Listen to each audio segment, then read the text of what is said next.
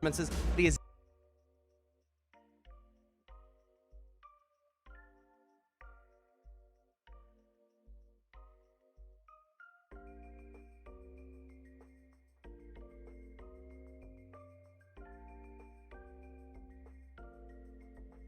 Okay, many weapons have multiple different skills.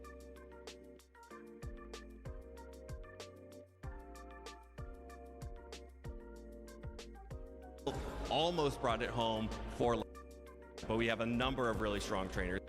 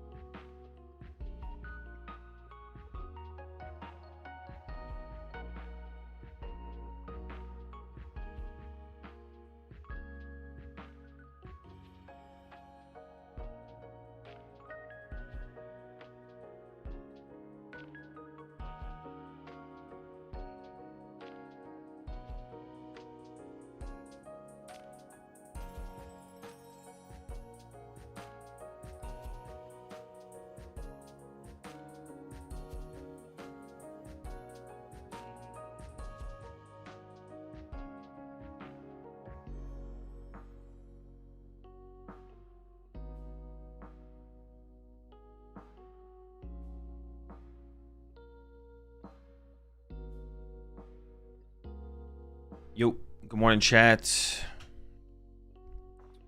Hope you're all having a good one this morning.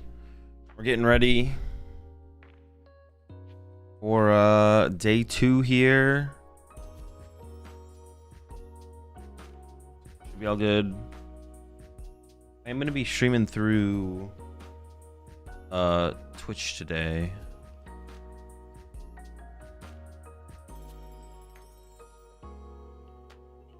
The quality on Twitch is just higher still. On YouTube, the quality is still lower.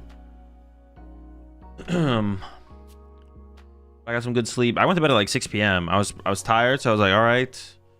I just stayed up. I didn't even try and like stay up that late. I was feeling super tired around 6 p.m. So I literally went to bed at 6 p.m. And so I'm feeling pretty good right now, to be honest. Still a little bit off, but not too bad.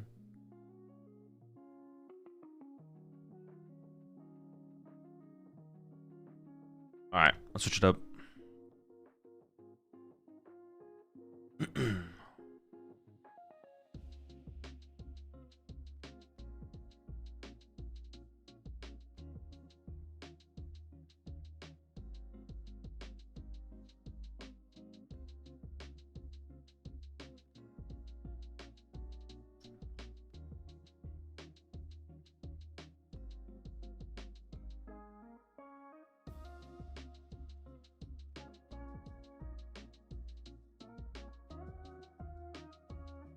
Yeah, so it should be chill.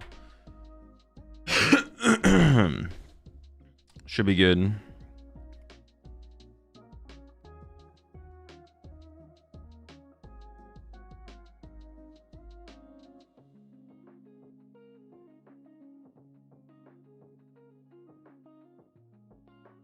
We'll see.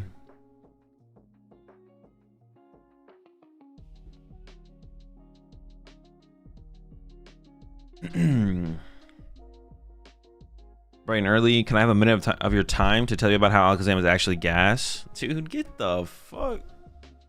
I believe you. I'm in. Playing Alakazam in Toronto. It's 4 a.m. I need to decide if I'm going to a cup in like 4 hours.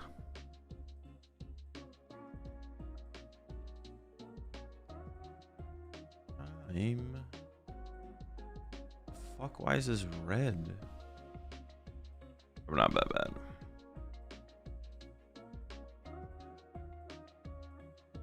Get what I want. Alright, we should be all good. Would you play Ceruledge or Zoroark where there isn't much Guardy? Ceruledge for sure. That's like one of I feel like that's one of Ceruledge's weaker matchups, but I don't know. Dude, the quality is so much better on Twitch, and they didn't fix it for today either, which is like annoying. I would just stream on YouTube if I could. I got this annoying like co-stream warning up here, which hopefully I'll get taken care of. I sent someone a message to get added to like the official co-stream list or whatever, but it's like annoying that that message is there. But it's not that big of a deal. But I would just like be streaming on YouTube. But the YouTube stream is just like lower quality for some reason. I don't know why. And there's no, as of right now, there's no feature match stream live. So there might be no feature match stream at all, which is unfortunate. I was really excited for that. I was really excited for that to happen. But apparently, I mean, it looks like it's probably not going to be a thing. I don't know.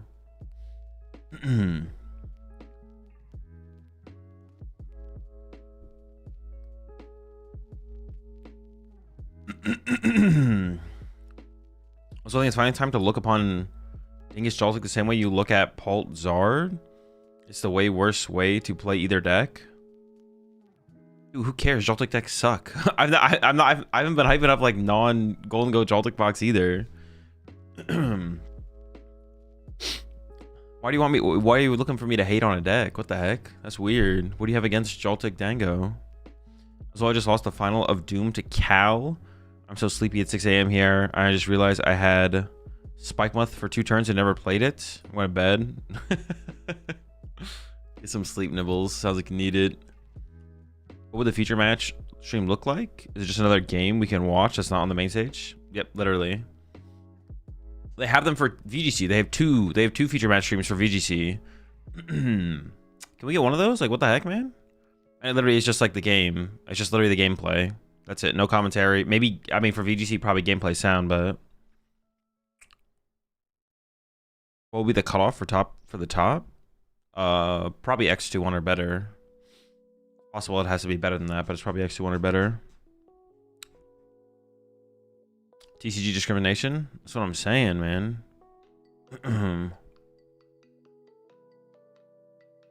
I did see, yeah. Oh, they all do. They also streamed. Oh, do they usually do this with ICs? They streamed round 9. Or no, they played round 9 yesterday without streaming it. Do they do that at the other ICs, though? I feel like that they don't do that at the other ICs, right? I'm not trolling.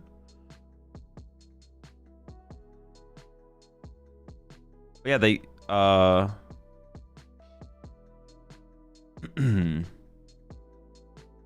they literally played round 9 without streaming it. So round 9's been played. Gabriel's 9-0. They're maybe not even streaming round 10. Round 10 has been going on for a little while. I don't think we're getting round 10. Ooh, Robin added the tirade. Let's go, dude. Go. Hang on, let me pull this up.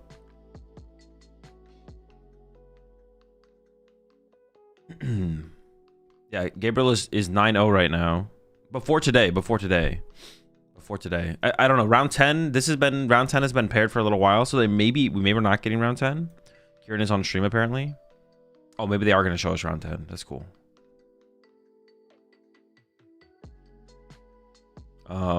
Yeah, they played round 9 yesterday without streaming it, which is pretty cringe. Want to keep the stream going? I don't get it. I mean, it could just be like a budget thing. Like, it could be budgeted for 8 rounds, like, of production. Like, they're paying the production for 8 rounds. Like, it could be a budget thing. I don't know. It's obviously an L. Like, not getting to watch the last round, but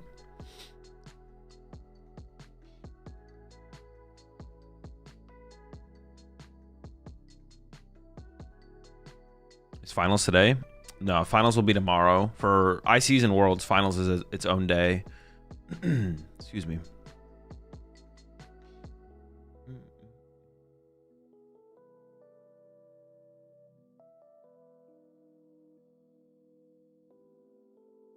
Is Azevedo here? Still in it?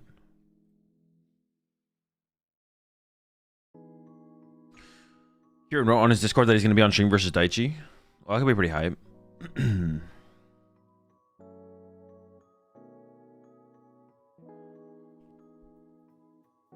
So after you casted the regionals, do Pokemon provide feedback on how you went?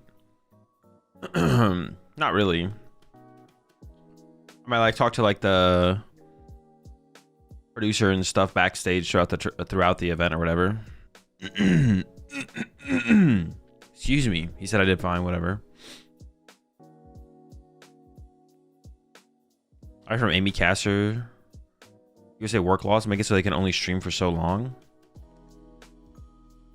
People have said that. I'm pretty sure that is not true, Nova. Like, you can just pay people overtime. Now, how much they want to pay people, it could be a question. I don't think there's such a thing in America, at least. There's no such thing as not being able to pay people to do more work. That's just like not how our economy works. Like,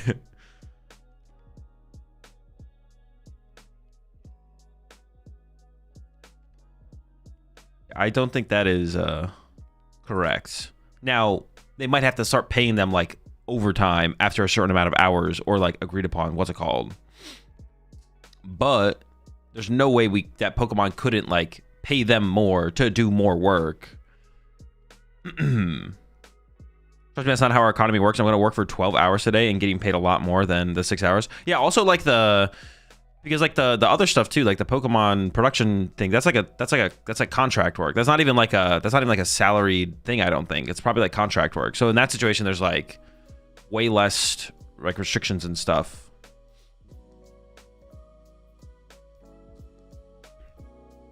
So yeah, there's nothing holding them back from like potentially doing more. The question is if like depending on what they want to do for a payment, but union rules might prevent it.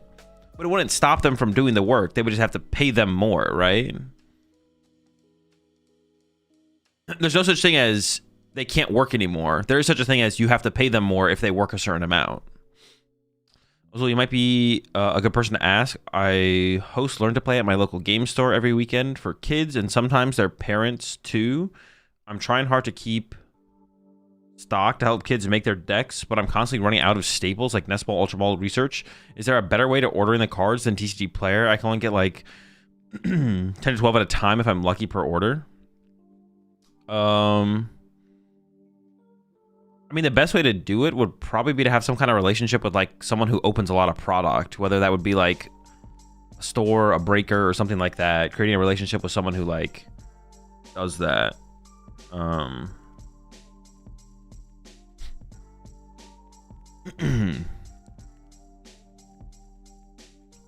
It's the first time. No, it's not. No, it's not. No, it's not. Actually, no, but this is the. Well, Daichi hasn't gone to that many events. Daichi hasn't gone to that many events, right? TPCI events besides Worlds, of course.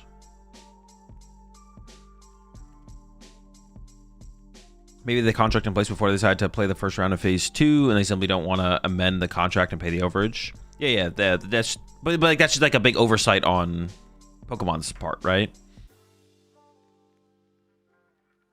Or I guess in this situation, I assume Copag is running LAIC. I actually don't know. Yeah, I assume Copag is the one who's running the tournament. I actually don't know who's the TO over there, though. Who's running everything?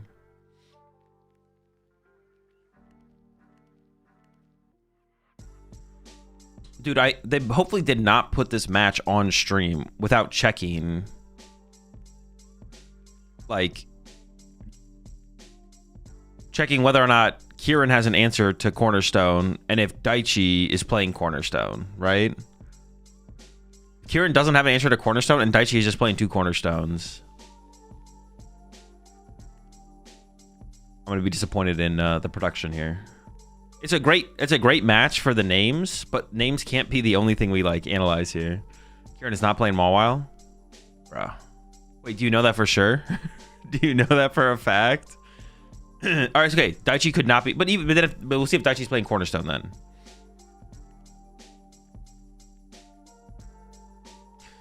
The company named Crane. Kieran plays a Gouging Fire. Oh, okay, we're safe then. How do you place Marnies in this metagame? Bad.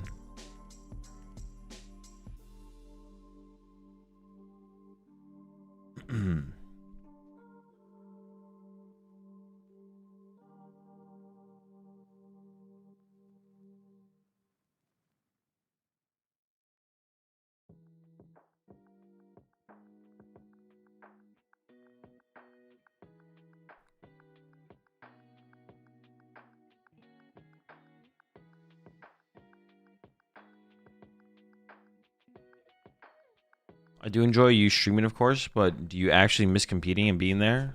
Not overly, no. But I can't do everything.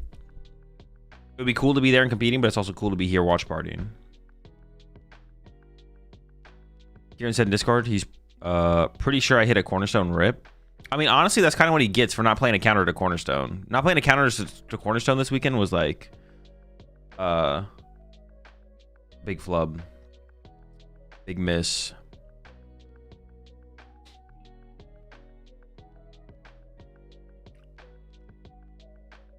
What do you think about Mega Sharpedo? I think it's pretty cool, but it's got a really bad Golden Go matchup.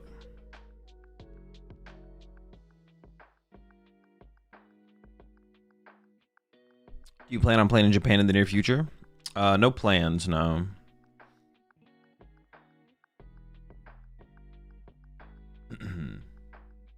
How's Gouging Fire working, Dango? Play Fire Energy, play Gouging Fire. What do you mean? Lock in. You think Golden Goes will tech Cornerstone with Lopunny? Oh, against it? I have no clue. I don't know if Lopunny's better than Mawile or anything like that. Be a reasonable inclusion, though.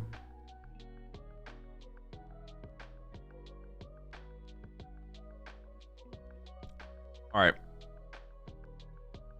Prediction is up. Nope. Yep. I did it. Appreciate 3 months there all day. Appreciate the subs there. Ipotic and Pedro as well.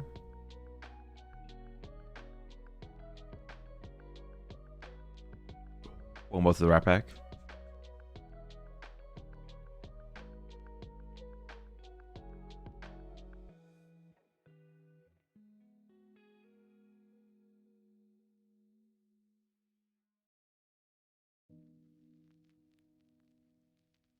Mega Sharpedo feels like a less efficient Mega Lucario.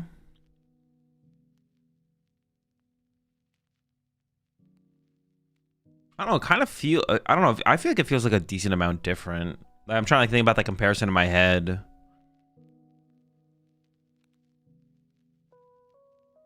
I don't know, a Mega Sharpedo feels safer than a Mega Lucario, I guess. Oh, I guess it's just because of the Guardy matchup, though. It's just literally because of the Guardy matchup.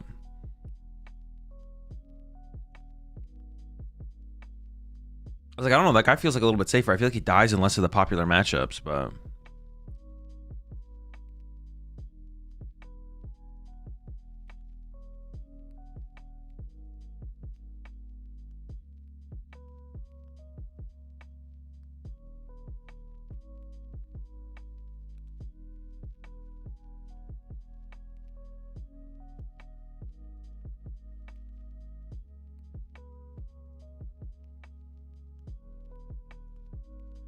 There has to just be a bot, bro. There's no way.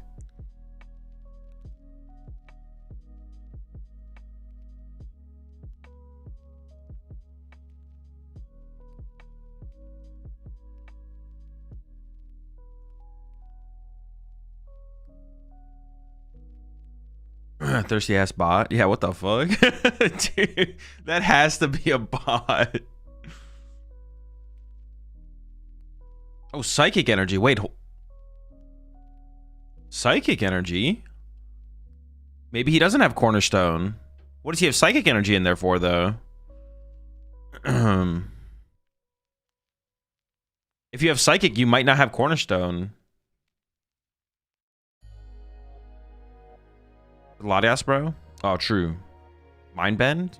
I guess. Is Mind Bend that important? What are you mind bending? But if you're playing... If you're...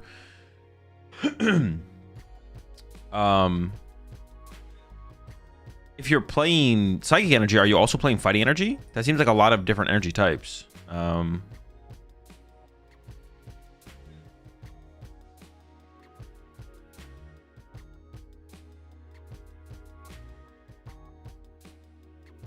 Is bait he plays 7 cornerstones? That's right, you Vessel for Psychic Energy first, and then you hit him with 7 cornerstones. All right, here we go. Round 1. Dude, this is the first time I've ever seen Solrock and Lunatone in the opening hand for a Golden Go player. Kieran is so lucky, bro. What the heck? All right. Over to Daichi. Off turn into the Arvin. Is there cornerstones? Will we cry? Well, Kieran will cry also, I guess.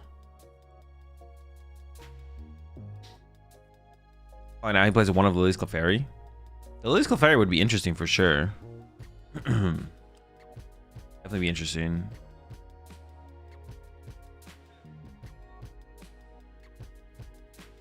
Looks like the earthquake has been stopped.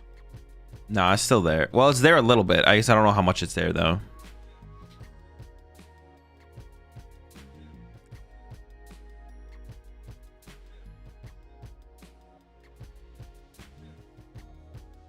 No, it's still very much there.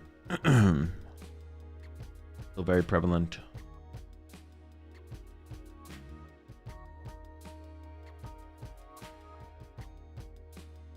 But I actually went back and checked. I was curious, like, if the quality of the stream from last year was similar.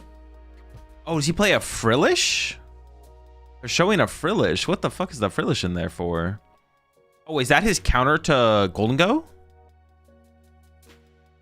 Oh, this could be interesting, actually. If he's not playing Cornerstone, assuming that the Golden Goes are going to tech for the Cornerstone, has the tech Frillish for the Golden Go matchup. So you make them commit to a 1-hit KO on an Absol, and then you go in with Frillish. But his Psychic Energy is prized. Question is, how many does he play? So that'd be a cool switch up here from Daichi.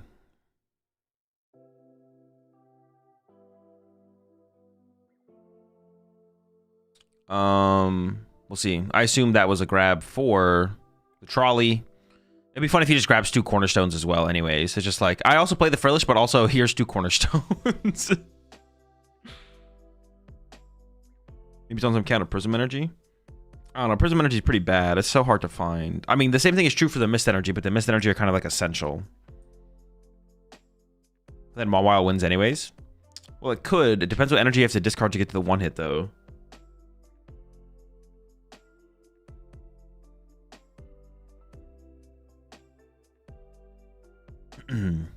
All right. Well, that's not cornerstones, and they're not prize. So this could be an interesting match for sure. Yeah, I compared the quality of this stream to last year's LAIC. And the video quality is a little bit better, but there was still the shaking. There was still the shaking last year as well. Are we gonna have a second stream today? I doubt it.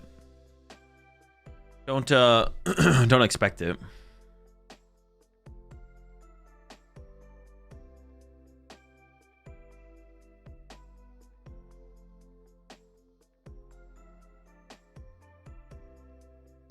Oh, the aggressive Fez. Interesting.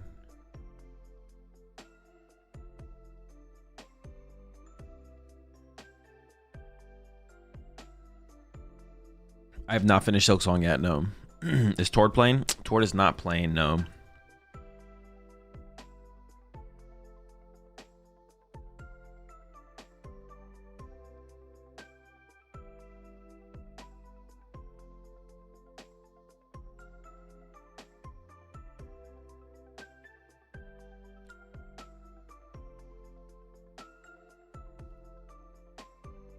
All right. Petron, Yveltal pushed up. Retreating into the Kangaskhan. I mean, if Kieran draws the nuts, he could get the KO here. Miss Turbo Energize to the active here, and then we're just going to load up the Absol. I am curious to know how many Psychic Energy Daichi plays. It seems like Daichi's tech card for this matchup is the Frillish. I see a Psychic Energy at the deck, so it does play double Psychic. Maybe even plays double Frillish. It could be a double Frillish. Is Jesse Cotton playing LAIC? Of course. Who do you expect to win the tournament? All right, Golden Goal number 1 here, utilized from Kieran. It looks like Kieran might be playing the Lavencia Stadium as well, so it's teching for the Jelly Guardy. Jelly Guardy is on a lot of people's minds lately, is including the tech for that.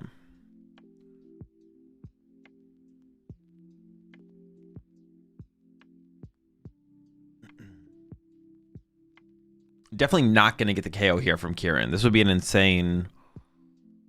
I mean, I guess I don't want to rule out like a Lunatone draw into triple Vessel, but nah, not happening. Anyone else eating rice porridge for Christmas, or is it only a thing in my country? Rice porridge. Is it like a sweet thing, or is it like a savory thing? I will not be eating rice porridge for Christmas, personally. No Lavencia? Are you sure? I thought I saw it. Am I trolling? I guess I wasn't paying attention. Is there no lightning energy in there? I thought I saw it in his hand. Must have been a different trainer card then, I guess.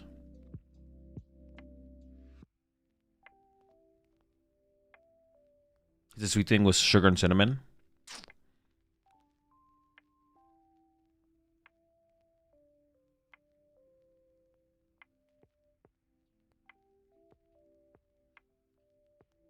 We eat tamales for Christmas. Okay, yeah, not enough. I was like barely any energy. He could Artisan. Does play 2 Artisan, actually. Has another Gimme Ghoul. Has a Nest Ball, so you could go get Genesect, but Genesect's kind of bad to put in play because then it opens up the Yveltal line for Daichi. So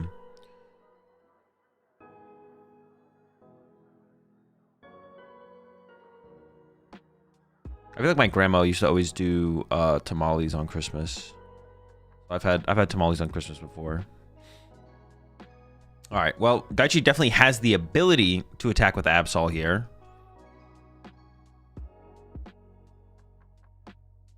Has Arvin, can get Vessel plus Bravery Charm, swing with the Absol, start putting on the pressure, and then make the transition into the Frillish after that, possibly.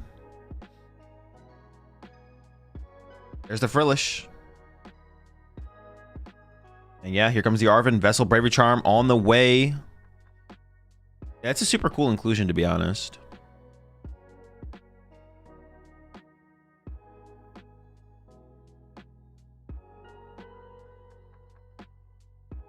Thinking about what to get rid of here off of the Vessel. The Frillish technology. Second Kangaskhan seems pretty weak. Daichi is going to give it up here. Yeah, it has got to be... Like, the Absol's got to go down before Kangaskhan. And if that happens, and then your Kangaskhan goes down, you literally lose the game, so... Why does it say you can't co-stream PokemonTCG's broadcast? They have an official broadcast or co-stream broadcast list that I should be able to get on. I messaged someone to get on the list, but it should be fine. It's just so like Pokemon could take your channel, like stop your channel from co-streaming if they wanted to, but I should be good. Like Twitch themselves doesn't have like an auto way to like detect it and kick me off it or whatever. So don't worry about it.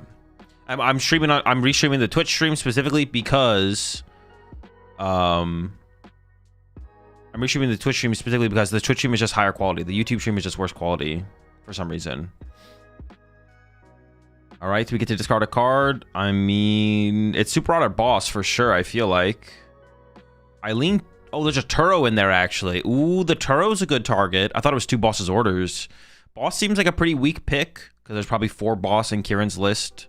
Or 3 Boss and a Prime Catcher. I was thinking about the Nest Ball, actually. Oh, they're actually... I mean, for how weak of a setup... Nah, it's got to be the Turo, right? Because you could have just Turo, reset the Golden Go here as Kieran, and draw more cards that way. I was thinking about the Nest Ball for a second, though, it looked like. And I guess that would, like, be a hindrance to Kieran potential on this turn, but... Yeah, the Turo opens up lines for Daichi later on. Through... Yveltal, potentially. All right, Kieran now has 0 energy in the hand and 0 superiors. And that is, okay, that's going to be the last of the draw power. Oh, no, we have a Vessel. We have a Vessel for 2. And I think there's 3 energy in the discard pile. So we're still a little bit short on energy here from Kieran. I think we're missing... We need a Vessel or a Superior at this point, right? Still could Nest Ball for that Genesect, thin those Golden Goes out of the deck and set up another one. But then you have 2 targets in play for Yveltal. You have the Lunatone and the Genesect that can get Yveltal. But, I mean, Yveltal isn't infinite. You can't just, like, trap something for forever, so... Alright, so I think it's 3 fighting in the discard pile, 1 Metal in hand, 1 Vessel in hand. That's 5 energy total. I think Kieran's missing still. We could see a Boss KO, though, from Kieran. We could see Boss KO on maybe the Yveltal here. Or the Monkey Dory. You'd probably target the Yveltal, though. Commits to the Vessel here. Yeah, unless I'm incorrect about how many energy in the discard pile, but I'm pretty sure the discard pile just has 3 fighting energy. He discarded the Turo.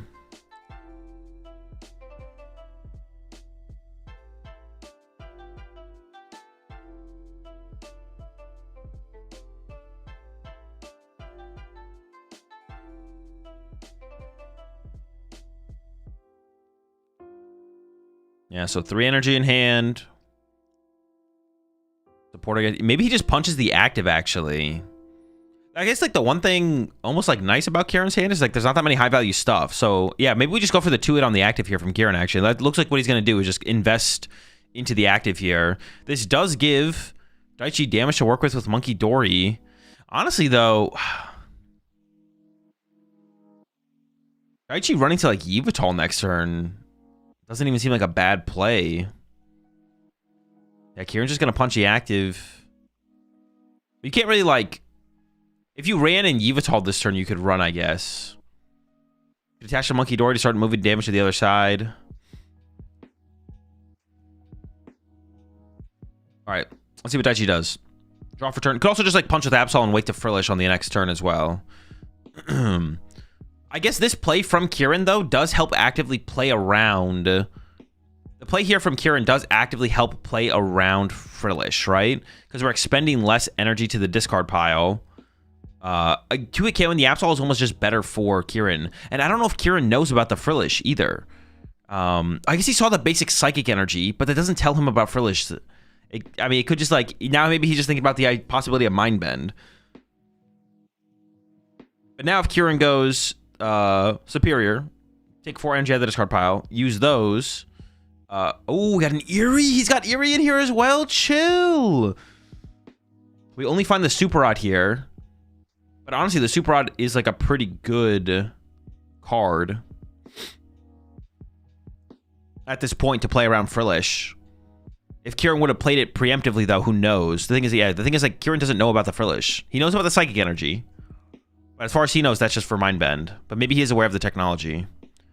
Daichi could still run here. Daichi could still run to Yveltal and, like, pass with Yveltal on the active after seeing Kieran's hand. Kieran is just a superior way from being able to... Actually, Kieran's a energy and a boss. Monkey Dory getting involved this turn. 30 goes to the Golden Go. Yeah, I don't know. I wouldn't have hated to see Daichi go for the play here. Arven is so weak, though. Maybe I almost wonder if a boss is better to grab there from Daichi. Like Arven does remove the guarantee, and there's another Arven.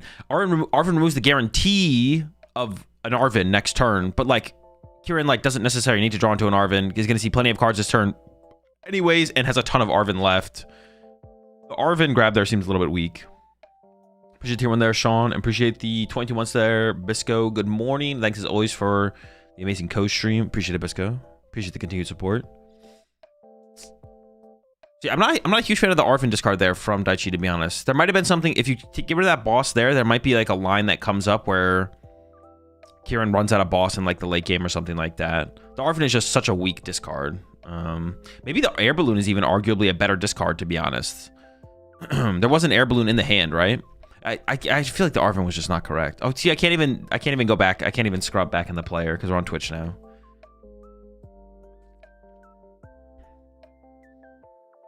Actually, how well does it work? You can scrub back in the player, but it's like takes forever to load, right? Oh, put me at the beginning of the broadcast. Oh, put me in the middle. What the heck? All right, back to live. Because I want to go check what was in Kieran's hand there. But I'm pretty sure Kieran did have an Air Balloon. I think the Air Balloon or the boss would have been better. That's a Fez. Oh, it does work. This overlay works. Where you can mouse over the card and then it pops them up. Yo. It doesn't work all the time though, right? I feel like this thing doesn't work all the time. Air Balloon Artisan Double Boss Arven. Yeah, I feel like the Air Balloon... I feel like, honestly, now that I'm thinking about it, I kind of like the Air Balloon discard. Or Kieran is going full wide here. Fez, Genesect. With only one Turo left, Daichi could just go into a Yveltal line on the next turn if he wants to. He's got a couple different options here.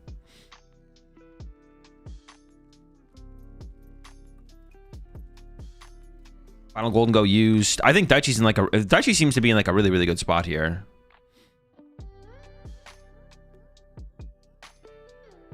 Has Prime also? He is playing Prime. Okay, so maybe opening up this line of Yveltal to Daichi actually isn't that bad. He is playing the Prime Catcher. True, true, true.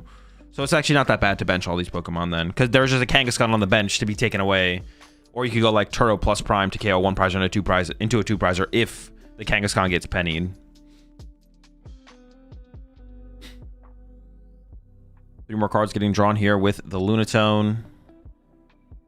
More than enough energy in hand. And the Erie's been played. We're KOing the Absol. There's a lot of high quality cards in the hand here for Kieran, but no fear at this point of the discarding, of losing the resources. So you could use all your energy here, or I believe the Vitality Band is in hand, and the Vitality Band math does line up here. But then you don't have the Vitality Band for the Lunatone later to KO Frillish, or for the Soul Rock later to KO Frillish. But once again, I don't even know if Kieran is aware of Frillish. Who knows if Kieran even is considering the Frillish here at this point. But Soul Rock with a Vitality Band does KO Frillish, so it'd force like the Bravery Charm out of Daichi. Alright, there's the KO. And I imagine that's going to be the line here from Daichi.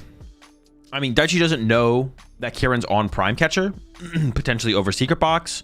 So you could go for a Yveltal route here as Daichi, now that because you've gotten rid of a Turo.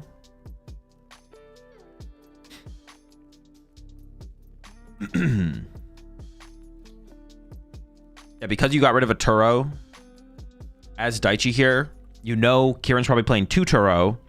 But do you make the gamble that he's not playing Prime Catcher? And do you go for back-to-back Yveltals here to try and win the game that route? Because that's double Yveltal. I mean, Yveltaling Fez and then Yveltaling Genesect probably leads to a victory. Was that a Zerosic as well? Hold up. Dude, Daichi just plays literally all the disruption cards. Ursaluna gets benched. We're into the Arvin now. There's Countercatcher in the hand. Is Daichi just going to get aggressive? Oh, I guess Kieran does have 3 prize cards left. Daichi could just go KO, KO and win this game. Could go Ursaluna knockout into Ursaluna knockout. But if Daichi has... Or if Kieran has... Yeah, we don't have a penny. We don't have a penny for the Kangaskhan. But yeah, Daichi's not even going to try and get cute with the Frillish. He's just getting aggressive with the KOs and hoping Kieran doesn't have the full boss combo. But Kieran has the full boss combo. We can put a Bravery Charm on the Kangaskhan as well. To force 1 extra energy out of Kieran. Not even going to do that, though, it looks like. Just go for the knockout. And then Kieran will win next turn with the KO. Was the Frillish prized? All right, and there we go. Pack it up.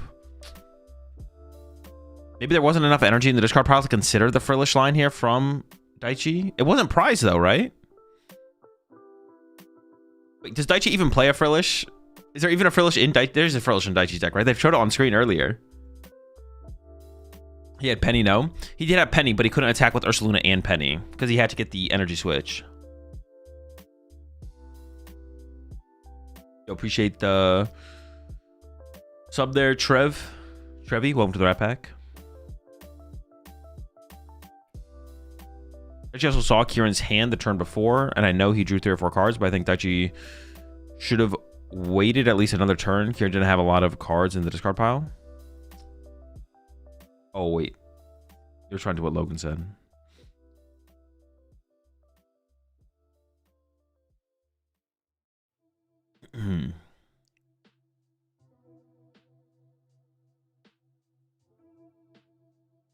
Yeah, I guess the Eerie might have been a little bit hasty from Daichi there.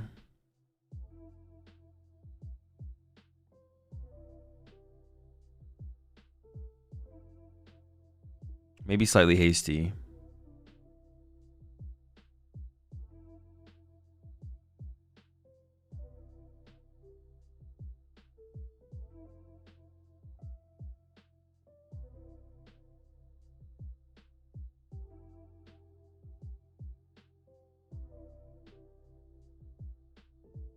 What if there's like just not even a Frillish in Daichi's deck, like at all?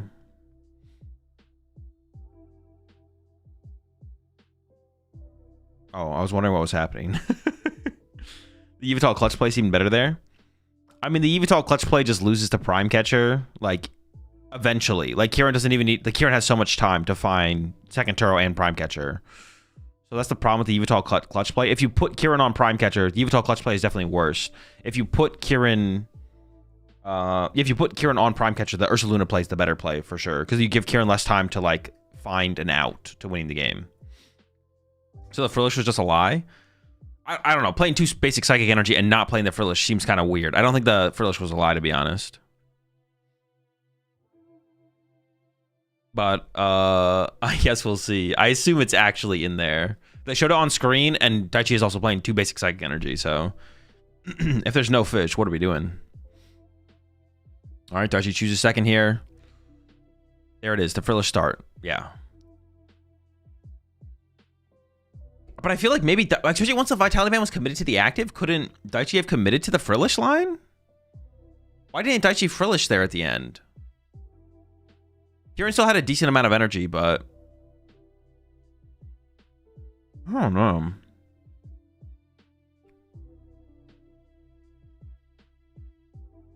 not sure about that. Yeah, because why didn't we just Frillish there as Daichi? Kieran still had a decent amount of energy left, but not enough to... Maybe there was enough energy left where Kieran could just win the game? Not sure. Frillish Charm is 3 energy. Loop it once and that's 6 energy. Yeah.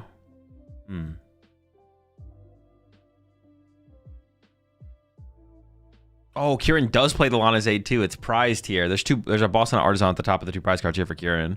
A lot of Golden Globe play Lana's Aid. Yeah, but you don't play in fear of Lana's Aid as Daichi here. That would just be like, why are you playing Frillish then? Like, yeah, you're playing the Frillish for this matchup, for this situation. Why'd you put the thing in your deck if you're not going to use it when the time to use it is then? Maybe he knows Kieran plays Lana's Aid, though. I guess that could be something. He might just know about Kieran's Lana's Aid, so he knew the Frillish line wasn't good enough.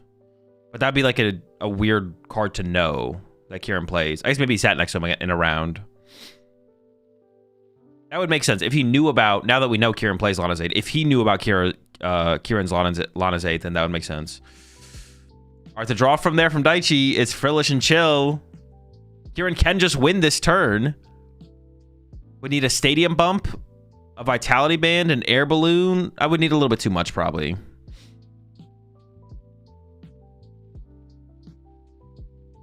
Might be a weird question, but why not chuck up Baduin? Baduin's like specifically very powerful in the early game, and the deck already has things. It's good in the early game as an attacker, but both decks already have things they want to do in the early game with attacks, like 95% of their games plus. So it's just a wasted card, basically.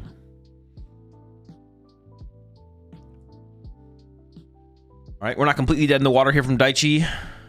Going in with the Arven now, and there's the Trolley and a Bravery Charm, and then we're into the Trolley here. No Turbo Energized Grab, so I think we're just going to commit to the fish for a little while. Kangaskhan's being fished out as well. Monkey Dory. What is going to be the line here from Daichi? It looks like Mega Absol is grabbed, so that's still going to be the route. Did prize Petch, Absol. The top two prize cards are Petch and Psyduck. Those are the ones I need to actually... You all can see the rest, though.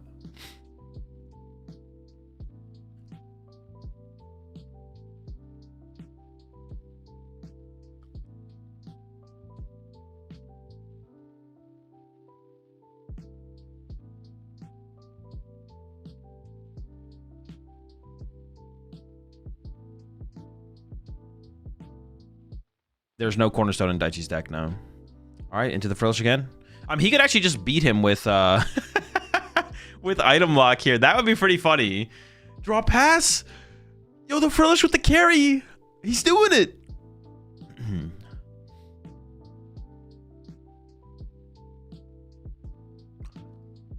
So what's the banner saying in the top right of the screen? Eat your vegetables, or you're gonna get scurvy. One fish against the world. Absol getting built up on the back line. Things are looking pretty good here for Daichi. As long as the Frillish can take a KO or two. I mean, we'll take one KO. Kieran's like turn is so slow now. If we get the 4-hit KO on this gimme goal, and it is going to be the 4-hit, and then we'll be able to get into the Absol on the next turn. Or just keep Frillishing. I don't know. We found our energy for our Absol. There's another energy in hand. I think Daichi could maybe just sit on this hand, to be honest. Burns the turbos, goes into another Lily, though. Gonna see a fresh 8. Well, gonna see a shuffle 8 cards. Not a fresh 8 cards, but.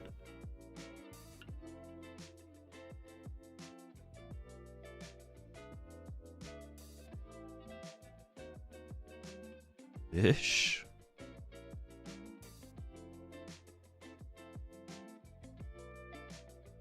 All right. And then the Frillish will be getting. Oh, wait, it's not dead. The Lively Stadium. My bad, my bad. That's a beefy gimme goal. Oh, we're running away. Kieran making use of that Lively Stadium. Going from gimme to gimme. Could see a boss here from Daichi.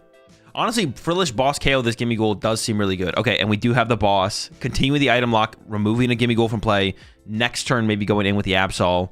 Looks like Kieran here is going to protect the bench gimme ghoul and promote the Soul Rock. Metal Energy top deck, but that's not going to lead to anything new with the cards that he has in his hand. We could see it be attached to the gimme ghoul, but that's about it. He's going to commit it to the gimme ghoul, and there's the pass over to Daichi. If Daichi has Absol, Boss KO, gimme ghoul, this game feels like it's just over.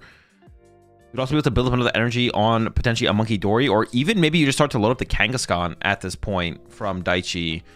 We do see the Vessel happening here, searching out 2 energy. A couple options for attachments, where we could put it. Could continue the Frillish lock, but I feel like if you have Boss KO off the bench here, you go for that. If you don't have Boss KO, oh, there's the boss.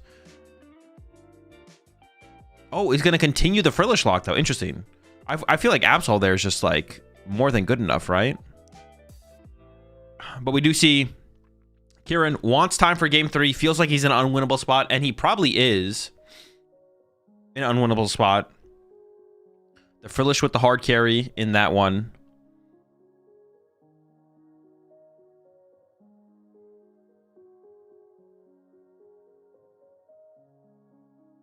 Good scoop angle from Kieran. We will get to see Kieran go second now in this game 3, which is definitely where you want to be in the matchup.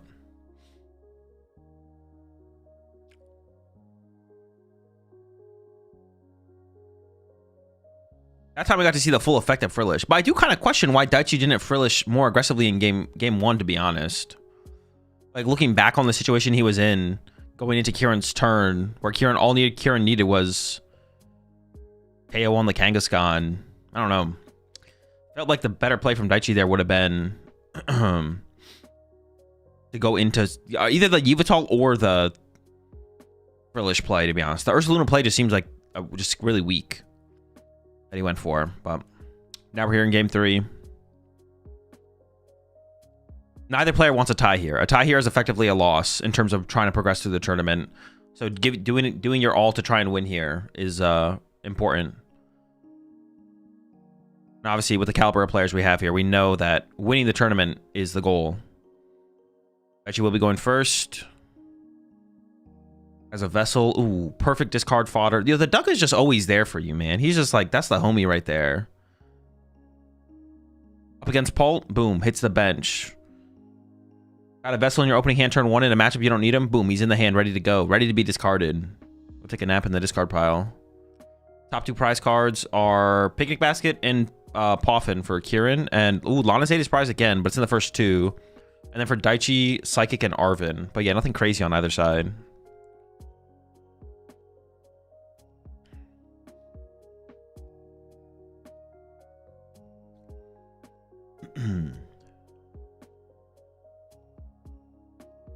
So do you think Zerosic is worth it to include the Absol box?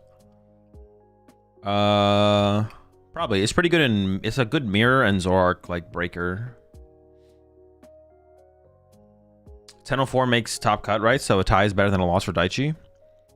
Oh, true. Daichi does have... I just assume both players were 7-1-1. That's a good point, yeah. Actually, a tie here for Daichi is fine. Kieran is 7-1-1. So a tie for Kieran is not fine. Good catch.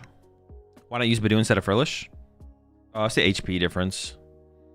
Extra HP is like a pretty big deal. Badoo with a Bravery Charm just dies to Soul Rock with a Vitality Band. You do play Lively Stadium, but Golden Goat does play their own stadium, so it's not like safe. Should I cut a one of fighting from towards list to play as Rosic like Ryuki? Probably not, no. If you're going to commit to the Cornerstone package, you should probably just commit to it.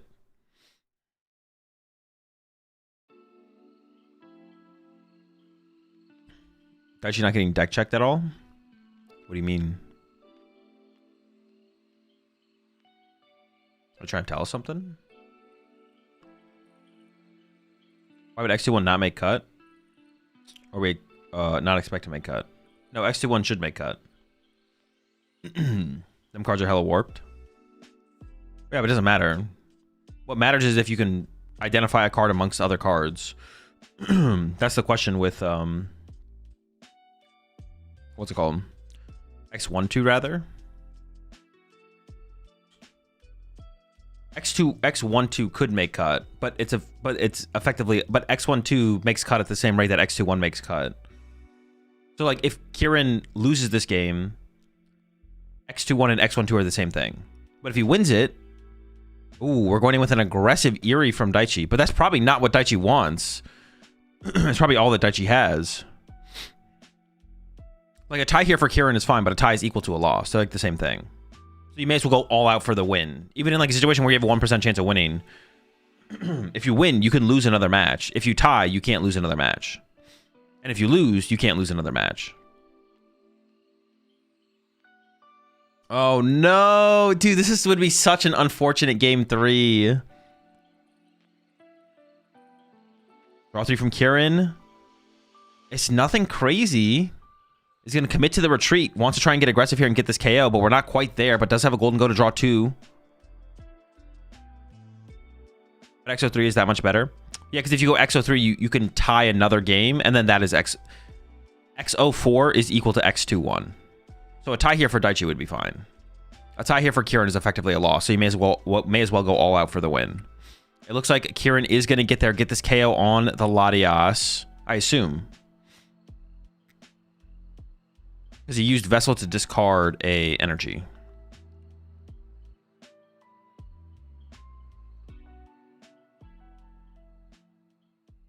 If all the cards are equally warped, it's no different than a perfectly unwarped deck. Yeah, exactly.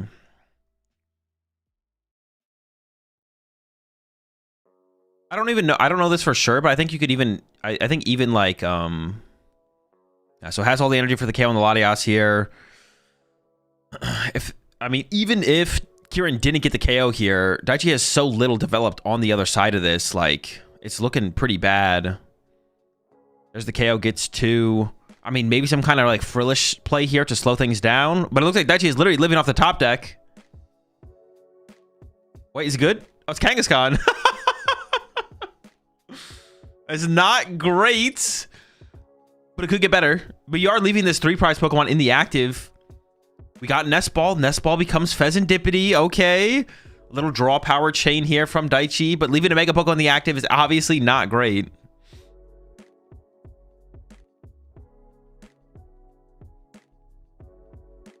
Is it more valuable to keep the Vitality Band or keep the energy in hand? That is a good question, actually, Big Steve. I was thinking that as well. The Vitality Band later. The thing is, like, the Frillishes are probably always going to be out of range anyway. So getting your value out of Vitality Band now is probably just correct. Because it's pretty easy for Daichi to line up a Bravery Charm onto the Frillish. So, yeah, it's probably correct.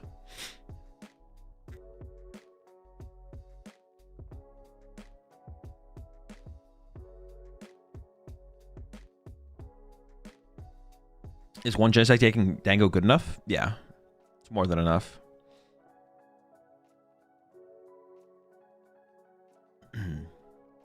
Not true with the Charming Stadium. It's above 80. I get it.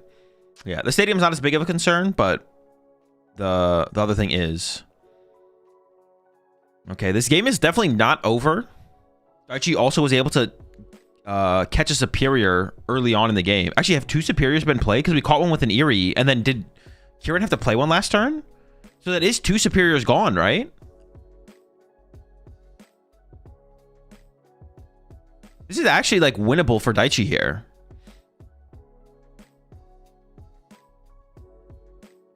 Counter catches up the Lunatone as well to try and be disruptive. Yveltal makes its way to the bench and then into the Lily. We still need to find a better target for this Turbo Energize. We're looking for an Absol here, probably. Even another Kangaskhan would be decent. No, he used Vessel, I think. No, he used Vessel and then he used Superior. He's down 2 Superior. He probably got Lana's in hand. I don't know about in hand.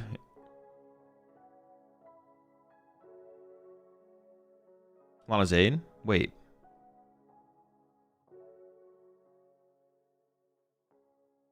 Who's the most decorated Japanese player? Is it Daichi?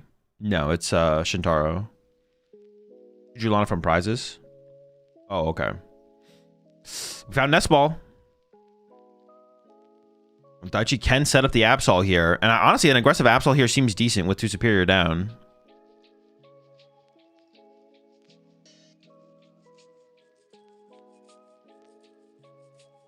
See what Daichi thinks the play is, though.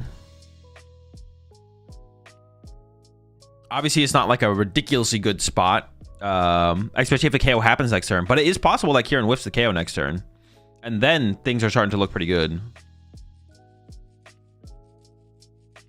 But the Absol will just get primed. Oh, yeah, true. Actually, I mean, Daichi should just concede here, right? Technically, Kieran could have an answer for any play he does, so I just pack it up, right? There's no point in playing the game. In fact, just draw from the tournament. What if your opponent just draws everything every single time? It's not even worth.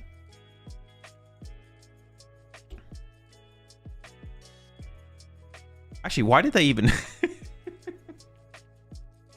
Why did he even show up to this tournament? When we really think about it. There's always game 4. All right, Turbo Energize going on. The Absol gets loaded up here. Over to Kieran. Maybe it's close to having the KO. Ooh, I think it does have the KO in hand, yeah.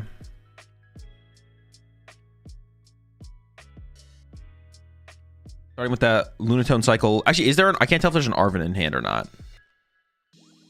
Also, would you commit to the KO on the Absol, or would you just KO the active here? If you could do both.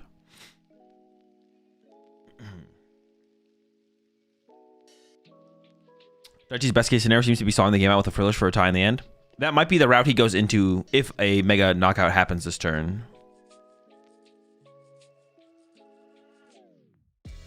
Yeah, if the Mega goes down this turn, then it might be a Frillish angle. Frillish and Prey. Yveltal's not really a strong line here with 0 Turos down at this point. Kieran... Oh, he's going to go for the Fez. Interesting. Maybe he can't reach, or he doesn't want to overextend resources. Maybe he wants to try and conserve. Interesting choice there for sure. Because I think he could have gotten the bigger KO, but is choosing for the smaller KO here to preserve resources. Because to go for the Absol KO, he'd have to expend a Superior and the Lana's Aid probably. But now he has to only expend... What, Vessel plus Lana's Aid here? Oh wait, no, he can't play Arven and... He can't play Arven and Lana's Aid in the same turn. You can't play both. We have no access to Superior here. No guaranteed access. This is the only play that Kieran can make. The question is, does he go for Lana's Aid or does he go for Arven for Superior? And it looks like the Lana's Aid is being lined up here. Yeah, that's not even a consideration here. He literally can't do that. He has Superior in hand, I think. I don't think so. I know he has an Arven. I don't think he drew the Superior, but maybe. Might be in there. And then he's just... No, I don't think so. Yeah, I don't think it's in there. He just can't KO it. He couldn't guaranteed KO the Absol. Otherwise, he probably would have gone for it. And then just hold the Lana's Aid to respond to the Frillish. All right, down to 2 prize cards left here for Kieran with the KO. I guess he could also now go boss KO at 2 prize off the bench, right?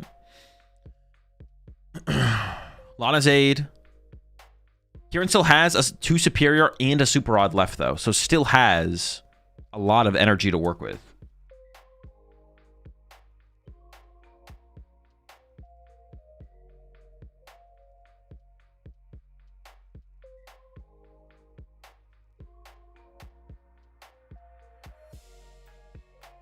Starting off with the Vessel here from Daichi. I feel like we're looking for an Iono here. Iono plus Swing with Absol seems pretty decent, to be honest. Or you could just go into Frillish. The Lana's Aid has been expended here. There's an okay amount of energy in the discard pile, but not like a crazy amount. So maybe it is a Frillish line from Daichi at this point.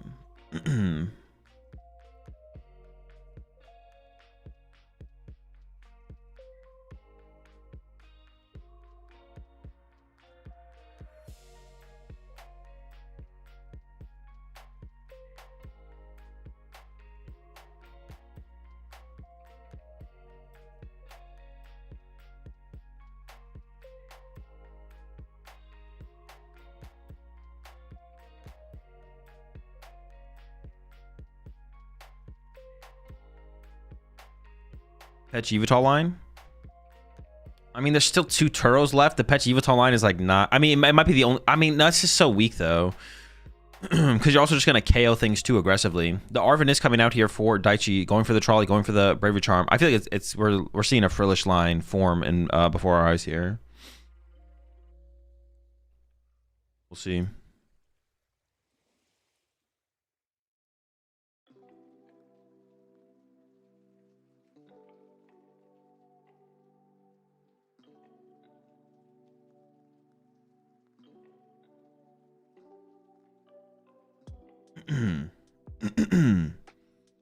He is counting energy here, seeing what's left available.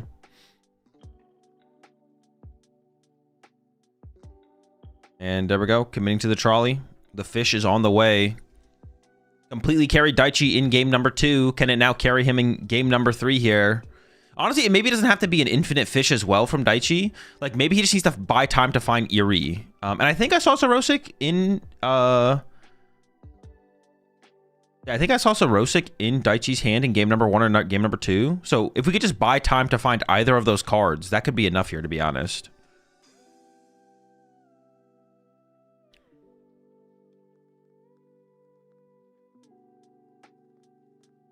Needs to buy a turn. I think he needs more than a turn, right? He needs a couple turns. Can the fish do it though? All right, how many energy are in hand here? 4 Kieran. Oh, there's the third one. Well, the fish is dead. Can Kieran just win? No, can't win this turn. Okay, cannot win this turn. Also, do you really want to expend 3 energy to KO a fish.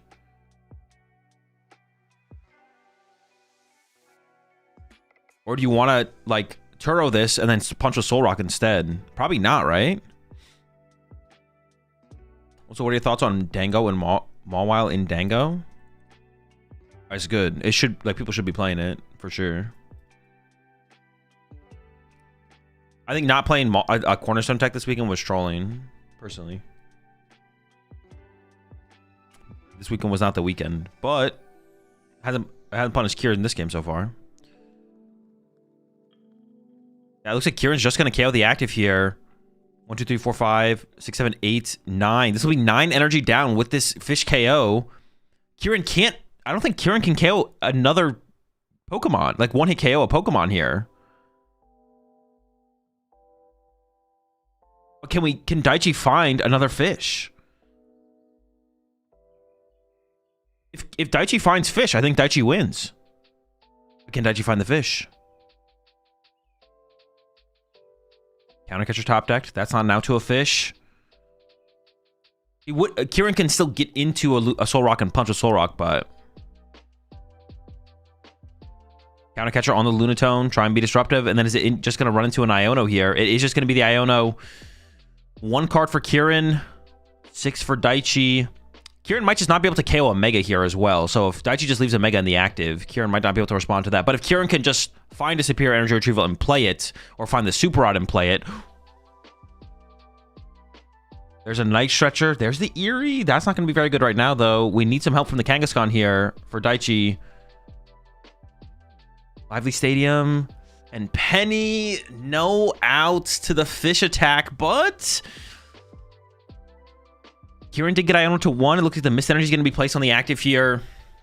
He's going to put the Lively Stadium in play. That will make it relevant for the Kangaskhan. Of course, Kieran could just have, like, Boss Superior to KO the bench Pokemon instead. Fighting Gong and Nest Ball in hand, so Kieran does have access to shuffle the deck before drawing cards here with Golden Goes, and does have a Fighting Energy left in the deck, so can draw some cards with a Lunatone as well. All Kieran needs to do here is find a Superior Energy Retrieval and play it. He doesn't even need to take a knockout. If he just puts 4 energy in his hand, the Frillish play is no longer a threat, and he should be in a pretty good place to close this game out. So very high odds of Kieran basically locking up game on this turn. Probably not super high odds of him winning the game, but he doesn't need to win. He just needs to play a Superior Energy Retrieval. He just or Super Rod. He just needs energy in the deck.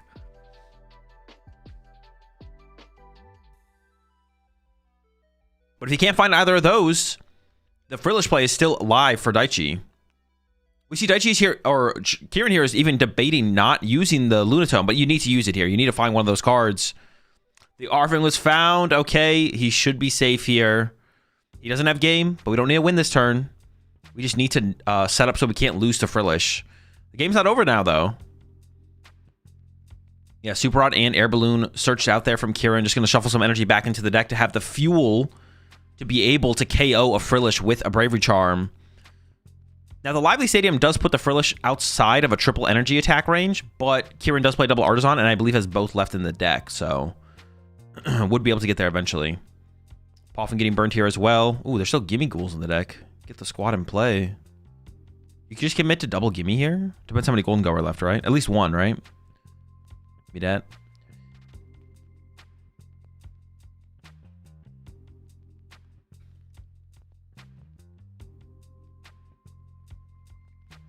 I wonder if we just... Do we ever leave Lunatone in the active? Probably not, right? Retreat to Golden Go. Pass. Also, Vit Band. Ooh, the Vit Band on the Dango does matter. Good point. All right. Now things get weird for Daichi. What is your play now as Daichi? I actually don't even know. Maybe you have Eerie. Maybe you just play the Eerie first and then see what's in Kieran's hand. But I think you know the Eerie's just not going to be very effective here, because Kieran wouldn't have played Arvin for another energy recovery card if he had an energy recovery card in her hand. So Daichi should know there is no Superior in Kieran's hand right now at all. What's Kieran's answer for Cornerstone?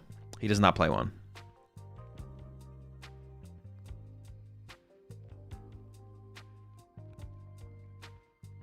Daichi will stall for 3 minutes to go for a draw, maybe. Yeah, maybe you just play Iono and hope that Kieran can't get the one hit. That could be the play here. That could be the play here from Kieran. Just from Daichi. Just leave a Mega in the active. Iono to one, leave Mega. Arvin was found, so he could go get the fish. Maybe, maybe not. Absol attack. Yeah, I guess Iono plus Absol could be pretty good. Hopefully, Kieran doesn't have a superior in hand, so if you can Iono Kieran into a superior and then Absol discard it. Of course, it is just one card, but it could be the one card. I don't know about counting the deck there.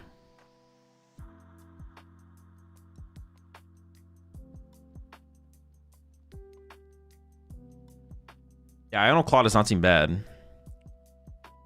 Or what about just like Iono Kangaskhan get 2 heads? Yeah, the Kangaskhan is currently stuck in the active. Oh no, there we go. We have Petch in hand. Petch will get us out of that.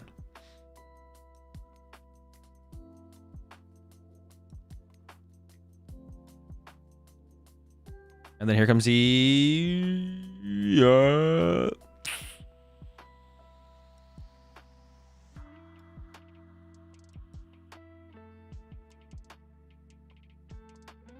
Daichi needs to make a play at some point. He might get a slow play warning here soon. All right, he should maybe get a slow play warning. All right, there's the Arvin. I don't know if Brave Charm is left in the deck though, or not Brave Charm. The out to the Psychic. Oh, he does have it though. Oh, he's gonna go. Okay, Night Stretcher plus Brave Charm gets back the Psychic and makes the fish takes the fish out of range too.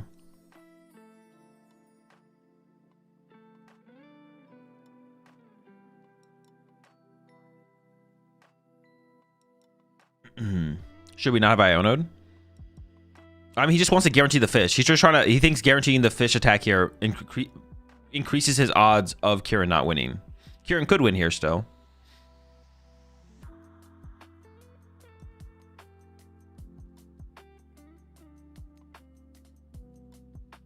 And then there we go. Frillish Punch for 20. Over to Kieran.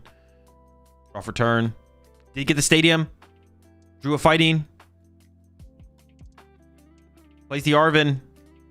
And time is expiring in 5 seconds. Kieran needs to retreat and draw double fighting? A fighting? He should draw 2 fighting energy off this. Yeah, Kieran literally needs to retreat and draw 2 fighting off this Golden Go here. All right, time is expired. There's 2 fighting energy in the deck. Kieran has to draw both of them off of this coin bonus. That's his only out here. Oh, maybe. Oh, he could thin out the deck actually with Artisan first.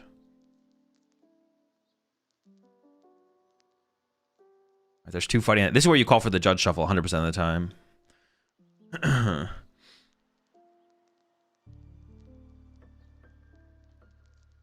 He has Boss. But you couldn't boss anymore after you whiffed on the first Golden Go, right? Is Dango in hand for 1 more draw? Oh, so we can draw 3 cards here. Okay. Judge Shuffle got to be optimal. It's definitely optimal here. Oh, so we can, yeah. So we could draw +1. Oh, so you just want to stack all 3? Oh, he didn't. I feel like Kieran was trying to build up a suspenseful moment, and the judge was like, "No, draw your cards." There's the whiff. This was still. It does come down to a tie, which is favorable for Daichi. Daichi's record is... Dude, we don't have the... Because if I press the go back arrow, where does it take me? It takes me back like 10 minutes, not 10 seconds. Daichi's record is... Daichi's record is 702. So a tie here for Daichi means Daichi can now go X04, which is effectively X21, but Kieran's record is 711. So a tie here for Kieran is effectively a loss. So the tie here for Kieran is really bad. Like he wanted to play like a tie here is effectively a loss. It's the same thing as losing.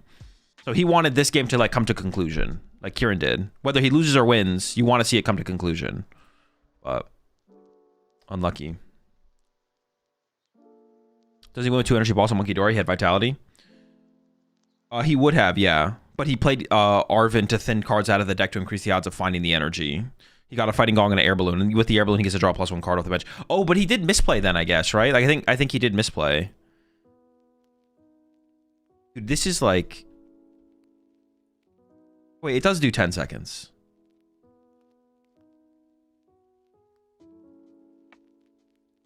So maybe there was a misplay in the sequencing here. Oh, no, because there's a... Wait, what was the hand? Actually, maybe Kieran did misplay. Hold up.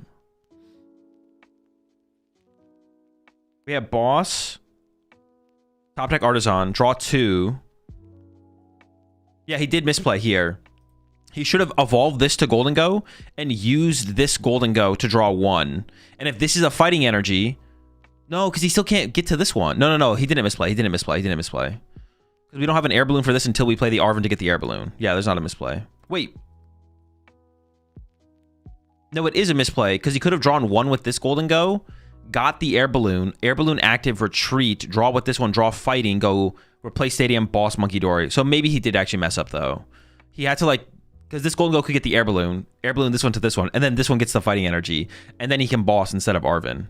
So maybe there was a mistake there. The top deck was not air balloon though, so it wouldn't have mattered. But yeah, I guess maybe. But by playing Arven first, he increases his odds of seeing energy. So no, it probably is a mistake, to be honest.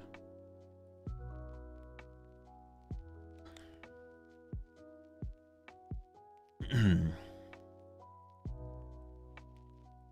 many Swiss rounds in total?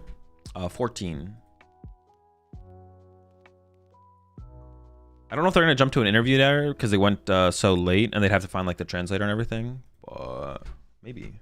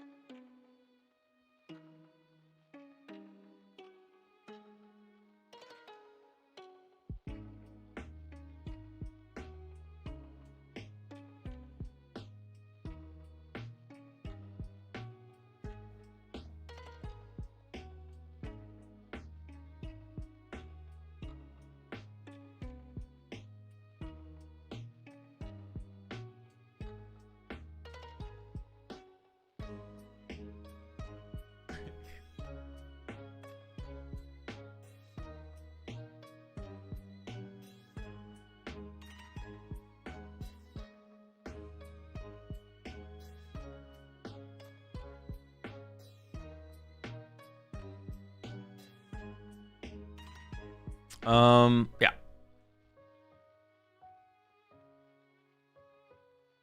Israel Toronto Regionals got sold out in one day. Do you think they will do a Wave 2 registration? Yeah, at some point, probably. Almost every major tournament eventually has like a Wave 2 registration. Fernandez, 10-0 with Charizard. Ooh, Charizard, no Dusknoir. I wonder who could have predicted that to be a good play for this tournament. It wouldn't have been me, would it have been? Appreciate 23 months there, Champ Buster. Have they been using the secondary stream? There's no secondary stream live. Appreciate the subs there, Asian Dragon N. Baba Laba. Welcome both to the right pack. So basically you're 10-0. Well, yeah, basically.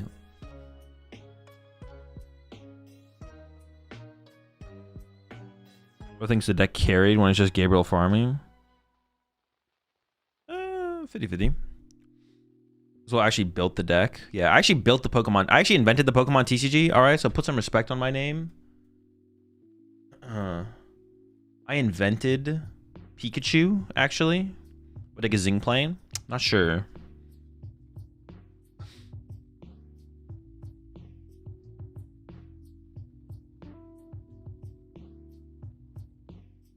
We'll actually design Charizard.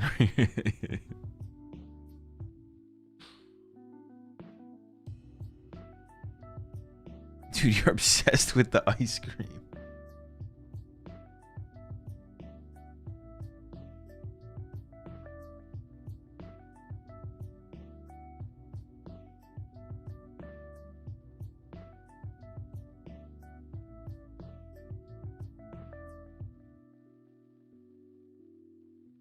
What is your next creation, sir? Well, I can't say that. I gotta keep that secret.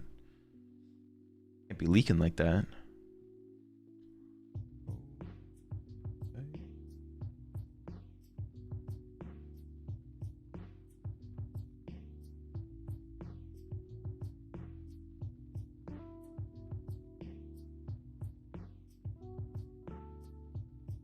I was looking for something, but They're already getting ready to go into round 11 as well.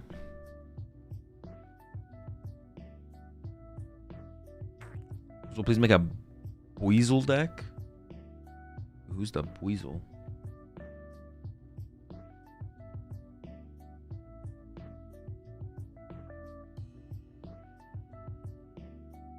X1-2 is better than X2-1, right? Yes.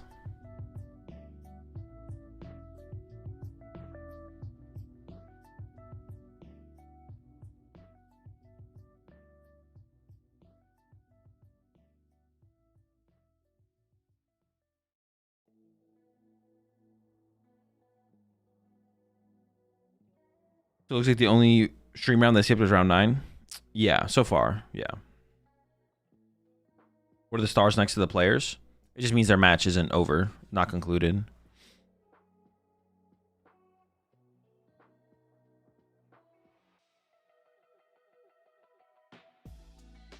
Okay, they have deck 2 or phase 2 deck analysis. 20% golden. Ooh, 11%. Wait, Guardy's 20%. Hold up. Guardy's actually tied. Actually, Guardy's perfectly tied. Guard 4 archetypes are perfectly tied with Golden Go at 77 decks. But Mega Absol, this is the most popular Mega Absol has ever been in a tournament. In a phase 2. But don't get confused here. Guardy is 20% of the metagame. They split it up to try and throw you off. Charizard fall off? Yeah, what the fuck? Dude, how does it go from 10% Poltnor to 4.6% Raging Bolt? There's nothing more popular than Raging Bolt? Are you kidding me? Dude, what this is a fraudulent tournament. How is Raging Bolt on the top 6? What happened to Charizard, bro? What are we doing? What other deck would even be there? Besides Charizard, what would even be there? Like, more popular than Raging Bolt? Zoroark, maybe? That'd be the only other thing to expect.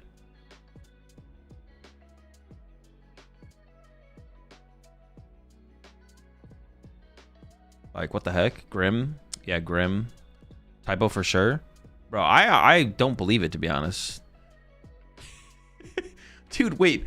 Is the meta chart just, like, literally a stock image? Oh, they have the best of the rest. Hold up. Because this is, like, not a... Oh, you guys can't see my mouse. This is not a 0.5% difference right here. This is literally just like the graph. This is not... The pillars in the background are not representative of the actual percentage break. What the heck? Yeah, they're just using a stock image to put behind the decks.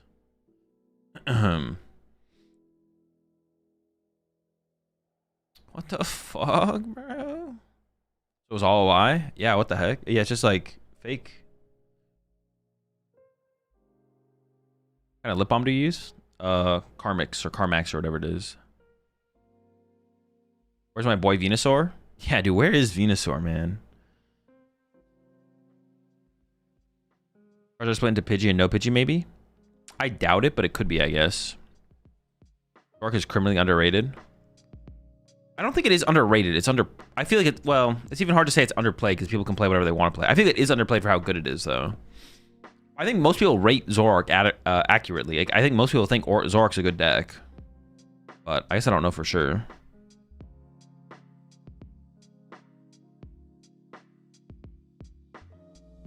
What flavor? I use, like, the flavorless one. All the flavor ones, I'm allergic to something in, like, standard lip balms. Like, I used Burt's Bees all my life, and then one day, I just all of a sudden got, like, a reaction to Burt's Bees. And then when I tried to switch to other brands, it was the same thing. But then I tried Carmax, and I tried, like, the flavored ones. And I had the same reaction, but the non-flavored one, I don't have a reaction, so... I'm allergic to something in, like, lip balms. Something that's in lip balms on average. But I'm not sure what it is.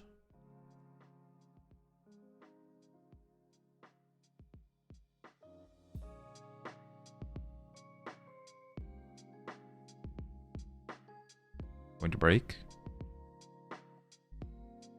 Interview with Jesper.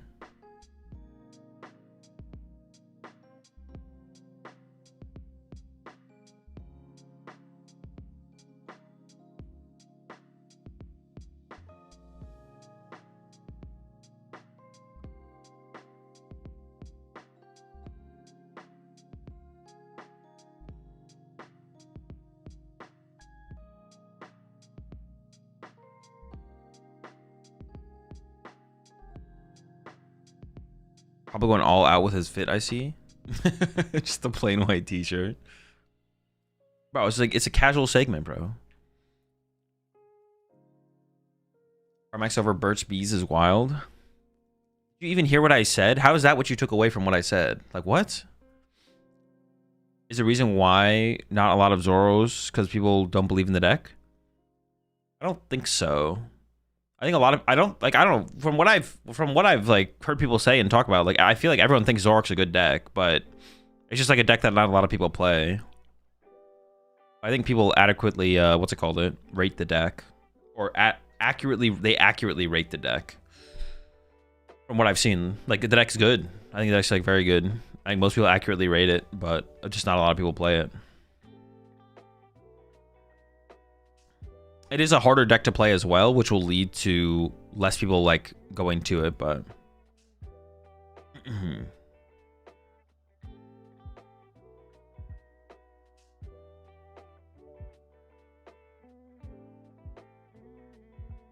think Zoro will still play Retro when Zekrom drops? No clue. Haven't played with the card. Haven't played in that format. Haven't played in that in the metagame after the format once it's developed.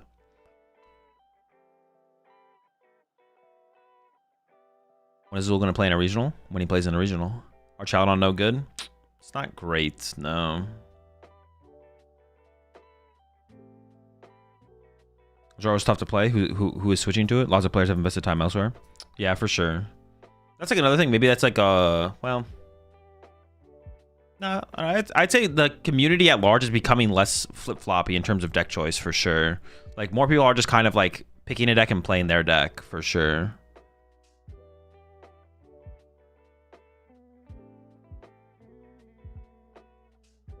Surprising how much hype there was around trade coming back for it to have such a low play rate. Yeah, but on release the card wasn't that good. There's the hype didn't carry over. The hype and the idea of Zoroark. The initial release of the card, the card was not that good of a play. So it was like accurately rated back then of not being that good. Why do people just want to play a bad deck just because it has trade? The answer is they don't. Now that it's good, there's not like that hype doesn't exist to carry it.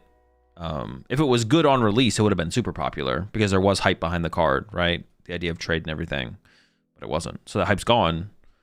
Now that it's good, that hype isn't there to like all of a sudden carry its popularity. Azul Sharpedo or Lopunny? Which one has more potential? Lopunny for sure. But that's because Lopunny is, or Lopunny. That's because Lopunny is like can be put into like a bazillion decks, where Sharpedo is limited to a Sharpedo deck. What do you think of control in this meta? It seems okay. As long as you think you have a good plan against Gardevoir. What would you include in Zoro against Cornerstone? Probably the Okidogi. I don't know how the Hoopa functions, to be honest. I don't know like the values of the Hoopa EX. So if I understood the Hoopa EX a little bit more. Oh, also, but actually the Hoopa EX is kind of chill. The Hoopa EX actually is pretty chill against Hoopa EX is chill against the Mega Absol deck because it can hit them really, really hard. I don't know. Maybe I would go with Hoopa EX. It's also like more energy efficient. But Okidogi can also be really good against the Absol deck as well because you can punch really hard. And the Okidogi is good in Mirror. Okidogi's good in Mirror as well. So there's that. What's the isn't there like a third card? Oh, you can play. The Absol is probably the weakest of the three right now, though. You probably want to go with Okidogi. Yeah, I think you want to go with Okidogi or Cornerstone. Nope. Okidogi or Hoopa EX. One of those seems like the best inclusion. The Absol seems pretty weak right now. I don't know like all the potential values of the Hoopa, so. Okidogi's just kind of cool because you can just like go second and attack with its first attack and then start swinging really hard on the next turn, which is just kind of nice. That's like chill.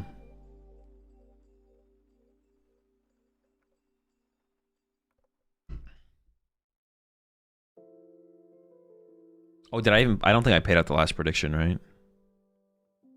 I forget who was it. Oh, it was a tie though, right?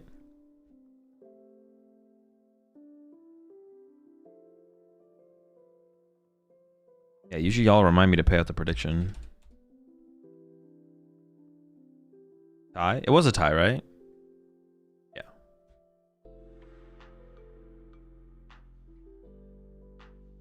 All right. Oh, Lucas is just playing Jelly Guardy. Oh, just a Fernandez dub. Easy. When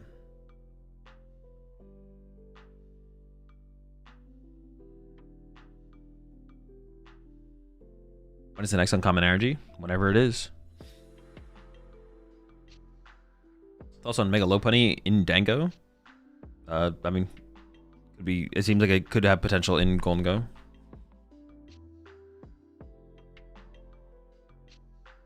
Oops is borderline useless against Lopunny. We're talking about Hoopa EX.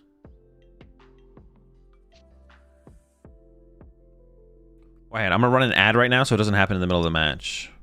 All right, ad played. Won't happen in the middle of the match. One Frillish prize tier for Lucas. One Charmander prize tier for Gabriel. Those are probably the biggest prize cards here. Have you ever thought about doing odds-based payouts on predictions? Well, that's not something I can do, I don't think. The predictions are like automatic on Twitch. The odds get created by the votes, by the people who are voting, which is usually based on player skill and deck choice, or like the matchup we're seeing in front of us. People care a lot about the Bulu Bucks. They're not trying to lose their Bulu Bucks. Yo, appreciate the 2 months there, Slimothy. Is that how the predictions work? Well, like we could preset them though. You could preset the odds, right? Isn't that a thing you could do? All right, Tatsu start here from Gabriel. It does not get much better than that, but the turn 1 Frillish is pretty good as well. Does Gabriel have basic Pokemon to work with here before the item lock kicks in and you don't have access to Buddy Poff anymore? We do see the Pidgey. Call for Family could be available on the next turn as well. That would be a possibility, of course. Looks like he's thinking about an Ultra Ball play here. See what he gives up.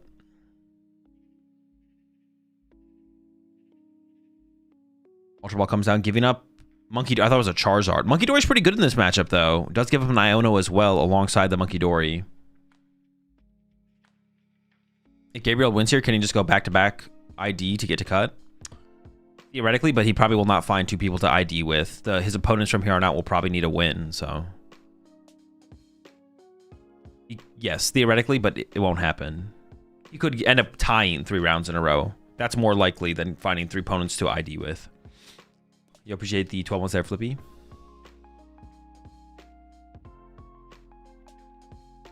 Wait, Charmander and Boss are the top 2 prize cards for Gabriel. Top 2 for Lucas are TM Devo and Monkey Dory. Ooh, TM Devo not an option for Lucas this game.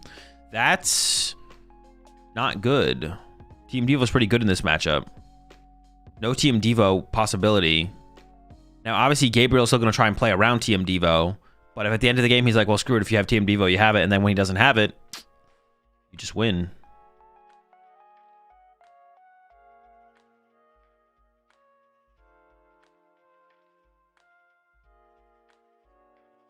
Could he just concede if he wins here, as he'd already have 33 match points? Well, no, if he loses this game, he only has 30 match points. Oh, could he concede after this one? Yeah, if he wanted to.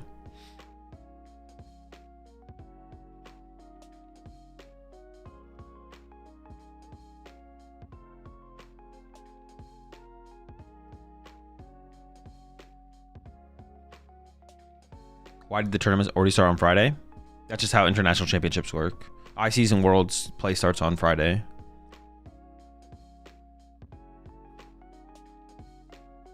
Oh, it looks like Gabriel has passed and now is prize checking. Okay. Lucas, Monkey Dory into play, is figuring out the hand.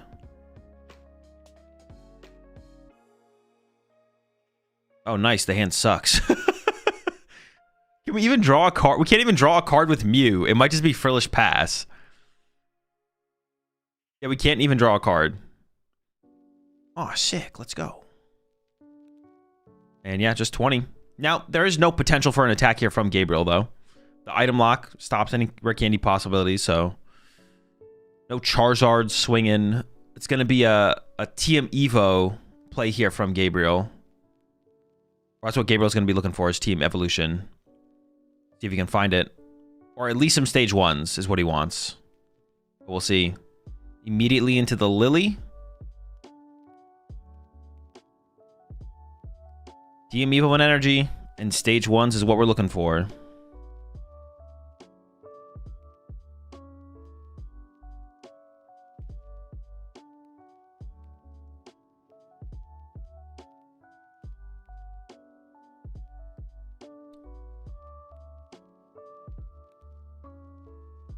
See it. There's Energy. Do not see Team Evolution. Found a Charmeleon, though. And then we're into the Tatsugiri. Another Lily for the next turn. Another shot at a Charizard or the Team Evolution on that next turn to try and start attacking. Or just set up the Pidgeot. Like, that's all you really want to do, is you just want to get to Pidgeot. That is the goal, is find Pidgeot. And you're good to go from there.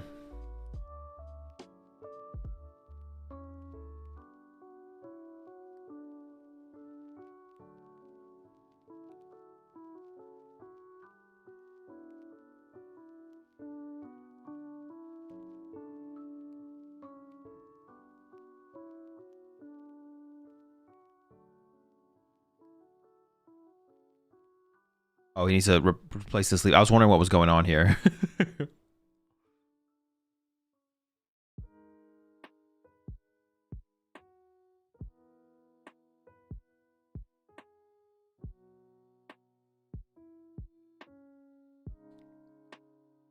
All right, sleeve getting replaced here. Did find a Lily off the Tatsugiri.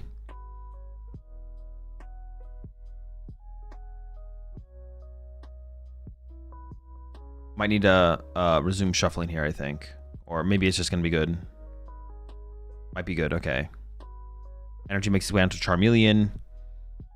And then I assume we'll see the pass from here. There we go, over to Lucas. Lucas would like a top deck here. I think if we can play the top deck, then we can at least draw one card with Mew, I think. Mew comes down. Well, thinking about it. Yeah, I don't know what the card drawn was there. Oh, okay.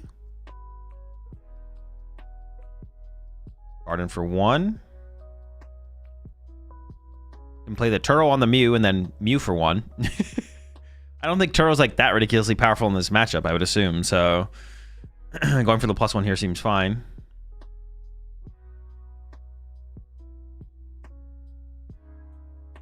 And then Frillish, no Ralts, still. Maybe drew a supporter there for the next turn finally. Stadium looks like immediately gets bumped by Gabriel.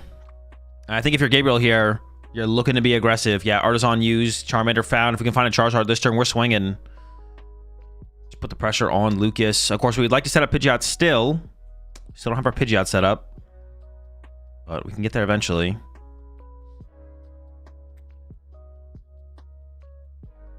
This does give... Oh, I guess Arven might still be available here for Gabriel. I was maybe looking for an Arven there. This does give Artisan to Lucas, though. There is that happening here in this situation. Attaches the Fire Energy active, actually, and then goes into the Lily. That makes sense. Why would we put the Fire on the active there? Are we... Oh, no, because we need to be able to use TM Evo. I was like, wait, why are we doing that? But yeah, TM Evo. We want to be able to TM Evo. I think if you get Charizard here... Actually, even if you get Charizard here, you might still TM Evo, right? Because Pidgeot is so important. Even if we draw Charizard, we probably still... If we draw Charizard and TM Evolution, we definitely just TM Evo. Because Pidgeot's more important. Oh, we got the Odo in the hand as well already. That's a pretty good draw. TM Evo. Evolve Pidgey to Pidgeotto. And then TM Evo, a Charmander into a Charmeleon. And the Pidgeotto into the Pidgeot. There we go. Things are looking pretty good here for Gabriel. We'll have Quick Search access on next turn. Now over to Lucas. What is he able to put together? Is he able to put together anything, I guess? Is it literally just Fish Punch?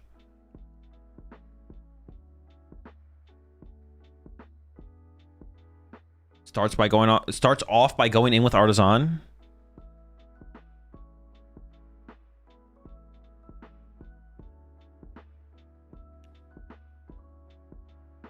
Alright, looks defeated. It's Not looking too hype about the situation for sure. Does Lucas go next? Maybe once he realizes TM Devo's prized, he maybe goes next, to be honest. If TM Devo was still in the deck, I think he could stick it out for sure. With TM Devo being prized, though, I probably would concede here as Lucas. As long as you feel confident in the matchup.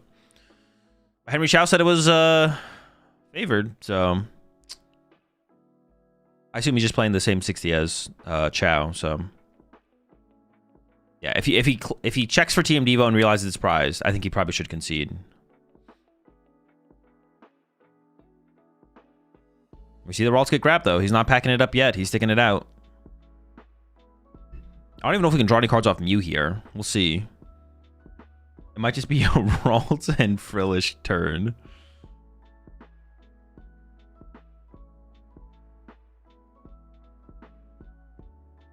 Oh, we can draw one. Let's go. What do we get?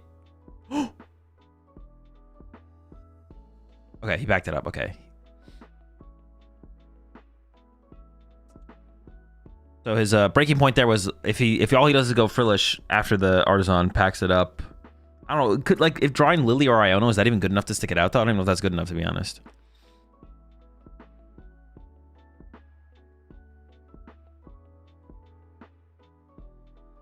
We should have plenty of time for 2 more games. Like, there is still plenty of time for 2 more games, though. So, I like to see Lucas concede there for sure.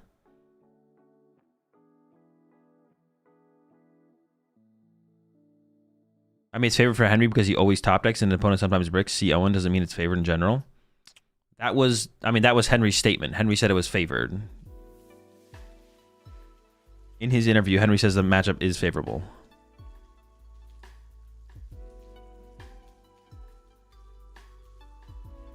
I was not referencing specifically the Henry versus Owen game. Can't be. Could be. I don't think it is. Lucas scoop. Lucas did concede, yeah.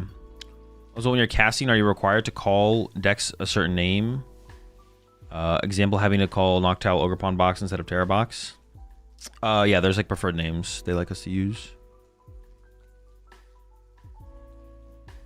Just notice it says you're not allowed to co-stream the event in the top right. Yeah, I'm waiting for the FBI to break down my door any minute, to be honest. They got to be coming soon.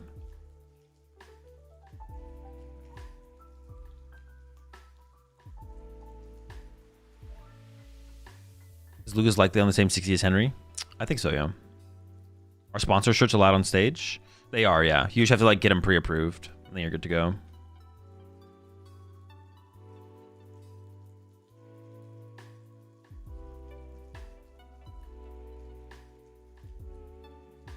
All right, Lucas is going second in this one. Did not help him out in the first game at all. Does open the Monkey Dory. The attached to Fez pass here from Gabriel, but actually Fezandipity. Okay, this is a way better start here from Lucas. Opens the secret box. Anything is possible with the secret box in the opening hand of the first turn of the game. What the heck? 2 2s. 2 jellies, 2 Ultra Balls. Turn 1 item lock is definitely the goal here from Lucas and can be achieved. We do play the Latias and it's not prized. So Latias and Frillish. And Lucas could just commit to... Ooh, 2 Monkey Dories and the Curlia prize and a Rare Candy prized. Pidgeotto, Charmeleon, and a TM Evo prize for Gabriel. So, I mean, 2 Monkey Dories is not... but honestly, both players' prize cards are kind of iffy. Only having access to 1 Monkey Dory sucks. Lucas does play triple Rare Candy, I think. Might just be 2, but still has access to a Guardy. Gabriel's prizes are pretty bad, though. Like, all your stage 1s are like how you set up in this matchup. So from Lucas here, I assume we're going to see Secret Box for Artisan. Artisan gets Frillish, Nestball gets Latias, and then maybe like a Lily. Oh, I guess you wouldn't use Artisan until after Lily, but... Actually, if you have energy in hand, maybe you would, just to guarantee the energy on the Frillish, because Frillish here is just super strong. And the hand here for Gabriel honestly kind of sucks.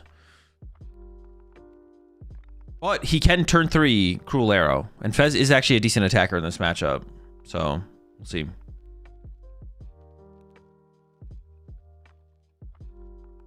What's the use for Gabriel's Gouging Fire? It's for Cornerstone. The question in this game might just be when should Gabriel concede, to be honest.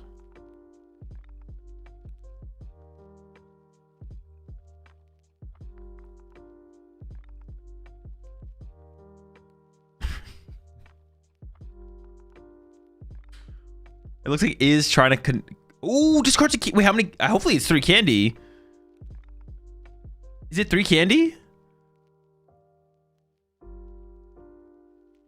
Dude, it better be 3 candy, bro. He just discarded.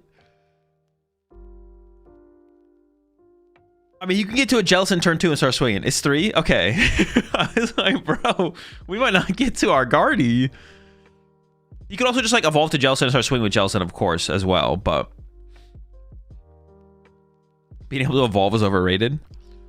There might not be much evolving in this game in general with the prize cards for both players here. Just a straight up Fez versus Jellicent game. Classic. There's an S-Ball. I assume this is going to commit to the Latias here from Lucas. Go for that turn 1 item lock. There it is. Latias is actually like kind of a decent attacker in this deck as well, in like the 2/2/2 prize trade. Ooh, and we can actually avoid, there's an Ultra Ball in hand. We can avoid giving the Artisan over to Gabriel as well. So now we can just Ultra Ball for the Frillish instead. No Artisan for Gabriel, even better. And then into the Lily, shuffling the Bravery Charm back into the deck and drawing a fresh 8 cards. Well, there's a chance we draw back into the Bravery Charm, but likely fresh 8 cards here for Lucas. You know, I mean, you don't even need Ralts on this turn, to be honest. If you just like Oceanic Gloom, next turn, Jellicent, start punching, you're probably feeling pretty good here as Lucas. You wouldn't hate to see a Ralts, but not the end of the world if we don't see a turn 1 Ralts here from Lucas.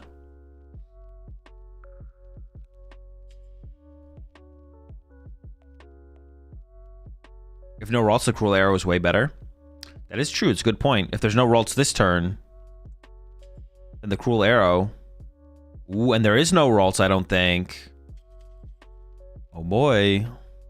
Oh boy. Well, there's also no out to the Jellicent, so the pressure from Lucas is going to be 20 damage and item lock for maybe a couple turns in a row here. Gonna get aggressive with the Vessel. Does have a draw supporter in hand, so could find a Jellicent next turn, of course. We're not locked out of Jellicent. All right, over to Gabriel, attach active into the Lily immediately. Okay, I thought Gabriel's hand was maybe dead, but does have the Lily. Of course, we are item locked, so our outs to Pokemon here are limited.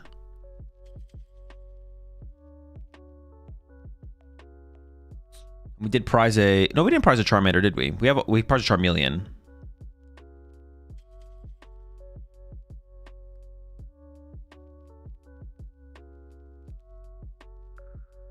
Nah, he draws an out. Every time, right?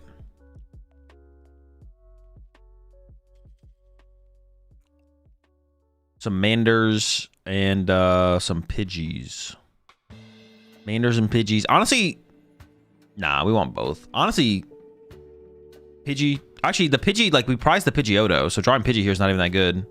There's Pidgey. There's Mander. Well, Charmeleon. Tatsu! Let's go! We got the Tatsu! We're good. Let's get it! Oh, it is actually getting benched. Okay. Pidgey to the bench as well. Call for Family would have been an option, actually, if Gabriel hadn't attached active, which would have been interesting. But now over to Lucas. Might just have to be an Iono here from Lucas. I don't think you're content with just going... You need to get a Ralts down this turn for sure, right? There's the Iono. Well, actually, if you draw... Well, no, you kind of do. Yo, is this Fez about to just, like, carry for Gabriel here? No Charmander still for Gabriel. Let's see what the 6 for Lucas gets. Do we get out to... We got an Ultra Ball. And a lot of draw supporters. Ultra Ball's away the Counter Catcher and the Lily, it looks like. The other consideration would maybe be like double Lily. I don't think you want to give up the Night Stretcher here. Gives up Lily and... I think that's Counter Catcher. Is it... It can't be Ralts though. Ralts is so bad here though, right? The Fest just snipes it. I feel like the... Oh, wait, we don't have an energy for the Jellicent either, though. So we can't even attack. Oh, but Jellicent stops TM Evo, though. I feel like Jellicent was better there for sure, right? Maybe? There's no Odo in the deck here for Gabriel. I guess there's no Charmanders. Oh, but still stopping TM Evo seems so good. I didn't even think about stopping TM Evo, to be honest. But yeah, you could stop TM Evo if you get the Jellicent. Getting Ralts here, you literally just get sniped by an energy. Or... Gabriel gets to use TM Evo as well. I kind of like the Jellicent grab there. It does open up the possibility for Gabriel to have Boss plus Poffin, which does also suck. And also, Lucas wouldn't attack for turn, but 20 damage versus no damage isn't a huge difference. Actually, it is kind of a difference. No, it's not even that big of a difference, to be honest. Yeah, I don't know. Yeah, the Ralts also just gets picked by a snipe. I don't know. Seems weak. Let's see what Gabriel goes for. Oh, got the mist. Yeah, I like some jelly there for sure. Monkey Dory might make its way to the bench, it looks like. Gabriel might just solo Lucas with a Pheasantipity here. We'll see how this goes.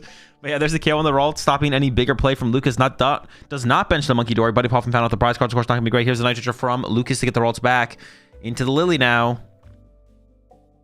Jelson's still probably pretty good. Well, yeah, Jelson is still probably pretty good here. Punching for 80 is a lot more than punching for 20 when our Ralt is getting spawn trapped. And it could just get... I mean, we kind of need 2 Ralts here from Lucas. The thing is, though, even if you get down 2 Ralts, you only have 1 Candy in the deck as an out to get Candy Guardy. So your odds of drawing into Candy Guardy are, like, pretty low. There's the big fish. No out to second Ralts. Gabriel can do it again. We have another Night Stretcher in the hand for the next turn to recover the Ralts. Lucas is giving this some thought.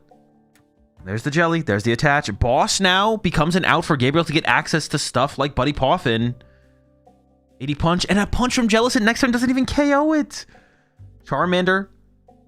Here from Gabriel. No boss in hand, though.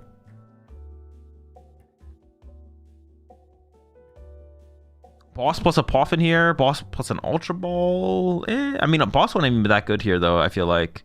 Looks like it's committing an energy down to the Tatsugiri to be able to utilize that more aggressively. And then, yeah, just snipe the Ralts again from Gabriel. Over to Lucas. We do have Night Stretcher for Ralts again. But honestly, I'm pretty sure Lucas's hand is dead. Third energy to the Jellicent now. It's getting big. Isn't even going to go Night Stretcher for Ralts here. Makes sense. Don't even give the target to Gabriel. All right, what do we have here from Gabriel? We might just retreat. You don't want to build up damage and play on the side of the field for Lucas. Running to the Tatsugiri here. We could TM Evo with Tatsu here as well. There's 7. There's an Arvin. Oh, there's a boss as well, though.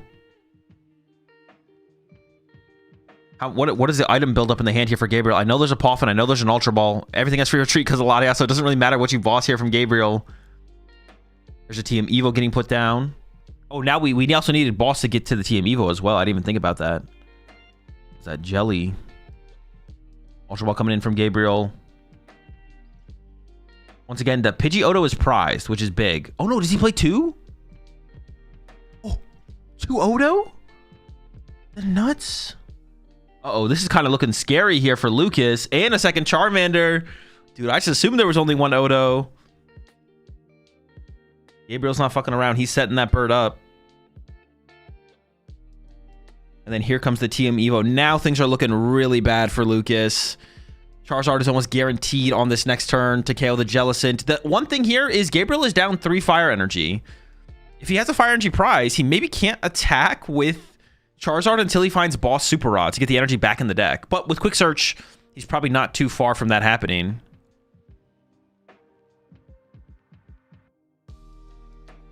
All right, over to Lucas now. Ralts needs to be put back on the bench, but also I guess Gabriel could just go back into... Gabriel could just go back into Fez and snipe the Ralts again and then worry about Charizard on the next turn. The Ralts is back for a turn, but Fez is ready. Is that even worth? But you have to do something here, right? Yeah, you have to bench it. You have to bench it. Monkey Dory gets set up here for a potential Mind Bend in the future. But yeah, we could just see Gabriel snipe the Ralts. We'll get the Fez draw potential as well. Man.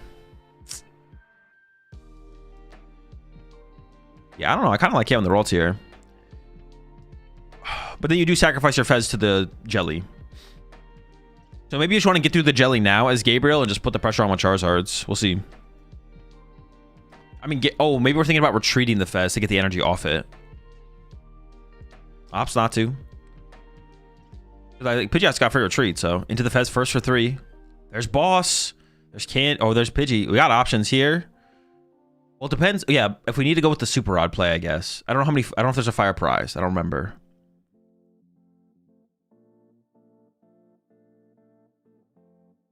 Okay, we're into the quick search. What is going to be the play here from Gabriel? Honestly, Boss KO Ralts with Charizard seems really good. If there's 2 fire in the deck. What matchup does the Gouging Fire help? You want to sacrifice Fez? No. To super out the energy back? I mean, you don't have to. Usually you stop the Fez. Usually you prevent... You need to prevent the Monkey Dory KO from Lucas. You don't want Lucas to be able to KO your Fez with Monkey Dory. But as long as you're preventing Guardy getting set up and you're not leaving damage in play, he can't do that, so... There is 2 fire in the deck.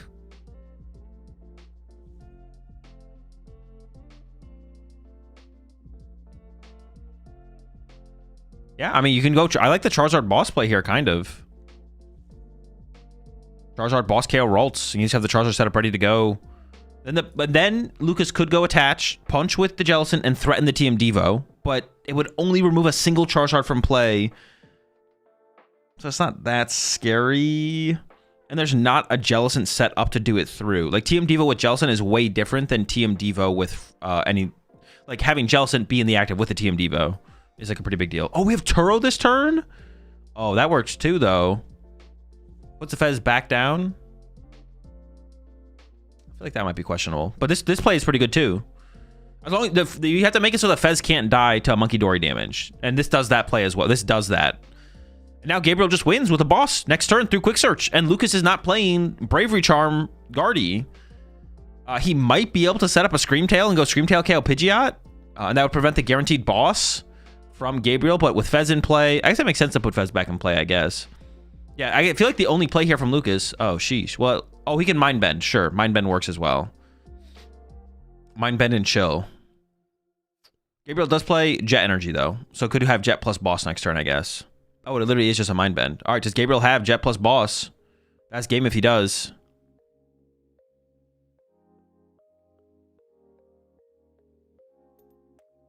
Did he have Boss as well? Oh, he did, yeah. Sheesh. Dude, his hand is just Pokemon. It's unfortunate we didn't get to see a better draw. I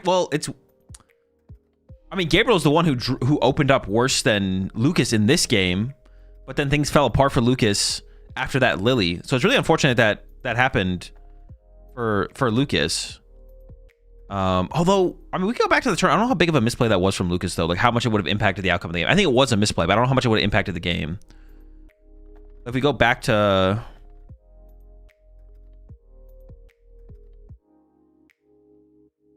this turn, what turn was it? We'll make sure we catch the interview for Gabriel, but this turn, right? Lucas Ultra Balled and got Ralts when the Fez was threatening. I feel like you're giving Gabriel, by doing this play from Lucas, I feel like you give Gabriel too many options. I feel like Lucas should not have gotten Ralts and should have just got Jellicent, evolved Jellicent in the active. But yeah. I liked that better from Lucas there. And then, like, maybe wait until you can go bench Ralts with Bravery Charm or bench double Ralts, or... I don't know. It's not like I don't think it would have hugely impacted the game, though, if Lucas had just gone Jellicent. Because we didn't have an energy for the Jellicent either, so we couldn't even push for 80. Punch for 80. Yeah. This could still... I don't know, just feel... The bench of the Ralts here, with how weak your board is, just seems really weak to, like, just going, alright, Fez just snipe. I'll just, like, chill here and Fez snipe for a couple turns. Yeah, I don't know. Not a huge fan of this line from... Yeah.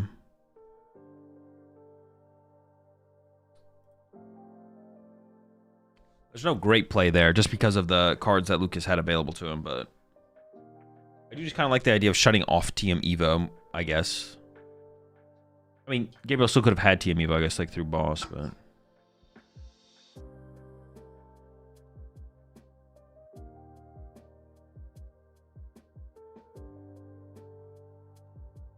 Well, is your stream warning? Is Boss Peak going to take down your stream? He might.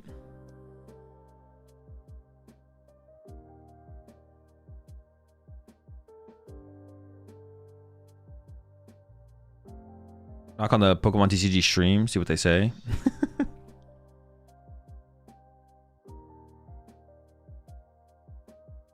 Let's see... I'm just going to check if they have the secondary stream set up at all. I doubt it, but...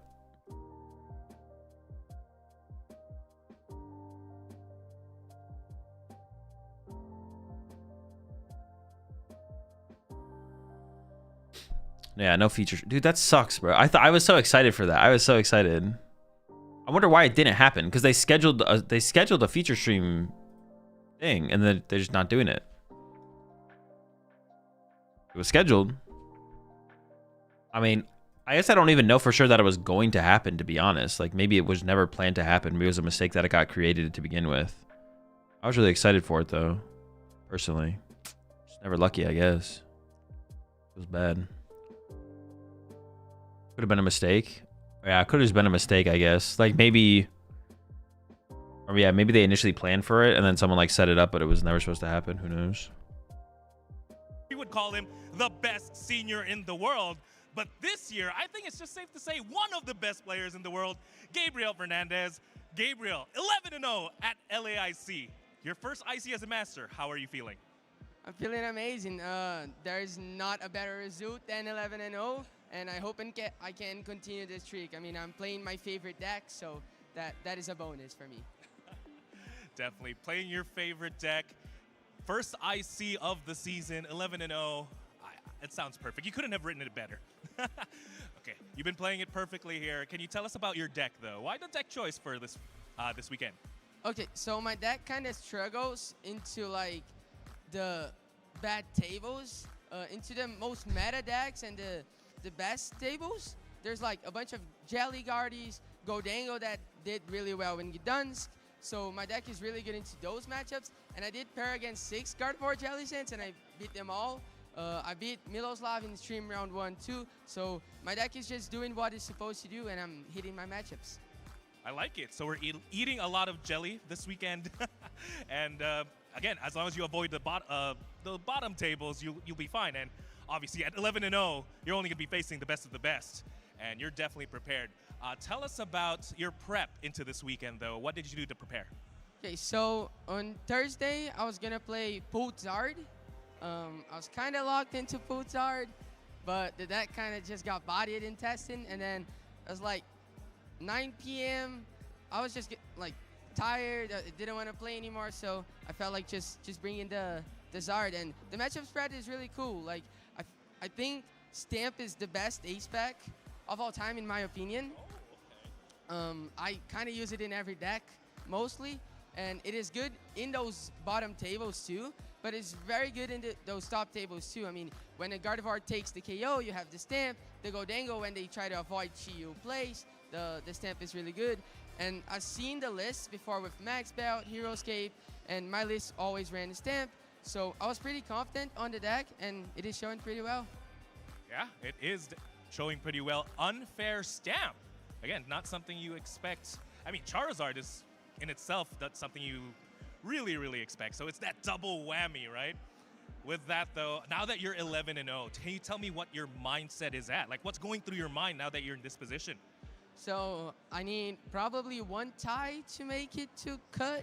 But I'm pretty sure I cannot ID because I'll get down paired. So I'll try to go for the 12-0 now.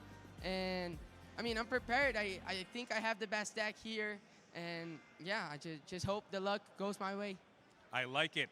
So for folks at home that don't know, Gabriel Fernandez is actually our LAIC champion last season in the senior division. Now you're coming in as your first-year master. Great record. Can you tell me what the difference been like? You know, how's that transition been going from playing as a senior to now as a master? No disrespect to senior players. Of course, they have a great level as well. But I feel like master is much more difficult. It's just more rounds. You get tired. Like at the last round of yesterday, my mind was already blown. Like I couldn't think straight. So I think that transition, the first year I might get used to in the future, but right now it's really tiring for me. And the level of the players, also at the top tables, it's much better. I feel like you see all those players like Henry Chow at the top tables, my brother who is battling him now, Brent Tonison. So yeah, I think that transition is really hard. It makes sense. I mean, you just add like thousands of players into the pool and so many more rounds. It is definitely a test of endurance, these ICs, the big regionals. But hey, you're handling it perfectly. You've aged up gracefully. With that, though, just a couple more questions for you. You mentioned your brother is doing really well. I want to do something fun. is there something you want to tell your brother, you know, while he's playing, maybe when he watches this back? I want to say, my brother, just first, thank you for all the testing and all the discussions we have. But if I face you in cut, you're not going to have a chance. I'm going to beat you. So the matchup is pretty bad, but I have more aura than you. And that's it. Hopefully I don't face him because I'm a little scared of Zoroark. That's probably my worst matchup, but because it's him, I believe I can beat Wait, he's scared of Zoroark? I'm sorry, but I'm wishing the exact opposite. I want to see the Fernandez brothers showdown here at LA. Maybe he's got cape. I'm sure everyone wants to see that. With that, though, anyone you want to shout out before I let you go? I want to shout out my friends from MFT who test with me, my family who's always here supporting me, and my brother who's also playing here. Amazing stuff. Crustal? Gabriel. Crustal Thank you so Zoroark? much. With that, though, there's still a lot of more Pokemon. Crustal Arc? No belt, it makes Zoro much worse. Oh, true. No maximum. Maximum belt is a big deal. Because then the Zork player can play way more aggressive. Like, they have, like, a 2-prize buffer, right? Or even a 3-prize. You could, like, draw 3 prizes, technically, and still not be 1-hit KO'd. That actually is a pretty big deal. Yeah, good point. Maximum belt's definitely a big difference maker. I think he's on a secret tech. Marco didn't want to show it. The secret tech. Crustal? Every deck is going to de-evolve to a Crustal deck. Every deck's just going to have a 1/1 Crustal in it eventually. Guardy Crustal.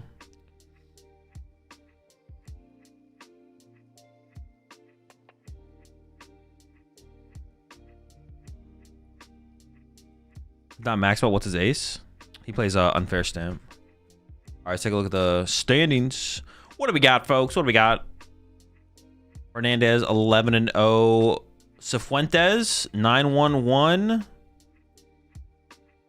Maybe back-to-back top cuts for the world champ. Lucas here. We did just see lose to Gabriel, but just needs to win 2 of the next. Actually, needs to win 2 or win 3 or win 2 and tie. Also, we have been talking about this cut, like X21 is guaranteed cut. That's not 100% true. X21 actually might whiff cut. It is possible. So we won't really know until we get down to the later rounds for sure. But X21, I would bet makes cut, I guess. Takashi here on the Grimmsnarl. 9-1 currently, still playing their match. Douglas, 9-1 as well. A win here would put both of these players a win and a tie away. What's the tie rate? Right here. So slightly above average. Like 1% above average, because the average is like 15, 16. Shout out to Robin for adding this to the thing. Is Douglas with Alakazam deck? No shot, right? Maybe though?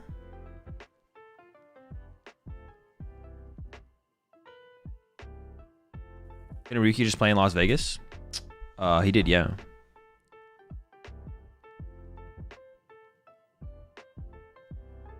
Dude, Ryuki's up here again too. Dude, Ryuki's just insane, man. Ryuki's literally insane.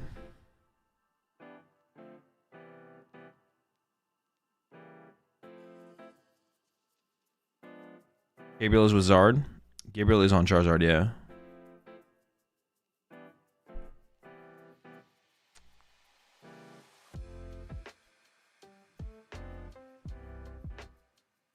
Dude, honestly, this season specifically is just like such a perfect example of how high the skill ceiling is in the Pokemon TCG. Gabriel Fernandez, this is like he's lining up for his 3rd top cut in like 4 events. Ryuki here is looking for his 3rd top cut in a row, a win, a top 4 into a top cut potentially here at the IC. Like, we're just insert. Henry Chow's up here, Vinny's up here, like. It's a really, really good testament to how high the skill ceiling is in the Pokemon TCG. We're seeing the replicated success tournament after tournament after tournament. Some players are just born lucky. True, these fucking sacks, bro. What the heck? So lucky.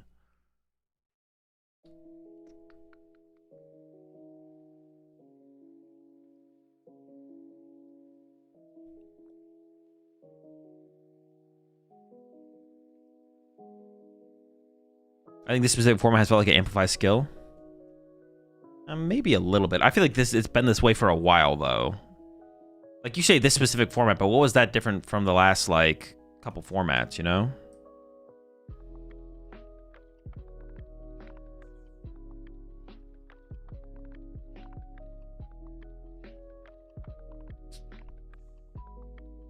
Unless that's what you kind of mean.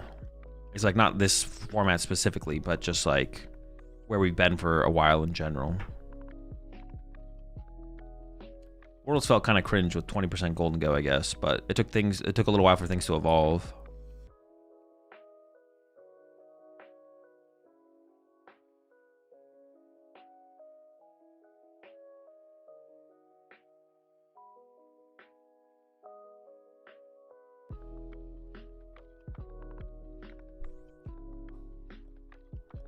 How's Yoshi versus Daichi doing? I mean, we can't tell. There's no way to know.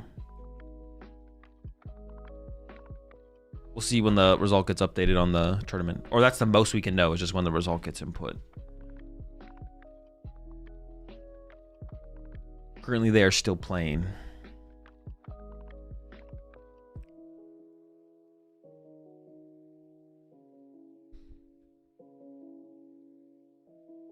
I think Absol helped to more severely punish early game mistakes, so players here have to have that much more be precise with their pathing throughout a game. Sure, I can see it. I guess like adding like another cause I feel like Absol does is like on like the same caliber level of like a Guardi or a Dragapult in terms of like how hard it is to play and play against and stuff like that. So that's probably a fair take, to be honest, Bisco. Like having, well, I guess like Pult has fallen off a little bit, obviously, but it's still there.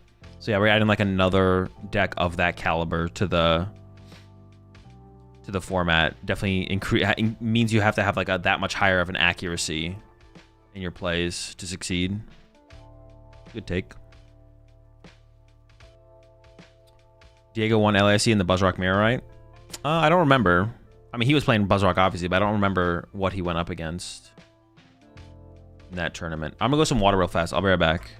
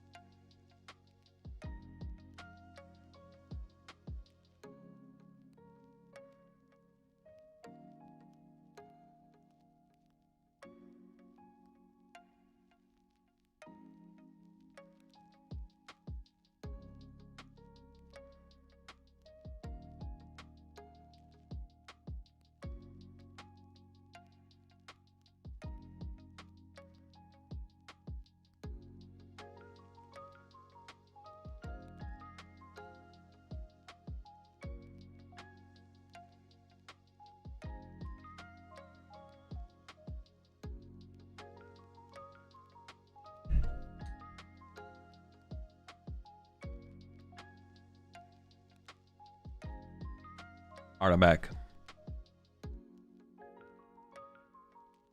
Azul, my friend Jonas is watching. He has been struggling to win games at locals and always picks the new gimmick deck and plays that. Could you give him some advice or just roast him?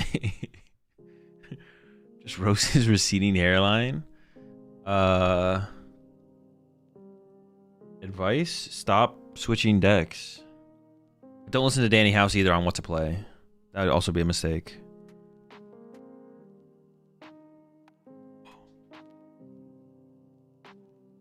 I remembered it was Diego versus Azul, so I was hoping Azul could help me confirm what deck he played. Wait, they ditched the side stream? I mean, they never had it to begin with. There was no ditching. Fuck you, Jonas, you bald bastard.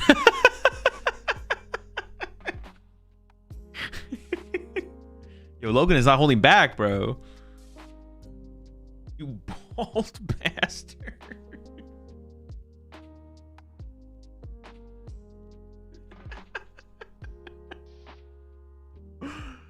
Let me see if I've got the thing.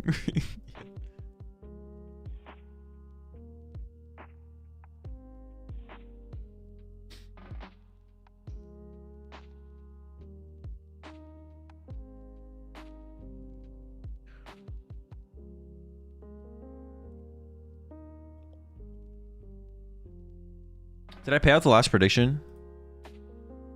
I think I did, right? Say I did, man. Say I did. Say it so.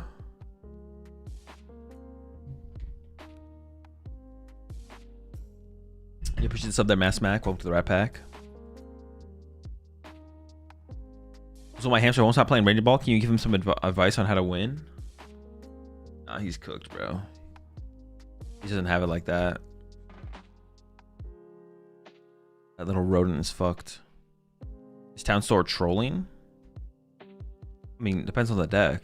Neutrally, no. Depending on the deck, maybe.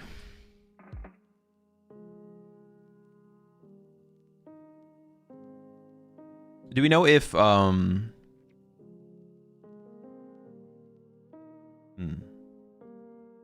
there a Town Store in the list from Gabriel? Was Gabriel playing Town Store? I don't think so, right? Well, actually, maybe.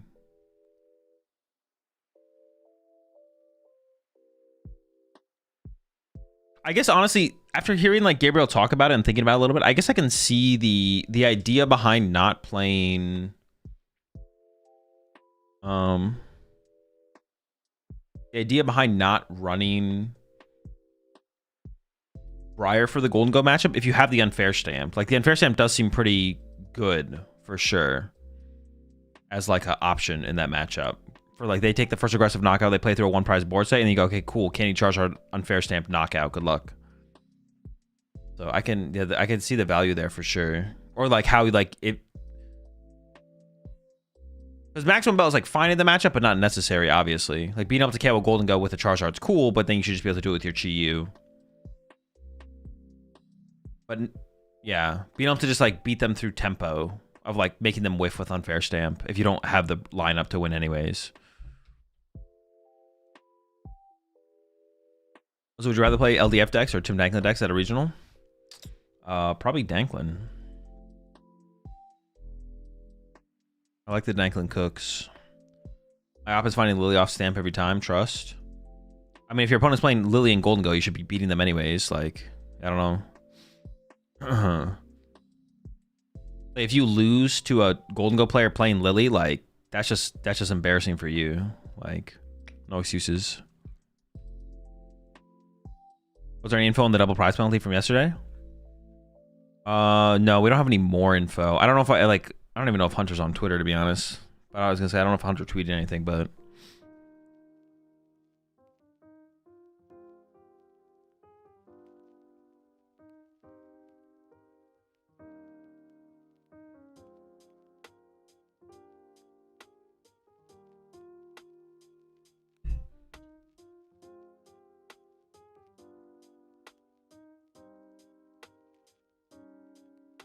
we don't need a. I don't know why you guys are hating on. I'll only be hating on LDF, bro. What the heck? I'll give y'all a warning here. Warning shot. Is it warning shot over the bow? I don't know why there's LDF hate in chat. That's weird. He's not on Twitter. Yeah. Yeah, I wonder if there's anything else besides what we saw on stream for sure. Like if he had any priors. Dude, saying priors is just so funny because it sounds like someone's like like they've been to like prison before or something. Yeah, I wonder if he had any priors or if it literally just is what we saw. Like he had no other warnings or penalties in the tournament, and literally just what we saw was a double prize penalty, which isn't. Yeah, it just doesn't seem like it should be. I know it seems kind of weird for that to be a double prize penalty. He didn't validate his parking at the event, so they had to give him a DPL. That's fair though. That's reasonable. I'm playing on Winning Worlds this year. Any advice?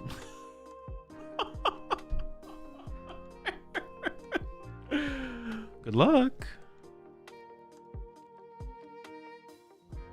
Yeah, guys, only Azul hate is allowed here. Yeah, you can hate on me a little bit, but I'll time you out eventually anyways. What do you think about Zora with unfair stamp? I don't know, just like you have no way to find it. Unless you're playing like an Arvin build, but Arvin builds are just kind of weak. Oh, Hero's Cape is just really good. I just like Hero's Cape a lot, to be honest. So that's where I'm at right now. Penalties on the stream are more severe typically too, which is weird given that they should be more reversible. Are they more severe though? I don't even know if that's true, Curry. I just feel like a lot of times things are resolved amongst players off stream. So it's more so that stuff is like being enforced to the rule book more so than it being more severe.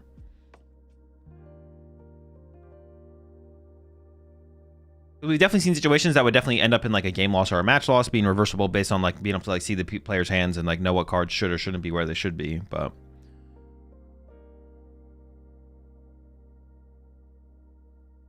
you think you could be a poker god? Like, I assume you mean Jack Black. I don't know, is Jack Black a poker god?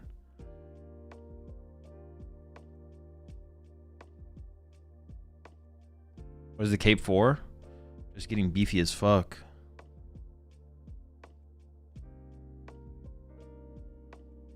Toward roast Jason? I don't know. What do you mean? Like physically? Physically? Verbally? Verbally? Like what kind of roasting are we talking about? Oh, because someone said low-key Jason is Drake, Toward is Kendrick, and Azul is J. Cole.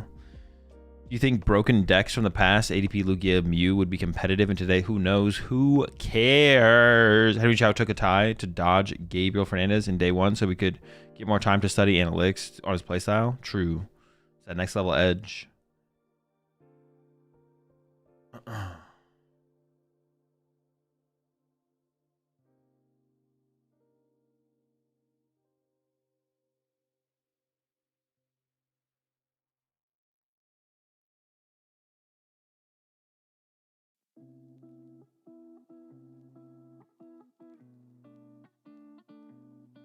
So how do you beat Cynthia's Garchomp in general? Just by playing your deck well. Usually, it's all you need. To put you in a pretty good spot. You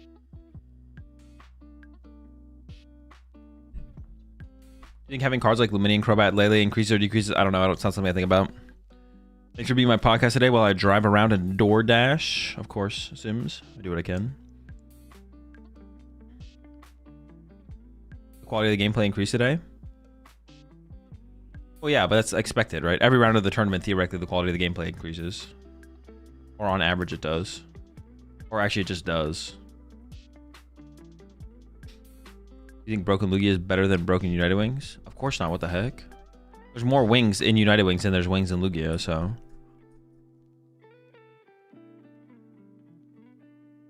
What is the cape good with the amount of jamming towers and tool scrappers? Okay, well, listen to what you just said, Dennis. You have to go back to your own question. Like, okay, like, you just said, but is cape good with the amount of jamming towers and tool scrappers? Name a single deck playing tool scrapper. Not a deck that could play tool scrapper. A deck that is playing Tool Scrapper. Name a single deck. And when I say a single deck that is playing Tool Scrapper, it's not like 20% of them are playing it. If you take a deck and 80% of them are not playing the card, the deck does not play the card. I'll wait. And then the next question would be, name a single deck that plays Jamming Tower. You can name one.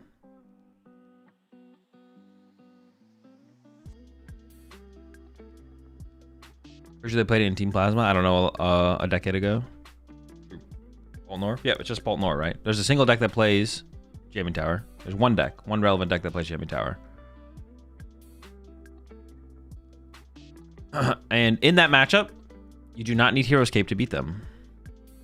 You can be you can have Heroescape in your deck and be fine. But for the Tool Scrapper,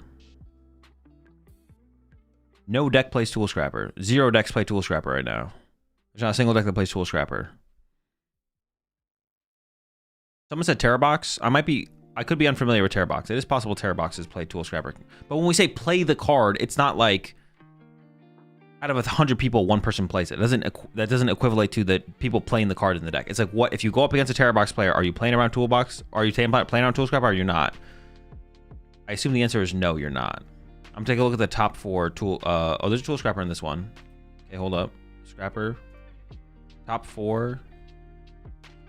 50%. Okay, if you go up against Terrabox, you're maybe playing around Tool Scrapper. But your question, the question is on its face is just like already pre-answered. If the question you wanted to ask me was like, is there too much Jamming Tower or Tool Scrapper in the format to play Heroescape? The answer is no. But your question was, is Heroescape good with how much there's being played? That's not a hindrance to the card. The rate of those cards is like hella low. But that's something you want to be able to analyze on like by yourself. You had Towering your Cerulege list from Doom? True, I did.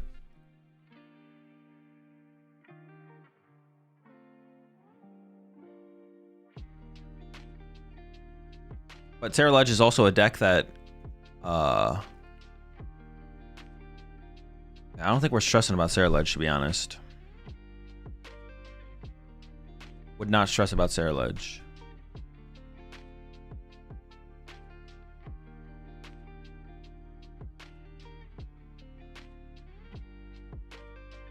What gets cut for another boss in your Cerulege list? I don't know. I forget what I said. I talked about it in my last Cerulege video. Go watch the intro to that. I probably talked about it there, or what I thought would be like most reasonable to cut. I don't remember what I said though. The people stressing about Cerulege are Hydra Apple EX players. Yeah, it's definitely not worth stressing about.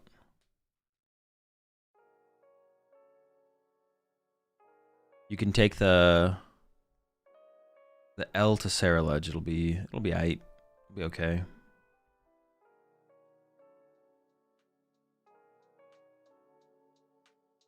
The only time you'd want to worry about... Oh, but local meta is different. I will say that as well. To expand on that a little bit. Local meta is different.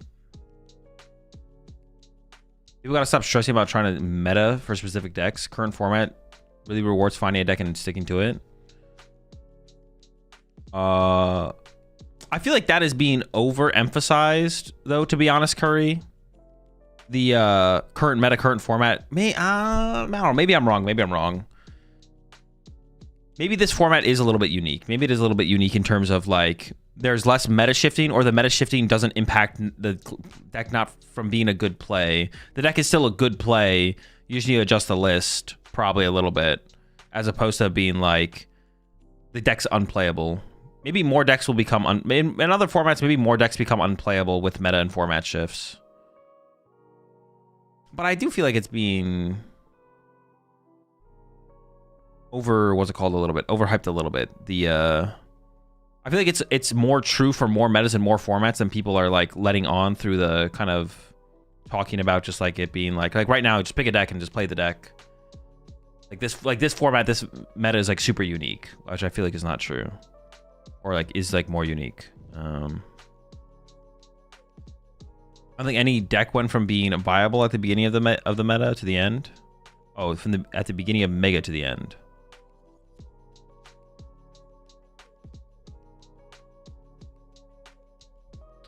And I don't think any deck went from being viable at the beginning of Mega to the end.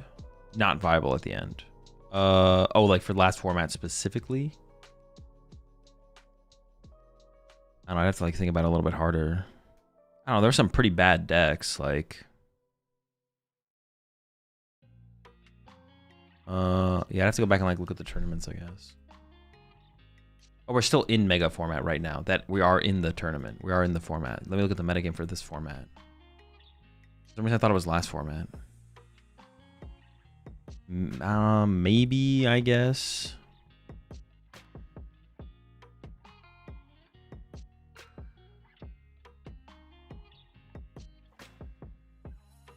Sure, it's possible. I'd have to like compare it to like previous formats as well, though, I guess. You could reasonably argue those decks were bad the whole time. Or some decks, yeah, true. Some decks are just bad the whole time. You appreciate the 4 months there, Zioaz. Azul, heard you called me a bald bastard and that I should not listen to the house. I need to just lock in a deck and grind it. How should I go about it? There are no decks that pique my interest. Best regards, Jonas. I mean, just try out different good decks that you haven't tried yet. But if there's something that piques your interest, then there's like 2 ways to approach it. You can just like take this current format a little bit more lax and just kind of like autopilot a deck for the rest of the format if you still want to show up to tournaments and play in tournaments. Or sometimes just take a break from playing Pokemon. Maybe just taking a break from playing Pokemon as well might be the move. So either just like be like, all right, I'm picking up Holt Dusknoir or Golden Go or whatever. I'm just gonna play it, even though I don't love it. If you already kind of tried out all the other good decks, if you tried every good deck and you're like, none of these like pique my interest, then just like pick a good deck to play for the rest of the format, or just like take a break to the next format. That could also be the move. I think more. There's a lot of times people should just like take a break from the format, to be honest, when they're in like situations like that. It's like sometimes just wait until the next format is better to do. It depends how you feel about it though, in like the situation. If things are like just kind of frustrating, then taking a break to the next format. If things aren't very frustrating to you, but you just kind of like still want to show up and play, then just kind of picking a deck and rolling with it. But you still want to like try and maximize your potential for improvement, then just like picking a deck and rolling with it is like the way to go. There's another question that someone asked earlier that I was gonna talk about, but I lost the question. What happened to Raging Bolt? It's bad. It's bad. It got worse. And now it's even worse. Yeah. I know the deck was like fine before. Like pre... Actually, how long has Raging Bolt been bad for? Raging Bolt's been bad for quite a while, to be honest. At NAIC it was like post NAIC, I feel like Raging Bolt got pretty bad. Yeah, I think like post NAIC it got bad. Pre NAIC it was like fine, maybe. I don't even know if I want to say that though, because he always had a bad Guardy matchup. So maybe the deck was always just kind of bad, to be honest. At Worlds, Bolt was fine. Nah, Bolt was terrible at Worlds. That's when it got bad, because your Golden Go matchup became way closer. It was like you lost a Bolt, you lost a Guardy, and your Golden Go matchup is way closer. Like you just didn't have a single good matchup. It was bad at NAIC too. Yeah, honestly, I think it was at NAIC is when it got bad for it. I think. Well, no, because that's when like Grim was pretty popular. I think Bolt was still like fine at NAIC. It wasn't good though. Pre NAIC, it was good. It felt solid. NAIC it was fine, and then Worlds onward, it's just been a bad deck. Do you think the European Yu-Gi-Oh champion you coach can win a major in 2026? Yeah, probably.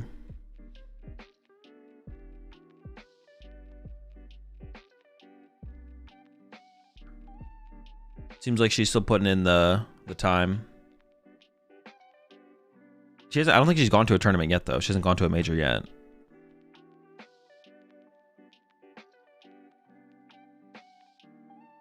What was alright in Worlds? No, I think it was terrible. A-ball just keeps getting worse, unfortunately. Yeah, I can't even KO a Curlia now. I guess that's why you need the water pawn, so you can kill the Curly off the bench.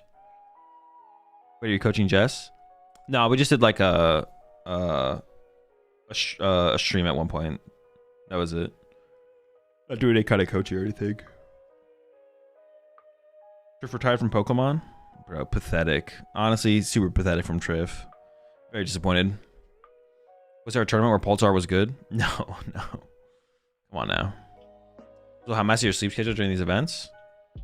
I mean, I go to bed earlier than I normally would. I wake up earlier than I normally would, but my sleep schedule usually is fine. Like, I'll just go back to my normal sleep on Sunday night. But I probably don't have to start streaming too early on Sunday, to be honest. I'll have to find the schedule. But like, I assume, I don't even know when the TCG finals are going to start, to be honest. I assume it's not going to be super early though.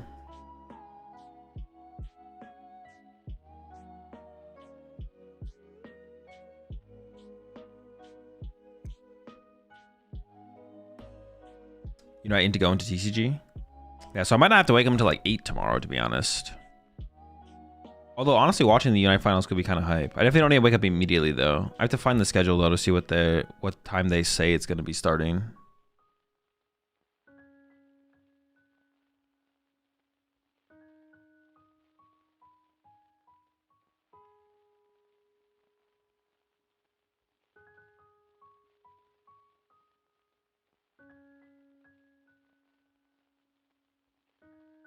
I believe TCG Finals is the last performance. No, it's always VGC is always last.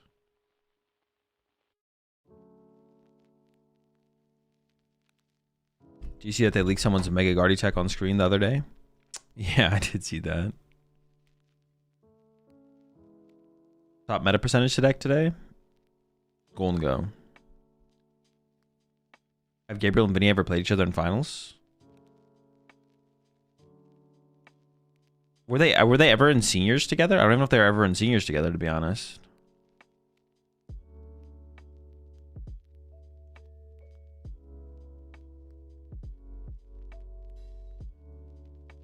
The Japanese players were dominating LAIC, right? No. This is not Australia. I think it might be too far apart in age. Yeah, I don't know if they were ever seniors at the same time. Maybe for one season, but they were for 1 year, I think. Yeah, maybe a single year.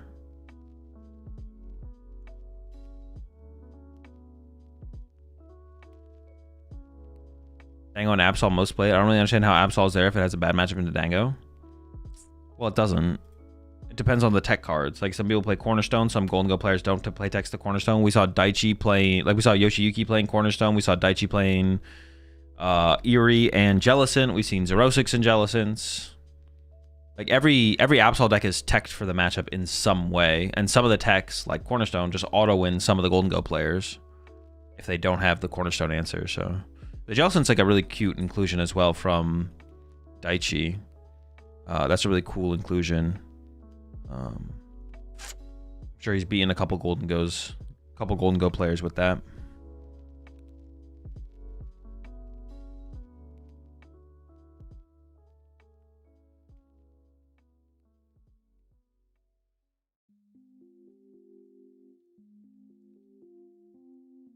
From Fernandez to Fernandez. Yeah. One after the other. We saw Simon Chartier at Las Vegas playing Golden Go with with Trolley and Mega Lucario. We'll see if it's the same here for Simon. We do know that dude, how is it 6 a.m. only, bro? Are you kidding me? The heck? I thought it was like 6 a.m. I don't even know why I'm complaining. But how is it only 6 a.m.? Yeah, Simon was playing Trolley Mega Lucario. We'll see if he's playing the same thing. And Vinny is playing Zoroark. I don't know with what though. We'll see what Vinny's got in the Zoroark deck. If he has dude, if he has Crustle in there though, and then Simon does not have an answer for Crustle. It's 6 a.m. I guess, man. At this point, whatever. I was expecting it to not be 6 a.m., you know?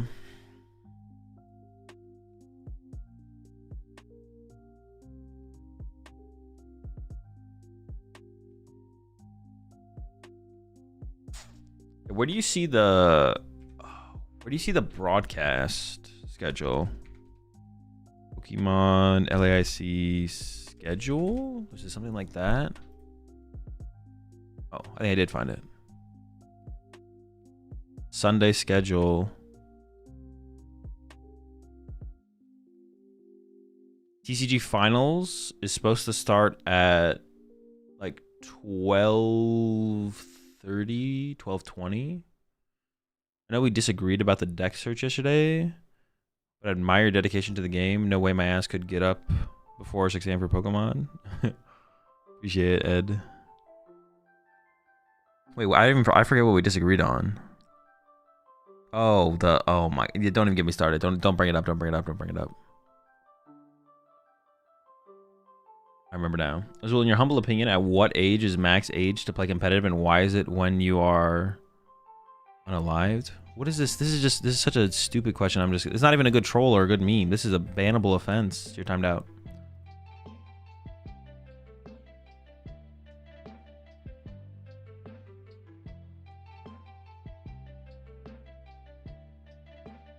You guys just want to say, wow, Azul, you fell for the rage bait. Bro, what the fuck? Nah. Rage bait D's. Alright. It says 12. Starts at the beginning of 9 a.m. So it's like a 3-hour difference. So I could wake up at like 6 a.m. I think I could get up at 6 a.m. and be safe.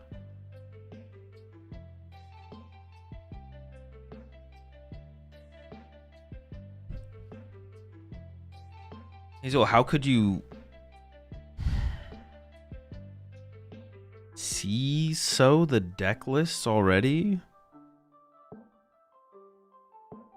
I don't know what you mean, Alvarez. TCO? How could you check? Oh, how do I know what they're playing? Well, we know Vinny is playing Zoroark, because we just had that information has just been spread. And like I said, for Trotter at Las Vegas played Golden Go with Trolley and Mega Lucario. I don't know what Trotter's playing today. Could be that though. How to see? How could you check the deck list already? Well, are you asking how I knew what I just said, or how could you know that? How could you get more information? There's no way to get more information than what I just said. Doesn't exist. Do players not have to register their deck list before the tourney? No, they do. Yeah, they're just not made. They're not made public until after the tournament.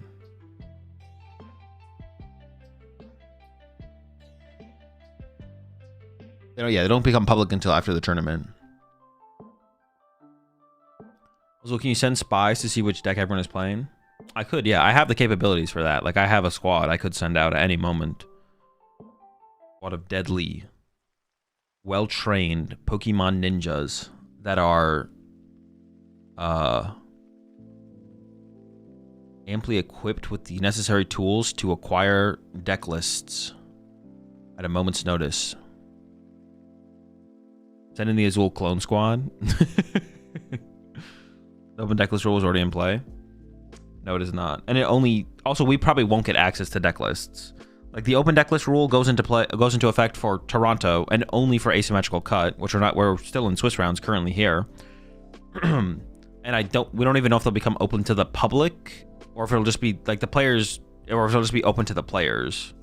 So it'd be kind of cool if they could somehow make it open to the public, though, for sure.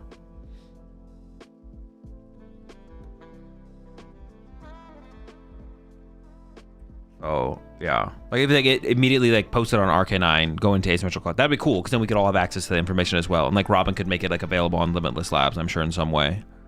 But yeah. Did you deploy Caleb at Worlds with binoculars that one year? Yeah, I sent him out to go information hunt. One of Caleb's more cringe moments in life. I was like, no, put those back. Why did Garly play start including Latias in the list? To aggressively get into turn 1 Frillish. Badoo? Oh, in the Hero's Cape. Okay, well, he's not winning this game. I'm pretty sure that's his win condition into Golden Go is the Badoo Hero's Cape combo. Ooh, the Genesect prize for Trottier, though. Trottier might struggle to find Golden Goes with a Golden Go prize as well. Hold on, hold on. Hold.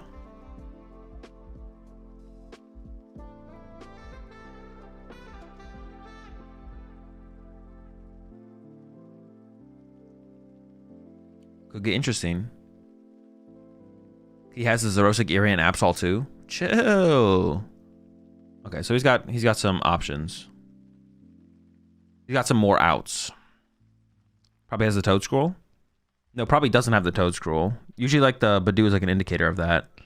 I guess Vinny doesn't know that Trottier's... I think Vinny won the coin flip and chose first here. I don't think Vinny knows that Trottier's on the trolley build, though. So, probably would not have chosen first if he knew that. Is it the Cyrano build again? It is Cyrano, okay.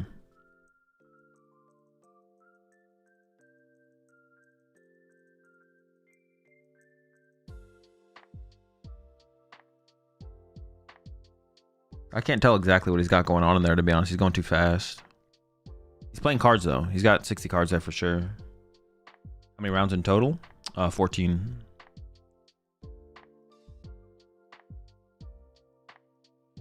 I see no Crustal. There's a lack of crust, yeah.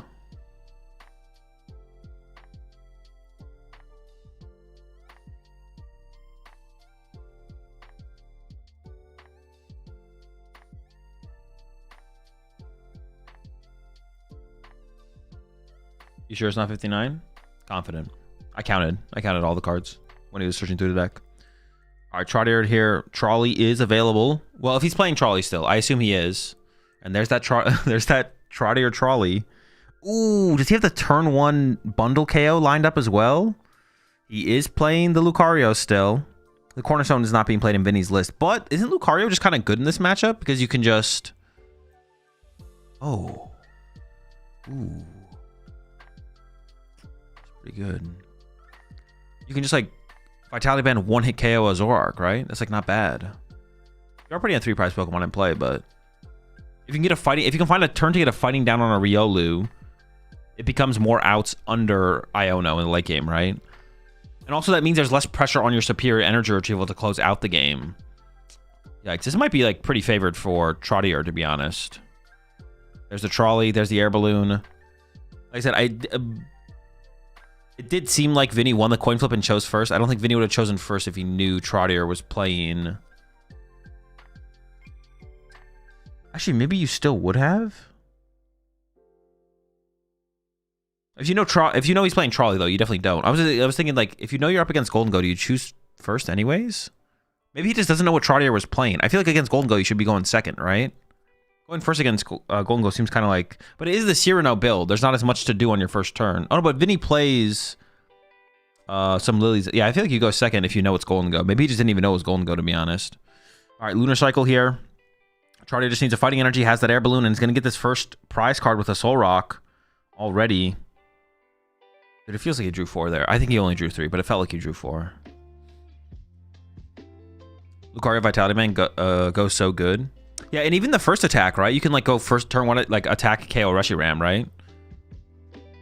Lucario, KO Reshi, and then next turn KO Lucario, or Zoroark, excuse me. Lucario is just kind of good in this matchup, I feel. It's just a good card to have. You'd rather have it than not have it. Giving the Artisan a thought here, it looks like. Is going with it and using it. Might be going for that Riolu. Did get it. He probably still goes first, right? I don't think so. I think you'd go second. Well, no. Actually, once you know that Trottier's playing a trolley build, you 100% go second. Because you're trying to maximize your outs to have enough basics in play to deal with a turn 1 trolley attack. So you definitely choose second once you know they play trolley. But even without trolley, I feel like going second's better. I don't know.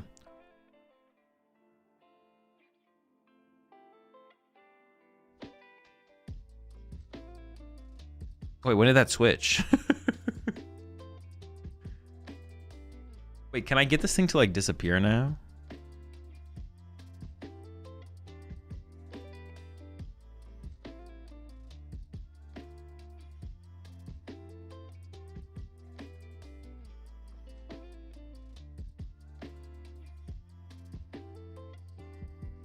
Whack energy attachment. Oh, did Trottier hit him with the from under? All right, Zorua, Fez benched into the Iono. No Cyrano. Didn't even Fez to try and find the Cyrano, which is interesting. Cyrano build is blind first typically, right? Yeah, I think so. But I'm just saying, like, he doesn't know what. That's why I don't think he knows what Trottier was playing. It's because he chose first. I think you would choose second if you knew what. Even if you knew it was just Golden Go, I think you would choose second. But Golden Go's such a high percentage. Wouldn't you choose second anyways then? So that must mean that Vinny thinks it's correct to go. I think Vinny thinks it's correct to go first in this matchup, I guess, and just hope the Soul Rock attack doesn't happen, maybe.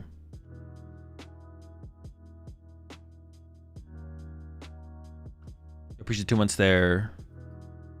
Make Foodle Doodle. What are your opinion on Cyrano versus Lily? I think Lily's better.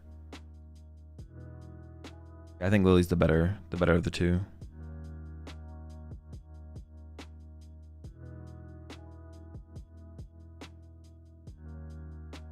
But Cyrano is like second best.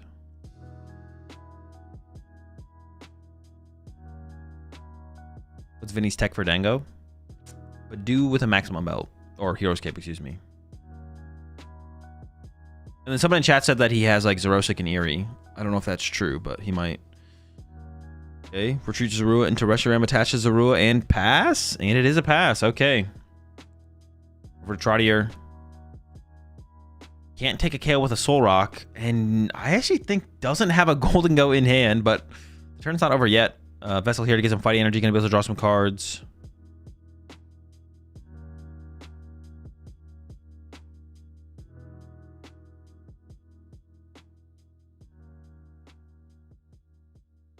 Maxwell Padu is crazy. Maxwell Padu would be pretty crazy, yeah. That would be kind of... I mean, just be bad, though, as well. Like, on top of everything else. Max Do. Another Vessel. Ooh, discarding Gimme Ghoul. Not the Lad. I think there's one left, though, so it's not terrible. With the Riolu on the bench. And also, this turn is nice for Trottier to, like, start to build up the energy on the Riolu. You get a Riolu attachment this turn, which is super nice. Yeah, the Lucario's, like... And, like... This is already like a tedious matchup for Vinny. Like, you got the Badoo, you do have Eerie.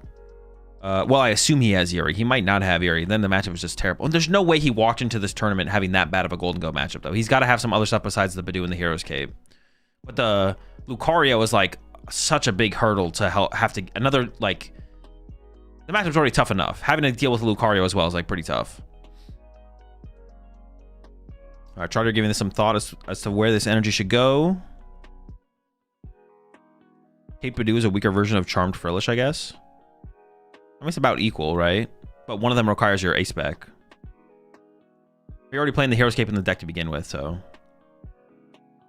And just goes with a fighting energy to Riolu. Lucario's a threat now. And then just punch the active for 70 here seems fine. You could not punch to avoid damage for Monkey Dory, but I don't see a reason to not put the pressure on here, to be honest. Trottier, there it is. 70 punch. That'd be the only thing to think about is like this puts damage in play for Monkey Dory. Immediately into the Cyrano here from Vinny. We did see the Okidogi in there, and I think I did see the Janines as well. Still could be playing against PP up. We don't know for sure about that, but Double Zork, Petch getting searched out here. I assume the Petch was grabbed as fodder for the trades. So it doesn't have enough bad cards in hand. This matchup seems so bad. That's not that bad. Well, with the Lucario, if that's what you mean. With the Lucario, it's... I don't know, that's like... That might make it too tough. Yeah. Oh no, we didn't grab triple Zoroark there, but we had a Buddy Poffin to trade? Why? Interesting. Maybe Vinny's trying to keep a one pricer on the bench to play around Iron... No, but Iron Bundle's in the discard... Or there's no bench space for Iron Bundle yet. Is there two Zoroarks prized? Wait, there's no way he doesn't play 4 Zoroark, though, right? Is he playing 3 Zoroark? No way. Did he prize 2 Zoroark? Oh, it's so much harder to go back and scrub in this. I can't even do it.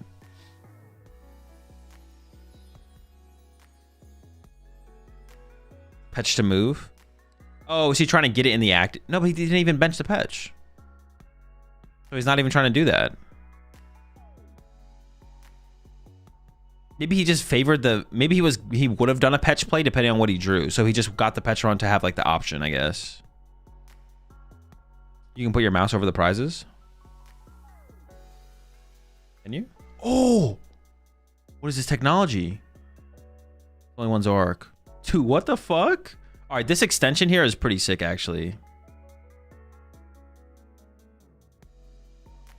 You know you can do that. And get him. That's insane. What the heck? All right, yo, shout out. You know what? Shout out Pokemon for that extension. The extension, that's actually pretty sick. Since when? I knew this existed. See, you can do this. Like, you can mouse over the Pokemon. But this sometimes doesn't work. See, apparently all of these are Lunatone. This is a Riolu, though.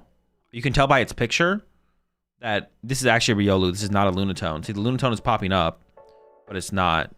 Okay, they fixed it.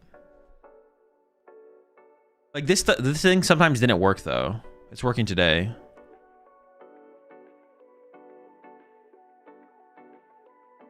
Don't be fooled. It is not a Lunatone.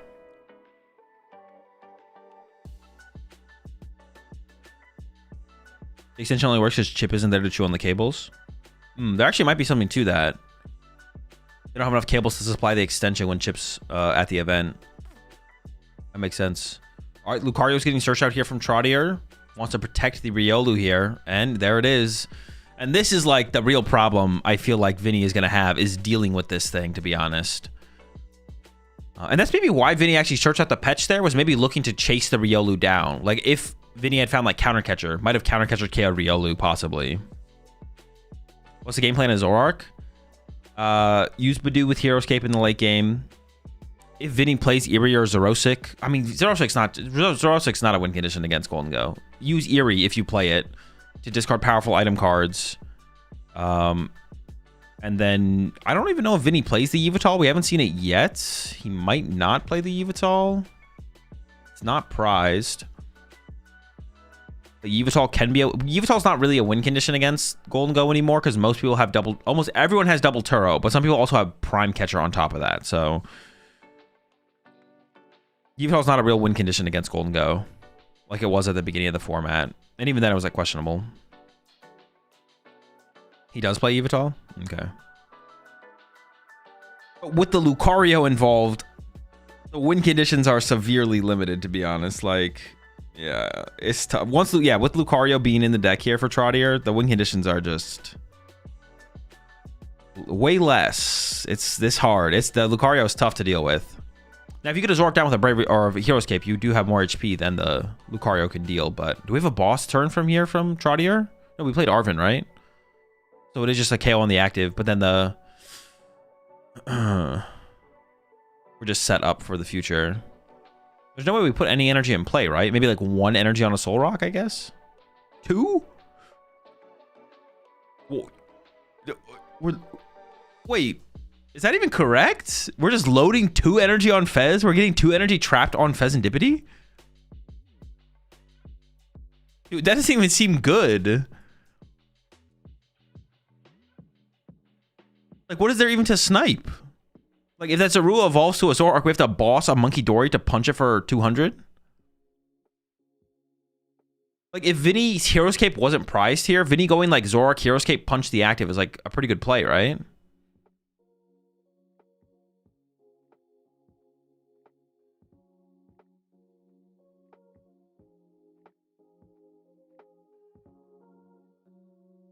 Seems like a highly fake play for sure.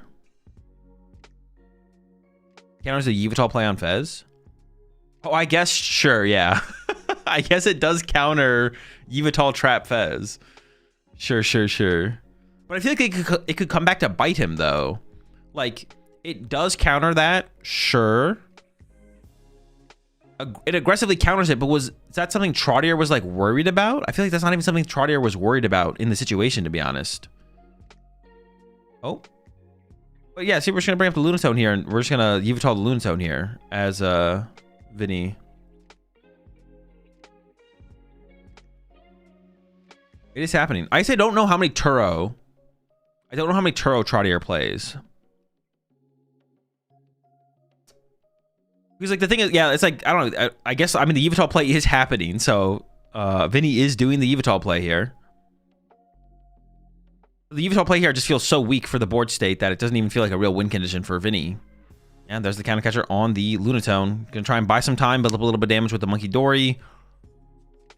This is not gonna lead. This is not a win condition for Vinny. Like you're not winning the game through this. This actually almost just gives more time to Trottier to find Golden Goes because we still don't have a Golden Go yet. I don't think Trottier's stressing about the situation yet. Golden Go number 1. Top decked. And definitely has at least one Turo left. In fact, I see the Turo in the hand here for Trottier.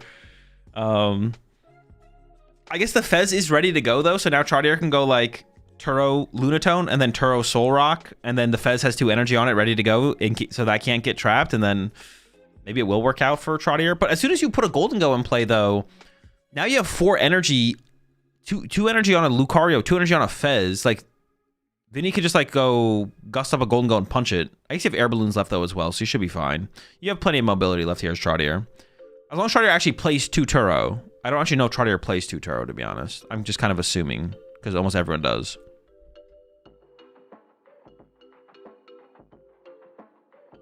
So can you remove the message at the top right corner, please? I don't know if I can. Maybe I can just refresh the... Yeah, I don't know if I can. It's like not going away. Let me see if I can remove it real fast. Hold up. I don't know if I have to like mess with a setting or... Maybe I just have to refresh my page, to be honest. Give me 1 second. Dude, why is it... It's just still there.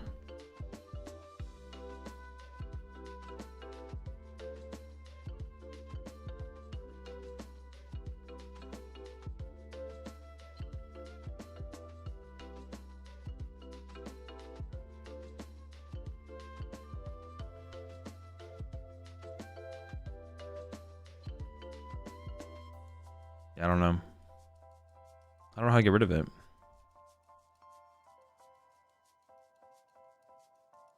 Did you specifically get permission? I was added to the co-stream list or whatever, yeah.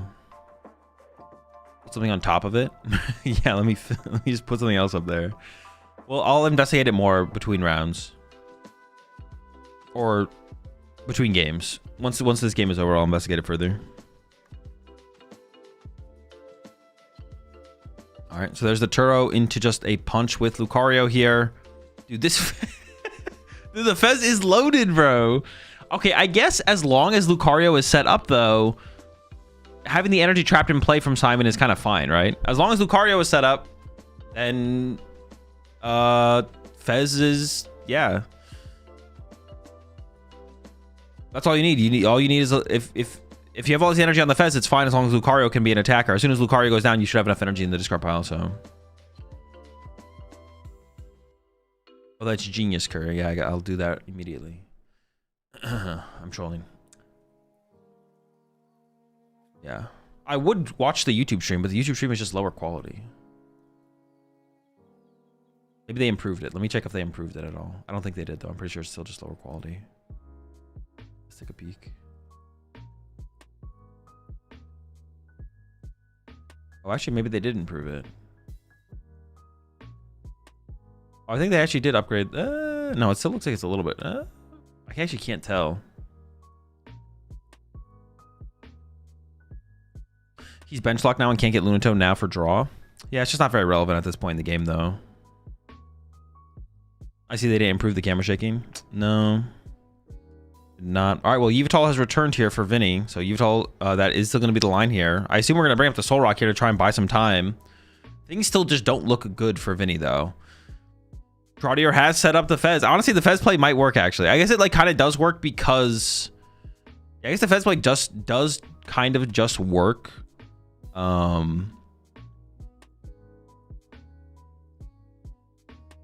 Because you have second Turo for the Soul Rock, and then everything can attack on your board, or... Yeah, then everything at that point can attack on the board, so... It should work, yeah. I'm feeling dumb because I don't see the win condition, Vinny's win condition. I mean, Vinny's at a massive disadvantage right now, so... Yeah, Vinny is definitely at a disadvantage. See the boss coming out now. Could you ever bring... You can't ever bring up the Fez, right? Because that puts up... It does too much damage too quickly. You could bring up the Golden Go with all this energy stuck in play and punch it, like I mentioned, but... It's so high... There's such a high chance that Trotter has, like, boss and stuff. Oh, is Vinny actually going to go for the Golden Go bring up? Yeah, that makes more sense. You just get knocked out by a Golden Go on the next turn if you do that. I don't know what he'd be playing towards if he was going to go with that as his line, but yeah, ends up on the Soul Rock here. And then we'll just be, once again, going back into the Yveltal, trapping the Soul Rock. Oh, is he thinking about harder treating the energy? No, okay. And then poisoned, and then clutch.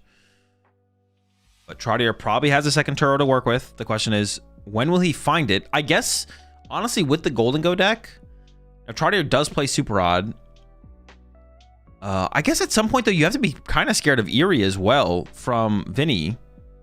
I guess things could get a little tricky here because you have to draw so many cards here as Simon to find it. If Vinny is actually playing Eerie, which I actually don't know if Vinny is playing Eerie. It's definitely not prized. But if he is playing Eerie, the Eerie would hit pretty hard here if we can find it soon. There's 2 Superior in hand. There's the Super Odd in hand. We see a Pokegear in hand here actually for Trotter. Oh, and there's the Turo. Now the board is completely safe. No possibility for anything to get stuck in the active that can't attack.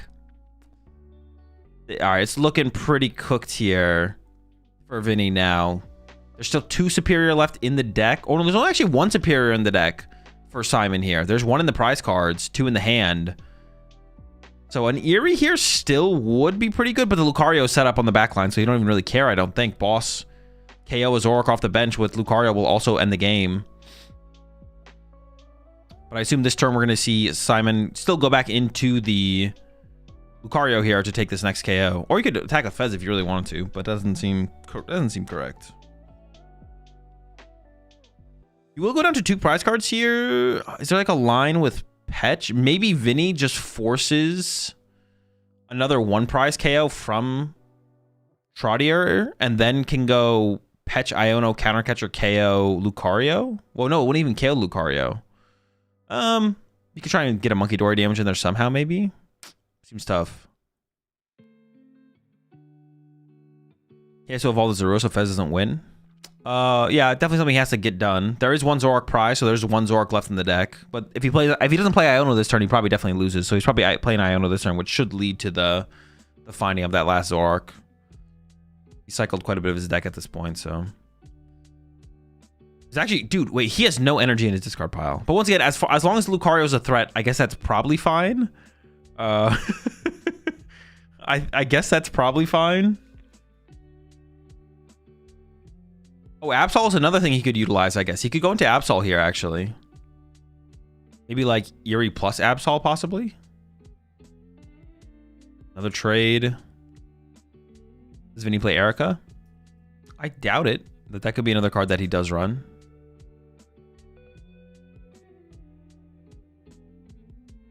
Give it a thought here.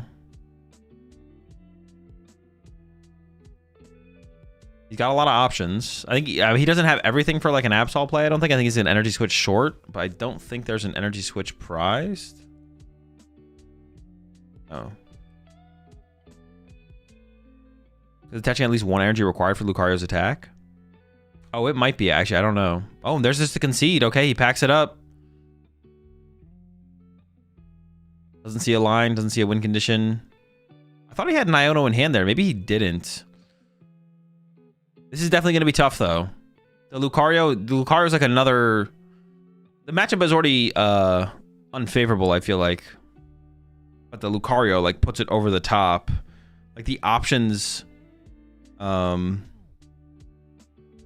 options that Vinny has are don't really give him a solid chance against a Lucario build here. If Trotter can get it online, because you could KO the Riolu or punch a Lucario before it really becomes too big of a threat. And then it is a 3 prize Pokemon. You are still drawing 3 prize cards from it, so that would be like a thing. Definitely. And I'm just checking the YouTube player quality. I think they upped the quality on the YouTube side, so I'm gonna switch over to YouTube real fast. Give me 1 second. I think they did update the quality. Give me 1 second.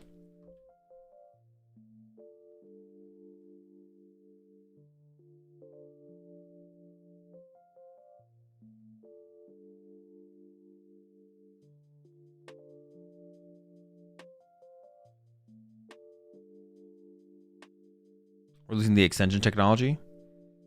That is true, but the player technology on YouTube though is like so much better for like going back and like reviewing gameplay.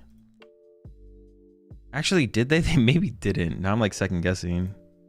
Oh, I was at a lower quality. Okay, yeah, I think they did. Okay, that is true. We lose the extension quality, the extension technology, but that's fine.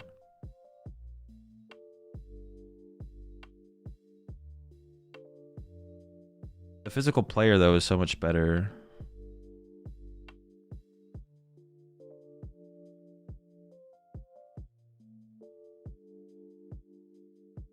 I think they did fix the quality difference. Player's better. Yeah, the player's better.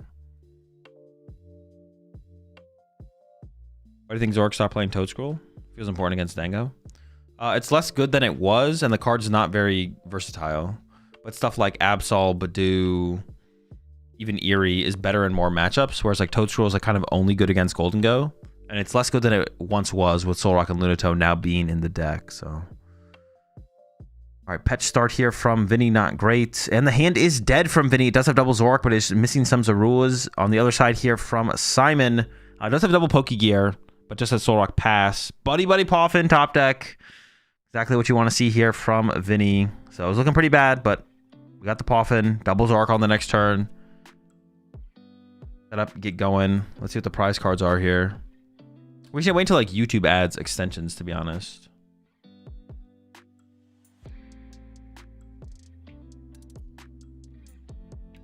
All right, can Simon find the trolley? And, ooh, the trolley, if Iron Bundle isn't prized here, Iron Bundle knockout on a Zarua, again, like we saw in game 1 from Simon, would set him up pretty well. Off the rip here. Looks like the Lucario line is in the deck. What about the Iron Bundle? Trolley. Oh, there's the Mega Lucario. I thought we already saw it. Ooh, Bundle might be prized? Are they gonna show? They haven't shown the prize cards yet, right? Are they gonna show the prize cards? Okay, there we go. No, it's not prize. Okay, so it must be, oh, there it is. Top 2 prize cards are Fighting Energy and a Lunatone.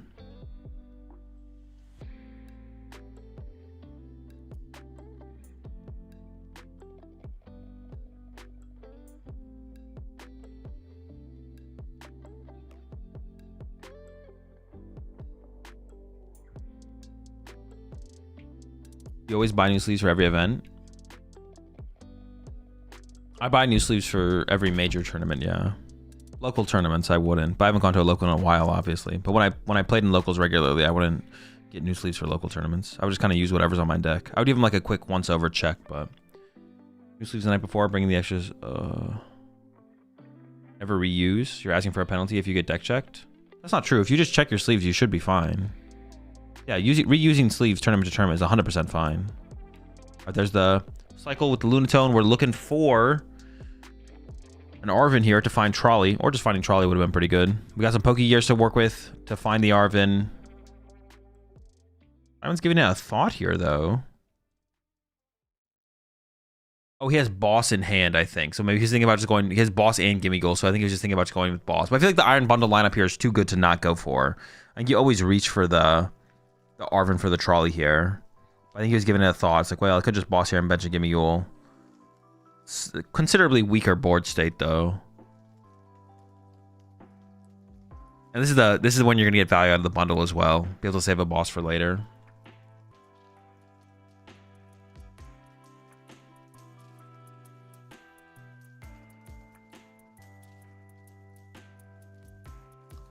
Back-to-back whiffs, so it's going to have to be a Boss knockout.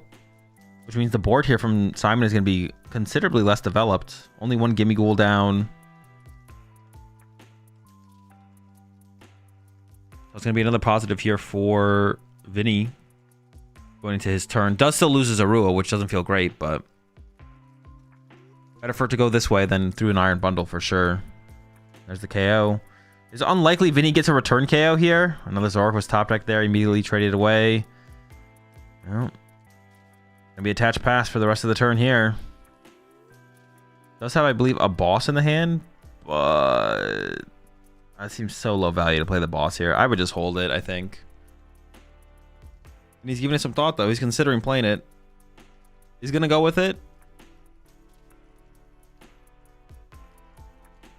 I mean, do you care if a Soul Rock punches? I mean, you could bring up Lunatone. Goes after the Gimme Ghoul. I guess going after the Gimme Ghoul now means you have a higher chance of KOing it or punching it next turn, just in case Simon is dead drawing. So I guess I don't hate it. Simon, far from dead drawing, though. Has a Golden Go in the hand, I believe, now. Just top deck to Gimme Ghoul. Fighting Energy to cycle, and an Arvin in the hand now as well. So give it some thought here. Maybe think about just committing the Arvin for the trolley off the rip. I actually don't hate that, to be honest. Trolley here, get the Riolu down. Get the Air Balloon. Could just punch the active for 70 here, and that'd be good enough. Just Air Balloon retreat, 70 punch. Yeah, appreciate the 4 months there. Magic Nick. What's up, King? How are you doing? How are you today? I'm doing pretty good. You're doing well. It's crazy to see the same players at the top because something is going on. Well, yeah. This is how you this is how people get banned eventually. Like, you just filter the cheaters to the top. And then once they've cheated enough, you ban them. Once it's 100% proof, so you don't get backlash from the community. Then you ban them and you go next.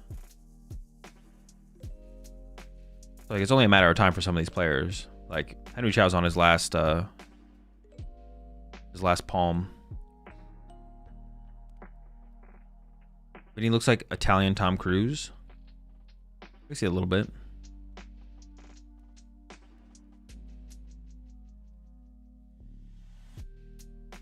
Riolu established. Like I said, we do have one Golden Go in hand here. Probably not going to get the KO on the active, but that's fine here. Wait, hold on. Maybe we do have the KO. Yikes. KO on the Petron here would be a lot. That'd be good. Very good.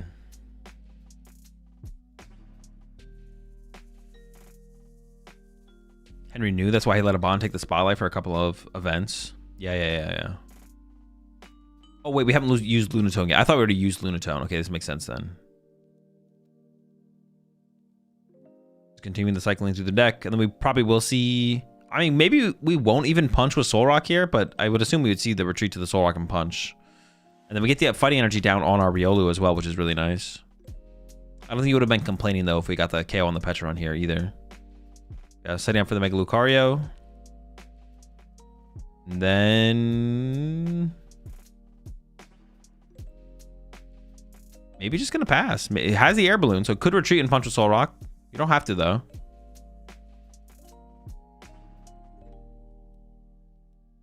Might just also be Air Balloon and pass. Maybe you just put it in play and then pass it back over anyways.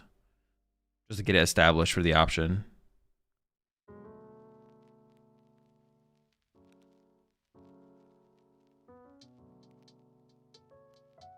Alright, this is going to be the pass. Okay. Order of Inning did top deck the Janines, which might be the supporter plate here from turn. But definitely needs to find some more Zaruas first. Oh, boy. I mean, Janine might still be the play this turn, but you can actually punch the active for 60. This isn't really set up for anything.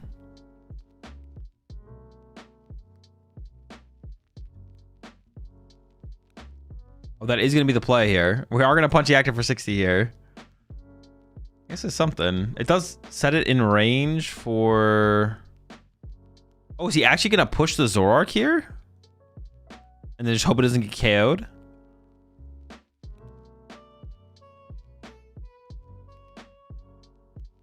It's looking pretty bad.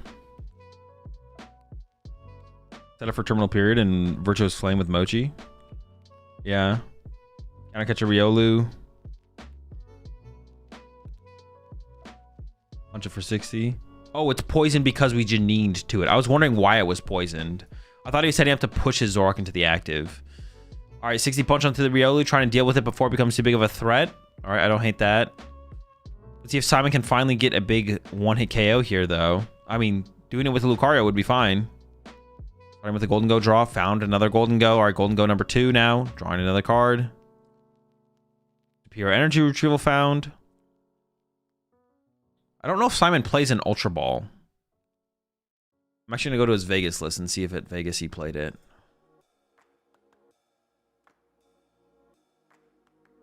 Did he play Ultra Ball?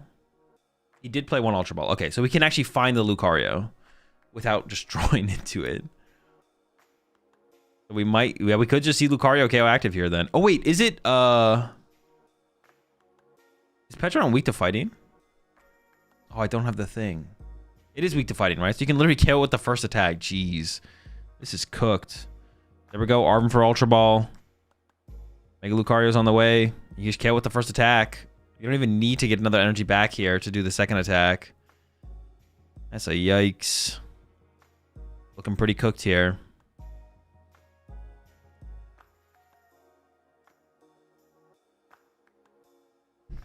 Oh boy. It can accelerate to itself, right? I actually forget. Attach up to 3 fighting energy cards from your discard pile to your bench Pokemon the way you like. Oh, it is only to bench Pokemon. Oh, okay.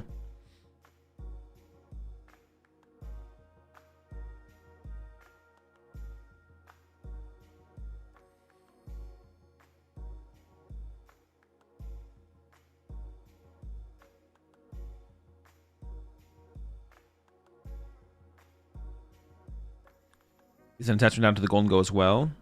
You're forced to attach at least one? No. You are forced to attach at least one, yeah. If there is any in the discard pile. Which actually isn't, well, in Japan, they're not forced to attach one.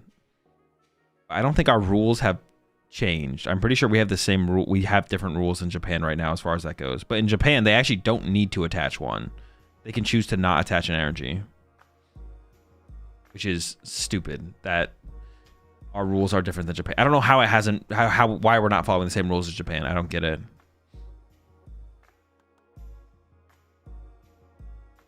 That's crazy. Yeah, it's, it seems weird that rules aren't global. Yep. It's pretty dumb.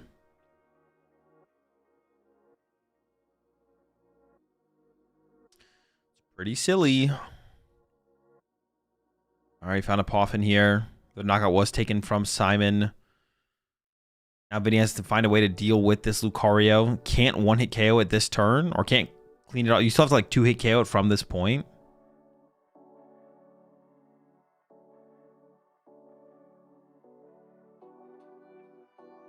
Why is the ruling different?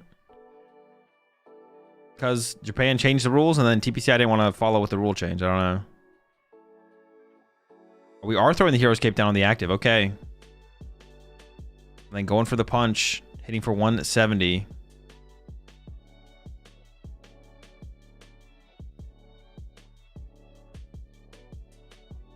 Is it not a translation issue?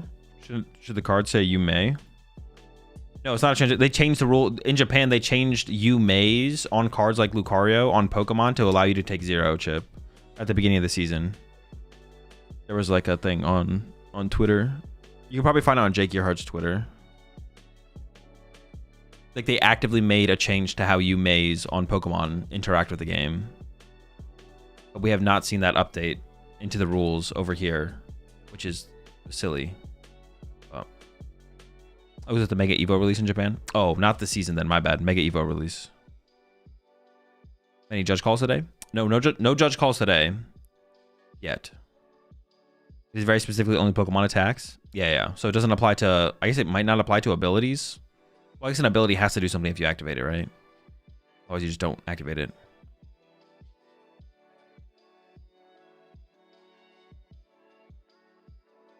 But it doesn't apply to trainer cards. The ruling of up to X in Japan includes 0 now, so even something like Super Odd you can use to put 0 cards back into the deck and just shuffle. No, trainer cards don't apply, I don't think. Trainer cards have to do something when you play them, I'm pretty sure. Or it has to have an expected outcome. Has to have the potential for an expected outcome. So you can't play Super Odd with 0 energy and 0 Pokemon in the discard pile. Up to means you have to do at least 1 in the compendium. Yeah, exactly. So Cynthia's Garchomp, you have to draw? No. You can choose to draw or not draw. When Cynthia's Garchomp says With Cynthia's Garchomp, you're not picking between 1 to 6. You're picking 0. You're picking to draw or not to draw. Cynthia's Garchomp is different. The option is to draw or to not draw.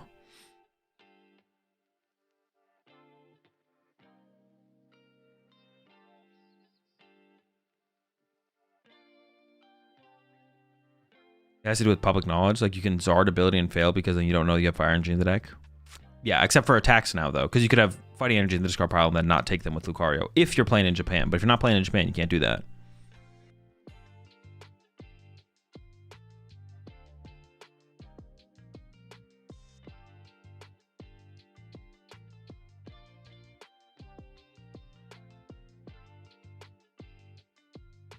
It's because the discard is public knowledge. The discard is public knowledge, yeah.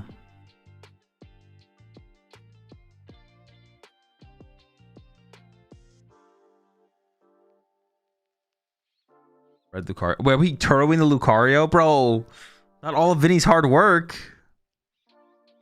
Can Simon even get the KO on the active here if we do Turo it? Maybe Simon is just going to pass. Or maybe punch a Soul Rock to soften it up a little bit. We'll see. Golden Go gets pushed. I guess you could retreat these energy off Golden Go to then get more energy in the discard pile. And then if you just have a metal... Wait, does he even have enough energy available to 1-hit KO this thing? Maybe he just doesn't. Maybe we're just going to retreat to Soul Rock and punch. We'll see.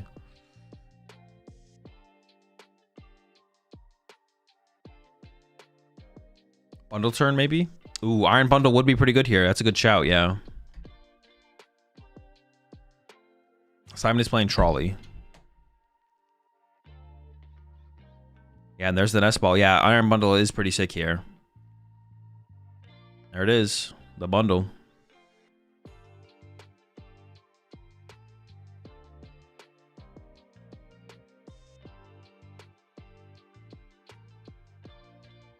Reshiram is the choice here from Vinny.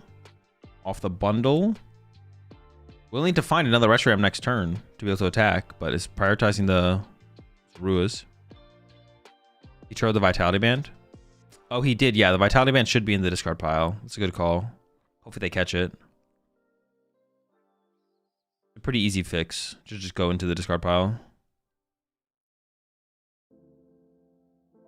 Oh no. Is this Vinny's win condition now all of a sudden? The Vitality Band's in Simon's hand. So if Vinny just plays Iono next turn... Uh-oh. And we're close to Iono next turn happening. Will Simon catch it? Wait, was the Vitality Band attached to it before he Turo'd actually? Is that even true?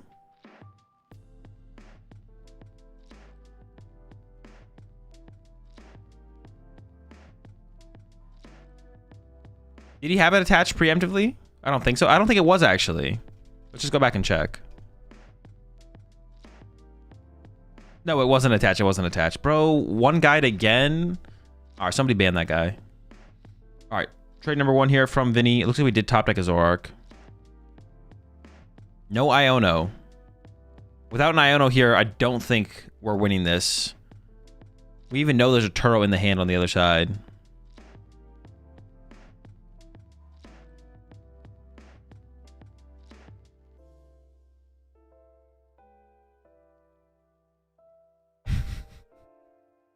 You schmuck. Oh, we're playing the Cyrano. What play is Vinny playing towards with playing the Cyrano? Are we looking for... Dude, I have no clue. What the heck are we looking for? Oh, Yveltal play maybe? It's got to be a Yveltal play, right? Yveltal for a turn and then maybe Iono next turn? Yep, there's the Yveltal. Vinny needs to run Zekrom. Zekrom would be pretty good. It's actually curious why he didn't choose to include it in his build. All right, Fez is down. Drawing 3. We need a way to get the Yveltal in the active. I don't know where the Petch is right now. Did we Super Rod at some point? Trade number 3, Buddy Poffin? Maybe not.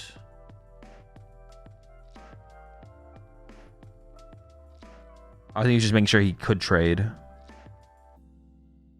You can hard retreat the active here. That might be what we do. Oh no, there's Petch. Petch is back. Okay. The Yveltal, and then I believe there's a counter catcher in hand. We can bring up the Lunatone. He loses the Prime Catcher now. Simon doesn't play Prime Catcher. He's playing Trolley. Simon does still have 2 Turos left, though. So this is not a win condition here for Vinny. Also, Simon could just wait for the Yveltal to KO the Lunatone, possibly. Does Vinny even play Eerie? We have not seen the Eerie yet from Vinny, right?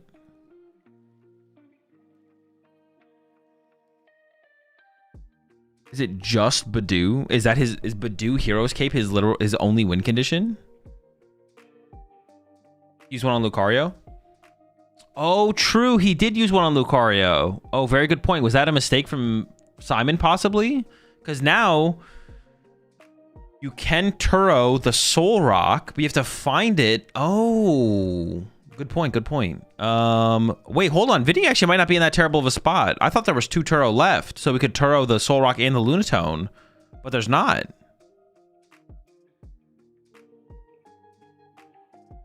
Because now, even if you Turo the Lunatone here, Vinny can then bring up the Soul Rock and trap that. Vinny has 5 minutes left. There's not a ton of time left. That is a good point. How do you take 6 prize cards as Vinny? Also a good point. We're pretty behind on the prize trade. If we had more damage in play or more prize cards drawn, maybe there was hope.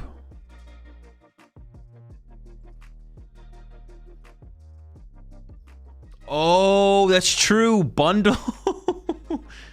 Bundle Turo is a win condition. Vinny needs to get a 1 prizer on the bench as soon as possible. Yeah, you can't Turo and boss, but you can Turo and bundle. Rock eventually gets KO'd. That is true, yeah. The only thing would be if, like, Vinny does play Eerie. Then, like, if you can Eerie him enough times before you could, before this Lunatone or Soul Rock dies, then you could be in trouble, I guess. Yeah, Vinny needs to get a Monkey Dory or something on the bench here to play around.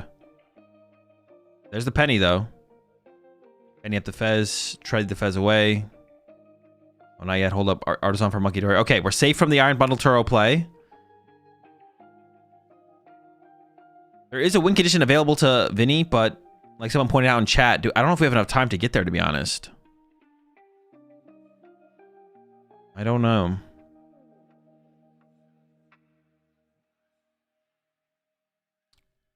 Pressure on Lucario, and then just into the... We didn't even use the 3rd trade there, but maybe he wants to stay ahead in the deck out. Super Rod has been played from Simon here, so that's the only way for Simon to recover cards to the deck. With 3 minutes left, though, I just don't... Yeah, if Vinny had more than 3 minutes, maybe there is a win condition. There might be a win condition if Vinny had more than 3 minutes, but with 3 minutes left, I don't know if there is a win condition. I mean, here from Simon, I feel like you should just be draw passing and letting your Lunatone get KO'd by Yveltal, or effectively let that happen. Why no attach to Lunatone? Because attacking with Lunatone, all that does is give Vinny more damage to work with for Monkey Dories. So you don't want to attack with Lunatone here. You just like wait for it to die.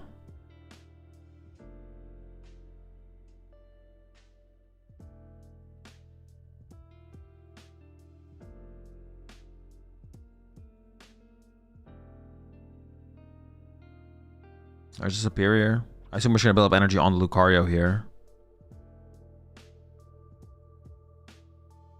Oh, wait, no, Simon is... No, but this just feels bad. Why would we ever do damage? This feels like a mistake from Simon. We should just attach to Lucario, Riolu, and pass or something like that. Punching for 50 is not what you ever want to do in this situation. Or in the matchup, whatever. Vinny does need to create a bench space for a second Monkey Dory, though, to actually, like, remove the thing as being a threat. Currently, it is a threat from Simon. The Lunatone is a threat until Vinny gets second Monkey Dory into play, so... It is possible the swinging with Lunatone here actually works out from Simon. You definitely don't want to play your Turo for sure. So holding on to your Turo, I like. Yveltal is resistant, I think. Wait, is it actually?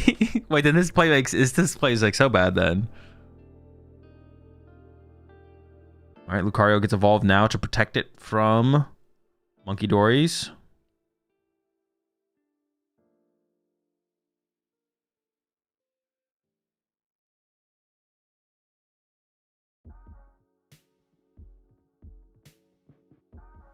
Only 1 minute left.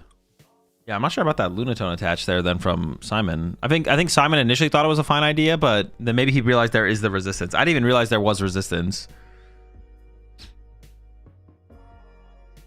Vinny can buy how many more turns through this? You can clutch the active 2 more times. And then you can clutch the Solrock 5 times. And then you could, I mean, you can like put Iono, Countercatcher, Petch Punch the Lucario for the KO.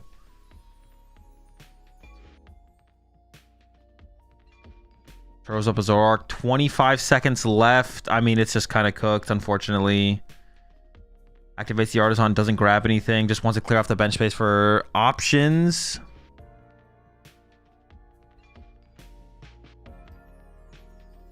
Ten seconds now, and yeah, it's over. Simon is going to win this one 1-0.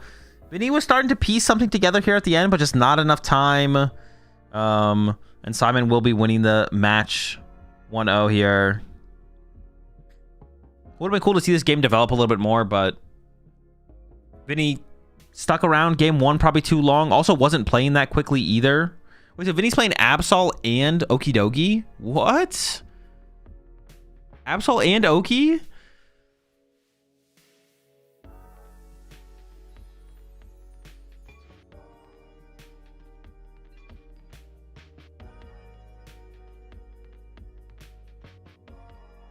I know Absol isn't like a guaranteed out to the cornerstone, but I mean, come on. Both? That's so much. That's insane. All right, let's take a look at the standings before we go to I assume an interview here with Simon. He had a lot of opportunities to maybe get to terminal period on Lucario. Well, he prized the Absol, but he was never able to get there in that. He wasn't going to be able to get there in that game. Yeah, Gabriel Fernandez 12-0 with the Charizard. Rentonison up here as well. 10-1-1. We haven't seen him on stream yet. I'm not sure what he's playing. We just saw Simon defeat Vinny in that one. So Simon will move on to 11-1-1. Actually, is this the pairings for the next round? So is that with his win? Oh, that's with his win. These are the pairings for the next round. They're ready to go. So we might actually get an interview from Simon here because the next round is already like paired and they're ready to go. So this is the second to last round of Swiss. So Gabriel's locked up for top cut. X2-1 would be 11-1. So like Brent Tonneson, Brent, Simon, Petrucci, they all need to win one more match here at least. They need to win one of the next two probably to make cut, but I'm not going to try and do the math right now. Then we got Takashi, Justin, Yoshiyuki here. They need to win one and then at least tie one, but maybe win both. We'll see what the standings look like going to the final round. But yeah, we have one person guaranteed in cut. Gabriel's the only person guaranteed in cut at this point, though. Why'd the stream freeze? Did the stream... No, it should be... It looks like it's back. Nope. Maybe... Hold up. The YouTube stream died. Let's see if the Twitch stream died. 4 months.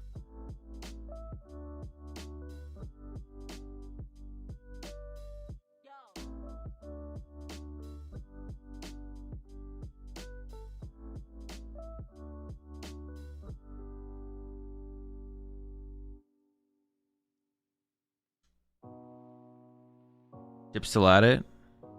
It looks like it's fine on Twitch. Yeah, it's fine on Twitch. Oh no, it's back on YouTube now too. All right, we're chilling. We're chilling. Looks like they lost some frames though.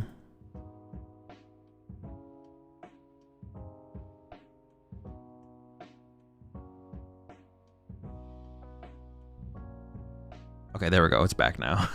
They definitely did lose some frames there for a second.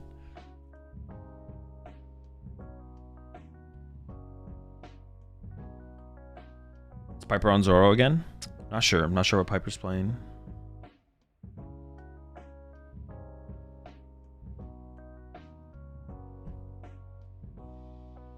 This is Justin Templar's first year as a master, yeah. He was close to cut in Vegas, I think. He's close here again as well. He's almost there.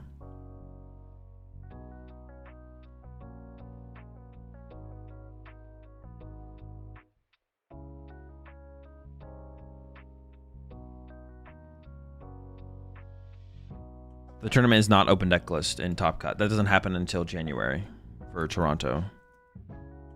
Don't ICs do the final matches on Sunday? They do, yes. We will not see the... We'll see everything up to the finals today. Is that the same Justin from Worlds? No. That's Justin Newdorf.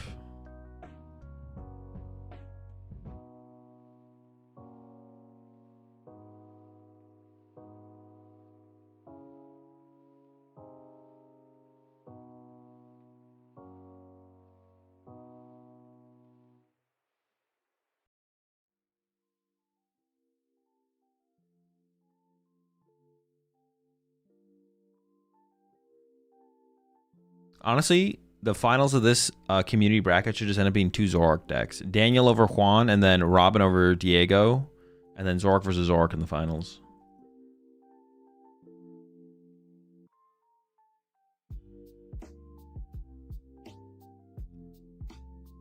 What deck did Juan play? Was it Decidueye? Or is it... Actually, I don't know. No, I have no clue what Juan played, to be honest. Maybe it might have been Deciplume. Based on what you've seen so far, who are you predicting to win? Gabriel. Is Reshizard for Robin, not Zoroark? Oh, it's not Worlds decks. That's right. It's IC decks. It's the IC winning decks. I thought it was like Worlds winning decks for some reason. For some reason, I put Robin on Zoro Garb. Robin's is Reshizard versus... Alright, then Buzzrock should get the dub. Buzzrock for the dub. Broken deck. Yeah, my bad. When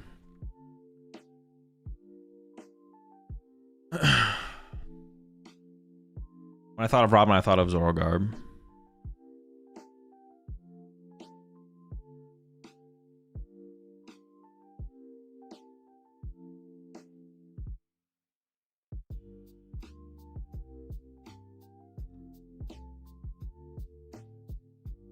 Is Zoro Control beating Buzzrock? Well, they're not talking about like if they physically played against each other. If these two decks played against each other, I'm pretty sure Robin wins. Well...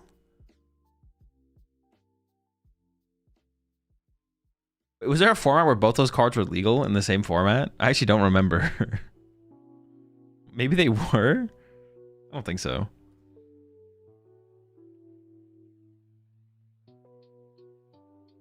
I think Robin's deck would win, obviously. Wait, is that what the question they're asking though? Are they asking if the decks played against each other, who would win? I could see Buzzrock being able to beat the Reshizard deck though, honestly, because it hits really hard. You'd actually use Buzzwool's GX attack probably. I think so. Oh, I thought they were just like pitting them against each other in terms of like what the decks are, what they do, and then which one they like more. Definitely not because Zoro Control beat Lugia. I mean, people in chat, when we saw them bring that one up, people were like, Double Enhanced Hammer, Guru them back, Faba. I was like, all right, sure, maybe. But I'm pretty sure Lucario just stomps. Or Lugia stomps, because Lugia literally one-hit KOs a Zoroark with its attack.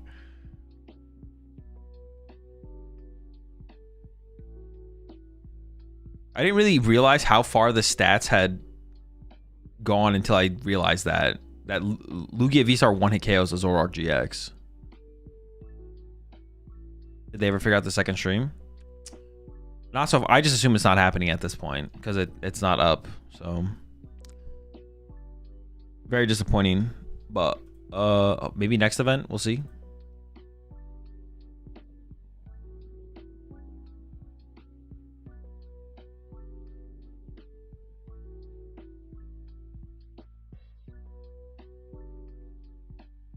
I'll check again though. Nope. No TCG feature. Just VGC features. L.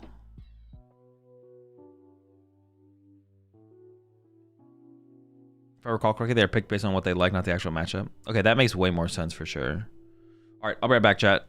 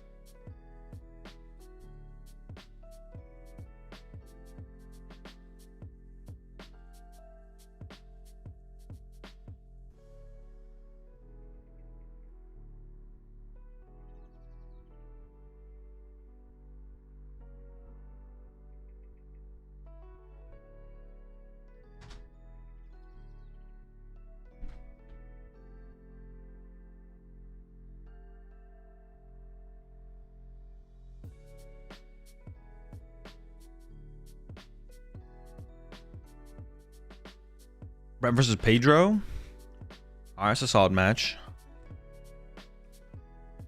Bro get changed. I just put a hoodie on.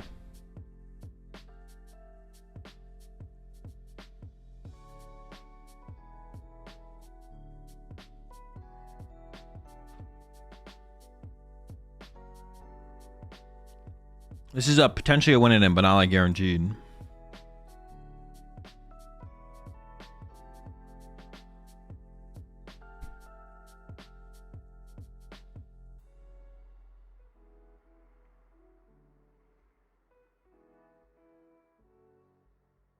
Hazel, what up, man?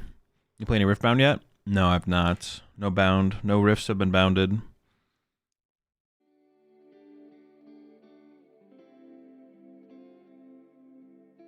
Are they not streaming Honey versus Piper? No.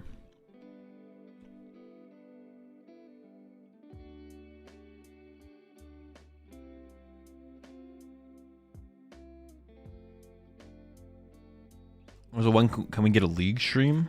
I mean, probably never, but who knows?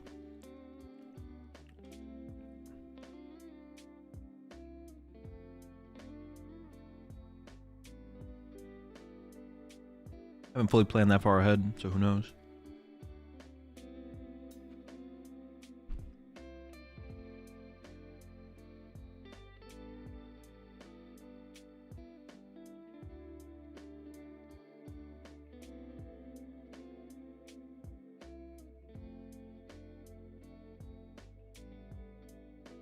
All right, we do have Mega Absol versus... Yo, Brent has finally put Polt down, bro. Thank goodness, man.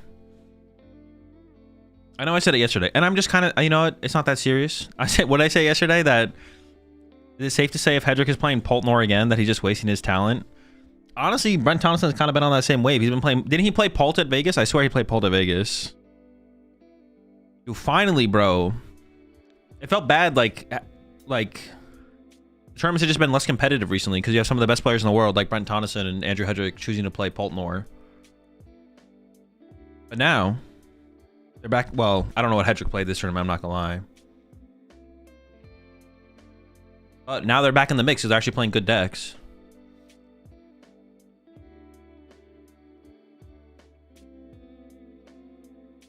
All right, Yveltal start here from Brent. The Clefairy start here on Pedro's side. I do see a Ralts in the hand.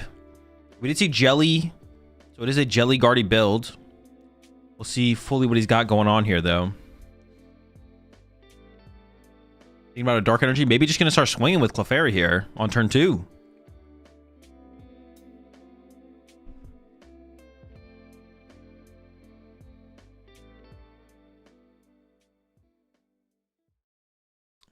I hate... Dude, just in the hand? Again? Everything. All right, Trolley here. Raw in the hand here for Brent. Didn't have to Arven for it. And we should see an Absol start to get set up here. See what he commits to as far as the other Pokemon off the Trolley. There is the threat of the Clefairy. So if you put like Mega Kangaskhan on the active, it could get early punched. If you leave Yveltal on the active, you'll lose the energy. So that's like a consideration here for Brent for sure.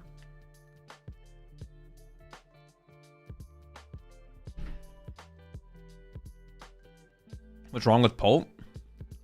I was just mid.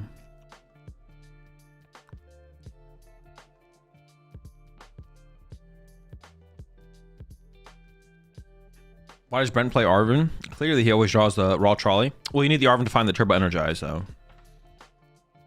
That's the one thing that we struggle to find is the Turbo Energize. But the Trolley, that's no problem.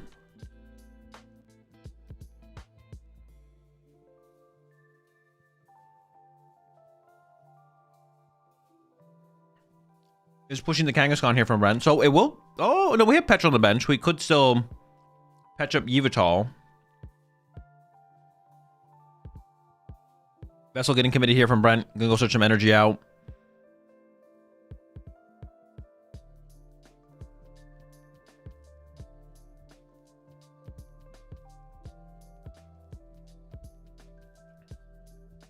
Commits to 2 Dark Energy.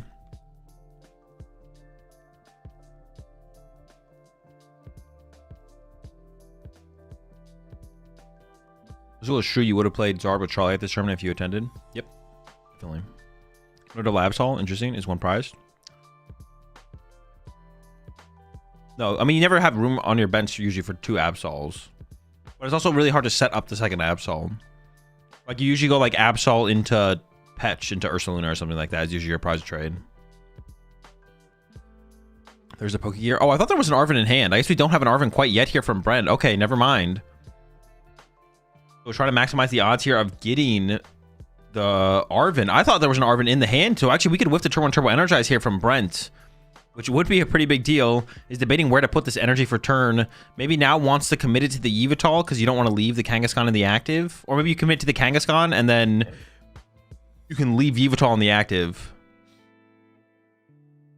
Looks like it was even considering leaving it on the Absol there, or attaching to just the Absol there. It is unlikely for Brent to find the Turbo Energize here because Brent did prize one. So there's only one in the deck to actually draw into here.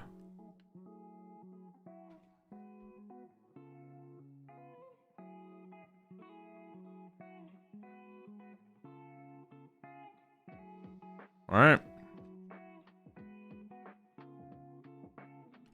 Here we go. 8 cards for Brent. Is there a Turbo Energize there? It's unlikely. I don't see it.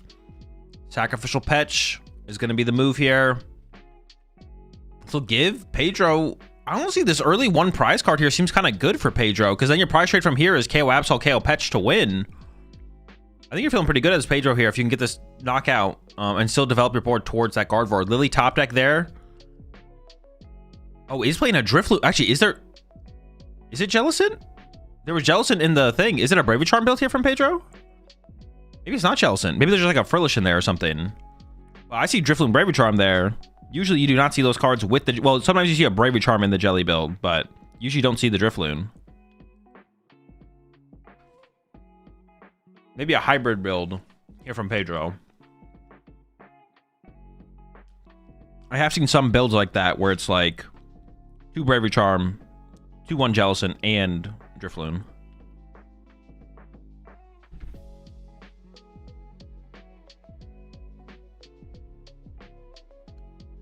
Well, he commits to Drifloon in play, though, with the Bravery Charm, so that's ready to go. Would need the energy for it, of course, which we have none of it set up yet. But should definitely find a Psychic here. Found the secret box, even. Oh, my gosh. The question at this point for Pedro is, what kind of turn do you want to have? All the options are available, probably. Of course, you start with the Vessel to discard a Psychic to get to Psychic. And we probably will just see a Clefairy KO active, but Pedro maybe could get like Candy Guardian and start to Screamtail snipe the bench already or something like that if he wanted to, but probably don't even need to go that far.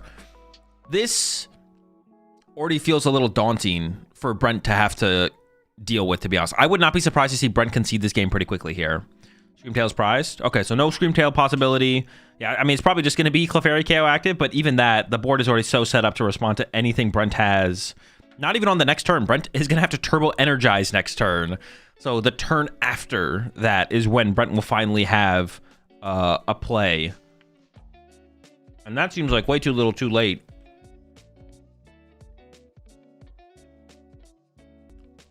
I would not be surprised to see Brent actually...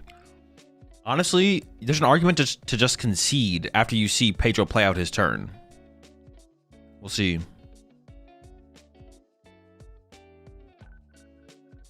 That's ball gets played now. Brent is at least a turn behind. Brent is 2 turn behinds here. Brent is at 2 turns behind here at this point. Like as Absol, you want to be the deck drawing the first prize card. For sure.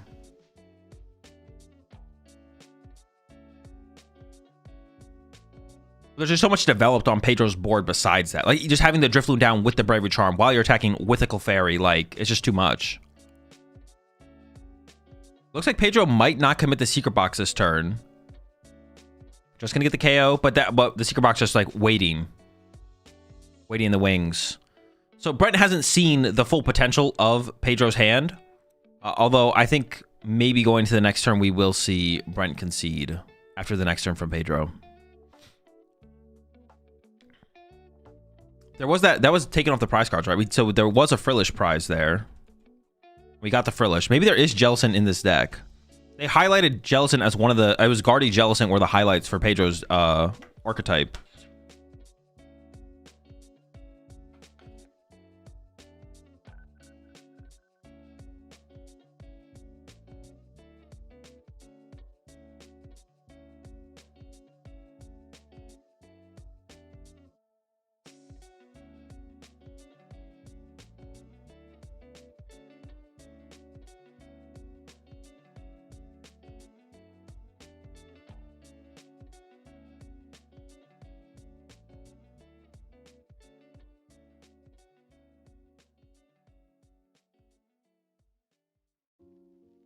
Is that Energy Switch and Turbo Energize searched out there from Brent?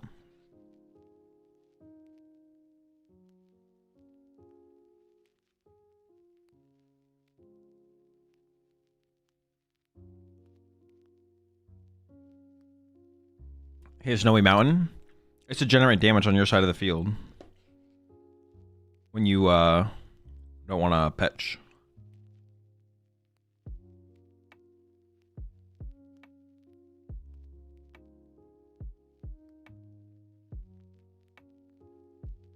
Maybe there's a matchup specifically that's also good against, but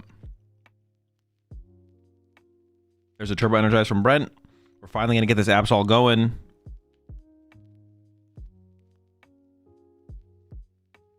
But we might see it get KO'd here from Pedro. Pedro could also just like punch the active with Clefairy, maybe? I don't know. It is interesting that Brent committed an energy onto the Monkey Dory there. That makes me wonder if Brent plays counter gain. Like, why would we not just put all the dark energy on? Oh, because we want to put a darker, or maybe because we want to put the fighting or a mist on the Absol, I guess. Sure.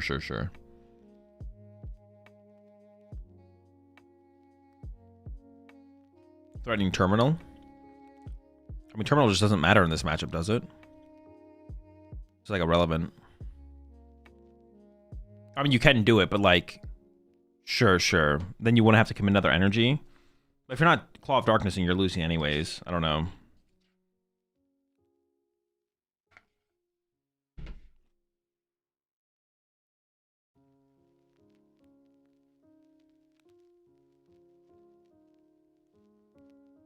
Allow him to KO Drifloon if Pedro doesn't leave damage? Wait, what do you mean? No, it shouldn't. No. If Pedro attacks with Drifloon, there will be no damage in play on Brent's side of the field.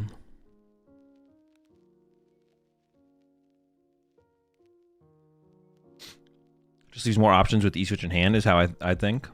I guess. It's like if you get Iono'd here as Brent and you can't find an energy, that kind of sucks, right?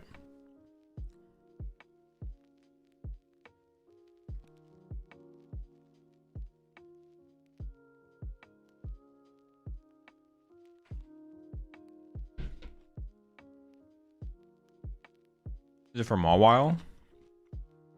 No. Oh, well. It actually is. It could be from Mawile, but you're never going to find it, are you? There's no way you find the Snowy Mountain before they set up Mawile. Because you don't want Kangaskhan and stuff in play in that matchup anyways. You just want Cornerstones. But, sure. That is a possibility.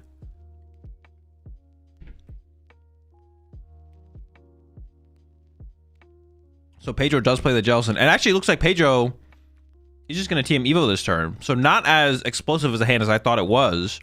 I thought that Jellicent was a Gardevoir. I thought Pedro had Candy Guardian hand.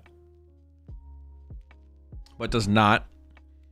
Had Secret Box, which could have been a Candy, but then had Jellicent. So it might just be a Team Evo angle here from Pedro. But I think you're still pretty comfortable with that. You got your Drifloon on the back line ready to go. You're going to get down at least a Kirlia here. Maybe two. I don't know how many Kirlia Pedro plays. That'd be a question for sure.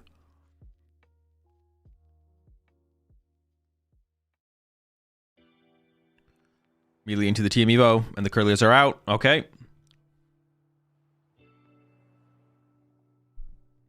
Immediately into both Kirlias. Well, in this situation for Pedro, it wouldn't be that bad, because we had both Ralts in play last turn, right? Kirlias are established. All right, we're ready to go. Brent will get an Absol attack into the Clefairy here. Get to get 2 prize cards and use Claw of Darkness to take a card away from Pedro.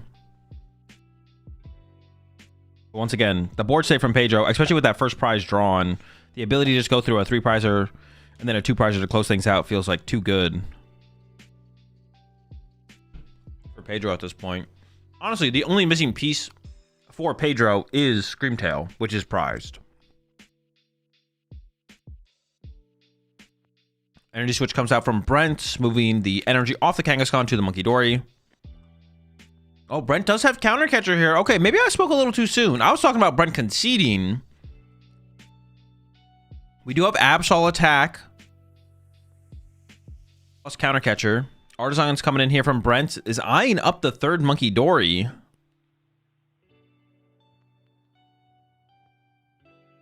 Maybe. Opts not to. Looks like Brent is playing double energy switch.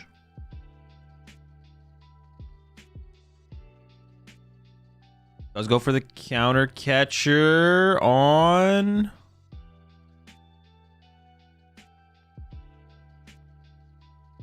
Monkey Dory, so wants to play around the Mew play, but is okay with getting 1-hit KO'd by the Drifloon? How many Psychic Energy, I guess, are in Pedro's discard pile? Maybe the Drifloon just can't get there yet. So by KOing the Monkey Dory, you play around Mew, double Monkey Dory, Mew, KO in your Absol, because you don't have the Mist yet. I guess if Brent had the Mist Energy here... Oh, wait, is he playing for the Mist Energy? Wait, but if we're playing for the Mist Energy, shouldn't we KO the Drifloon? Oh, but I guess you could double Monkey Dory plus... No, but you don't have to mention another Pokemon here as Brent. But now I'm just kind of confused. Drawed you with Kangaskhan. What am I missing? We did find the Vessel. Oh, we did find the Mist. But I feel like if we're going to go play for the Mist... I don't hate this play of playing for the Mist. But if we're going to play for the Mist, shouldn't we KO the Drifloon? Like, I like that. I like that going all in a little bit more.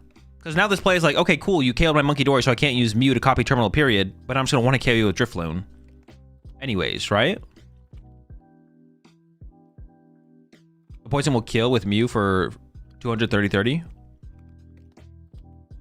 Oh, true, it would. So you'd get the Claw of Darkness here as Pedro, I guess. You might have to take away the Arven here to prevent the Arven for Vessel plus Ultra Ball, way double Psychic. Oh, I guess Ultra Ball works as well, though. That stops the discard, and that's the way to get Gardevoir here. Okay. This honestly still doesn't feel too bad for Pedro, because you can, at the very least, even if you don't get the 1-hit KO or don't get Gardevoir, you can just punch with Clefairy. And, like, that's, like, fine for Pedro here to stay on the prize map. That is fair, though. I guess, like, Poison... yeah, Poison, Monkey with Mew would KO the Absol. But maybe do you still just go all in and hope to find Bravery Charm as well? I would almost say Brent should maybe just hope to go a little bit further and should still bring up the Drifloon and hope to get Mist and Bravery Charm off the Lily, because it feels like you're in such a bad spot anyways. I don't hate, like, still, like, hoping for more. All right, there's the Fez from Pedro. Drawing 3. I did see a Psychic. I think I also saw an Ultra Ball, so I think Pedro did maybe get there, as long as there's a Vessel in the deck for the Arven to grab. He's doing the math right now. I think this Absol is cooked. Starts with Artisan. Can confirm everything is in there with this.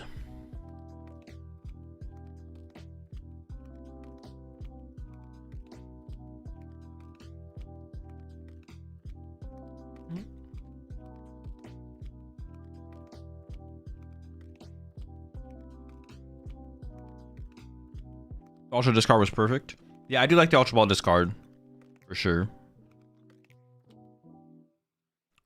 This is so free for Brent if his Absol gets Driflooned.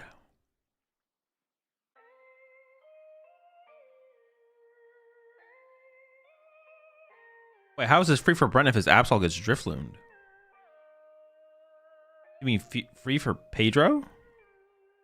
What am I missing?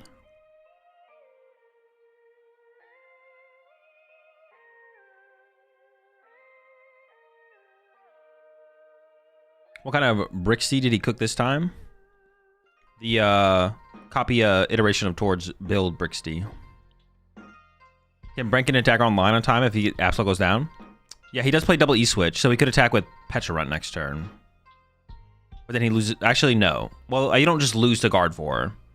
The answer is if the Absol dies this turn, he loses. He should probably just concede if it gets KO'd.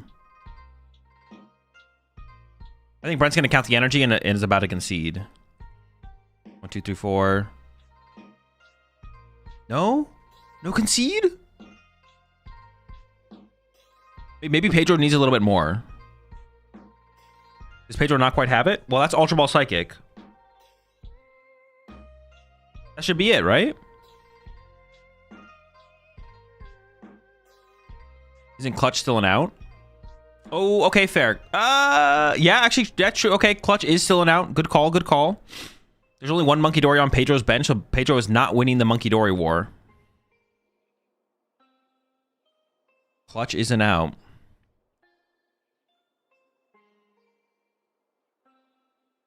Yeah, so I guess even... so it looks like Pedro has the KO now, but Clutch is a play. My guess would be that Pedro does play the Turo. Most people play the Turo because it's really important for this matchup.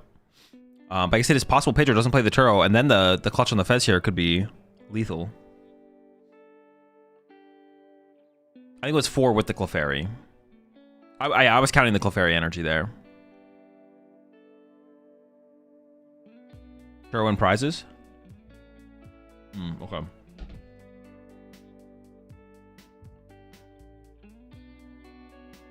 Is he going to draw it off this KO?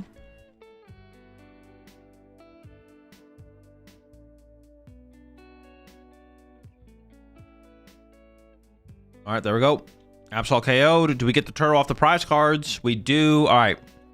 Now the game is basically over. But of course, Brent doesn't know that. Well,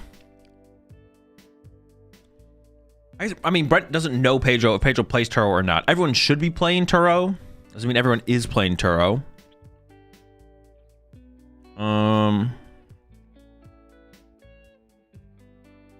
Also, as Brent here, you have to find a Night Treasure for your Yveltal as well, because we don't have a second Yveltal.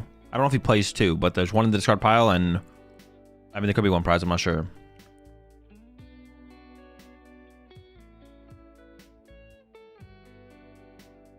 Okay, well, I think he whiffed. All right, I would concede now.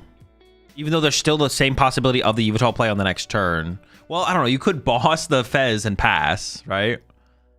Boss Fez pass. Maybe get stuck. But at what point are we just digging ourselves a hole? Boss Guardy, sure. Yeah, at what point are we just digging ourselves like a hole where it's just like we're just wasting time? Like,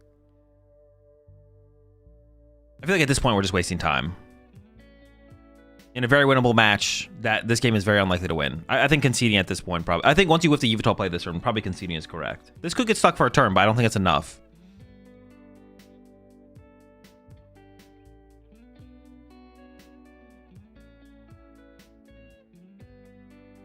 Although Pedro could misplay here and play the Turo. Don't do it. Catch pass. Although maybe you have to like draw pass until you draw the outs, to be honest.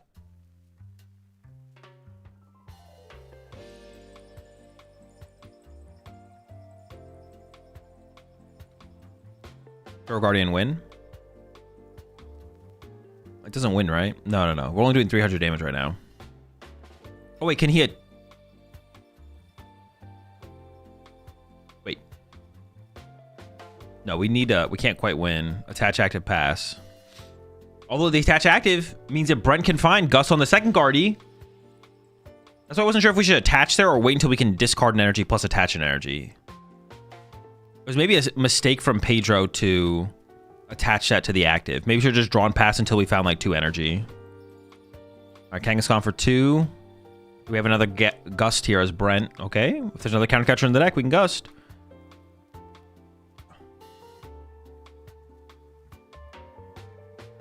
Turo Drift Screamtail wins. The Screamtail's prize still. Yep. Yeah, I don't know about that attachment from Pedro. We maybe should have waited until we could have gotten 2 energy to retreat in the same turn. Might have been a mistake to attach to the Gardevoir there. Should have maybe waited.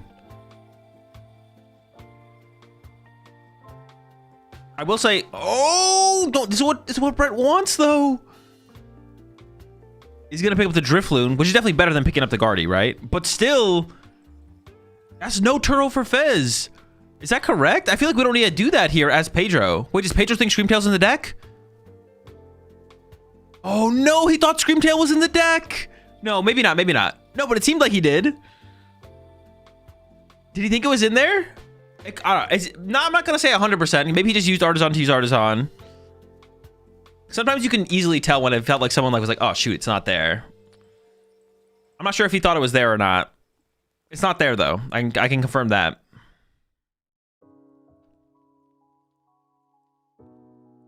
I will say I would like to see Pedro be playing a little bit faster here, to be honest. I don't like Pedro's pace of play here. Like you have a high chance of winning this game, but like the series is not over. The series is far from over. There's not like there's like 10 minutes left and it's like, well, it's going to be a 1-0 series. Like there's 26 minutes left. We might need to play 2 games. So I don't like the lack of urgency on Pedro's side. I would say even on Brent's side as well. Neither player is playing with much urgency at all. Top deck there is a Pokegear from Brent. Can Brent find Yveltal energy? Let's see. That's the boss. That's the dark energy. We are short a Yveltal from being able to trap this Pheasantipity for who knows how long. Now, Pedro does still have Super Rod and Double Night Stretcher left, so you could just like literally manually build up the card. Oh, is shaking? Yeah, Brent has a condition, so he shakes a lot. This whole tourney, that has been the theme, no urgency. Not quite. We've seen some yeah, okay. We've seen a little bit. It's not as bad as some other tournaments. Yeah, it's not as bad as some other tournaments, for sure. The tournament, yeah. This isn't the worst lack of urgency we've seen in a tournament before. I'd say this is average lack of urgency, to be honest. Okay. Into the Arven here. It's a Brave Charm.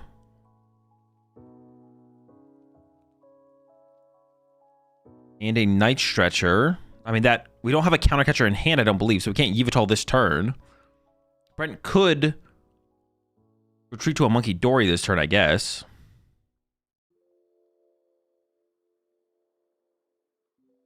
Day 29 of asking Azul his Chipotle order. You've definitely not asked me this 29 times.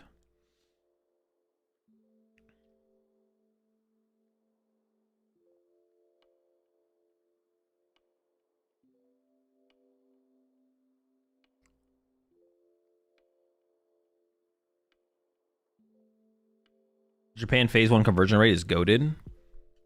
Wait, was it actually 90%? Wait, how many Japanese players are here? 11 Japanese players? Oh, but there's only 11 players. Out of 11? Okay, it's not that crazy then.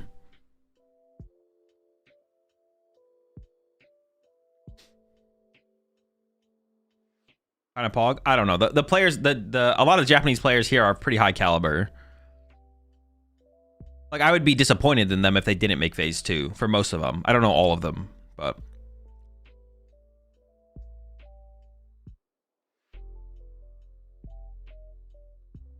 all right.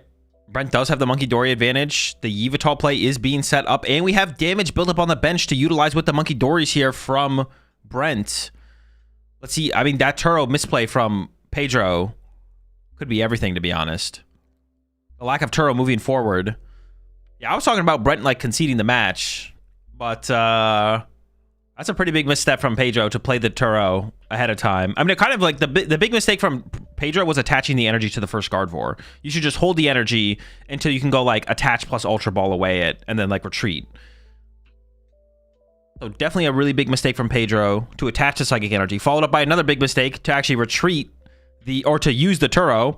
We do see an Iono coming out here from Pedro, though, so Brent will need to find a Gust Effect to get the Yveltal into the active, or to get the Pheasantipity into the active. And also from Pedro here, we maybe should just see Pedro start to build up the Pheasantipity, like attach return to Fez if possible, and to threaten the attack with Pheasantipity. Pedro is going to take a knockout here with the energy on the Clefairy. We'll put the Monkey Dory some damage back over to the other side. But there's so much damage for Brent to work with here. He's going to load up another Psychic. Oh no, are we looking to attach to Fez? Okay. Pedro is beginning the attachments to the Fezandipity. This is important. Moves 30 off the Monkey Dory to the Yveltal. It doesn't really matter where Pedro puts this. It's not going to stick.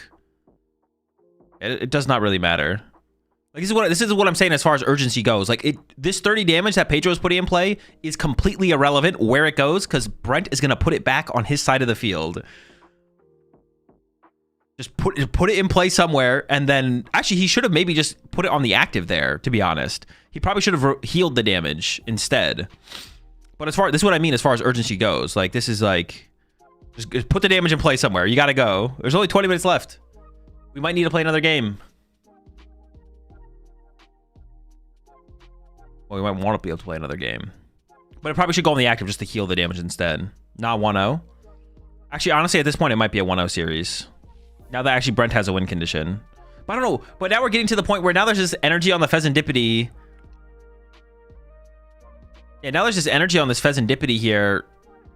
I mean, Brent's going to try and find a Gust effect. And there it is, boss on Fez. But the Fez is 2 energy away from being able to attack. Also, Brent didn't put the Bravery Charm on the Yveltal. There's no Bravery Charm on Brent's Yveltal. So it does just get one-hit KO'd by a Fez. Or effectively one-hit KO'd because of the poison damage.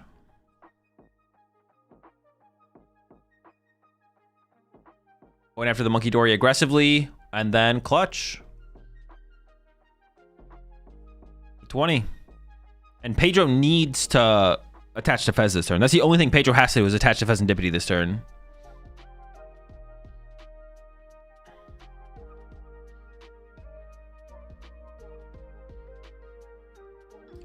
I really think Pokemon should become best of 1. Look how these dudes play, man. Fuck this. What do you mean? It's fine for some... It's better to play in a best 2 out of 3 format and then some matchups be best of 1. That's fine. Some games or some matchups be best of 1. Like, we get to play both. Like, that is so much more valuable. We get to play best 2 out of 3 when it matters.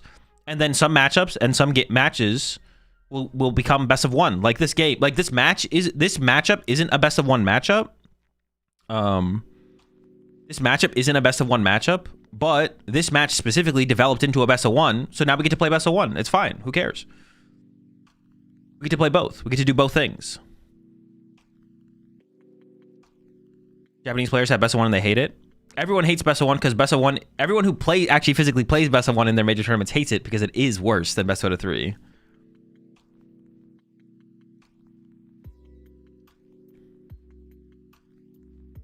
All right. Vessel coming out. Okay, got it. I was just talking like you said, lack of urgency. Yeah, we can still be annoyed that the players aren't playing faster. But the way this game has developed, to be fair to both players, I was calling out a lack of urgency from both players. But to be fair, the way this has developed, the way this game has developed, it is looking to become a best of 1. Potentially. All right, and Brent has 5 prize cards left. Is Brent just going to go KO Monkey Dory, Ursaluna KO active here and Iono? That might just be Brent's play here. And then hope that Pedro whiffs. Hope that Screamtail is still prized, I guess. Maybe we can replace the stadium. Yeah, I mean, Brent has developed this board into an actual winning position. Or winnable position, I should say. We maybe clutch for like 1 more turn here.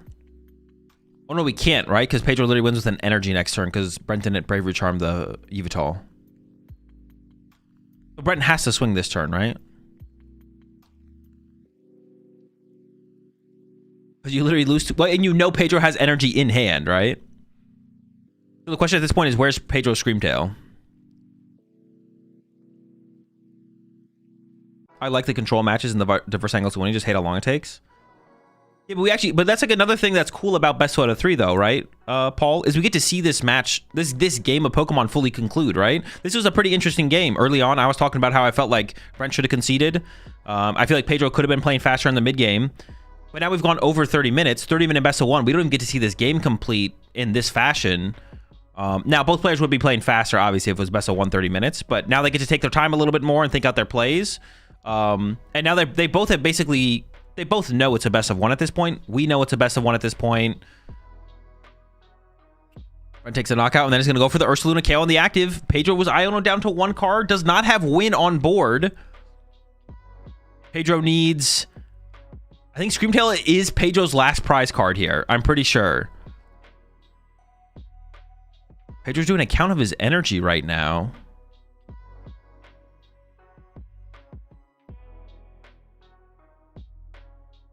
There's 2 prize cards left for Brent, so Pedro could always just leave a 1 prizer on the active for turn, I guess, right?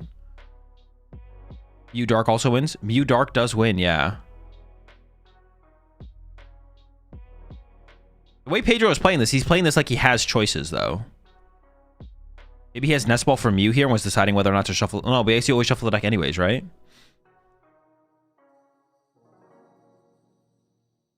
I think Brent had Counter Catcher in hand. Did he? Artisan for Mew, no. No, you can't Artisan. Mew, it's only non-rule box for Artisan. Artisan's non-rule box. EXs and so on are rule box. All right, Lily for 6. Mew plus Dark Energy is a win here. I see a Bravery Charm. Pedro's not immediately playing stuff, though. Oh, is that a Drifloon? Oh, do we have Night... Dude, do we get Night Stretcher... We got Night Stretcher Lily? What? He drew Night Stretcher Lily off the Iono to 1? All right, Pedro gets game 1.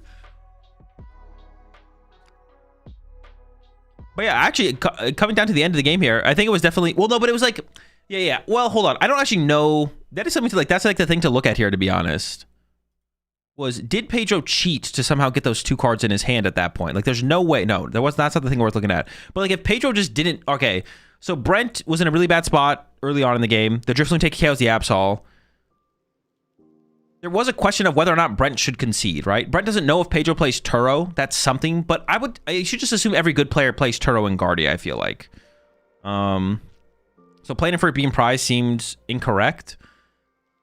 But if at this point from Pedro, if we just assume Pedro doesn't misplay by attaching to Gardevoir and then playing Turo on Gardevoir, Brent should probably concede, right?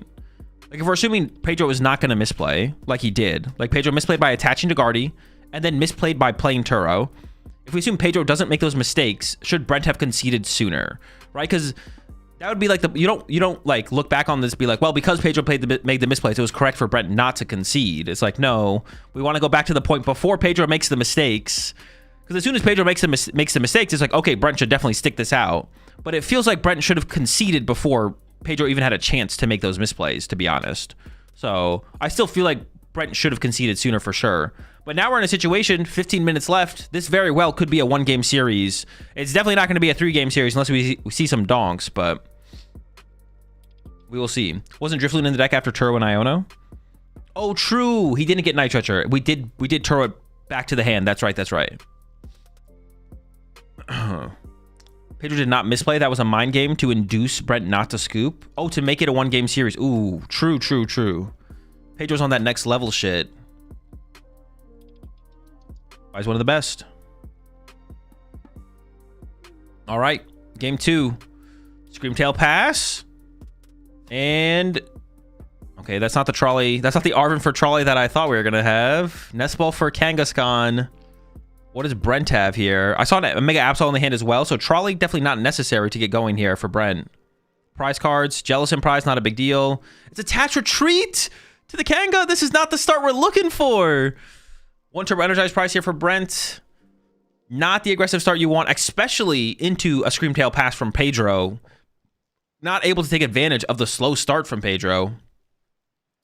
We do see the Arvid in the hand there at least. I think I see some other supporters as well. It's so hard to tell with the full arts, but I think Pedro has options here.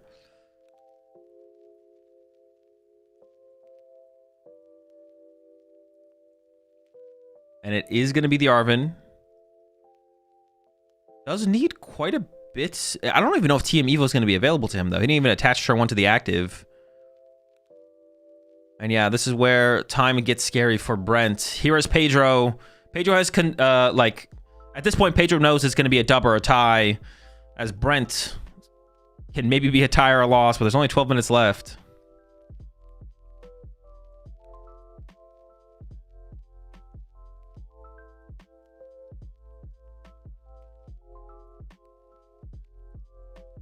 Has found Secret Box. Is there a way to line this up? I guess you could get Artisan plus Vessel, right? Off the Secret Box to be able to team Evo into a Curlia. Brent can still top 8, right? If X21 makes cut, Brent can lose here and then win the next one to make top cut, yes. But I don't know for sure. I don't know for sure. Anyone have the RK9 link? Just put command standings in the chat, JCar. The info's on that page.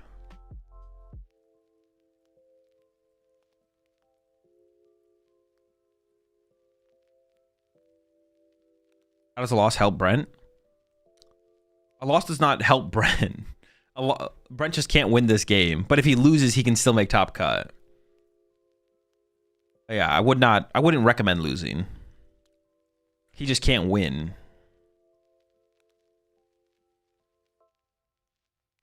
All right, there's the Artisan for the Ralts. I can't tell what we got rid of off that Secret Box. Honestly, we should maybe give Pedro a game loss for playing too much bling and not being able to read the board. There's the Vessel, so the Team Evo will get used here.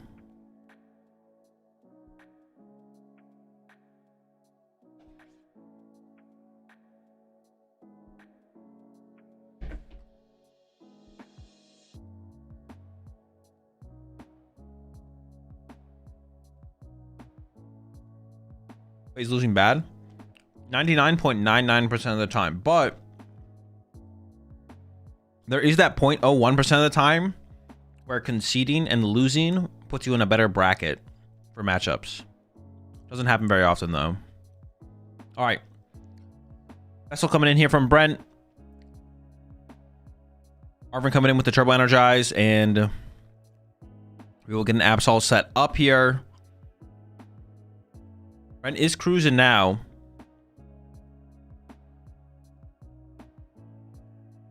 Thinking about which energy to attach for turn. Does commit the fighting, and then Turbo Energize 2 Dark Energy to the Absol. Pedro, though, can get the first hit here. And theoretically, although very unlikely, could go Drifloon 1-hit KO the active as well. Possibly. Although that would be kind of crazy.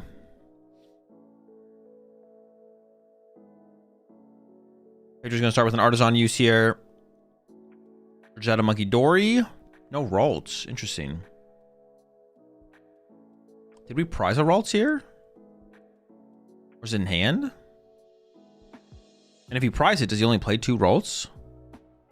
Dude, people be on that 2 Ralt shit. Drifloon recovered off the Night Stretcher.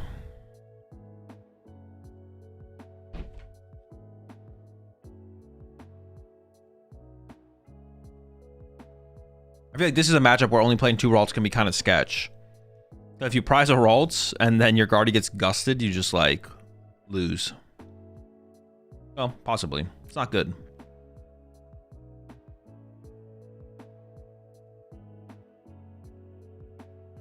All right. 8 cards for Pedro. I don't even know what we're looking for, to be honest. I guess, I don't know. It doesn't even feel that good to attack this turn. I mean, Screamtail KO Yveltal here, I guess, is kind of chill, right? And then deal with Absol and then KO Petron to win. Pretty sure it's 3. Last game, he had 2 Curly on the bench and a Ralt in hand. Oh, did he? Oh, the reason he used the Artisan before with the Lily was because he had a Dark Energy in hand. I was like, that's why I was questioning why he used the Artisan. But he had the Dark for the Monkey, so that makes sense, I guess. All right, Vessel for 2 Psychic. I mean, if he has an Ultra Ball in hand here, we can Screamtail KO Yveltal or something like that. Is Ralts even good in Guardy? I mean, it's okay. You don't naturally draw into your Gardevoir EX just to bench them all the time, so sometimes you have to use your Curlia to find it with the attack, which means you need Ralts to evolve into Curlia. But if you just naturally draw into your Gardevoir, you're usually fine. It just doesn't happen every single game, you know?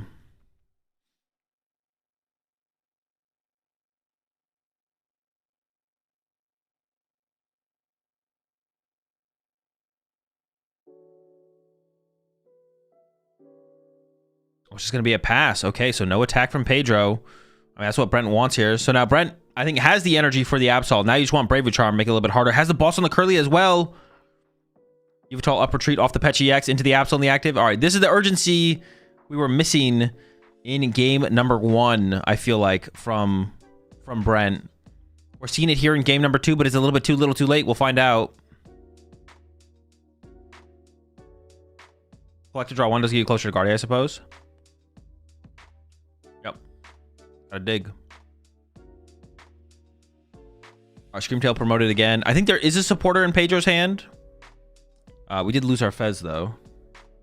Fez is pretty chill. After burning a Night Stretcher, right? We burned a Night Stretcher already to get back that Drifloon, I think.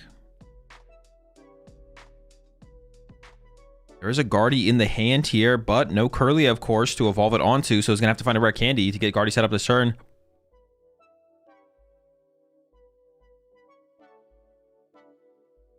Starting with a Super Rod.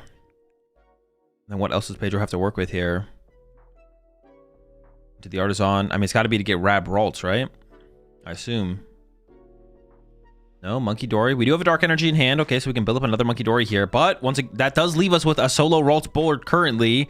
And there's no guarantee that off our draw supporter here we'll find another Ralt. So even if we get Candy Guardy here, if we don't knock out this Absol, Brent could have Boss KO Gardevoir. It's a choosing to evolve to the Curlia. Well, then I really don't like that Artisan use, right? Like, we got to get a Ralts down here, right? We did draw an Ultra Ball, but dude, that feels wrong. Is that too frillish? Dude, how does he have room for 2 Bravery Charm, 2/1 Jellicent? This guy, dude, can we get a deck check on Pedro? 2 Bravery Charm. Is that too frillish? 2/1 Jellicent. Drifloon. No shot, right? All right, Arvin here immediately from Brent. Once again, going fast. So no boss, but hey, KO in the active. Getting another Claw of Darkness off. Still feels pretty good. If we can get a Bravery Charm down on that Absol, make it a little bit more resilient. Petron getting loaded up as well now. There's the punch. I see Ultra Ball. That is too frillish. Wait, why did he bench? Why did he Ultra Ball for Fez? Wait, is there another Ultra Ball in the hand? Am I trolling?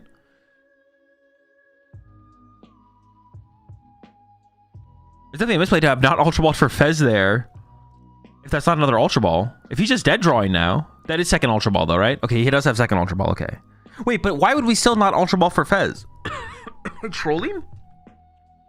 Last turn? Did we have bench space? We had bench space, right? Discarded Fez? No, but didn't we Super Rod it? I thought we Super Rod the Fez back into the deck.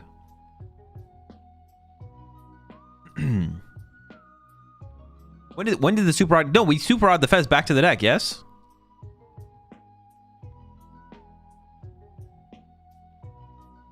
I feel like we should have Ultra Balled last turn for it then and used it.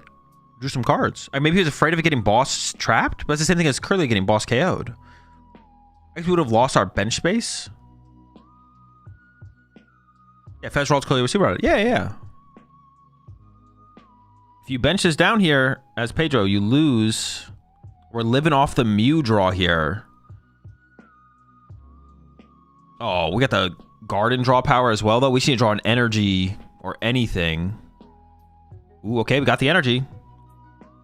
And it looks like an Ultra Ball, so Guardy is definitely available here for Pedro. I don't know if we have enough energy for the Drifloon one hit, though. Another energy. And the Guardy. Are we? I don't know if we're quite there, though. Actually, didn't Pedro misplay by pushing out Monkey Dory instead of Curlia to become Guardy to build up damage on the Guardy, then to retreat it and use the damage on the Guardy to then put on the Absol? 335, yeah? 335. Terminal period, though? Oh, the terminal period is available to Pedro. Yeah, good call, good call.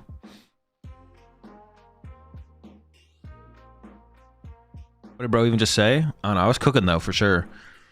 I'm not sure what I was saying, though. Yeah, there's no miss on the Absol. Good point. Terminal period coming in from Pedro. Is this where Brent can ignore the Mew, though? Is that possible to ignore the Mew? Immediately, Kangaskhan pushed up. Attached to the Pecharunt. You switch from the Kanga...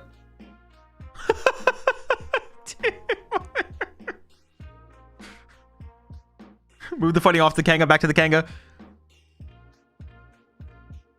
And he's just explaining what happened.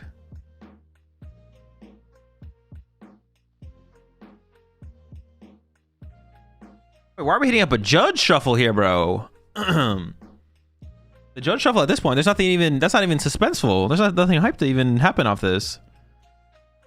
Isn't Brett just gonna go push Evital, retreat, knockout?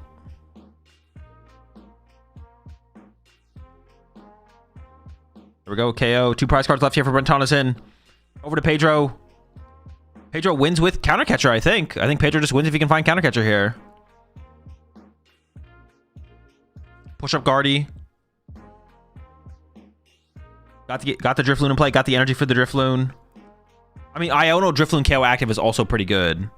But why not win, right? Ooh, we have Fez in the hand. We have energy. A lot of draw power here for Pedro.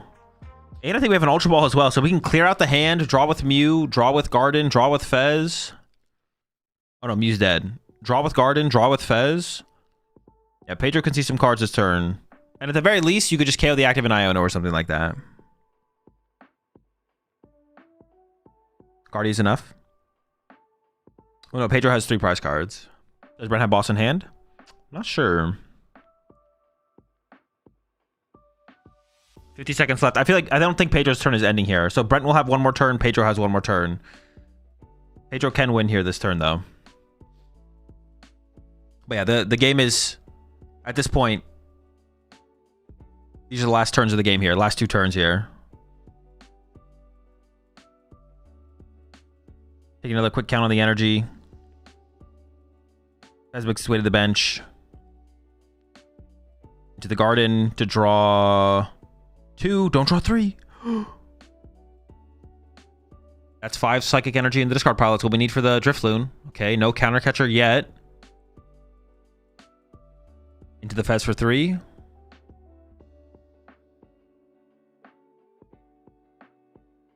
Why does Pedro have tape on his shirt? Because he has a logo on it, so they tape it. No free advertisement. Big Pikachu hates free advertisement.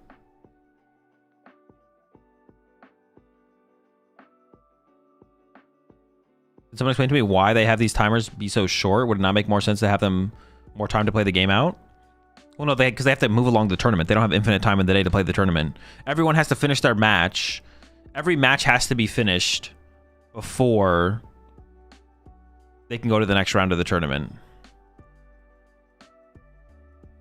So, yeah, we have to, like, all the rounds need to finish so we can get to the next round. Does he not have game? Are we short a Psychic here?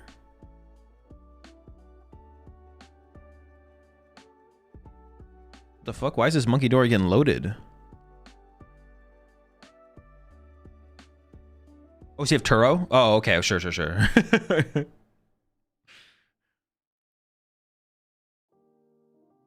Like, this Monkey Dory should not be getting this many energy. This guy is... He's not him, all right? All right. But he was just trying to help out. He's just helping out the squad there.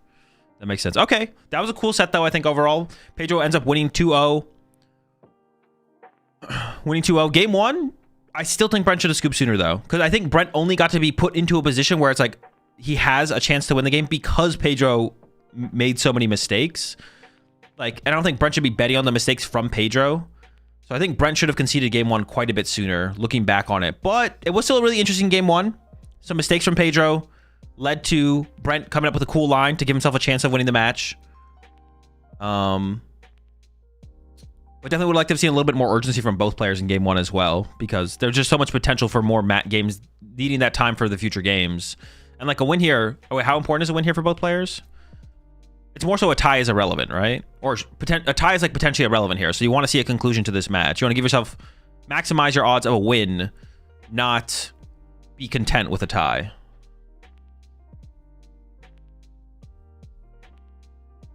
There's a little urgency counter.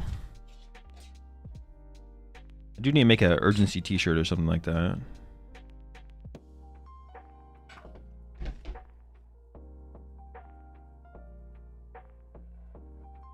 Pedro should be in top cut, yeah. We'll see. All right, we can take a look at the final round.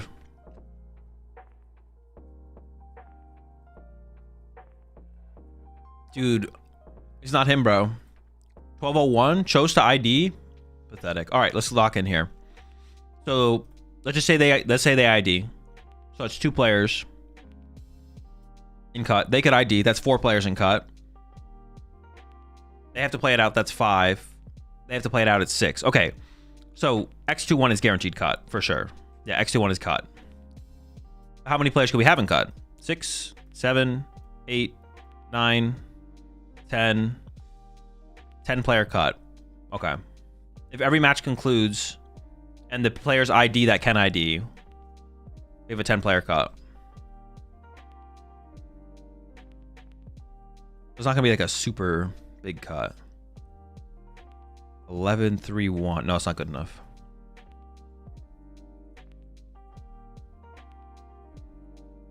But like right here, they could play it out. Justin and Yoshiyuki could play it out if they want to. If one of them has a good matchup, they actually should play it out to avoid asymmetrical.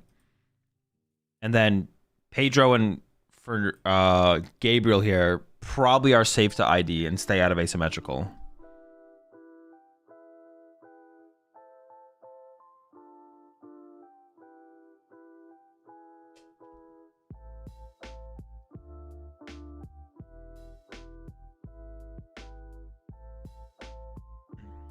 What is 904 playing? Time. Website is this? Command standings.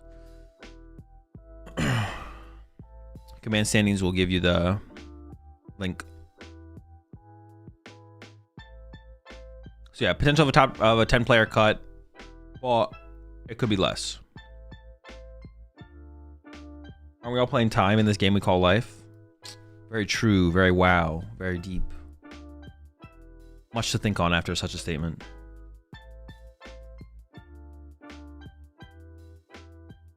Yoshiyuki is playing Mega Absol.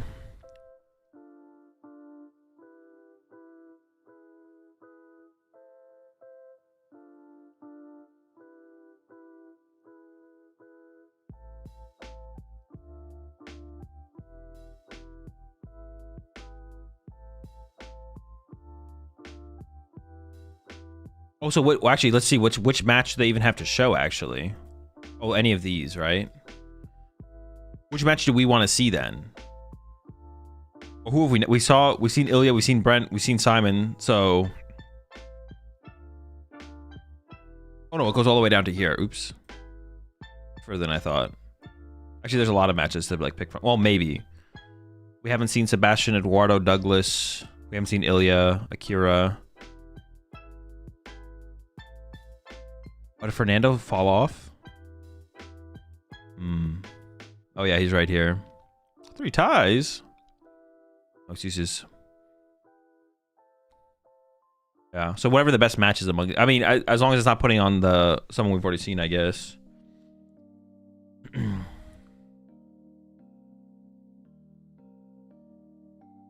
should play 8 Sims. Why does everyone just ID and get some food? Why doesn't everyone just ID and get some food? True. Just have like a party together. Have like a pizza party at the tournament.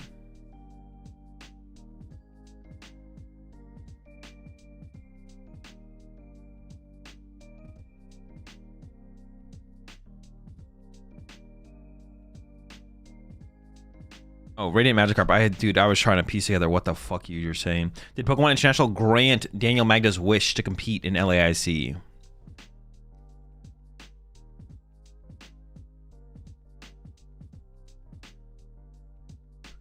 No.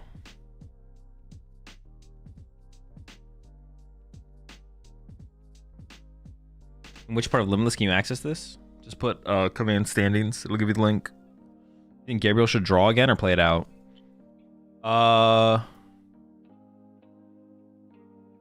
It doesn't really matter what Gabriel does, to be honest. So you probably, it just depends if he wants to play the game or not.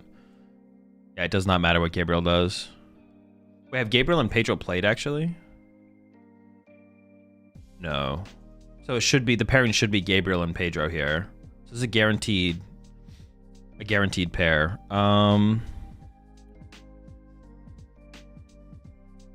What should Gabriel do here? I don't think it matters. So I think you just ID if you're Gabriel. Because you don't really know who you're gonna play against anyways. So you probably just ID. You should probably just like take the time of not stressing about a match and like go chill or something. Now that you can't go like, now that you actually can't go undefeated, then you may as well just if it was playing for the 14-0, that'd just be like a cool thing to play for, but he already has a tie, so there's really nothing like cool to play for as far as that goes. Just ID. As long as Pedro's down to ID. Pedro might want to play it out, I guess, but 13-1 not as cool. I mean, 13-01 is basically 12-02. It's the same thing.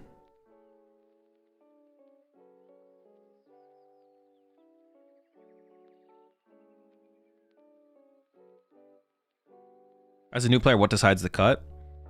Top cut in the Pokemon TCG is top 8 asymmetrical cut, which means it's top 8 asymmetrical cut up to top 16, which means everyone with the same record as 8th seed, cut extends down to everyone who has the exact same amount of points as 8th seed, up to 16 players, and they get put into a top 16 bracket from there.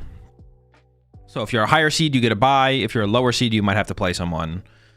It's possible 8th seed and 9th seed have different... It's possible 8th seed and 9th seed don't have the same amount of match points, which means it's just a top 8 cut from there. But if 9th seed has the same amount of match points as 8th seed, then 8 plays 9. If 10th seed has the same amount of match points as 8th seed, then 10 plays 7, so on and so forth, until it's up to 16 players. We've already had 2 tournaments this season where 17th seed had the same amount of match points as 18th seed, but that's more than 16 players, so they actually bubbled out of cut.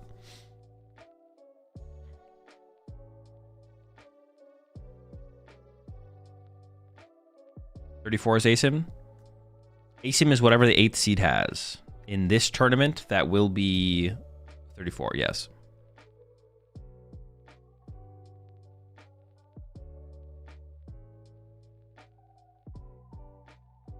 Gabriel's last game was a natural tie. Oh, was it? So he was actually playing for the 13-0 or for the 14-0? So top 8 is only guarantee, and anytime below 8 is subject to match points? Yes, exactly. Top 8 is the only guarantee. Top 8 is guaranteed, and it's possible it can extend down to 16 players, but not past that. Get rid of ASIM? No, ASIM is good. What the heck?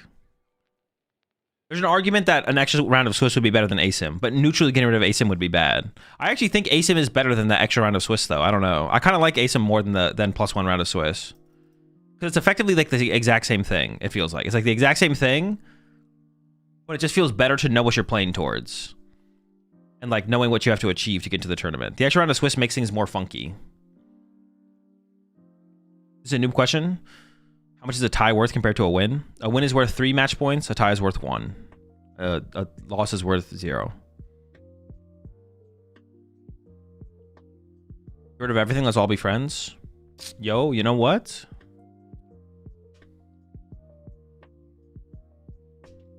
All right, I'll be right back. Last round of Swiss coming up.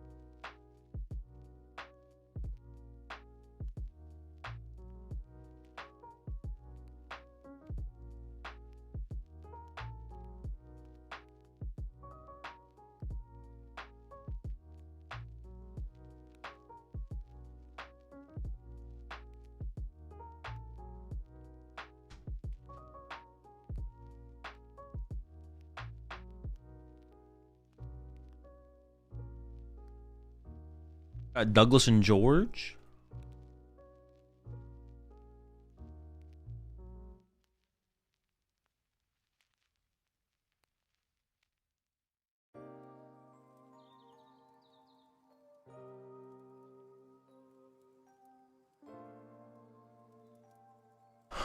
Yoshi, yeah, Gabriel, Pedro ID'd, Yoshi, Justin ID'd, and then everyone else has to play it out on the win and in.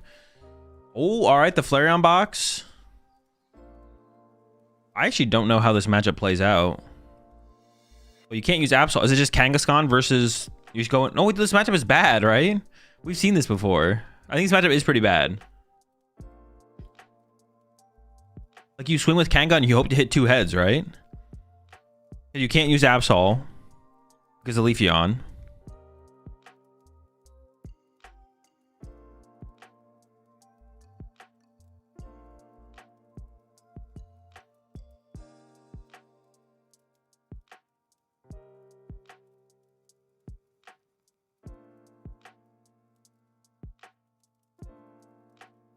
They play the Jet, I think. Why does the Jet matter?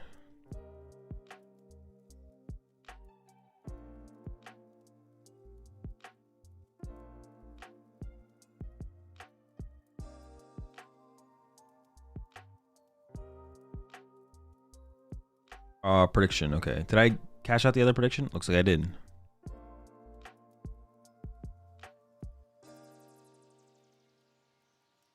Jet is infinite Yveltal clutch.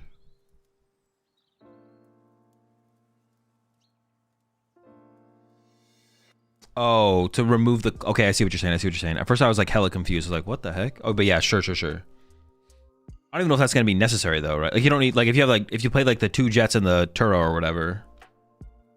Or actually, what did... Emma wasn't even playing Turo, right?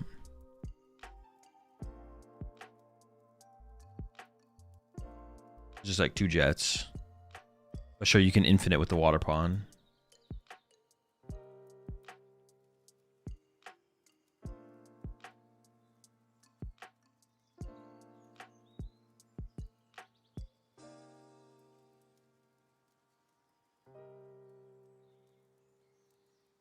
Is this last round before ASIM? This is, yeah, last round of Swiss.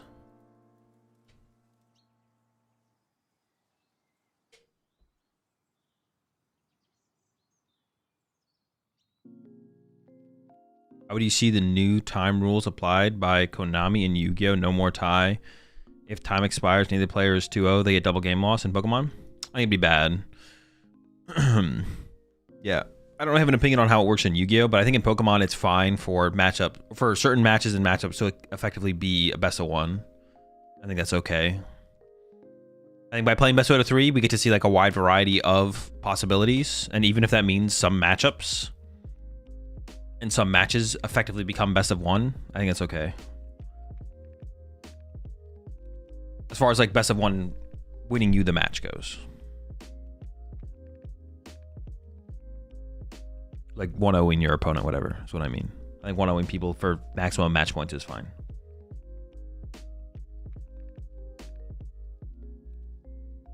I think there might be, yeah, I think it's just fine.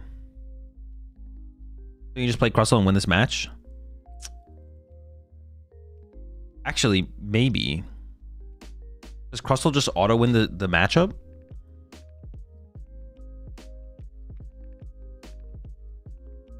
There's a Dwebble prize. There might be 2 Dwebbles in the deck, though. If there's 2 Dwebble, it's fine. Wait, Crustle? Not sure. I think OKO's Crustle. Yeah. Like, you can punch it with Fan Rotom and Noctowl, but that's not good enough, right?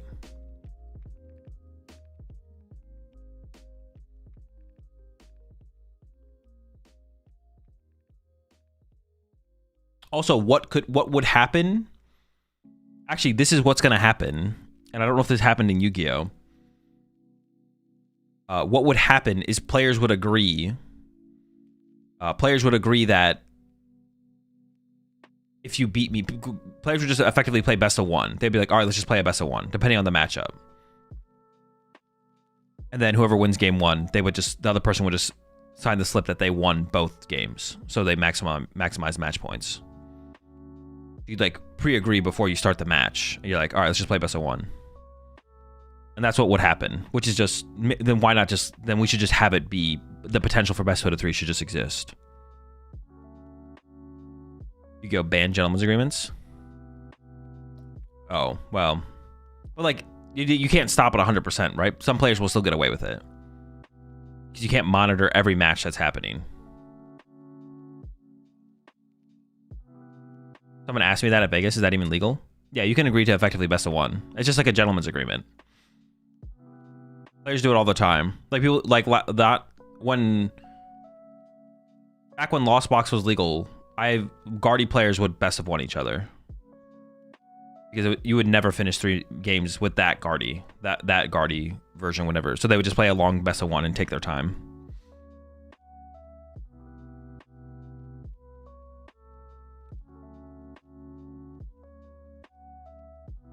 Can you bypass the 2-turn OT if both players agree? No, you cannot.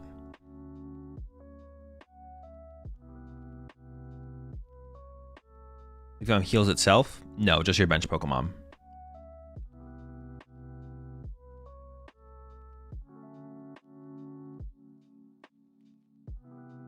Wait, did Douglas go draw pass, or is this still George's first turn? Douglas went draw pass, right? I just wasn't paying attention, but I was like, this is a really long first turn. George has been cooking for a minute. You been to Brazil? Yeah, I've been to LAIC a couple times. Oh, this is turn 1? Wait, is it actually? Oh, what the fuck? George is cooking. All right, over to Douglas now. There we go. Town store. Oh, so maybe not even an Arvin build here from Douglas. Oh no, if this is Cifuentes' list though.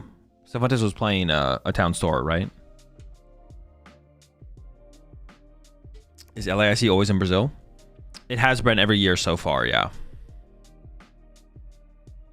Doesn't have to be though.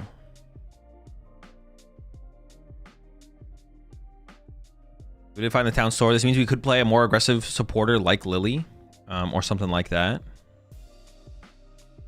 And yeah, I mean, I think the Crustle is probably the route here, right? I can't think of a reason that Crustle wouldn't be the play here. Crustle seems kind of broken. We'll see what Douglas opts for. I don't think the player on deck has a good out to Crustle. You can punch it with Fandordum, but that's not a good out.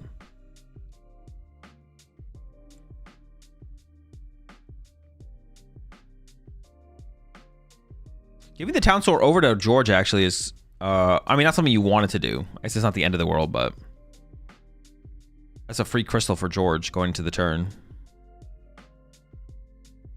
Pokegear gets played here. Did find an Arvin. It is still a trolley build, right? And then we're into the Arvin for the trolley here. And I mean, Latios is in the active, so we have the mobility of the free retreat. Oh, there's the rigid. Oh, the rigid band, bro. What the cringe?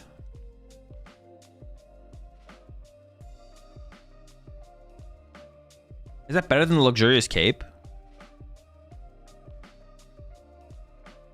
And it looks like it is going to be a Crustle route here.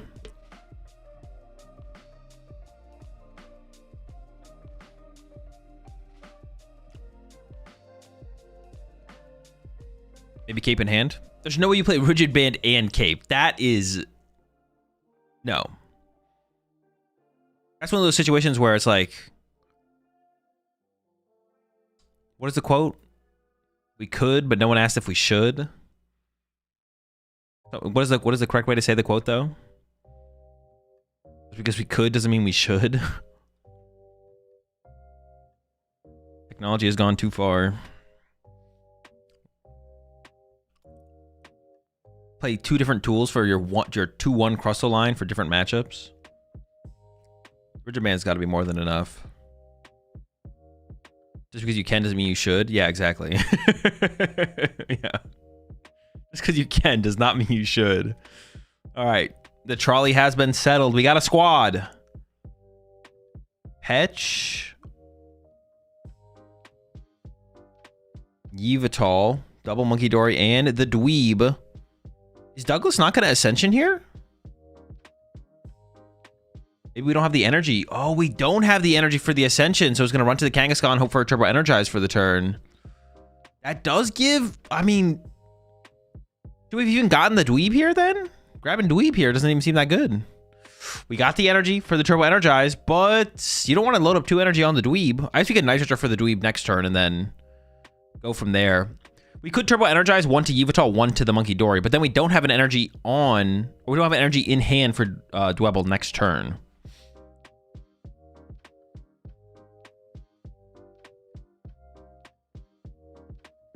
I don't think we're just gonna load up 2 energy on the Dwebble here. That seems bad because there's Water Pawn, Boss. Like, we should assume the Dwebble gets KO'd here as Douglas. I don't hate benching the Dwebble because now we can like Nitrogen for it next turn, and it kind of forces George to have to respect the Dwebble.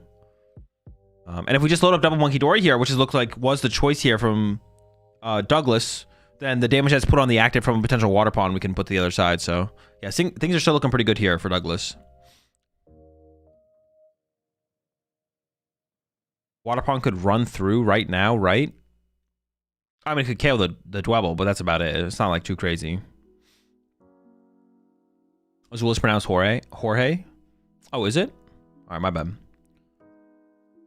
All right, Cyrano and Rare can't. Whoa! Whoa! No Dweb? We're letting the Dwebble live? I don't know about that. This seemed... Well, could we not have lined up some kind of boss KO on the Dwebble? We just get cooked by a Crustle. We could not let this Crustle survive. It is not pronounced that way.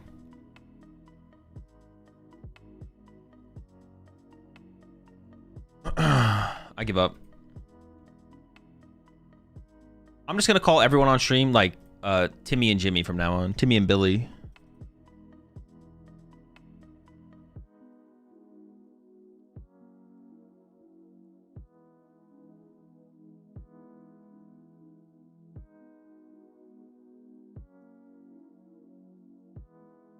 Player 1, player 2. Nah, calling people player 1 and player 2 is cringe.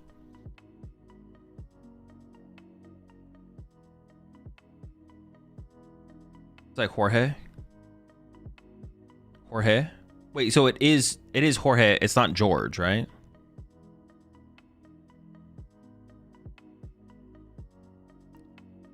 Next you're gonna tell me that Douglas's name is not pronounced Douglas. Jorge? Okay. Yeah, not George. It is George like George. Definitely not George.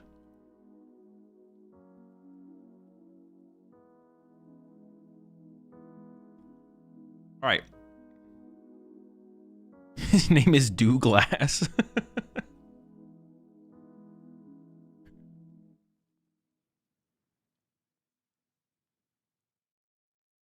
Player on the left, player on right. No, dude, that is too much.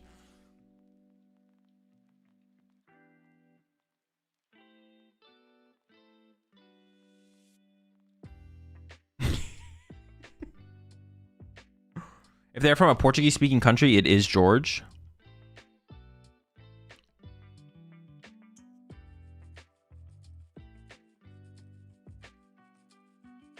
I'm just not gonna listen to chat anymore.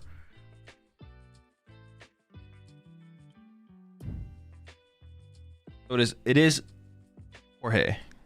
Jorge. Or is it Jorge? Is it Jorge or Jorge? He's from what, Chile, right?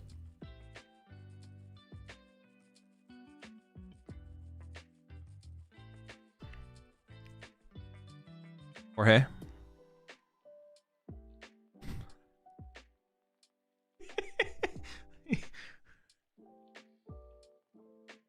Put the hee in chat, bro. Reminds me of the friggin' Michael Jackson. Hee. I can't do it very well.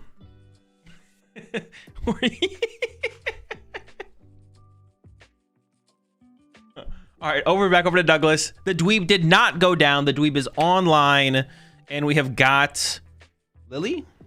Got our grass energy. As long as we can move, and we do have Latias. So we'll have the... Are you a smooth criminal? Kangaskhan for 2. And then, oh, should we have even done that, though? We could have drawn into the Crustle. Oh, no, we can evolve it here. Never mind. Don't mind me. Yeah, the Crustle's online. Yeah, honestly, this just seems like a terrible matchup for Jorge. Once the Dweeb comes online, it seems like it's all cooked. It's all over. I guess, yeah, because Jorge only probably plays like 2 boss, right? No, but we do have Water Pond to reach the bench as well. Okay, maybe there's enough reach for Jorge to win, because we can go boss KO Kangaskhan next turn, right? Boss KO Kangaskhan 280. Exactly 350. Even with the double Monkey Dory heal. Unless Douglas could triple Monkey Dory heal here somehow. Or penny this thing out of play. Pennying this thing out of play would have been pretty good.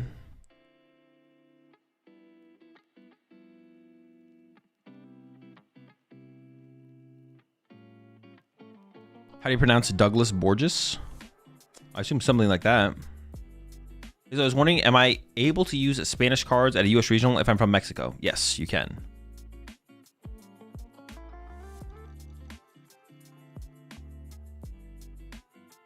All right, there's the retreat into the crust. Got the rigid band on it, and here comes the ascension.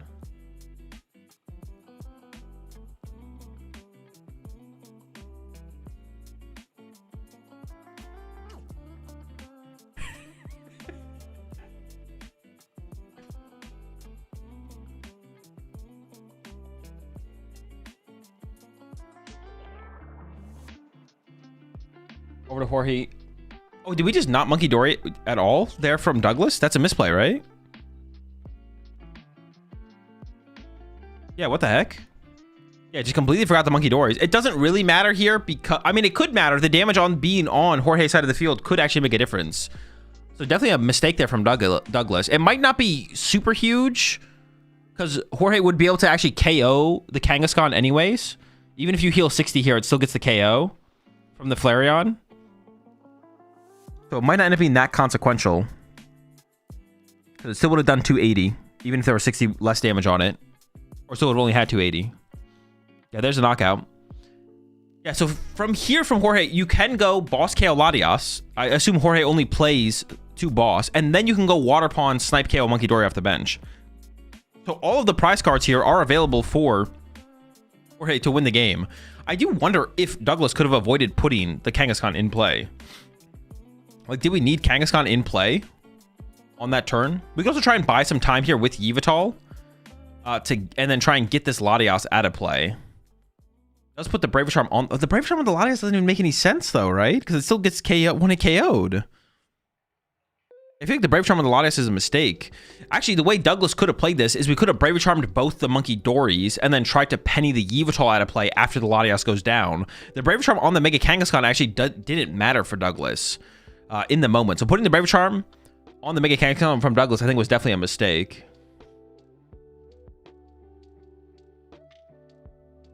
Yeah, exactly, Gassy. The Charm should have gone to the Monkeys. Latias goes down, and then if we can penny the Yveltal out of play after Latias gets KO'd, then all of a sudden we have a board state that can't be reached by a Water Pond for the last prize card. So definitely some mistakes here from Douglas. And we're already starting to see the consequences of them take shape here in this game. Crustle into the active, then pass over to Jorge. We could see a Jet, and we could see Jorge get pretty aggressive here. We could see Jet plus Boss, just draw 2 more prize cards, and then threaten the win on the next turn with some kind of Water Pond play. We'll see. It is possible. I don't see how Jorge wins if Douglas only had Krusty and Latias EX from the start on board. Well, then you could just start punching with Fan Rotom, right? Because you don't... Well, no, yeah, because you'd have to, like, Ascension, right, to get yourself out of range. You have to Ascension to get to a Crustle before it just gets KO'd by Boss or gets sniped by Water Pond. So you have to Ascension. But if you Ascension, your Crustle's in the active with 1 energy, and then you just get punched by Fan Rotom. And then if you bench Monkey Dories, the Monkey Dories get targeted. But I think Jorge definitely could have done less. I want to say for sure. Definitely could have done less. We didn't need this many Pokemon in play. The Kangaskhan maybe could have been avoided. For sure. And if we avoid the Kangaskhan, then that's a pretty big deal to not have put Kangaskhan in play for sure. What's Ascension? Dwebble's first attack. It evolves at 2 Crustle from the deck. So if we ever just have a Dwebble on the bench waiting to evolve, it can just get sniped by Water Pawn over and over again. Or Boss and KO'd. And we only have so many Dwebbles and Night Stretchers to recover it. I think we actually prized a Dwebble and a Night Stretcher in the prize card. So we have to like Ascension to get it established and online. But that means it's in the active with 1 energy. So we can't really turbo energize to the Dwebble. Because if we turbo energize to Dwebble, then Jorge always focuses it. And then we lose it. So then we'd have a Crustle in the active with 1 energy. And then it just start getting punched by Fan Rotom. Which is Jorge's only way to punch the Crustle is Fan Rotom. So I definitely think Douglas could have played this better. I don't think we needed the Kangaskhan. Yeah, there's the Jet Retreat from Jorge. And setting up for... What we healed it there, right? Okay, so we're just using the first attack to load up energy on the Water Pawn. Okay, so now Water Pawn can start to take knockouts and... Oh, true, the Mew can also attack. Oh, wait, no, but Jorge doesn't play Mew. Or most people who play Flareon do not play Mew.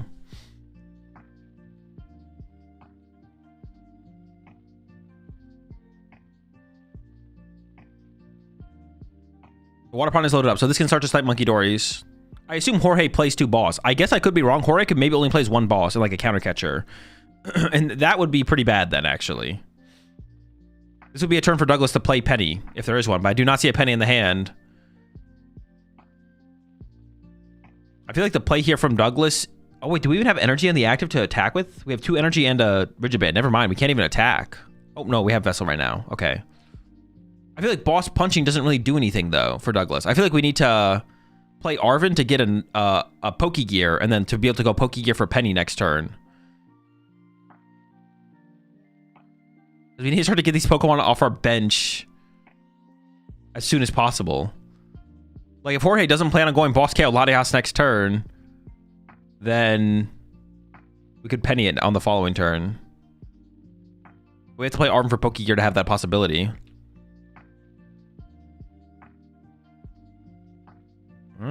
Looks like Douglas is not going to do that, though. Just going to Punchy active. I assume Douglas plays some count of Pokegear, but I could be wrong. If it's Emma's list is 2 boss and 1 counter catcher. Yeah, it's probably a pretty good guess to assume it's pretty close to that.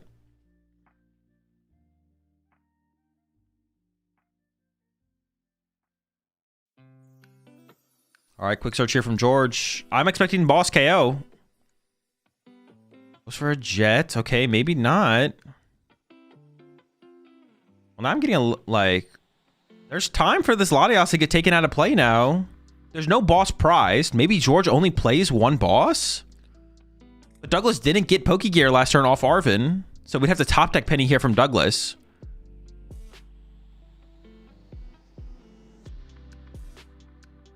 I guess also... Jorge could just snipe 3 times with Water Pawn and KO 2 Monkey Dories and the Yveltal. Interesting to go for the Yveltal KO there, though. The Monkey Dory KO has to be better, right? We're putting 2 Jet Energy back to our deck, right? All right, over to Douglas. Why would you play a wall with non-wall bencher Pokemon? Well, Douglas just mismanaged his bench here. It's nothing to do with, like, the Crustle's pretty powerful in the deck, to be honest. Crustle's, like, pretty good in this deck. But Douglas definitely had a mismanagement of the bench here, and just, like, some other mistakes in general.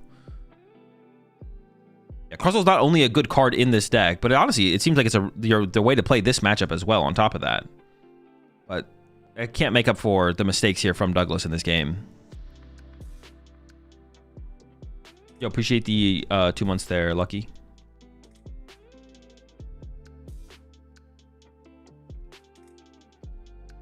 Azul Gamer's abusing his mod powers to silence Crustle hate. I trust Gamer. It's probably warranted. All right, Nestball coming out here for Douglas. He's looking at the Ursaluna. Also, I don't think... Jorge hasn't played a Crispin yet either, right? So we could literally win with back-to-back Crispins here. I guess the Water Pawn would get KO'd, so we'd have to recover the Water Pawn with like a... Probably plays a Night Stretcher, right? But then we could do it the turn after. Do not bench that Petch. All right. Well, what did we do? Were we trying to Yveltal this turn? We just saw 2 Jet Energy get shuffled back into the deck.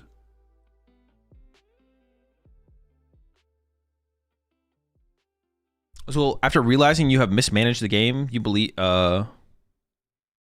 After realizing you have mismanaged the game and you believe you are favored, should he not just scoop?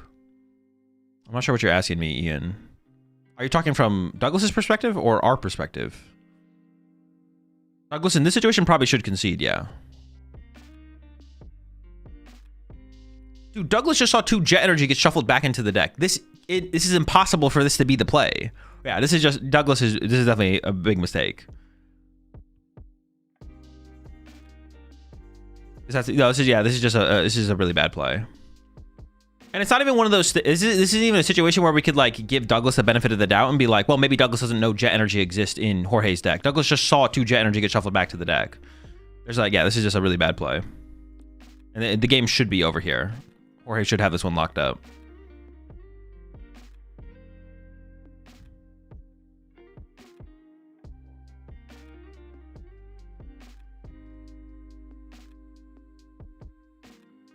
I have no idea what happened, but I'm sure it worked. Yeah, it's game. There was the second boss there. Okay, confirmed Jorge plays 2 boss, which was expected. But I think Jorge should have boss KO'd Latias on the previous turn instead of going for the water pond play and save the water pond play for the end of the game. But this also works. Did Jorge have 4 energies on water pond? Yes, there was 4.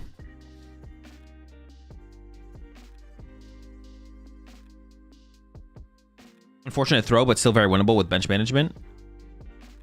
Yeah, hopefully we see hopefully Douglas. Now this is a matchup I don't expect Douglas to be very familiar with either. But I say that, but Douglas also seemed to have a pretty good grasp of like the route to take, right? Douglas immediately went into Crustle, but kind of messed up everything around that, right? Like so Douglas understood Crustle is the route in this matchup, but then definitely didn't play very well from there. The understanding of like the initial approach to the matchup was understood.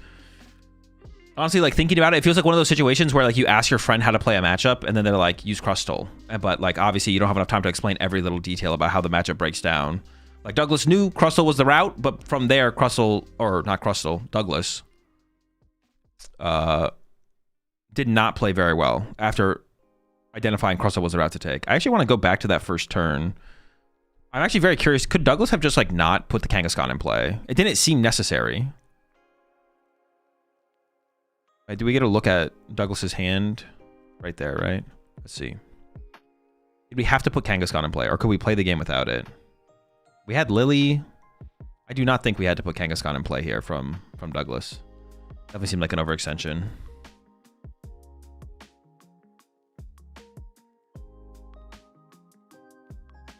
So many best of 3s turned into best of 1. Yeah, but most of the time it just comes down to players playing poorly. Like in that last game, both players should have been playing faster in the last game. There's 0 urgency from either player. Time is such a valuable resource for both players still at that point in game 1. Like even for Jorge, who was probably going to win game 1, Jorge probably should have played faster as well, because if Douglas wins game 2, you want more time for game 3, right? Like this is a win and in. You're trying to make top cut. A tie here does nothing for either player in terms of, and we're always talking from a standpoint of trying to advance in the tournament, right? Maybe the players are playing for a tie. I have no clue truly, right? But ooh, Trolley is prized here for Douglas. That could be tough to overcome. Besides that, prize a miss, prize a penny. And on the other side from Jorge, honestly, if you're gonna prize a piece of the Pidgeot line, just prize it all, to be honest. The top 2 prize cards for Jorge are Latias and Nestball. The top 2 for Douglas are Trolley and Countercatcher. But yeah, if we're gonna prize, just prize both pieces of the bird, man. Just like get those dead cards out of here. The water energy is, oh, but I think it is 2 water in the list, probably, right? I was gonna say we'd like to be able to attack without Crystal, probably, if we have that first turn 1 energy attachment, but Henry Chow eliminated.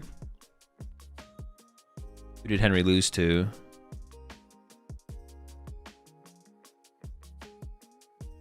Simon beat Henry.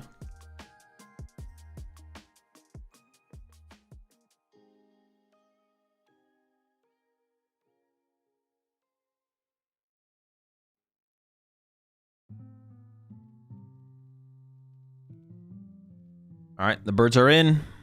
Plenty of hoots. Got an owl for later. We do have the turn 1 water energy attachment. We don't have to Crispin next turn to attack with Water Pawn. I see a Lily in the hand here for Douglas, as well as a Vessel. He's going to commit the Vessel immediately, and Gives up on the Kangaskhan fully this time. So have you played Chow yet? I've not played against Henry Chow since probably 2010. Oh, since I didn't finish the rest of your message. Since he came back to the game. No. Damn you, Unk. Joining seeing someone playing Flaring Box is absolutely peak. Is it though? Henry intentionally lost so he doesn't have to play Fernandez. Yeah. He doesn't want to get bodied. He doesn't want to get embarrassed by Gabriel. Makes sense. Makes sense.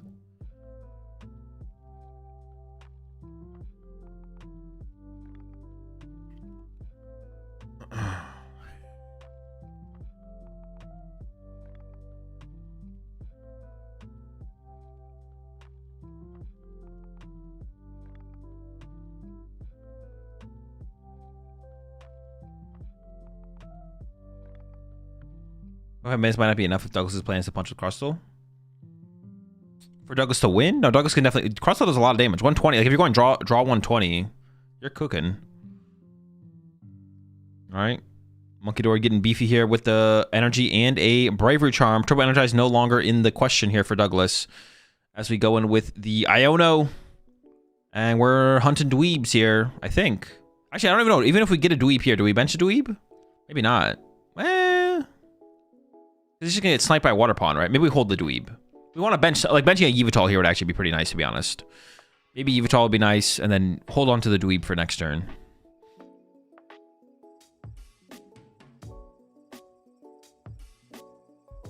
Oof, we got Duck?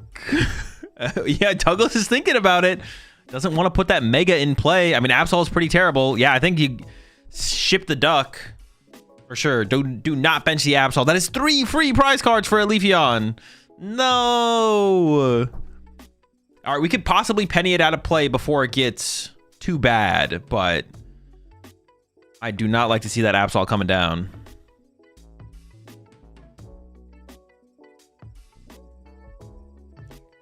All right.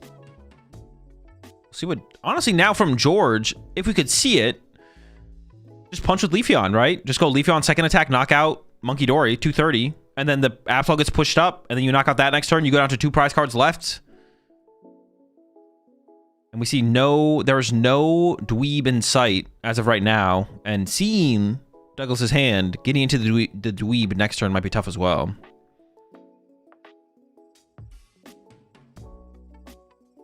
So yeah, from Jorge here, I'd like to see the Leafeon one hit. Crystal, Crispin, and Leafeon is all we need. We don't need that much.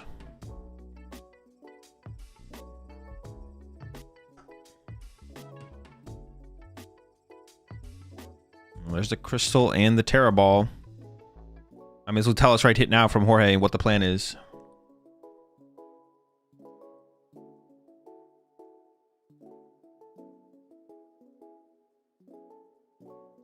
Oh, it is the Flareon grab still. Okay. Is Leafeon prized? No, it's not prized. Little switcheroo there from Douglas. There's no way you don't play the Leafeon, right? I think it's in the deck. Okay, that'd be the only thing I could see here. Well, unless I guess you can't get to the Crystal, I guess, or you don't want to commit to the Crystal. And then maybe you're just punching for 170, I guess. I could see that. Sure. But I said maybe just take the turn off then. Maybe just sob and chill or something. I don't know. Leafeon punch. Oh, I guess we can Flareon punch set up the Leafeon. That looks like the route being taken here now. Set up the Eevee on the bench. But we're still like, I guess I was hoping to get the KO on the active here, but maybe that's just never happening. We do lose the water energy to retreating. And there we go, 130. Search a, what is it? I don't even remember the energy we need for the Leafeon's attack, to be honest. But we're gonna get a grass and a... Okay, definitely plays the Leafeon. And it wasn't prized, so it's in the deck. I guess we maybe couldn't get to the Crystal. Could maybe only get 2... Or we maybe had knocked out... We probably could have got there because we could have got Ultra Ball. But maybe don't want to overextend. I don't hate it. Grass, Fire, Water. So probably Grass Fire grabbed here. I don't remember the energy count in the deck, though. Oh, just Grass. Oh. Okay. Maybe we don't have the...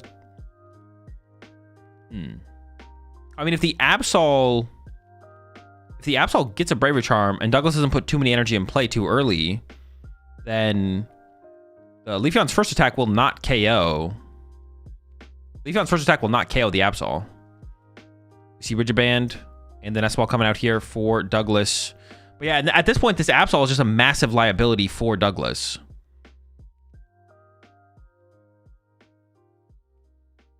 What's the Brave Charm on the Absol? Which...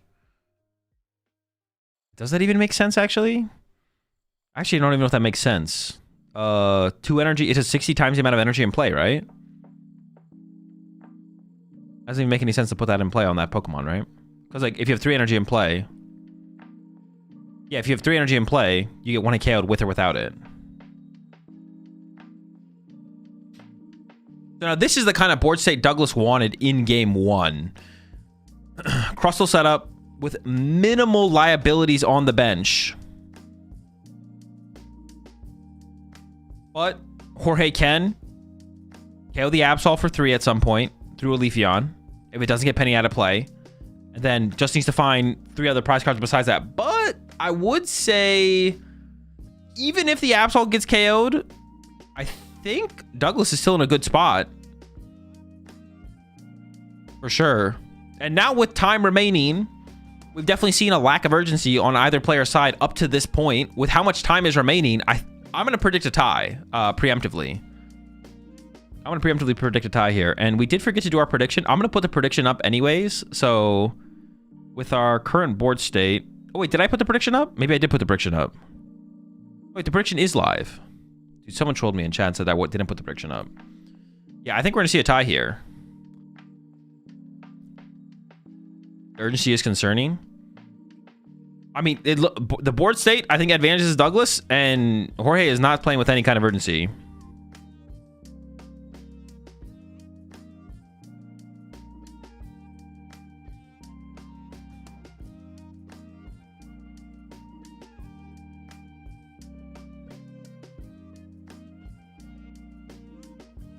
Take a shot every time Azul says urgency. Does tie help both or no? No. If you win, you make top cut. If you tie or lose, you do not make top cut. Could Leafeon heal be relevant in the situation? No. This just comes down to Fan Rotom overcoming Rigiband plus Monkey Dories. We do actually see a boss here getting expended from Jorge to actually get the KO on this Monkey Dory. That could have been reached with a Water Pawn, though. We could have reached that with a Water Pawn. I don't know about that.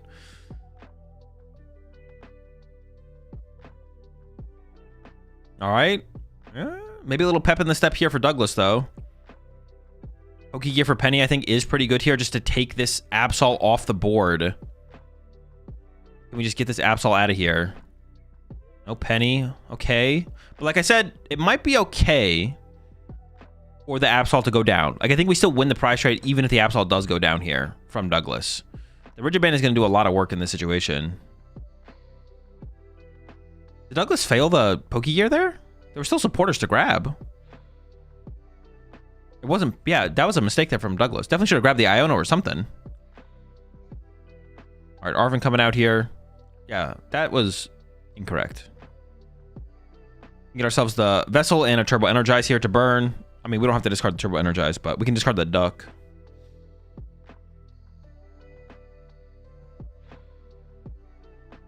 Or Turbo... Well, no, we should definitely discard the Duck there, not the Turbo Energize. That's a misplay as well. Because we could, like, eventually attach a Turbo Energize to a Monkey Dory when we put it on the bench, and then it'll get discarded that way. But the Duck is a little bit harder to thin out of the deck. Before he's going to scoop, he needs to scoop now. I don't think he needs to. How much HP does Crustle have? 150. Phantom does 50 damage.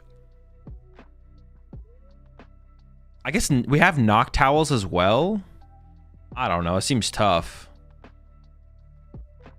It also depends. Does Douglas have a Bravery Charm left to put on a Monkey Dory on the bench? I actually don't know.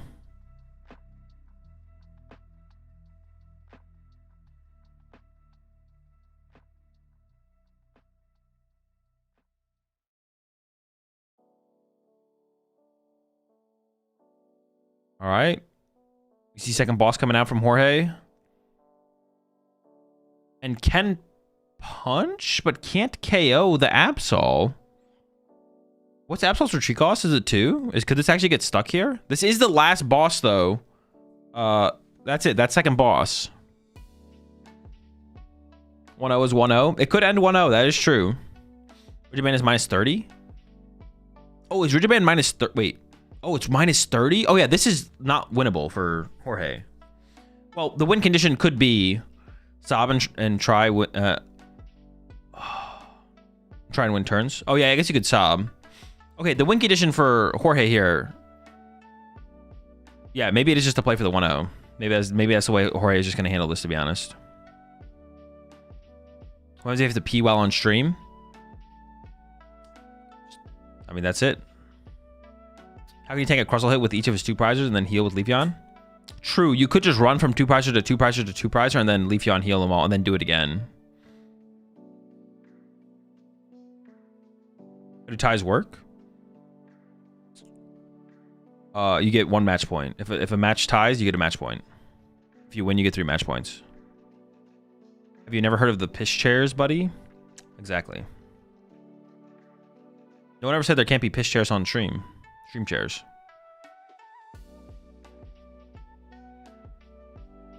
Or Douglas's monkeys? Honestly, you don't even really need them. You maybe need like 1 at some point, but you don't need to worry about it right now.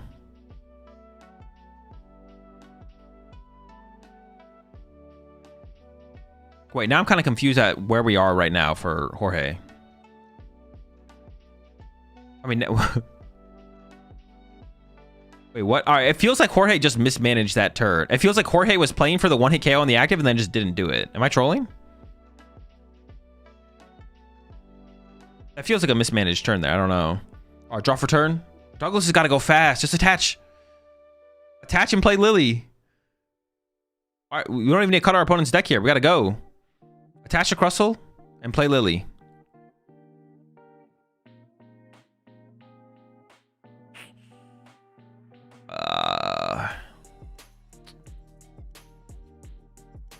No urgency, man. No urgency.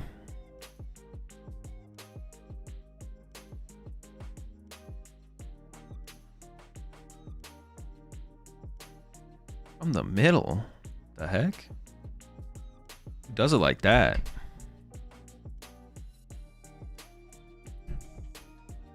Is urgency in the room with us? Apparently not, no. All right, 6 and pass here.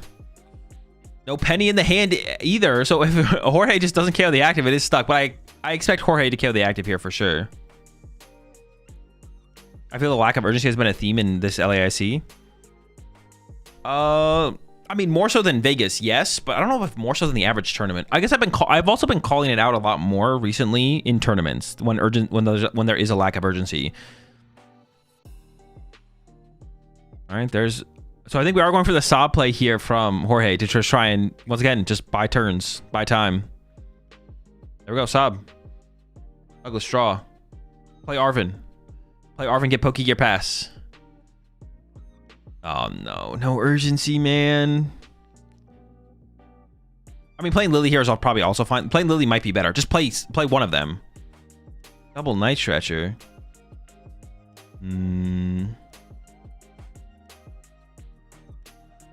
That's probably not. We don't need Monkey Dory right now. This is not that important. Getting the Monkey Dory set up right now is not that important. Also, that might be incorrect. You maybe should just get... There's still a decent amount of Dark Energy left in the deck. You maybe should just go on Nitrogen for just the Monkey Dory. All right. Here's the 8. Is there a penny in it? There is a penny. Okay, that's fine. And a grass... Well, actually, I think we have a Grass Energy on the Crustle, so I think we're safe with as far as that goes. We're set up as far as that goes. Can't Douglas draw pass until Absol dies? No, there's only 9 minutes left. Also, it reduces the amount of potential... Yeah, put it on the Eevee. The Eevee. It needs to go on the Eevee there because Leafeon can heal everything else except itself. So yeah, another mistake there from Douglas. No, you can't wait for Absol to die because 1, it reduces your win conditions. Because if Jorge just draws 3 prize cards and then KOs the Monkey Dory, then you can't put another Monkey Dory in play. So it increases Jorge's win conditions, reduces yours. It also means, I mean, there's nothing stopping Jorge from just going Sob again, right? So we can't afford to just wait until it gets KO'd. We have to go dig for Penny. We need to aggressively have the option of Penny, because otherwise we give Jorge too much control over the situation.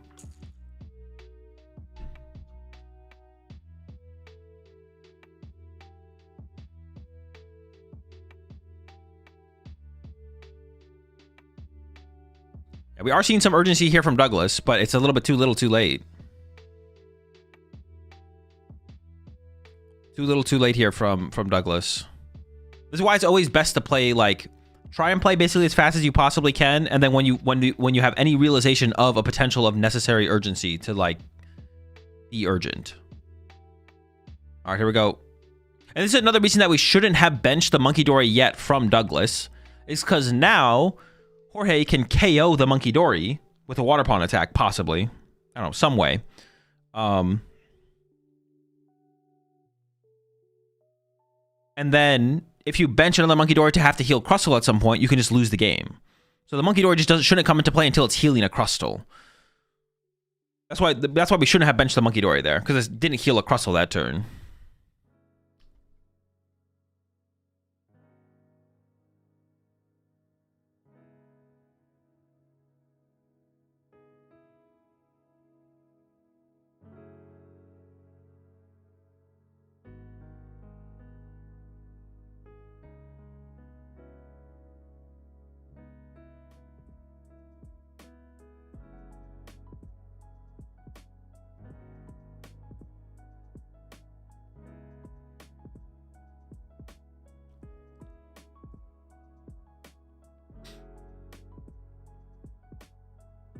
I zoned out there. I didn't see what happened. Wait, did Douglas not attack for turn? Am I trolling?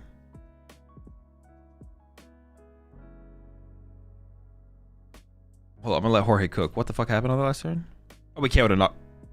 Wait, did we boss KO a Noctowl? Why? Is there a prize card we want? Punch the Leafeon. What? Wait, why? If anything, KO the Fan Rotom. Why are we boss KOing Noctowls out here? We should definitely pressure the Leafeon here, though. Okay, just draw pass from... All right, draw attack. Don't even think. Attack. Oh, it's too late. He's here to Leafeon heal? Leafeon doesn't heal itself. It only heals bench Pokemon. So if we KO the Leafeon, it can't heal anything. We also just gave Jorge a free pivot into a Pokemon that we can then push up to take a hit and then get into Leafeon again. That's just another mistake from Douglas there. We gave Jorge a free mobility. We gave Jorge free mobility by going boss KO. Like, Jorge probably should have pushed up Water Pond and let it take a hit, or pushed up the Flareon and let it take a hit last turn instead of sacrificing the Fan Rotom.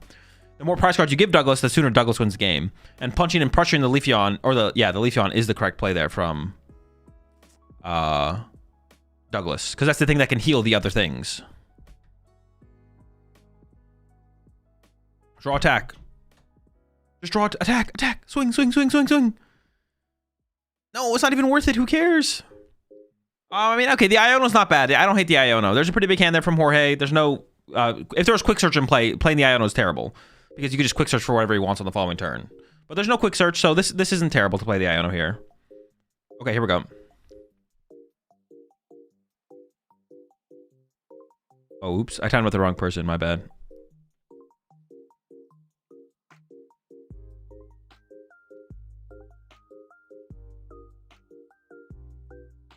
Has Bear to take a big KO? Good point. There's like the potential of the Bear to close out the game. So we just need to draw 2 more prize cards here from Douglas, and then... Okay, so maybe the boss play was okay then. Okay, maybe I take it back, actually. The boss play from Douglas was maybe fine, because if Douglas can go boss KO, boss KO, boss KO... Do we have that many boss? Oh, we can get Counter Catcher involved as well. Okay, so maybe more aggressively drawing the prize cards is fine there from Douglas then. I take it back.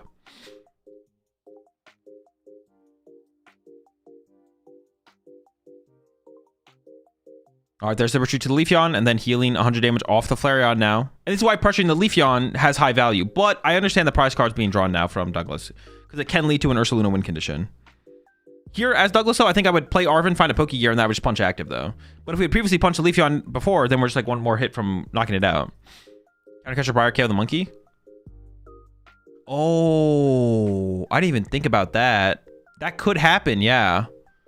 Oh, wait. Oh, that makes Benchy... Oh, that makes... Oh, my gosh. Counter catcher with Arvin? We could see counter catcher with Arvin as well. That is true. Looks like a Poke here we just grabbed. Punch for 120. Yeah, so Jorge still has a win condition here, actually. Well, we need the energy to do it, though, right? There's no energy on the bench Flareon right now. Counter catcher plus Sob. I don't like that. We should just 3-hit KO the Leafeon here, I feel like, from Douglas. I don't like that boss play. Just punch the Leafeon, and then boss KO Leafeon, and then boss KO. We're just like one more boss behind than where we should be, I feel like. Oh yeah, you can't counter catcher with Briar. That's literally impossible.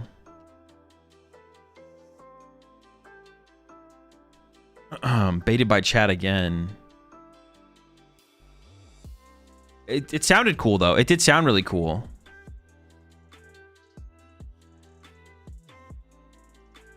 We could counter catcher Sob the Monkey Dory, though. So we need to have a penny here for Douglas. Okay, we have another boss. Sure, let's just get a prize card. I'm down.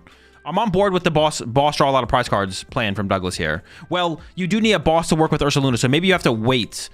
Oh, nope, just going. All right, KO Noctowl. I'm down. I'm here for it. Actually, if we had a counter catcher there, we should have done that. I think there was an Arvin in hand for a counter catcher, but we maybe didn't have a counter catcher. There is one prize, so. Also, Douglas might play 4 boss. No idea how many boss Douglas plays. I think Cifuentes' list did play 4 boss, so if it is Cifuentes' list, then it would be 4. All right, 2 minutes left. There is time for Douglas to win this game.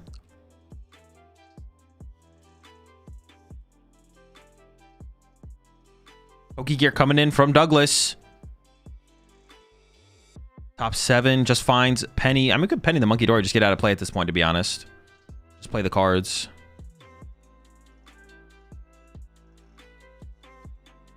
Plays the Arvin. Getting out the deck. I think I saw a 4th boss in there. I'm not 100% sure. We do have a penny in hand. I think Jorge is waiting here to be able to counter catcher up the Monkey Dory and then sob it, but Douglas has the penny.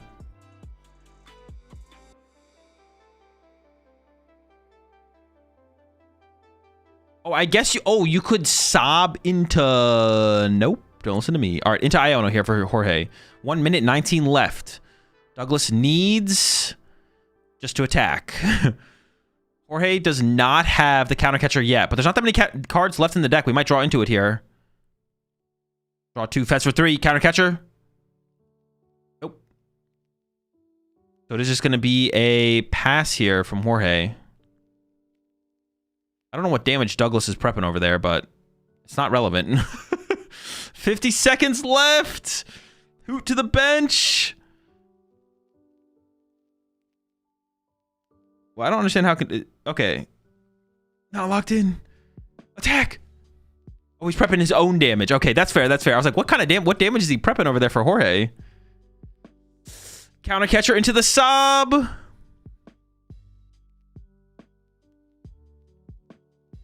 Penny, Crustle Punch.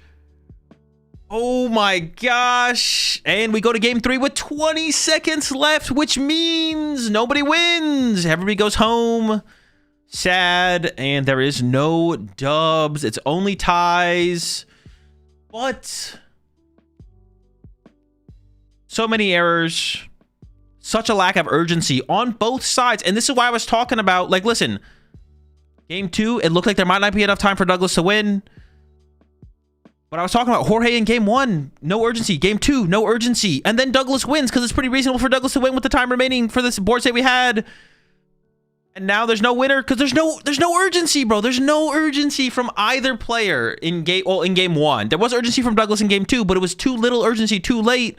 And there was 0 urgency from Jorge, which seems like it maybe would have been fine. Like he maybe could have got the 1-0, but no.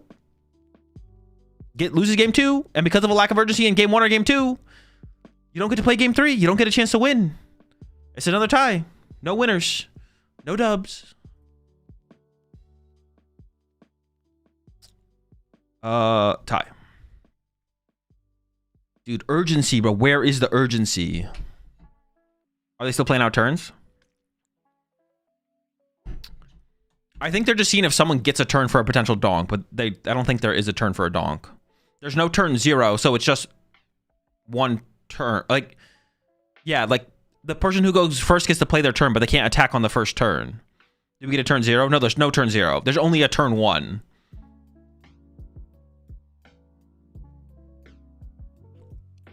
Do they interview both players together? Yeah, but they only ask them one question. Where is the urgency? And then that's it. That's the end of the interview.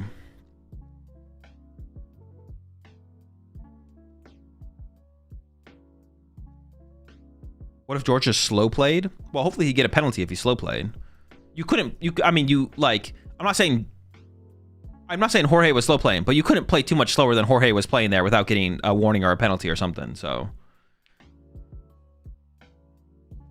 like Jorge was like, you couldn't play much slower than what was happening. So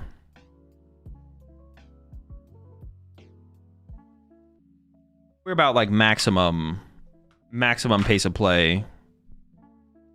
No actioning. Like 40% of stream matches are a tie. How? No urgency. There's no urgency. That's literally all it is. And it's not even like one of those things where it's like, man, going from like learning to playing the Pokemon TCG to like playing at like playing faster is like a huge hurdle to overcome. And only the best players in the world can actually play with any kind of pace. It's not that hard to like play faster. You just have to be okay with a lower accuracy. You have to just understand you're gonna misplay. The faster you play, the more you misplay, and that's okay. It's gonna be okay. The goal is to win the game, to win the match. To maximize that, we need to play the Pokemon TCG.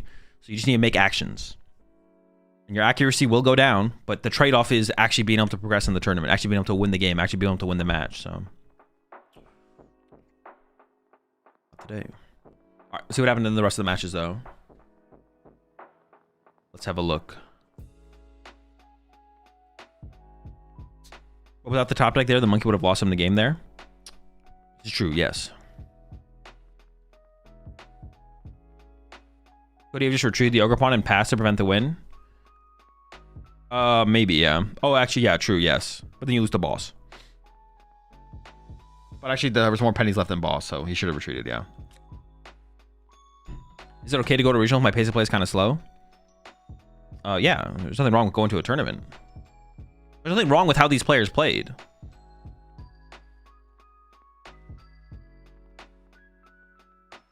Yeah, there's nothing wrong with how either of these players played. But like, it's one of those things. It's just we're just critiquing the gameplay in terms of maximizing our chance of winning the match. And those players were not maximizing their chance of winning the match at all. Yeah, you can go to the tournament and go 009. It's not, but that's fine. It doesn't matter.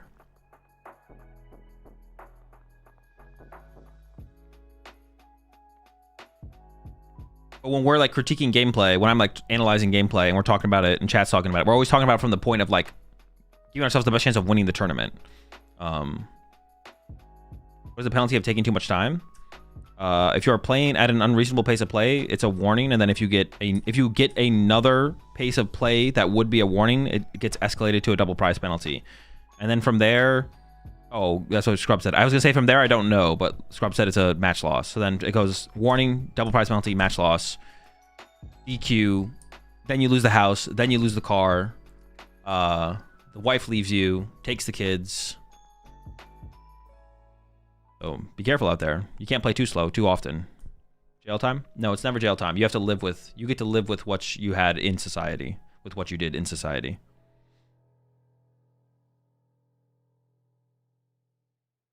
Ever play expanded format? No.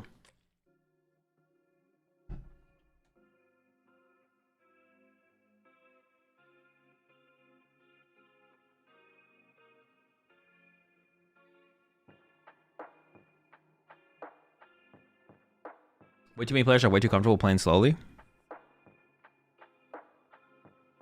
But there's nothing wrong. That's what I'm saying. There's nothing wrong with how either of these players played.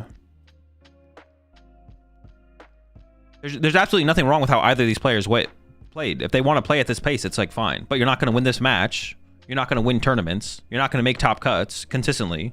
Like, you know, those things are not achievable with this pace of play. Lack of being aware. It's not just a sense of urgency. It's a lack of being aware when you need to play faster as well, which is like the skill that needs to be developed. It's one thing to play fast. We saw Douglas start to play faster at the end of game or into game 2, right? Douglas was playing pretty fast in game 2, but should have started playing way faster in game 1. Should have conceded game 1 faster. So it's not just about playing fast. It's about being aware of when you need to play faster. Yeah, there's nothing. If these players want to play at this pace of play, it's fine. Like, right? It's not against the rules, so it's like whatever. But these players aren't going to be making top cut. They're not going to be winning tournaments. Not going to even be winning this match. This is it. That's as far as they go. Go home. Your tournament's over.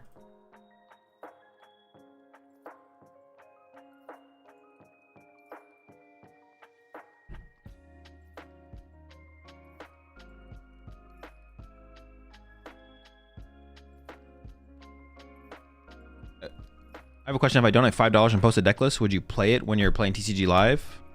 No.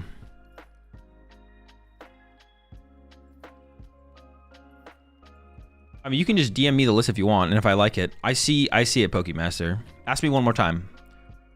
You can just DM me the list if you want to, and if I think it's interesting or cool, I'll play with it. If you really want to see me play with a deck, though, Azul, can you say no? Honestly, I might. If you really want to see me play with a deck, I'll play with any deck you send me for... I forget what my gifted prices were, but you can just DM me the deck, and if I think it's cool or interesting, I'll just play with it. DM it to me on Discord, though. Do not DM me on Twitch. I think it's deck choice or just pure skill. What's your thoughts on Gabriel Fernandez playing as well as he is at the moment? Do you think it's deck choice or pure skill? Deck choice is skill. It's all skill. Deck building is skill. Deck choice is skill. Those two things shouldn't be separate in your mind. You shouldn't ever... like, that question basically shouldn't exist. The answer is he is better than enough people. Not everyone, probably, but it's pretty good.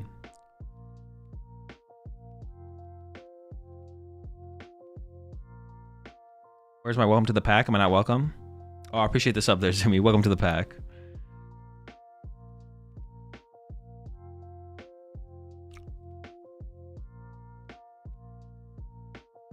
The deck choice skill can be outsourced, though. Okay, all right. So see, I didn't even think about. See, now I have to go further. The reason. All right. That is true. Yes, technically. But now you're just nitpicking, dude. I hate nitpicking so much. Now you're literally just nitpicking, and it's just like not worth the. Why are we trying to quantify that? Like, there's no way any of us care that much, right?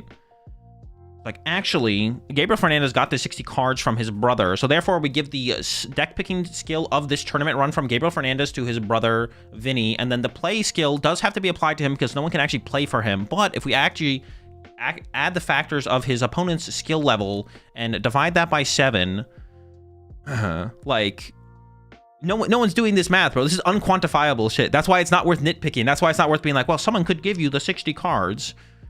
At the end of the day... He chose to play the deck he chose, and he's playing well with it. Yeah, trying to figure out, was it his play skill? Was it his meta calling? Playing a good deck? There's always some amount of meta calling in any... Now, whether you're correct with your meta calling or not, that's not even true, actually. Some people might just roll up with Poltnor again and just scrub out. But, yeah, there's nothing stopping someone from rolling up with Poltnor again, to be honest. If you're not rolling up with Poltnor again for the 10th time, there's always some amount of like meta calling, right? Like Henry Chow played Guardia again, but his list is different this time, and he has reasons for why his list is different.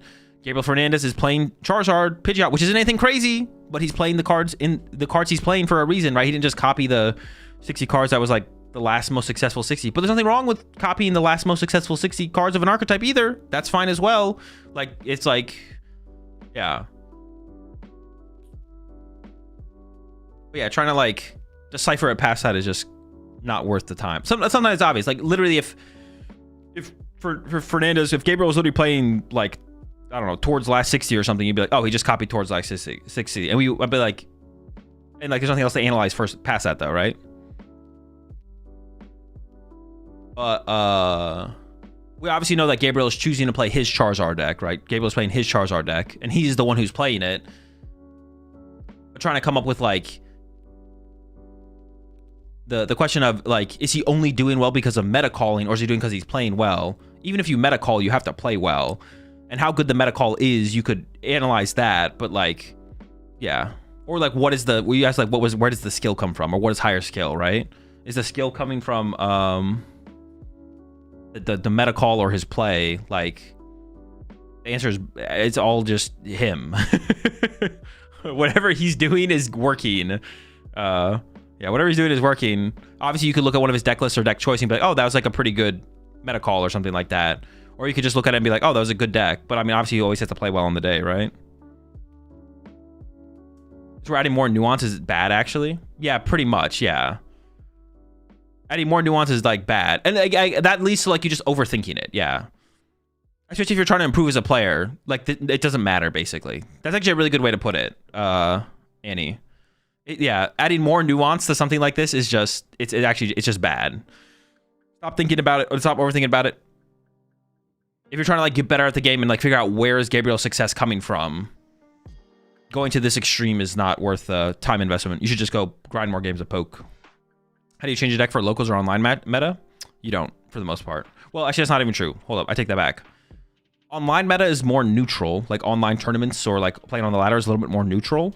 Whereas like local metas are different because you could just have a hard read on them. Like sometimes like locals, there's like no Golden Goes or like no Dragapults or something like that. So you can like give up on those matchups. Like if I was playing Charizard locally and none of the good players locally or anyone played Dragapult Dusknoir, then I'd probably cut the Psyduck, right? So you have to like, you can like, those are like pretty obvious things anyone can pick up on. And you can base it off, there's a couple of things you can base it off. You can base it off the general player base, or you can just base it off the good players locally, right? Because when you play in a local tournament, the players who are going to make top cut, who you're going to have to beat to win the tournament, are the good players locally, right? So whatever they play or don't play, it should influence your deck choice or tech choice. Most of the time, tech choice, not actual deck choice for most people, but sometimes deck choice. If you're playing Guardian, no one at locals has Pult, would you take the Clefairy out? Probably. Clefairy can still be good in other matchups and situations, but if there's no Dragapult, I probably wouldn't play it. There's got to be something better to play for sure. Because Guardy can basically be a Clefairy in most situations. How many more streamed games are left today? Top 8 and top 4, but we might see both top 4 matches, or they might show us both top 8 or 2 top 8 matches and 2 top 4 matches. We'll see. I'm not sure how much more they're going to show us today, but it's at least 2 more matches, at the very least.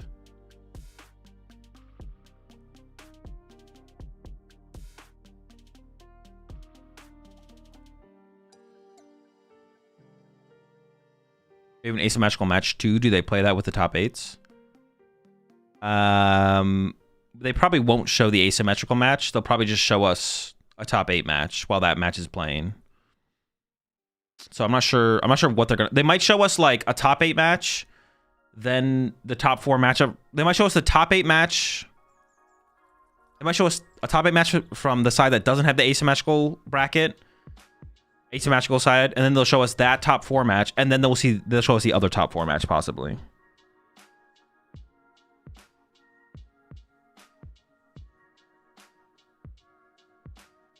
Bro, I thought you went.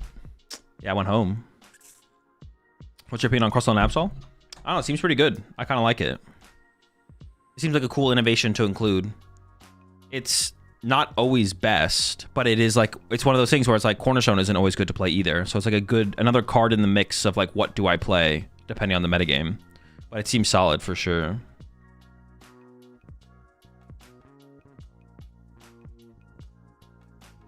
What's it countering?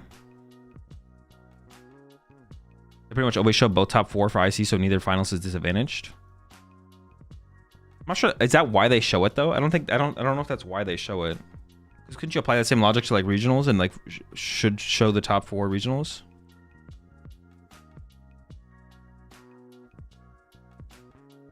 It is like a outcome of showing both top 4 matches, but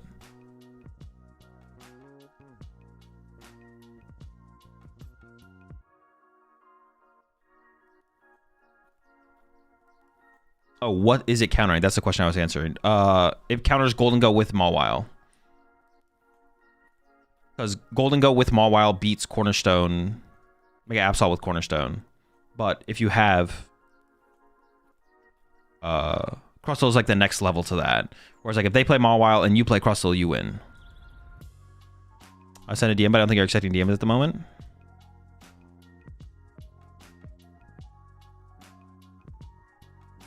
No, it looks like I got the DM. Yeah, I think I got it.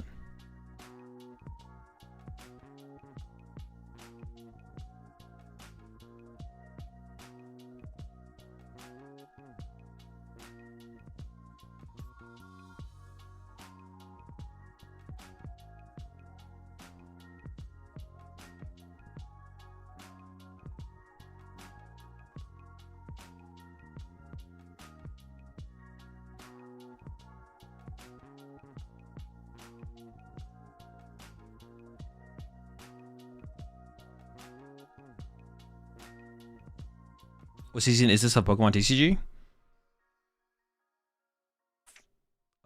Wait, you mean like total? It's a 2026 season. I thought you were saying like total though. It's like season 20. The first World Championships was in 2024, right? So this is season 22, 21? If we're counting World Championship seasons.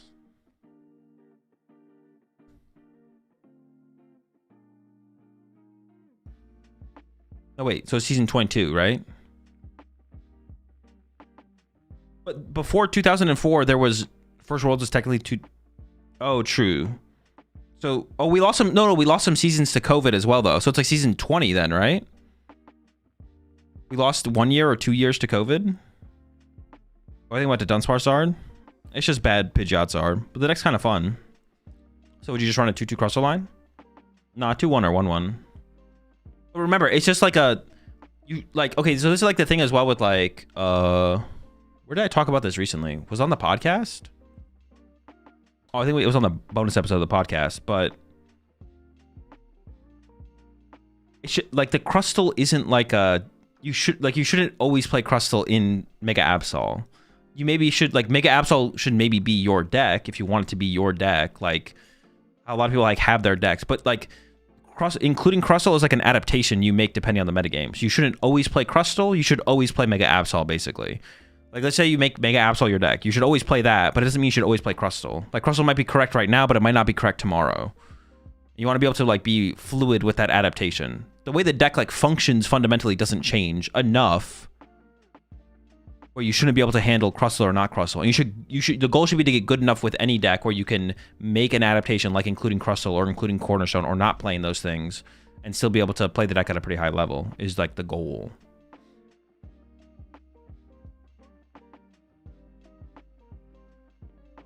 Oh, that is fair, FM. That is true, because it is like it is right one after the other.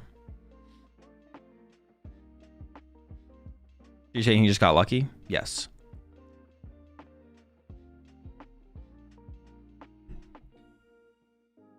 Is there a way to see the list of these guys after the tournament? Tomorrow or the day after. But no one will care about Crustle or Corner when Lopunny's here? Possible, yeah. But that's only if people included. That's not even true, right? That's not even true. Because, like, theoretically, you shouldn't care about Cornerstone in the Absol deck because Mega Mawile exists. Oh, but wait, look it. Nobody's played Mega Mawile in Golden Go. I guess Cornerstone's pretty good to play. And then we see much success from Cornerstone in the Mega Absol decks. So it only matters if people play those cards. That's like saying Water Pond's not good anymore because Shaman got printed. Water Pond's pretty good. Shaman is not being played very much.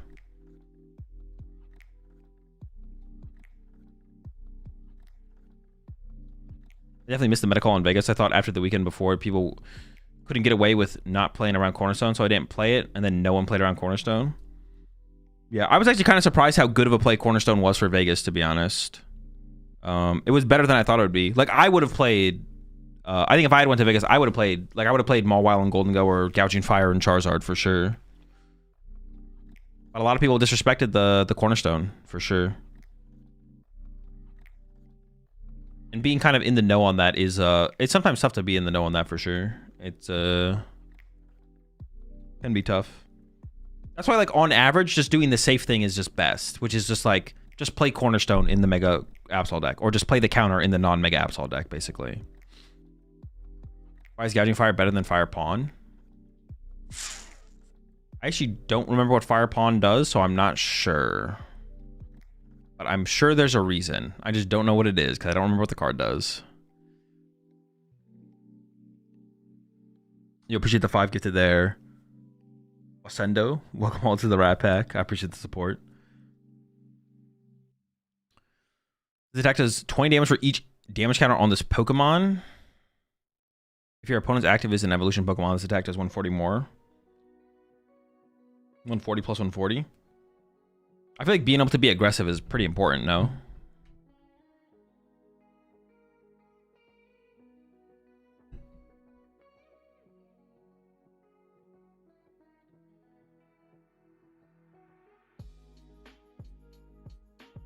Where can I find when a regional registration will begin?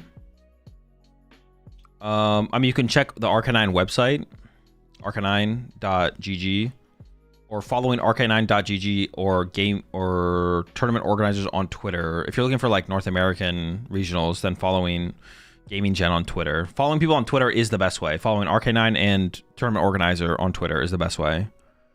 And then Arcanine? RK9. It is Arcanine, spelled as RK9.gg. Wait, is it .gg? I think it is .gg. Yeah, following the tournament organizers and the website on Twitter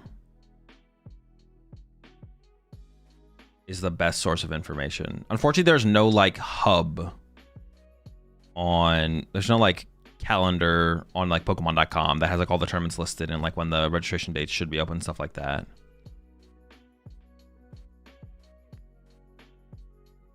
So it has to be just kind of that. Those are the best ways to see the information for registration. Actually, there might be something on Limitless as well. Okay, bracket.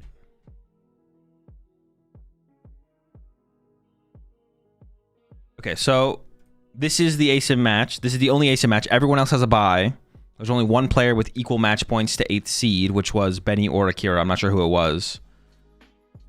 So we've got Golden Go with maybe Mega Mawile. Not Mega Mawile, Mega Lucario. Yoshiyuki is playing Cornerstone. Yoshiyuki's playing Cornerstone Mega Absol. Ilya, I believe, is playing Golden Go with Mega Lucario.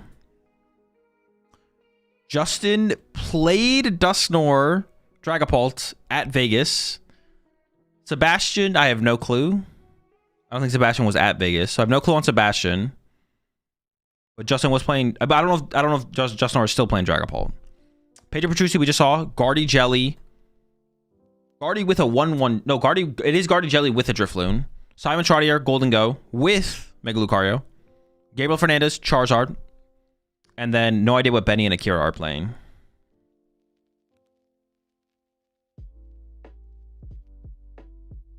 Sebastian was on Guardy Jelly at Vegas. Okay, Guardy Jelly at Vegas. Okay, so probably not. Dude, this is gonna be a free dub for Gabriel. It's happening. Akira is on Absol? Okay. Do we know what Benny's playing? Oh wait, Benny's probably still on Golden Go, right? Benny played Golden Go most recently, I think. For some reason, I thought Sebastian wasn't at Vegas.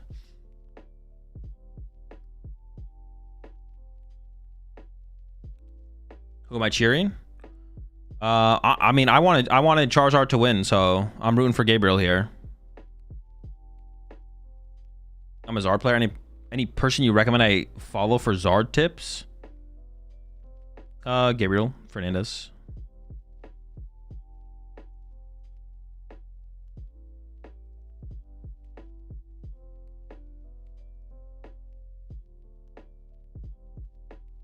Check your request on Discord.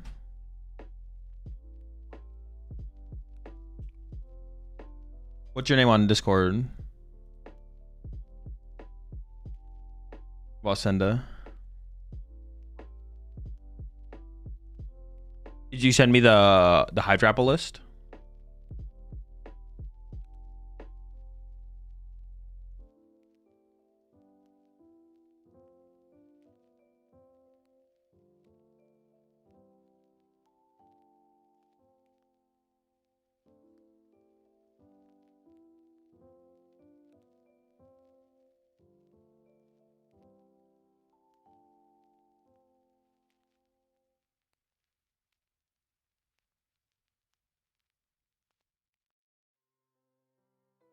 Cards are gone, right?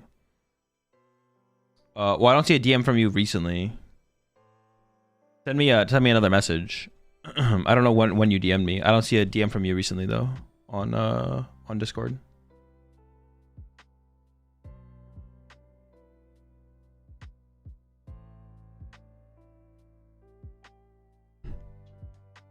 Fernandez is going on a crazy streak of tournament runs. Pretty good start, yeah. What does he have? A finals, a top 8, finals top 8, miscut, and now in cut again, I believe. Any interesting decks make cut? Not really, no. I mean, I guess Trolley Golden Go with Mega Lucario is like something, but that's it. Maybe the most interesting. Has Fernando won since moving to Masters? Fernandez? No. Gabriel has not got a dub yet. Very close though. So I send you an invitation on LinkedIn if that's cool. Yeah, it's chill. I'll accept it later. Dude, what do people do on LinkedIn? I thought LinkedIn was like a place to like search people's like profiles, but like there's more like, dude, what happens on LinkedIn? They link in.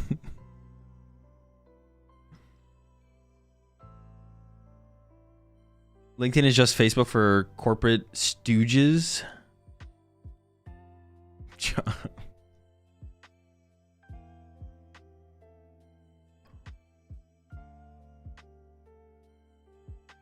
It tells me that you only accept DMs from friends. I think it's DM from friends or people I share a server with. So you have to just join if you join my Discord, then you should be able to DM me. I assume it's restricted to that though.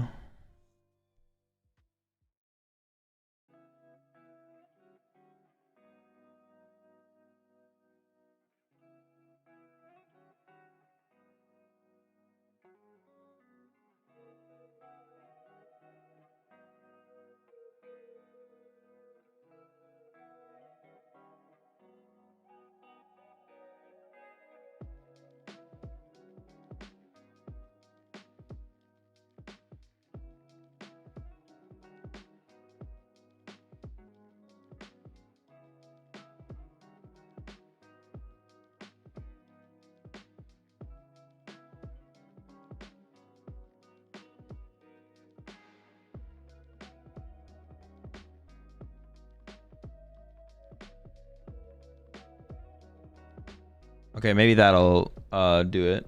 I changed the setting. Try and DM me now.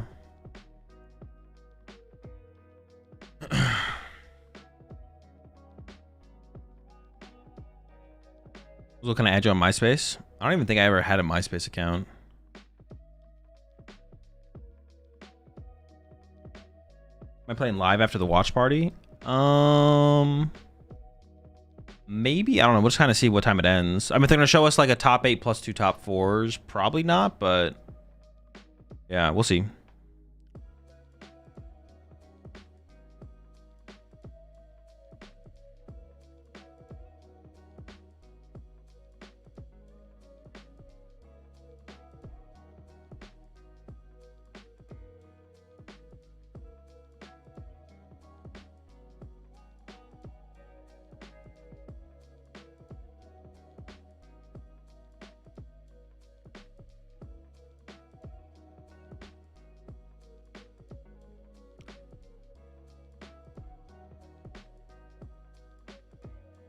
Have you looked at the new cards yet? I have, yeah. Nothing crazy.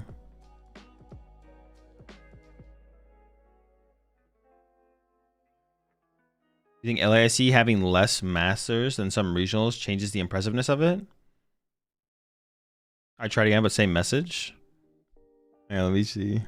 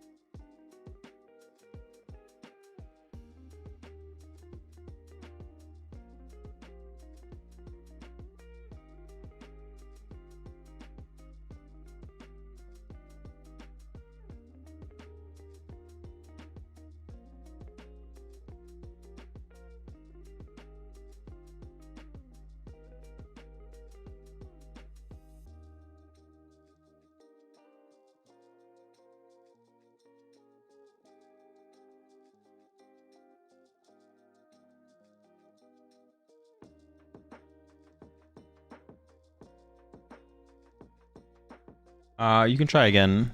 I changed like another setting. See if it makes a difference. Sewers Discord, right? Because I've been in there for a long time. It is Sewers, yeah.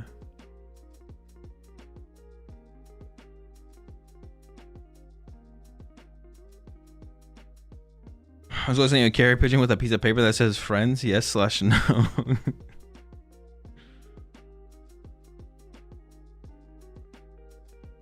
Favorite cheese? I think Hops, Cram, and Dango nowadays. I think it's pretty good. I think Tekken for Mirror is pretty good for... I think Tekken for Mirror is good. Tekken for the Mirror in some way is good. It's pretty popular. Trying to decide between Grimithy or Bolt for Stuttgart. Thoughts? I mean, if you're asking me the question, that means you're trying to be competitive. And if those are your two options, I would stay home. I'm not going to lie. I wrote my new deck list on inside of a water bottle. Please check it out. If those are your two options, I can't help you. I can't save you. I leave it up to you at that point. The Grimithy Shade is crazy. What do you mean? That deck is... It's just not good, man. It's just not good. I'm gonna wait for someone to say it. I know someone was gonna say it. I know someone's gonna say it. You got a Veil keeping me out your DMs, something like that. That keeps Gojo out of the... Yeah, maybe. Yeah, I don't know why. I have plenty of message requests. Like, I get message requests all the time. I'm not sure why you can't send me one. It might be because you have something restricted on your end, to be honest. Or Discord doesn't like you for some reason. Actually...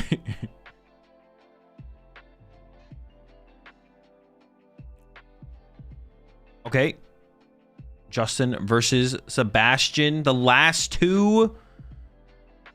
Oh, Justin is playing the Poltnor. Okay. Honestly, depending on the list here from Sebastian, I would maybe say that Justin has the advantage. Although, if you ask Henry, Artie's probably still favored.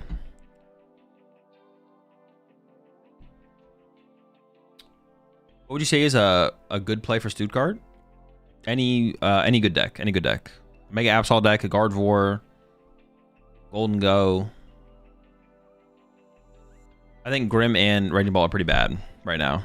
But they're like, when I say they're bad, it's like in comparison to the other decks. Like if Grimmsnarl got top cut, or well, actually Raging Ball getting top cut would be kind of crazy. But if Grimmsnarl got top cut, it would be like, okay, that's not like unreasonable.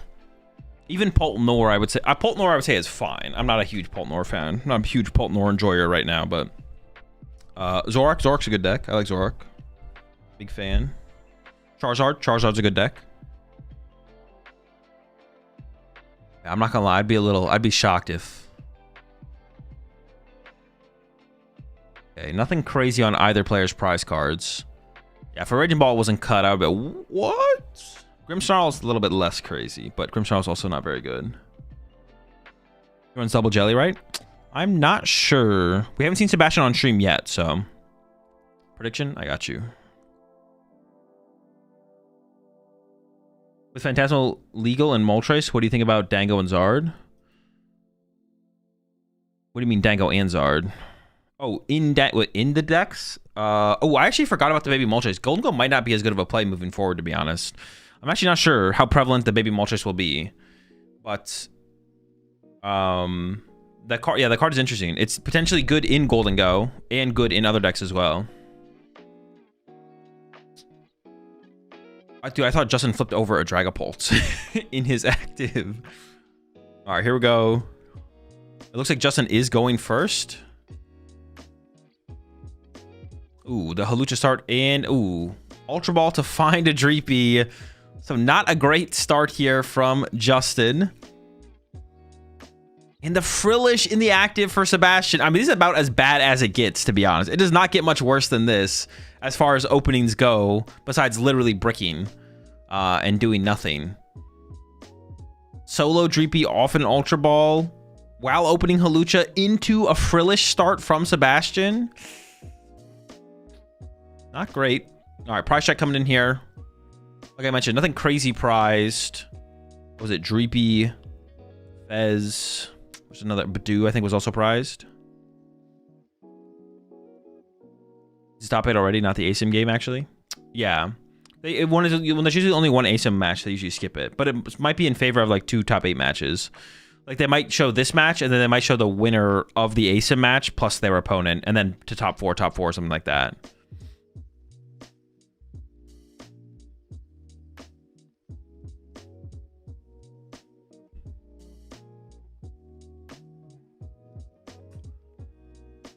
Would you consider insta-scooping in some very bad situations? Yes, but it's like super rare that you'd like frame 1 concede.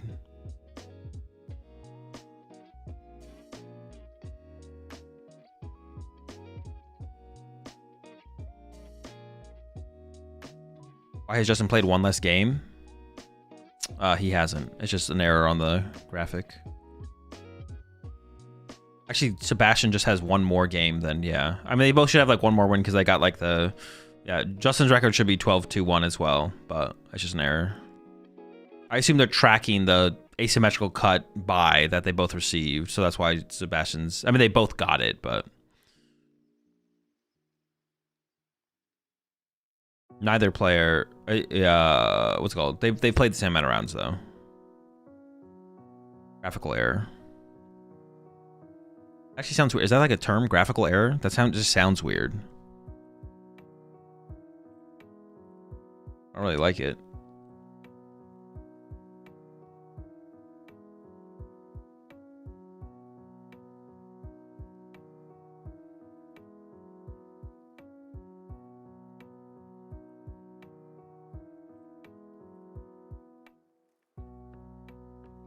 You can prize check like this? No, both players are actually actively cheating, but, you know, I don't really care. I don't think you really care. The judges obviously don't care. The judges never do anything, right? Like, if you listen to chat, like, chat gives us all the info. Chat, you know, lets us know, right? You know, chat says the judges are useless. They never do anything, so I don't really care. You don't really care. The judges don't do anything, so they're not going to stop the players from actively cheating at the table, so. But no, you can't do that. It's cheating. Don't do it. I've seen Riordan, but he has like 3 piles. Yeah, you can go to the, if you really want, you can go to the extreme. You can literally like full sort your deck if you want to. You do have to do it within a reasonable amount of time, but it is not against the rules to do. I'm actually curious how much time that took Sebastian there. It didn't take that much time though. It took around 2 minutes, if not less.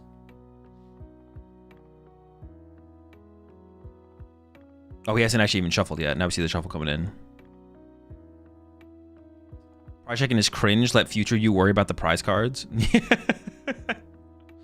why are you stressing about it, bro? Current you doesn't need to worry about prize cards. That's for future you to worry to figure out. It's a good meme.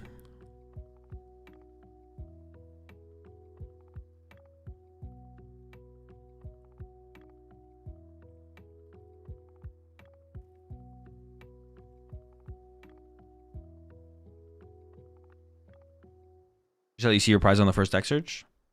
I mean, they should just let you see them during setup, but it's not a huge deal. Just doing it during setup makes things cleaner. Doing it off the first prize check is like weird. All right, what do we got here? Bravery Charm. Got the energy for the Furlish. Oh, we didn't even have that yet. I didn't realize. And we have at least 1 Ralts on the bench. Is it 2 Ralts? It is 2 Ralts. Curly for the next turn is also pretty good. In case Badu is found. Getting to build up to your guard for. And there's that Fish Punch for 40. Halucha is weak to Psychic. Over to Justin. Does have an energy. You're definitely not finding the Badu here as Justin. So I wouldn't even consider attaching active here. And this match, actually, Dragon Ball versus Guardy does go pretty quickly. So yeah, there's no reason for Justin to like concede aggressively or anything like that. But this is... I mean, it's an unfavorable matchup to begin with. Well, actually, I don't know if that's true. I don't know what the list looks like for Sebastian. I actually don't even want to say that. Maybe going second might be like the biggest factor overall, to be honest. Yeah, going second might just be the biggest factor in general with this matchup. But this one's probably cooked. Not having 0 access to item lock here for Justin. Like, if you're not item locking the Gardevoir player, you're gonna lose. Just got back with their ASIM cut. There was 1 ASIM match. They didn't show it, but. We did find the Badu. No Lokes, but pushing up the Badu after the Halucha goes down is pretty nice. No Lokes. Is it open list now? No. Open deck list doesn't happen until next year. Psychic for turn. The Curly is the important card, though. We have that.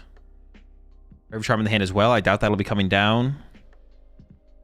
I guess the question is, like, where do you just attach this energy? Or actually, do you attach an energy, I guess? You don't really have to attach an energy here. You maybe just play the Lillian. See some new cards and go from there.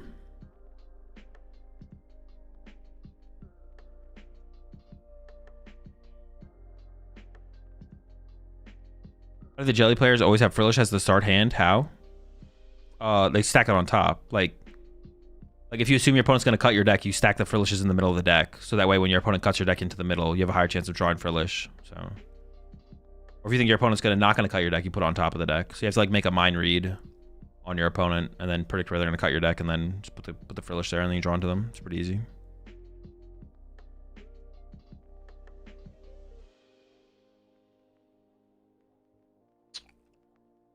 And figure out what you could do to possibly accept the friend request and you can remove me after.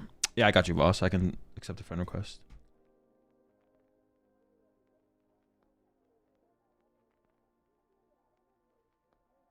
Yeah, I'm not sure why.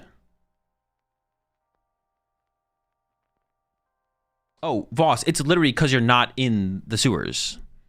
Literally, when I accepted your friend request, it told me you're not in the sewers. That is literally why. So why I told you why is literally why. Azul knows a lot about cheating. Well, yeah. How do you think I've won so many tournaments? All right. Vessel coming in here from Sebastian. Got a Monkey Dory, so we can set that up. Oh, also we have 2 Ultra Balls. That's pretty good. What was the card he was thinking about discarding? Was it a Nest Ball?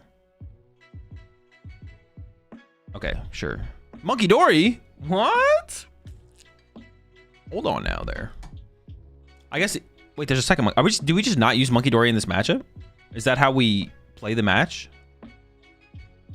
There's 2 Dories in the discard pile. Do we just not need them?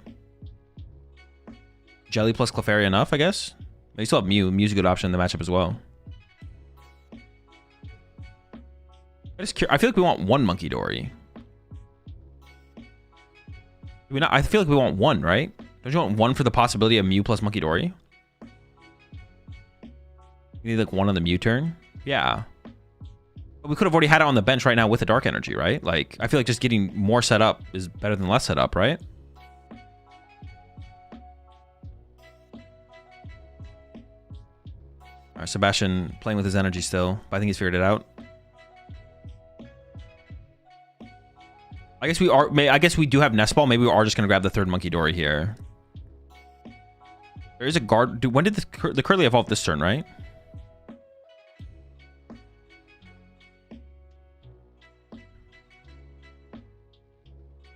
Playing with energy on camera legal?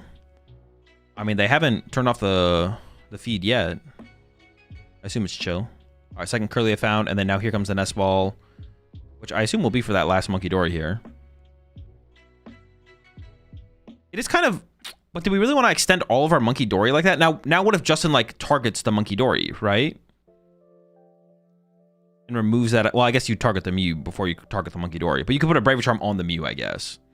And obviously, yes, you have Night Stretchers and yada, yada, yada. But it's like 1 less piece to potentially work with. I don't know, it feels aggressive. But I guess if you only need 1... And I guess if you're... Yeah, going to chase the Monkey Dory feels pretty bad anyways, right? Yeah, maybe it makes sense.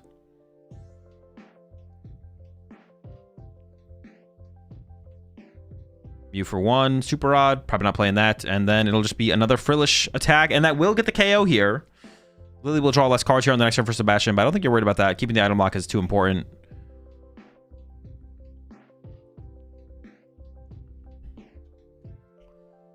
And off the prize cards, get the Night Stretcher. It's a good card for later. Over to Justin now. Still no items. Does Justin have anything? He might just have nothing. I think he has an Ursaluna. Literally just Badooing it. But now the Badoo can just be KO'd by Monkey Dory Frillish. I mean, not that he should have done anything else. Actually, should he have just not item locked there? Oh, I think Sebastian just wins this turn, right?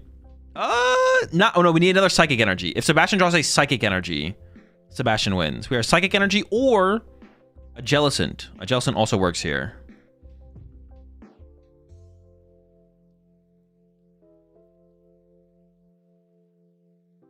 Scoop angle. I mean, it's just going to be a lose angle here soon. I don't like hate Justin playing this out. You still have 64 minutes to work with, so... And this matchup is like pretty quick. Honestly, for us, the viewers, it's best because then we get to watch more Pokemon before the next... before we have to wait for the next round, potentially, so... We get to see this game to its full conclusion. If Sebastian draws into... Not yet.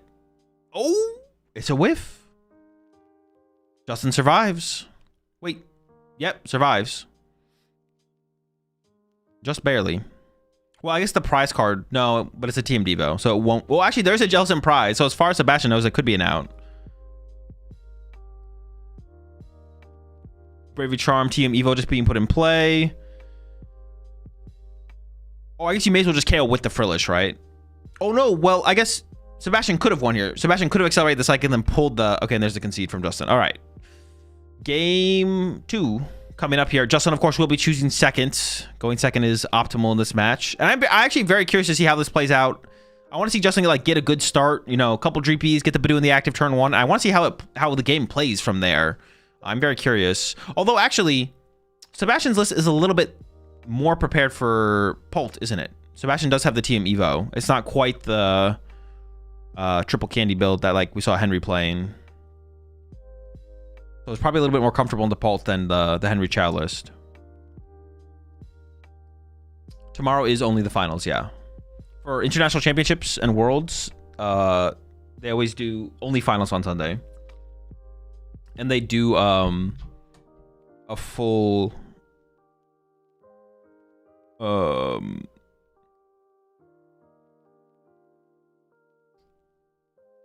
they do like everything on the same broadcast. So they do Unite finals into Go finals, into TCG Junior Senior Master finals, into VGC Junior Senior Master finals, all in a row on one stream for ICs and Worlds.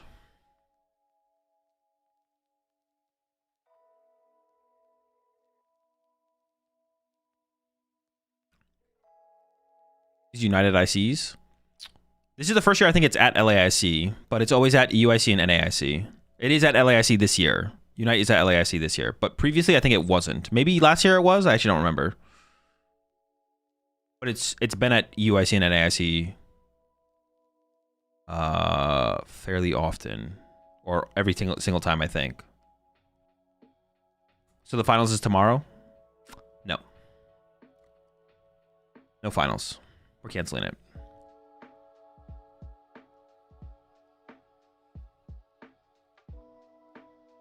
Are you gonna be watch partying the whole thing or just TCG? I mean, I might turn it on before Go Finals ends. I might start up the stream before Go Finals ends, but I'm probably not gonna watch Unite. I'd rather get a little bit extra sleep. Wake up at like 6 a.m. or something like that. But we might watch VGC Finals. We might watch VG. All right, here we go. Sebastian will be going first, of course, with Justin choosing second. Dude, are we... Well, Sebastian's hand is pretty bad, but does have access to turn 3 Fez, which actually isn't that bad in this matchup. Turn 3 Fez is actually decent in this matchup. What I was going to say, though, it looks like Sebastian's hand is pretty dead to getting item locked. It might just be dead in general. So, yeah. It's not even so much that Sebastian's hand is currently dead, but getting item locked here. Turn 1 Badoo from Dustin seems pretty good. Just like turn 1 Frillish from Sebastian was pretty good. Item lock, man, it's pretty good. Honestly, item lock is only as powerful, though, as the item cards in the format. Shout out Buddy Poffin. It is bad, though, when a lot of decks set up through Buddy Poffin, Trolley. Honestly, Golden Go is like the only deck that doesn't like... No, but it plays so many item cards as well, dude. Goddamn item lock. Well, would you ever try VGC specifically with champions coming out? That would be like the thing that would get me into it for sure. Maybe. We'll see. Oh, I was so curious what Sebastian was doing. I was like, wait, what's happening? He is prize checking. The prizes are Iono and Screamtail at the top. Team Evo's prize, that's actually a big deal against Pult to actually set up your Gardevoirs. So, that might not be a problem for Sebastian, though, because who knows if we'll even find a Ralts once the Badoo starts Badooing.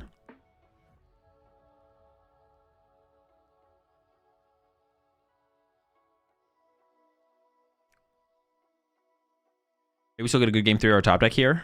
It's possible. Yeah, I kind of feel like we're hoping for a good game 3 at this one. But hold on. Justin could also be dead drawing. But wait. Both players might be bricking. Is there any rule of order they have to take their prize cards? No, you can draw them in any order you want. But it makes no sense to not draw them in logical order. So most people just draw them in like logical order. And then, so we can basically assume when what prize cards people are drawing at what time. And there's the setup. Turn 3. Cruel Arrow is on the menu.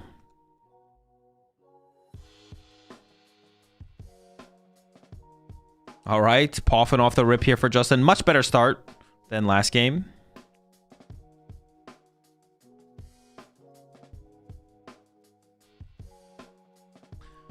How bad really is the Guardy matchup for Pulp? It's pretty tough. It does depend on the Guardy build, though. Like, if you don't have a ton of non-item ways to get into Gardevoir, Badoo is pretty tough to deal with. So TM Evo count, Arven count, stuff like that matters a lot, of course. But yeah, all that stuff matters. All that stuff matters. So if you have a high TM Evo count, high Arm count, the matchup's pretty bad for Pult. But the less Evos, the less Curlias you play, closer the matchup becomes. Up to the point where I definitely could see Pult be in favor, depending on how greedy the Guardy lists are. All right. Poffin and Nestball into the Lily. Prize cards here for Justin. Top 2 are Basic Psychic Energy and an Iono. Did prize the Dusknoir, which can be a big deal for doing some kind of big board wipes, but not essential for it at all. Also, Justin might be playing the list that he played at Las Vegas, where it only plays like a 1-1-1 Dusknoir line.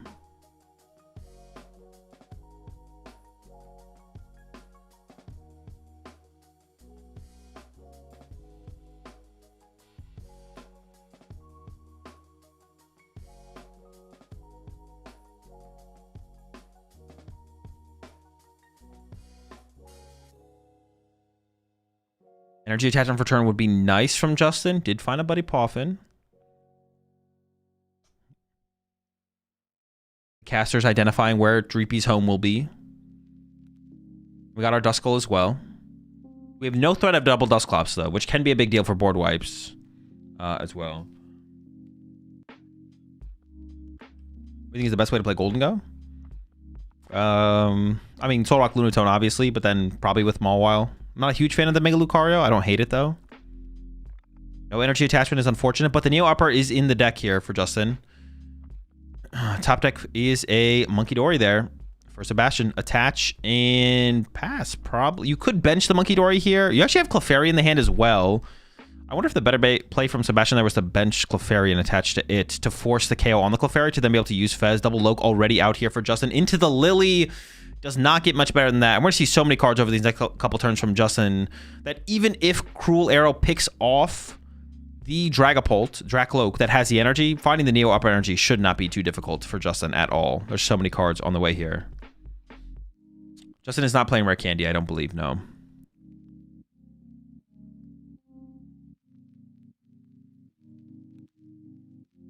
All right.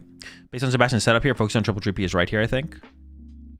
Maybe. I'd probably agree. Oh, but also, Justin only plays one Duskull, so there's not like a chance to go double Duskull anyways. It's not even like a question.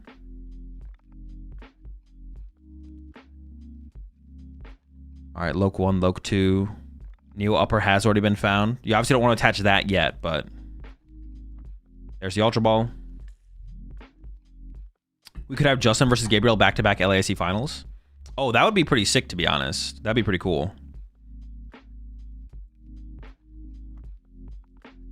It's the only energy he has, I'm pretty sure. It's not terrible, to be honest, because if you attach a non-Neo Upper Energy here, it gets KO'd anyway, so it's not that big of a deal. Although, actually, that's not true. If you don't... if you actually don't attach for turn, then Sebastian will KO your Duskull. Okay, we got the attachment for turn. Nice. Oh, we had a Luminous in hand. We were chilling. But now this kind of forces Sebastian to KO your Dracloak and hope you don't find Neo Upper. I wonder, I think Sebastian misplayed though. I feel like Sebastian should have benched Clefairy and attached to Clefairy instead, to be honest. No, that's probably not true. This is probably correct, but you should probably bench Clefairy now. Or unless Sebastian just feels like I lose anyways if I put anything else in play. Nah, you definitely have to bench some stuff here, right? I feel like for sure.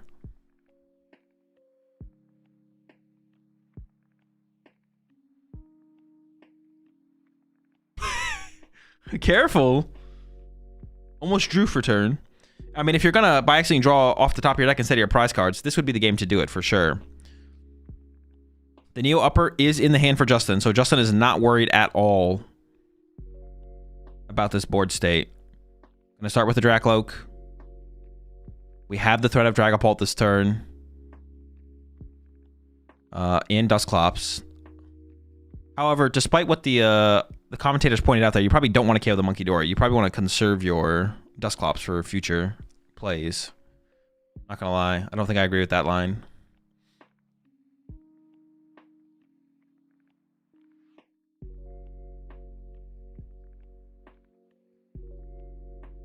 Ultra Ball coming in, giving up the Iono and the Counter Catcher.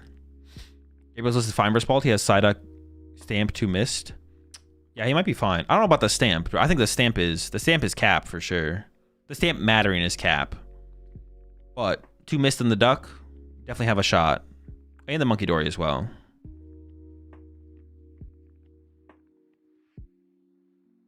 Stamp fell off. Big time. Gabriel's playing Charizard.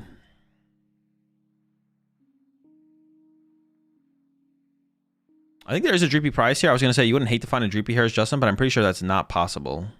We'll see, though. There's a Poffin found. If there is one in deck, we would grab it. Nope. Just sitting out the deck at this point. We did find our Dusclops. I like the KO Monkey here with Clops because it doesn't have damage around. Doesn't leave damage around. You can't chase both Rolts. You can't KO double Rolts next turn as easily. I feel like you always save the Dusclops here. Also, the Dusclops puts Sebastian on even prize cards, which could help Sebastian in the endgame. Like, you might just not have to pop the Dusclops ever. Yeah, I feel like popping Clops is just... I don't think you care about the 30 damage you leave for the Monkey Dory, right? I guess it would open up the Badoo KO this turn from Sebastian. Okay, that is... Like, you could go... Now Sebastian could actually get the odd prize card on the Badoo anyways. I guess, actually, you know what? Justin also had the Night Stretcher in hand. So Justin could have gone, popped Clops on the Monkey, and then Night Stretcher the Duskull back, and then immediately bench it again. So honestly, maybe I am actually a fan of it. I think you convinced me. I think you're right. Actually, KOing it might have been actually better from Justin here. Actually, because we could have Night Stretcher for the Duskull back immediately. There's Night Stretcher from Sebastian to recover the Fez. Has the TM Evo in hand, but also has one of the Curlias in hand. Here comes Fez for 3.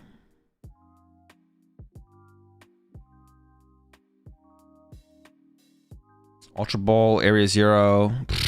No supporter still for Sebastian. Might be able to get a Curly on the bench. So would you approve of Grim for a cup if no one is playing Tord or Dango? Yeah, that sounds like it's pretty decent, actually.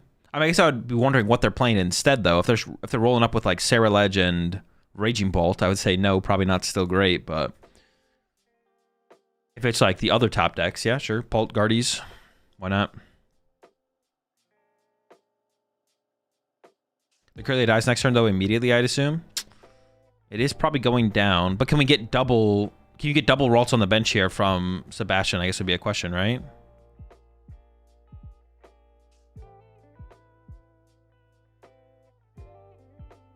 Ultra Ball number 1 happening.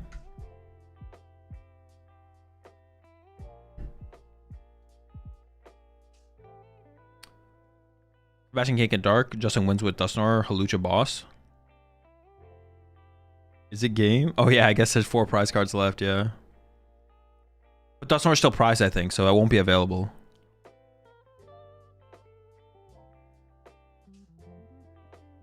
Counter catches the Dracloak. Okay, it's a little bit annoying. Then TM Evo the Ralts.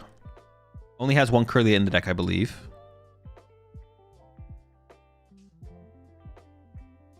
was gonna say, it'd be kind of funny if he had 0 and just used it anyways. Does have a Curlia. Justin needs a boss here to KO double Ralts and Curlia.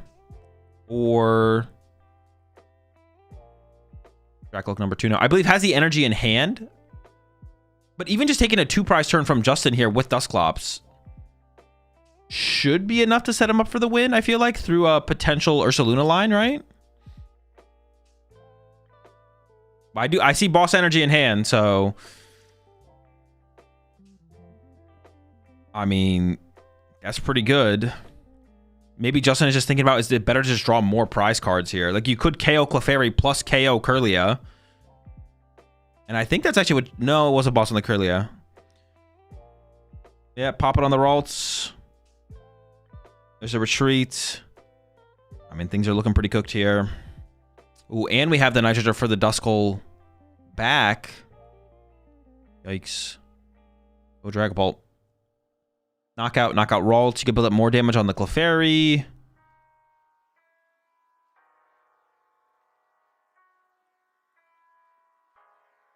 Or 2. Sure. That keeps Fez in range. Okay. That makes sense. Even a Monkidori move off the Fez. Mindbend is pretty good here, though, right? Or it could be okay. Like, that could be a route back into this for Sebastian. The Duskull can become a Dusclops, so Justin could just go retreat, pop Clops to get it back in the active, but I think that has to be your line here from Sebastian, right? It's got to be the Mindbend. Bro, I forgot about Latias. Discard the energy. Oh, shoot. Well, they have to catch that soon, or he's going to get the loss for the match. Oh, no. That's huge. It's a big deal. That's an illegal play from Justin. He discarded his energy. Before Gore. It's a big miss. All right, Fez here from 3 from Sebastian. We did get a Ralts back on the bench. And technically it is safe right now, unless there's a boss. I mean, you'd like 2 Ralts. The hint is still just bad. The hint still does not have a supporter from Sebastian. Sebastian has seen like 20 plus cards.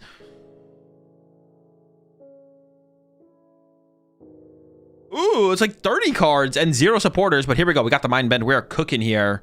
Sebastian could Adrenaline Brain to take a KO if he thinks there's a prize card worth getting here. I mean, you should definitely Adrenaline Brain here. The question is, do you take the KO? If you take the KO, you give a bench space to Justin, you give Fez draw to Justin. Is going to go for the prize card. Is it any good?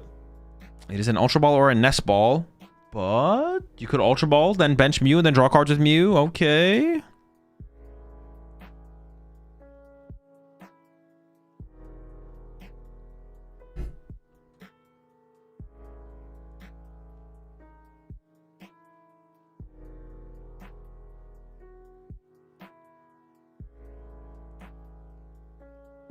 You want to get rid of Badoo, to be honest? You want to be able to win next turn and play items? I mean, if Justin item locks you for turn... Oh, no, I guess getting item locked here would be kind of annoying, right? I guess that could be kind of annoying. Like, if Justin whiffs game next turn, running to Badoo and item locking is, like, not bad. It's a decent shout. Because Justin could win on the next turn anyways. All right, yeah. Yeah, so honestly, yeah, if Justin doesn't win this turn, Justin should item lock, right? But if you win, you win. Does Justin have game here? Has built up quite the hand. This hand has been here the whole game. Just Loke after Loke. There's a boss. I know there's an energy in the hand. Is there a Night Stretcher? No Night Stretcher. There's an Ultra Ball, though. Halucha? That doesn't do it, though, right?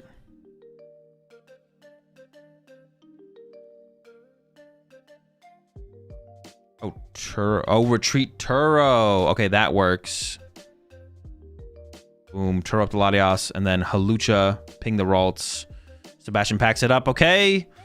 Pretty uneventful 2 games here. The item lock. Actually, honestly, I don't even know how much Badoo did.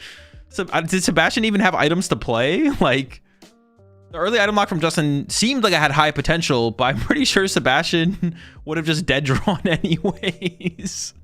Even if he had access to items, I don't think the items made a huge difference, but rough starts.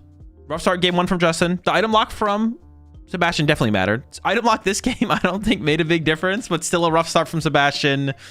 Game 3, Sebastian will be going second and looking to establish that turn 1 item lock from Frillish.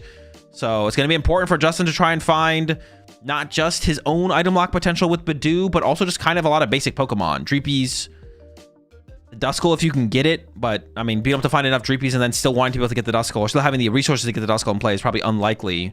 But Badoo is a big one as well for Justin here, establishing your own item lock.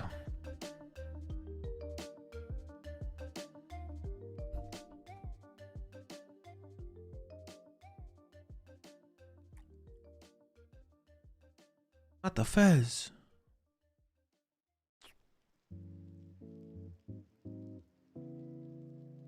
Also on opening for Stuttgart? Like the Dusknoir deck specifically? I mean, it's not bad. I mean, if you locked it in right now and started grinding it and refining the list, like sure, why not? But like I would like lock in right now. If you're gonna play it, you know? Like commit to it at this point, I think. Wait, isn't Stuttgart next weekend? Yeah, I mean, yeah. It seems like it could have the potential. Just you have to lock in right now and start grinding with it. Yeah, Stuttgart's literally next weekend, right? Yeah, so you should just lock it in right now and run it.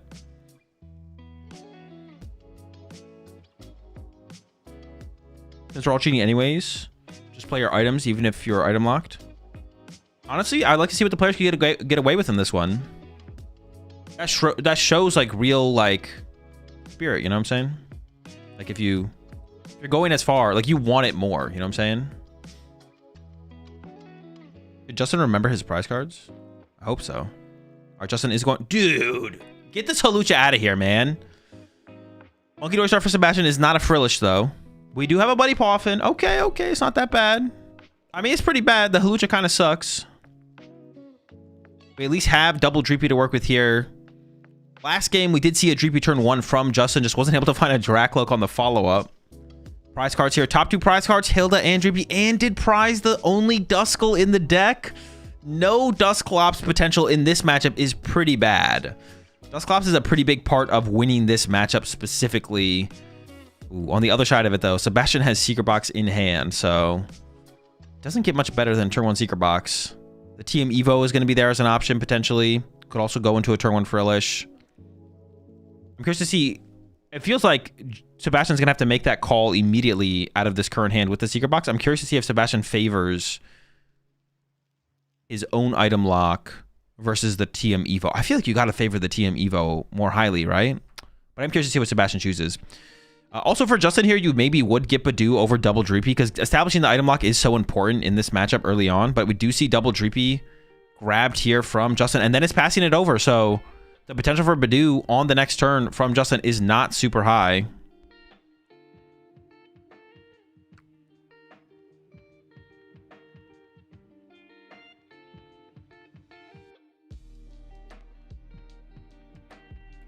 Why didn't Justin just nope Sebastian's Secret Box?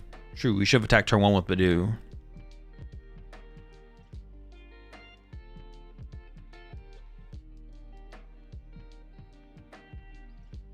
There we go. Starting off with the Secret Box here. Could you like do like a in-between play here as Sebastian? I feel like, honestly, the more I think about it, the more I kind of just like the item lock. Because of the start from Justin, where it's like, you're definitely not getting item locked next turn, so I kind of like the idea of item lock. So then you can just go, maybe you can set up for like Candy Guardian next turn. I guess that'd be the question here from Sebastian is, do you have the stuff to get item lock this turn into Candy Guardian? If not, maybe you just commit to the TM Evo and just get 2 Kirlias out. It's pretty good as well. Can't really complain about it. Does he play Balloon and Guardy? Oh wait, does he actually even play Balloon or Latias? I was kind of assuming he played one of them. But I actually don't know if he does. He actually might not be able to turn one. It might be a TM Evo line here actually from Sebastian.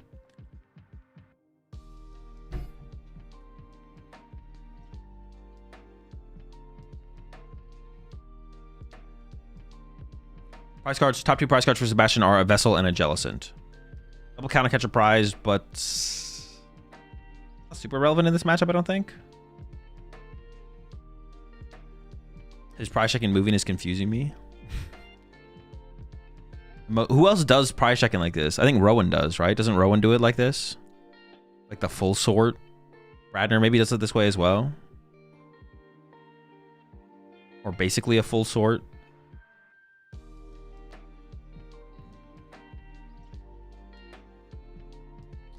I know Rowan's pretty extensive. Sebastian is power sorting. Now chat will be on board. He like took so much random stuff. Yeah, he definitely has like a method to it for sure. Definitely has like a method.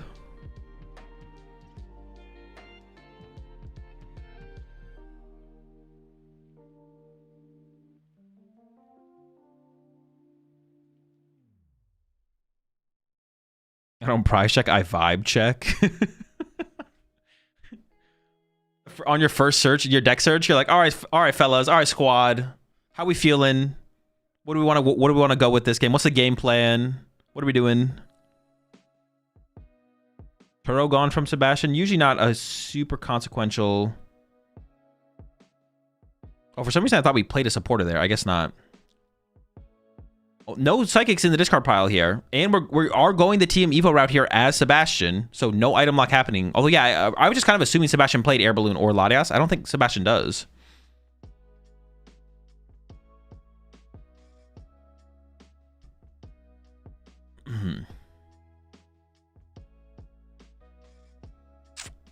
What's your preferred method of prize checking IRL?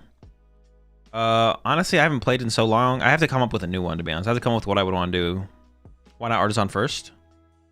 Honestly, that is a decent question. The only thing we want is Rolts, right?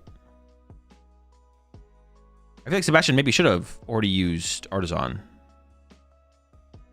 not a fan of giving him Artisan there. That's a fair call as well. Yeah, should we have given Artisan to Justin? Maybe not. We could have just like not done that, right? Just shuffle it back in the deck or discard that instead. Oh no, I guess you want to keep around our bumps for Jamming Tower, but we could have just shuffled it back into the deck. Getting Monkey or Frillish isn't bad. Well, we already saw based on game one, like Monkey's not that big of a deal. Do you really want to put a Frillish and play this aggressively though? I guess maybe having Jellicent. Oh wait, do we want to go TM Evo Jellicent plus? No, it's just gonna be double Rolts. Oh no, but Jellicent's prize. So we're never TM Evoing a Frillish. Yeah, I don't know. That feels weird to not just commit the Artisan to get the Rolts.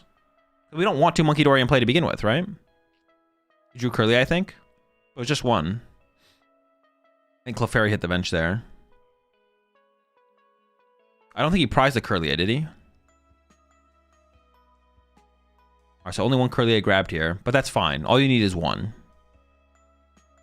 Okay, there's one in the deck.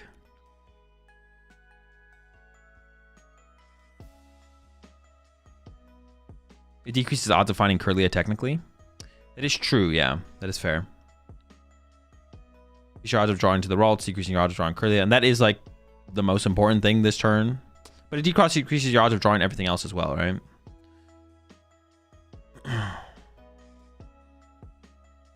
Alright, it looks like Justin is taking advantage of the Artisan from Sebastian here. And I mean, I think you need to do, right? You want to hope that Sebastian is not able to establish Gardevoir.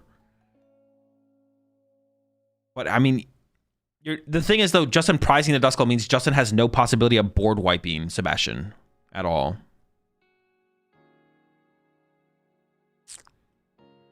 Second Dracloak here.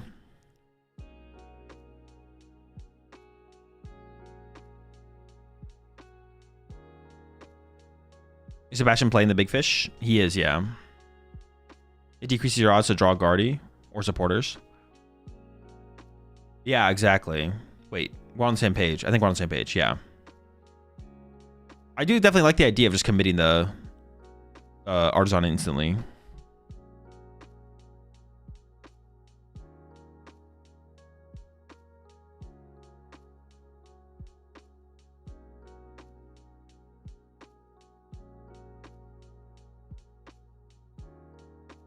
Justin is playing the 1-1-1, yeah. For the Dusknoir line. Artisan versus correct. Yeah, I feel like it is. I feel like the odds of drawing both Curlies is still like so tremendously low that increasing our odds of just drawing good cards is like worth the trade-off for sure.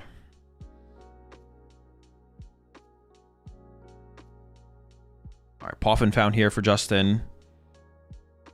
I'm not sure if we have a way to move the active quite yet. Ooh, I honestly, Hawlucha, I mean, the more I think about it, the worse the Hawlucha start is. Not that he had a choice, but man, opening Hawlucha is just so bad.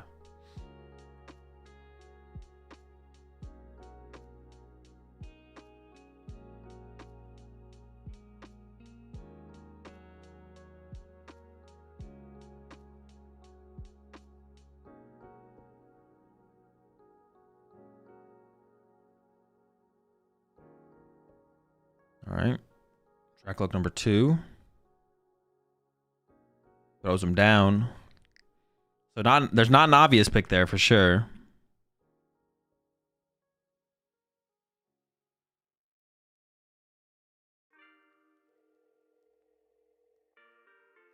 Maybe he was using Lily before Artisan, so he didn't get 3 Ralts.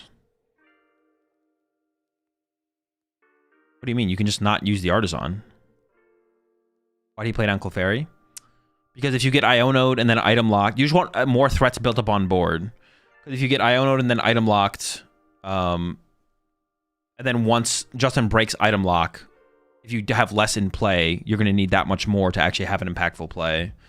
You don't really care if Justin chases your Clefairy as his initial 2-prize KO. You're still winning the prize trade at that point. So you just want to have as much built up as possible to be able to deal with when Justin finally decides to break the item lock. If you can't force him to break it. All right, draw there from Sebastian. Is a Frillish, but we don't have Psychic Energy. And yeah, the hand actually is just dead here from Sebastian, I think. Yes, literally dead. Honestly, Sebastian could... No, there's jamming. No, we have Artisan. Sebastian could TM Devo here to set Justin back a turn. That actually might be the play here. Because if Justin just attacks with Neo Upper next turn, you just don't have a response to it. Call sign angle? I don't think it's just Psychic in hand. I think call sign's an option.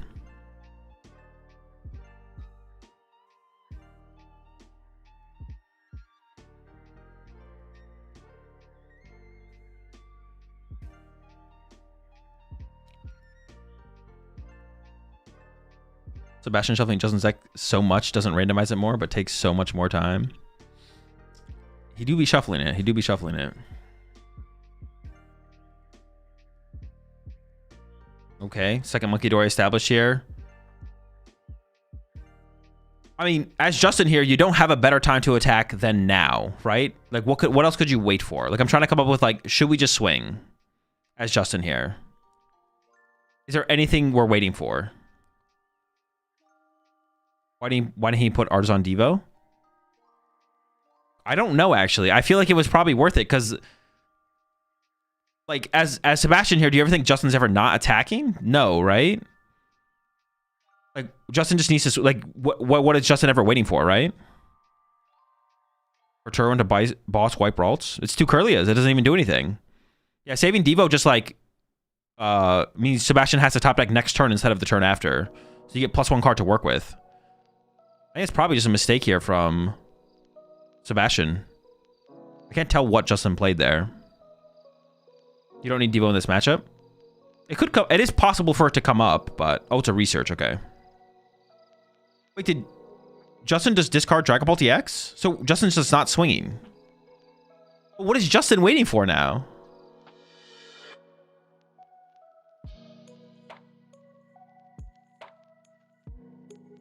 It's not like you can develop a Dusclops. Or only Duskull is prized. Wait, what is Justin waiting for? And there's a top deck supporter here from Sebastian.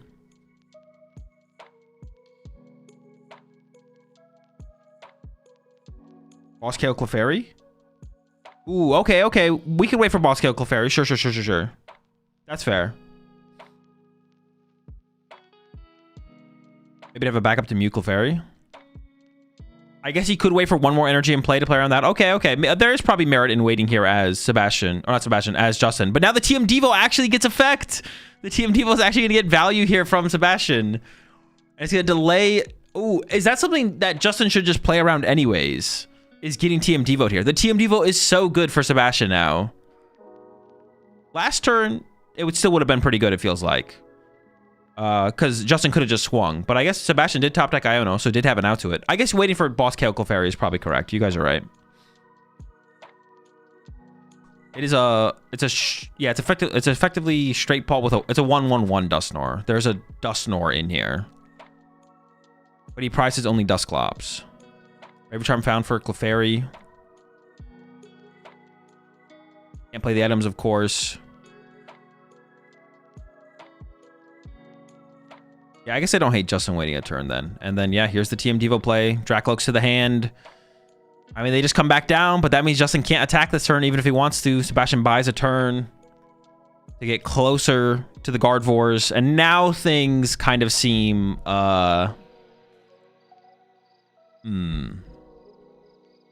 seem tough.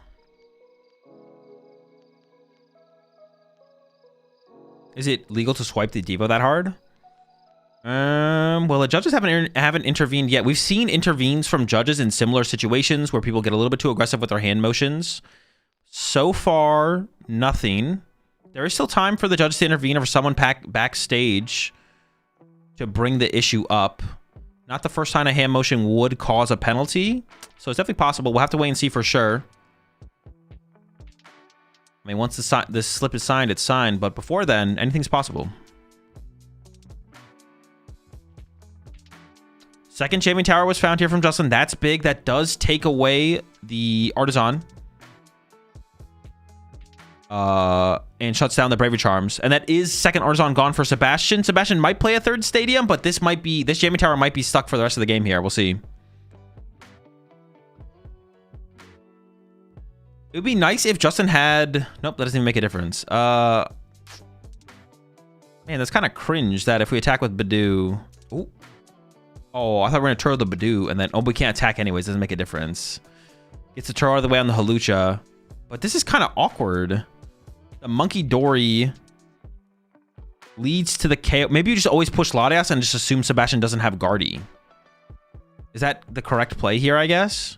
There is a Guardy priced here from Sebastian as well, I believe.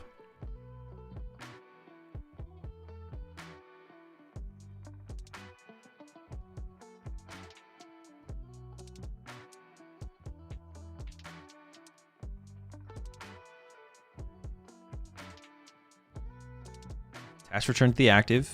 Mind Bend becomes an option if a Dracula gets pushed into the Lily. Oh, there's no psychic energy in the discard pile. So I guess if you push Latias, you're just safe, right? I guess here, Justin, you can always push Latias. There's 0 energy in the discard pile.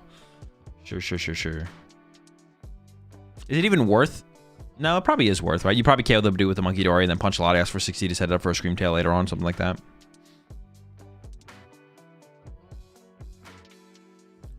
No psychic this far in is crazy. I mean, can't play Vessel. Can't play Ultra Ball. Badoo's doing work. Is it ever correct for Sebastian to not take a KO? I guess could be something as well.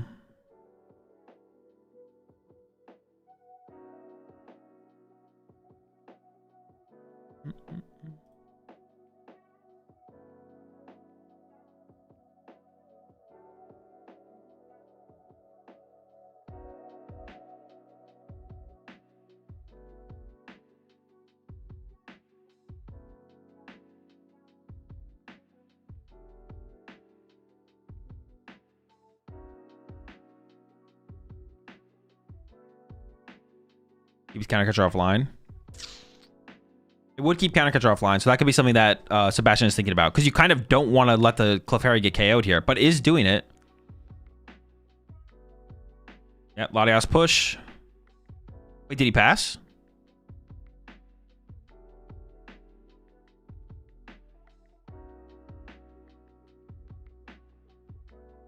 Oh, I guess you don't want to punch here, Sebastian, because you know Justin plays Monkey Dory.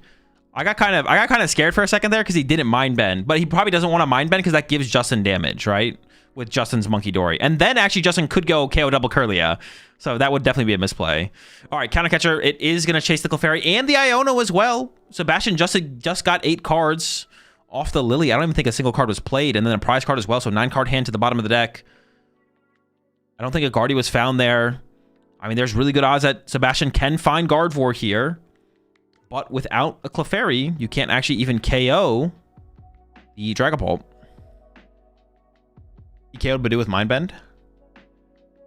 Oh, he did. Yeah, you're right. He left the damage in play. He used Mind Bend for the KO. Yeah, I didn't realize that at all. I was like, wait, what the heck? I thought he moved the damage and then passed, but then I didn't think he passed, and I got scared for Justin drawing too soon.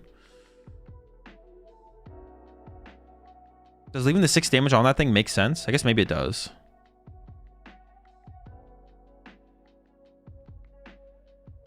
Okay, there's the knockout. And just put 6 on the Monkey Dory. Vessel Ultra Ball Stretcher. Jeez. The question is, can Sebastian find the Mew? And has a supporter in the hand as well. Pretty good. I mean, I think the... Oh, yeah, if you have Vessel, you're chilling. Top deck. Mew! What the heck? He just has the nuts. He just has everything. Dude, what? Can we get a PC check? What the heck is that top deck, bro? The full wombo combo coming together? Literally, I Ionoed into the perfect hand. The perfect hand. Well, it could have been a little bit better, maybe. You could have had like a dead card to Vessel away instead of one of your Ultra Balls. But it does not get much better than that. Definitely not normal at all. Dude, he is hella cooking.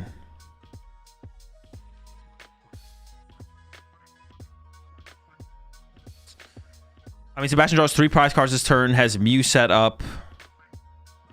There is still the possibility of a Dragapult on Justin's turn, but this one feels so far gone. Going down to 2 prize cards. And there's an Iono as well. You're also Ionoing Justin.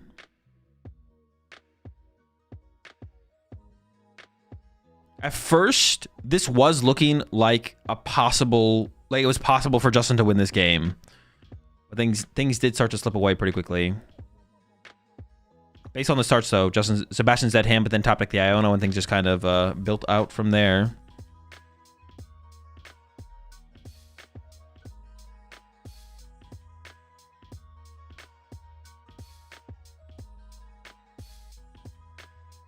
Needs Fairy, though. He has it. He has Night Stretcher. Starts with a Mew for 2.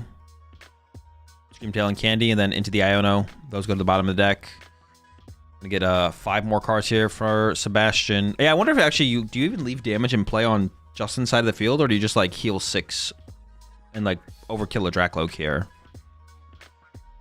Curious to see what Sebastian goes for. I feel like overkilling isn't... Well, I guess you can put it on the... No, because you know the attachment has to go down to the... You know the attachment has to go down to the Dragapult for a Dragapult attack, so you could load up 30 on the Latias, right? Probably.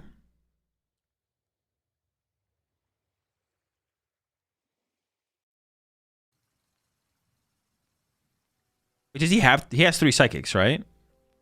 I guess the only thing about this play from Sebastian is you... I mean, you do it, right? It's not really a question. But you will have...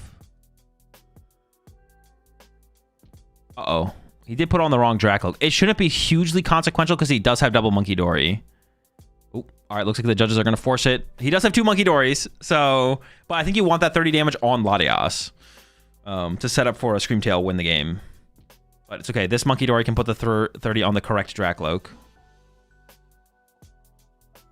The one thing about this situation for Sebastian, though, is all of your energy will be stuck on Mew. You have no energy in your discard pile, which means Gardevoir could get trapped. Like Iono plus Countercatcher Gardevoir trap it is possible here.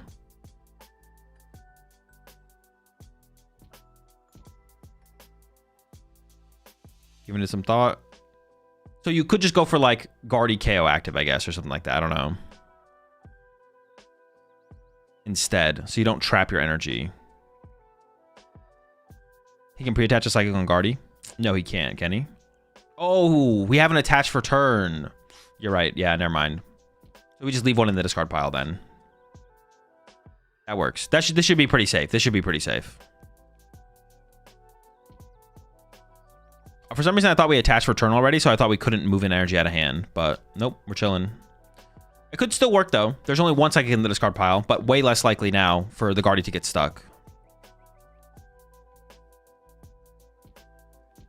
So from Justin here, I feel like the play from Justin is bring up Guardy, Iono, and pray. Because it's not looking good.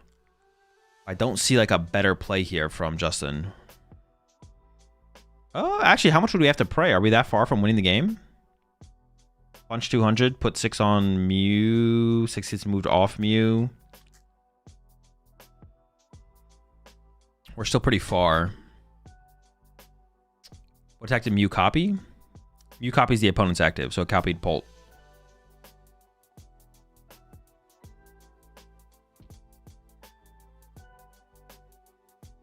Justin would, not this turn, but the next turn, Justin would have access to his own Monkey Dory. What about Iono, Luna Punch Guardy? Sure. What about Iono, Ursaluna Punch Mew? Actually, I forgot about Ursaluna. Yeah, what about Iono, Ursaluna Punch Mew? Is that the move?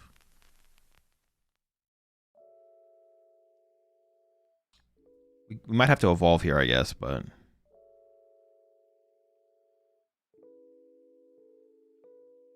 You lose a Stretcher? Yeah, but if you Dragapult Punch Guardy, you lose to an Energy, which is also Stretcher, which is worse. So it's gotta be Luna Punch Mew, right? There it is. Yeah, there it is, Ursaluna.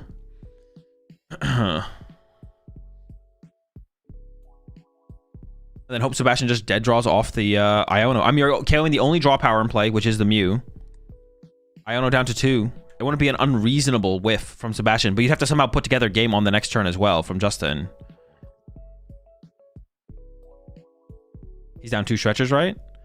I think it's just 1, but I can't tell. Luna's ready to go.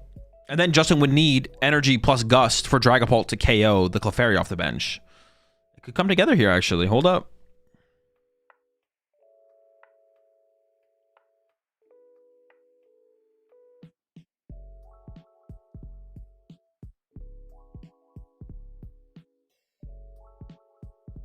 There's a counter catcher. That's not going to be... That's active now, but won't be active next turn. There's Boss, so it's just missing a Fire Energy or a Luminous Energy for the Dragapult. Night Stretcher maybe gets there. I don't know where the Fire Energy is. For Sebastian, though... Counter catcher Candy. Counter catcher won't be active. Living off the top deck here. Justin doesn't have game yet. But we did get a Luminous off the prize cards. Oh, boy.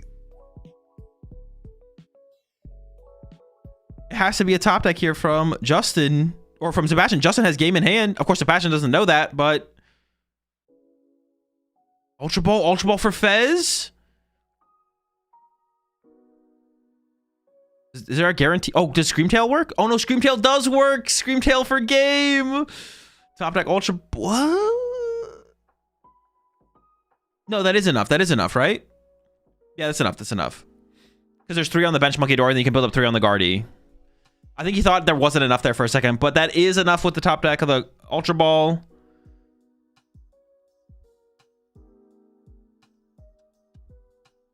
Yeah, it is. There's 4.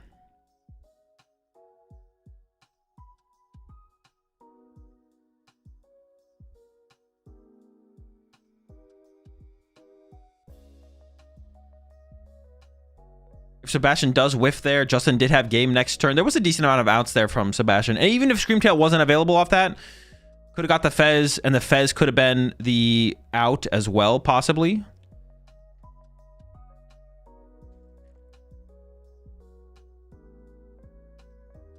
Sebastian's a first-year master.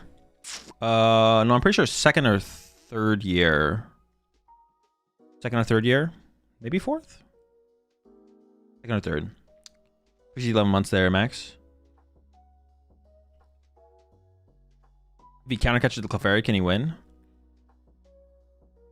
Yes. If he counter catches the Clefairy, he could win, yeah. Oh. Could Sebastian win? Yes, Sebastian could win if you counter catches the Clefairy. Sebastian would have done the exact same play, but would have had more potential for the play. Or he can't Mew kills Ursa. Oh, yeah, true. No, you have to kill the Mew there. The Mew has to die.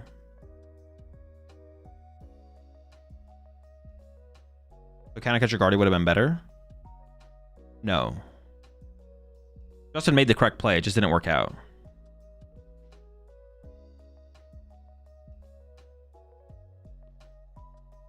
Yeah, Justin made the correct play. Justin just found the out. All right, let's take a look at a quick update for the... Oh, they don't have the parents updated actually here. Never mind. Maybe they'll show us the bracket on stream. There's not an update on Arcanine. Was Henry playing a 3-2 jelly line? I think it was a 2-2, but I'm not 100% sure.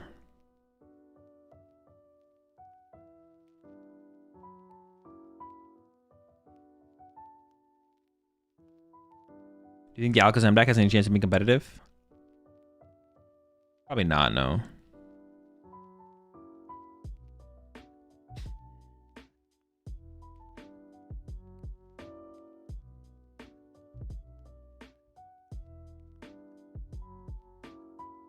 Dragapult KO Clefairy can be pretty good too. I'm not sure if that was possible.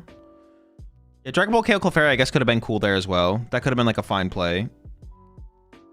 Then all the energy's trapped on the Mew, so the only out for Sebastian, then maybe that is the better play, to be honest. I guess there's an argument that that could be the better play because you trap all the energy on the Mew. So specifically, Sebastian would need Recover Clefairy, but you would be leaving the draw power of Mew in play. Did he have a fire, though? Honestly, good question. I'm not sure he had a fire. He maybe didn't. I'm kind of assuming, but maybe he didn't have the fire, so... But if we had the fire, that could have been the better play, right? Possible.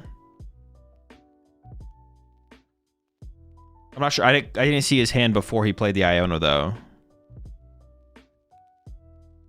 And maybe didn't have a counter catcher in hand, but it could have been worth risking it, drawing into it off the Iono. For sure.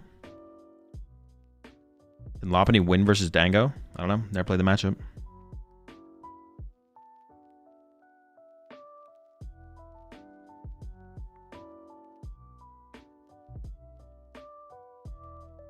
Is there a deck right now that is on the edge of being competitive, but is missing a card or two, like Sarah Ledge with rocks?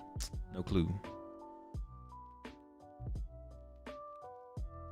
He was looking. Shout out my little brother AzulGG. He's a big fan. Shout out to AzulGG. TCG. Did I say it right? AzulGG. Rouge. He has to kill Mew. Otherwise, at 240 genome hacking and Monkey Dory. Well, no, but he could KO the Clefairy with he could KO the Clefairy with Dragapult. Weird how this is an IC and Vegas felt bigger. Yeah. I mean, there was just like a lot of really, really good players at Vegas. So that's part of it. A lot of really, really good players. Also, the production level was like a little bit better as well. Like the stream was just higher quality in terms of visually and the camera not shaking. Although they maybe fixed the camera shaking. I didn't notice it as much last game. Yo, Azul, no, I can't shake. No, the camera's still shaking. And not much else for Justin. Yeah, I mean, the quality of the stream was definitely like higher, for sure. Also, the quality of the games was higher at Vegas than what we've seen so far here. So, I kind of agree with you on that. Vegas did feel bigger, but not as prestigious of a tournament for sure. Azul, you're right about Dango most played. Also right about Zard and Guardy being best picks for this event. Not surprised, just acknowledging the respect of your skill. Appreciate it, kid. How many gifted for Team Rocket Box plus Wobbuffet? What do you mean? For me to play the deck? So can you shout out Samuel and Thomas? No. Winner of top 8. First of all, second IC top 8 you have. Finally breaking through to that top 4. And congratulations on that Worlds invite. How does that feel? Oh, I gotta say, it feels amazing, right? Like, not gonna lie, I've been on almost kind of like a streak of bad tournaments lately, right? Like, I went something like 3-3-1 drop at Worlds. I didn't do so hot in Pittsburgh and Milwaukee. Finally broke through at least in the top 64 in Vegas, and now back into top 8, 4, whatever it is. It's like it's been a little while since I've been in Top Cut, maybe since like April-ish, and like it feels exhilarating every single time. I can confirm you're playing top 4, so. Congrats on that. Nice. It's not top 8, sure, quite. But having this matchup against Justin, you know, it's the old fabled. We see that format again and again. Gardevoir versus Dragapult Dusknoir. How much have you prepared into the matchup, and what did you feel going into it? Yeah, okay. So the Dragapult versus Guardy matchup, it's been a thing that's been like around pretty much forever, right? Or at least like, you know, even since like pre-rotation. So we've probably had it for like, I don't know, coming up on almost like a year soon, right? And I would say I haven't actually prepped that much into this matchup specifically because it's a lot more like, because it's a lot more kind of like, you know, I've just played it over and over and over again, right? Although one thing I did do is like I changed to something from my Vegas list from last week. Last week I played 3 rare candies and 1 Curlia. This week I switched it to 2 rare candies and 2 Curlia because I was struggling a little bit against Dusk Bolt in Vegas. So, and actually, like, it was huge here, right? Because it made sure that Justin couldn't like board wipe me game 3, so huge there, right? So I would say not a huge amount of like practice against it, but like kind of like a meta call, and then like, you know, like you change a little based on every tournament. Your deck changes every tournament, you know? And they change every single tournament, making it better and better. First from Vegas and now to now. You know, going into top 4, is there anything that you're fearing, or is it just throw whatever at you and you'll deal with it? Yeah, I don't know what I'm playing against or who I'm playing against, so probably the latter. All right, we'll see what gets tossed against you. You know, going into LASC here with the top 4, if we look at goals, as said, second IC, top cut, is it time to win it? I don't see why not. I don't see why not. We don't throw it over back to the casters. Thank you so much, Sebastian. But before we do that, anyone you want to be shouting out? Oh yeah, I mean, I would have a whole list of people to shout out, right? Anyone that I've like roomed with or tested with for the past couple of weeks, right? Karis out there in the audience, any of my other friends, my friends back at school, my family, just like everyone, you know. If I know you, shout out to you. Yeah, and at least for you viewers, we're going to be having top 4 up very shortly. Top 4 up next. Hopefully they show the bracket again with like updates, so we can see where we're at. I'm curious about the asymmetrical match. Looks like 1. Guardy got the dub.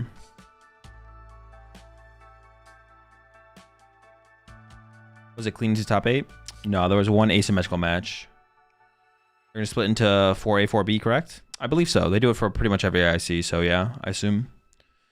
So I got top 256 with Dango at LAIC for my first IC ever. Really happy with the results. Congrats on the finish there, Shiru. They're playing all top 8 matches? No, no, they're not. No, just that one, I think. They're probably going to top 4 from here. Why is there no Professor Chip on the Violet desk? Really missed him teaching us some things. I don't think they have it set up for outside of North America. So Billy beat, or Benny, excuse me. Benny beat Akira. Sebastian beat Justin. Yoshiyuki 2-1 over Simon. And then we've got still need the results. Pedro versus Ilya is 1-1. Gabriel versus Benny is 0-0. Are they going to show us Gabriel versus Benny? I assume not, but maybe. Oh, it's 0-0 because Benny had to just beat Akira. That makes sense. So we might have to wait for a little while before the top 4 starts. Or maybe they held back Gabriel versus Benny and they're going to show us that match next. That'd be pretty cool. I'm down for that.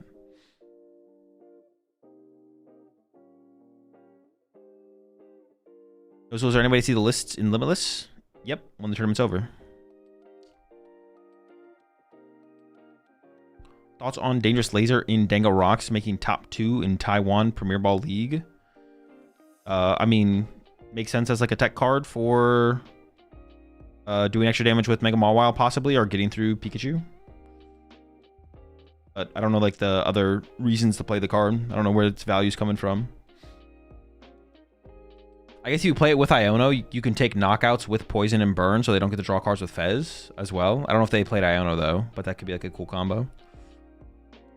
Gabriel is playing Charizard. Benny, I believe, is playing Golden Go, but I'm not sure.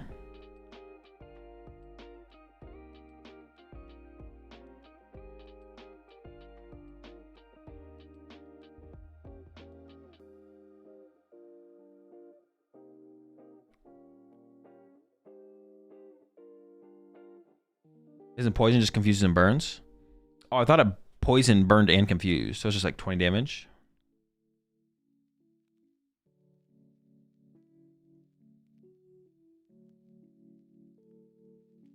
You can also get around Chi with Dangerous Laser.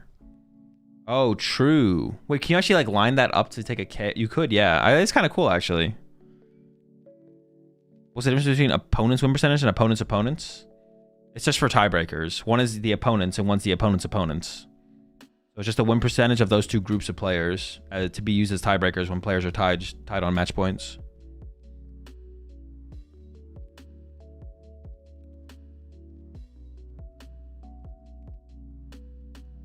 Also, wellness energy thrown away from Dango. Yeah, but that's not like that big of a deal, right? It's easy to get the energy for Dango. It does seem like pretty low value. Like, it does seem like it is low. Like, yeah, Dangerous Laser is like a low power level, but it could be a cool inclusion tech-wise in certain metagames for sure. Like someone said, you dodge Chi-Yu, you dodge Fez Draw. It gets through Pikachu's ability. Like in certain metagames where those situations are popular enough. It'd be cool. Wait, is this the finals of the bracket? For the community bracket? We're already down to Daniel versus Diego? I mean... we gotta give it to the Zoroark deck, right? Control Zoroark broken. Appreciate the sub there, Davis VGC. Welcome to the Rat Pack. I've been playing Dangerous Laser and Raging Ball for months. Well, I mean, that's terrible. That's awful. There's no situation ever where that could ever come up where it'd be useful over any other A-Spec. So, even, honestly, even Ancient Drum, theoretically, is more valuable in a Raging Ball deck. You can actually draw a card. What does it do? Does it draw a card for each ancient card Pokemon you have in play? So would you say that in a parallel universe, Dangerous Laser is a $10 A-Spec? No.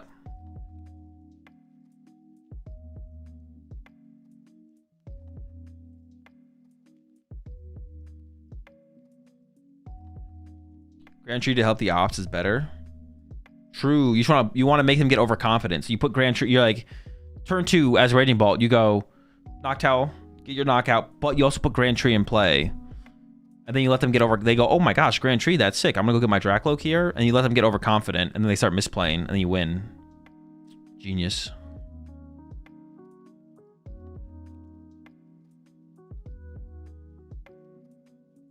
I'm going to try Awakening Drum Raging Bolt at locals tomorrow. We'll report back. No, don't do it. It's got to be terrible. It's got to be so bad. Even Rebopod, the future A-Spec, is better than Dangerous Laser because you can accelerate to Iron Leaves. Actually, I don't even know if that's true. I could see... Oh, Dangerous Laser. Sure. I thought we were talking about Ancient Drum.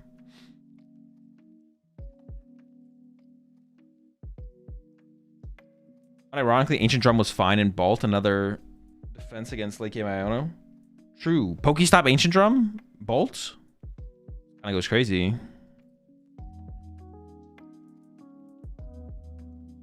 Grand Tree so you can get the 2 prize Pokemon on the op side. Yeah. Will Ascended Heroes be EUIC legal? Should be, yeah. It's 2 weeks after. So what did you do to stay focused the whole day during a regional? What do you do to stay drink water, eat food, eat snacks, get sleep, have caffeine if needed, get experience doing it, and then do it again. Why so much talk about Dangerous Laser? It's a new broken A-Spec.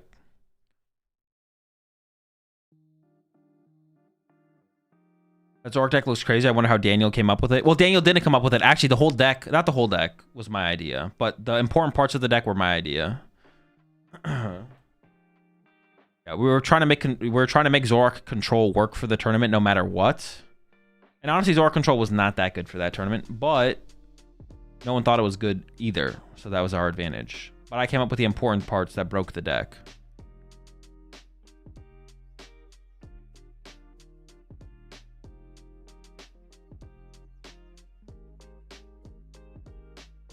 I was actually at the birth of Zoroark Control. It was kind of awkward. What part was that? The Articuno and the Sableye. The Articuno and the Sableye.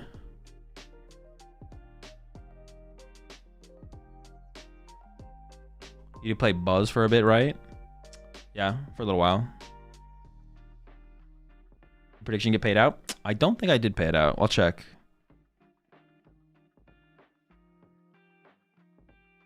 Alright, should be paid out now. Articuno is God. Articuno GX is pretty good, yeah. Remember Danny sending me a super early version of the list and just farming my locals with it? A lot of broken Zoro controls. What deck is Dangerous Laser in? Sorry, I was late. I mean, if you were late, you're late. You missed it. It's over. You'll never know. It'll be lost to time. I'm deleting the VOD. Deleting the clips, deleting the VOD. This will not make it. The moment it was in live is the only moment you will be able to know where Dangerous Laser is optimal. What decks are left? Actually, I'm gonna try and do a bracket prediction here. So we got Charizard versus Golden Go, right? Jelly Guardy. So Jelly Guardy's here. So Charizard beats this. Charizard beats that. So Gabriel in the finals. Petrucci's on Jelly Guardy. Ilya's on Golden Go. Yoshiyuki's on Mega Absol.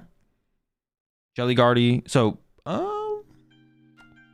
yeah, we'll say Pedro beats Ilya. Pedro loses to Yoshiyuki. And then Gabriel beats Yoshiyuki in the finals. Oh, wait, this is huge for Yoshiyuki, right? This is Yoshiyuki's Worlds Invite. This is actually really big for Yoshi. Just trying to get your invite in Japan sucks. That's a big deal for him, actually. Pedro has Loon. Pedro does have the Loon. That is a fair point. That is a fair point. I didn't calculate the Loon in my prediction. I'm still predicting the Yoshiyuki dub. Although, honestly, 2 players from Brazil making the finals, that would be kind of hype, too, at LAIC. The 2 finalists being both from Brazil would be kind of cool, too.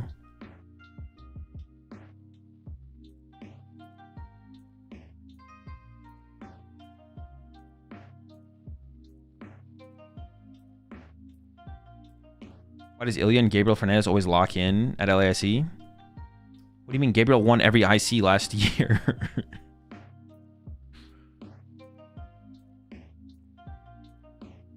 Except Guardy, do other people have answers for Cornerstone? Yes. I believe both Golden Go players... Well, actually, I don't know. I don't know what... I think Benny's playing Golden Go. I actually don't even know that. I don't even know if he's playing a counter. But I believe Ilya is playing the Mega Lucario.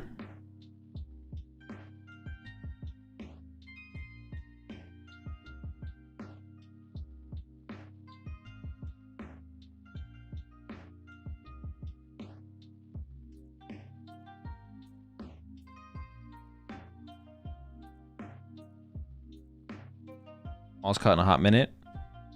Yeah, it always just kind of comes down to the number of players at the tournament. Like, X21 is the expected top cut record, but how many X21s there will be comes down to how many players are in the tournament and how big the tie rate is. So, yeah. Tie rate plus players in tournament will equal how many players are in cut. X21 will always be the threshold for cut. And then the other 2 factors actually determines how many people in cut. Was Dango favored versus Absol?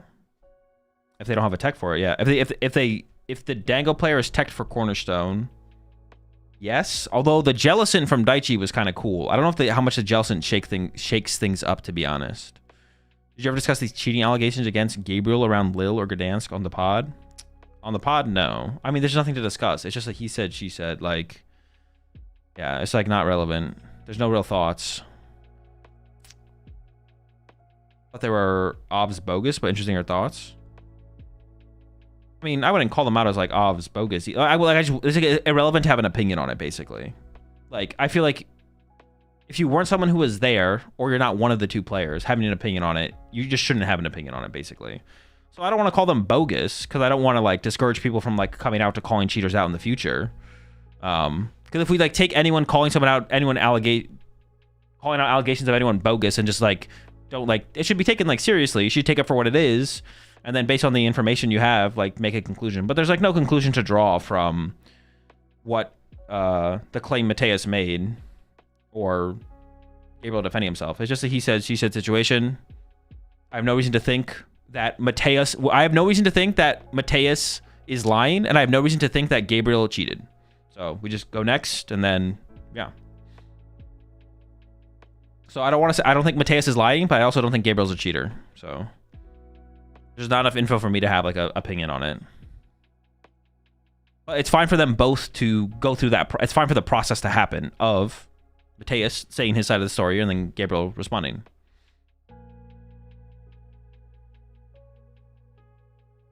Bogus was the wrong word, thanks. Yeah. I get what you're saying, though. I get what you're saying. You definitely shouldn't leave that situation assuming Gabriel's a cheater, for sure. Like, there's not enough going on to make that call. You have reason to think if Grant is the unluckiest player of all time? No, I don't think Grant is the unluckiest player of all time. Even if you are the unluckiest player of all time, the bell curve difference between the luckiest player of all time and the unluckiest player of all time is like a tournament's worth of results each season, maybe. But even then, maybe not. Like one extra top deck or something. It's not that big of a difference. The unluckiest player of all time and the luckiest player of all time, their results difference is like not very much. Grant goes to way too many tournaments for his results to be that different than the highest outcome players at every tournament. Like the highest results players of each year or whatever. He has no excuse but not to play better and prep better. What happened to that second stream they told me about we would have? Honestly, they never made an official announcement about it, right? There was just like, Rahul found that link and then shared it, and then that's what we thought was going to happen, and then it didn't happen, right? They're saying Grant is just bad. I mean, in the grand scheme of Pokemon players, Grant's not bad, but he could definitely be better. Also, moving on neutrality is not okay. We need to know who to light the torches and grab the pitchforks for. True. Let's flip a coin.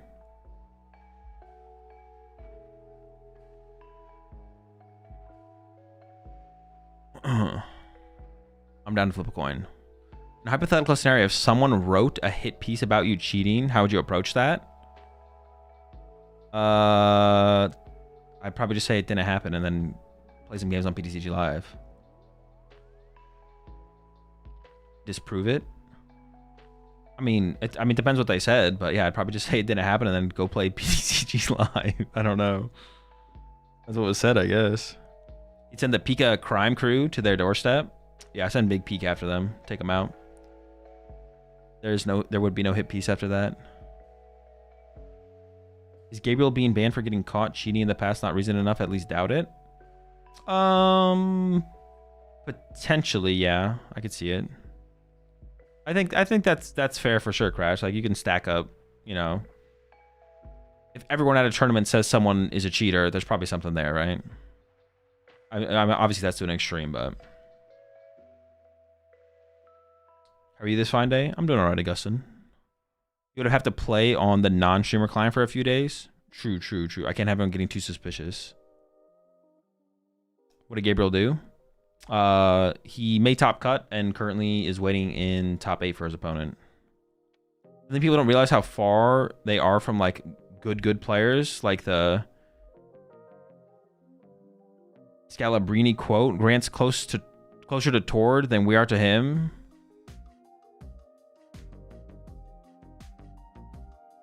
Grant's closer to Tord than we are to him.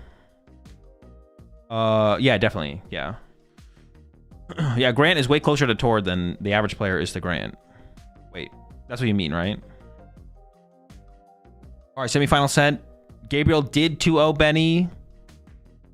We saw Sebastian beat Templar. Oh, no, wait. Pedro and Ilya are still playing. But I assume they're going to show us Gabriel versus Sebastian, and then we'll jump to the other side of the bracket. What would you do if you found out Chip cheated in an uncommon energy game? I mean, he's already done that, so... we're here now. It's already happened. Limitless internal error? What do you mean?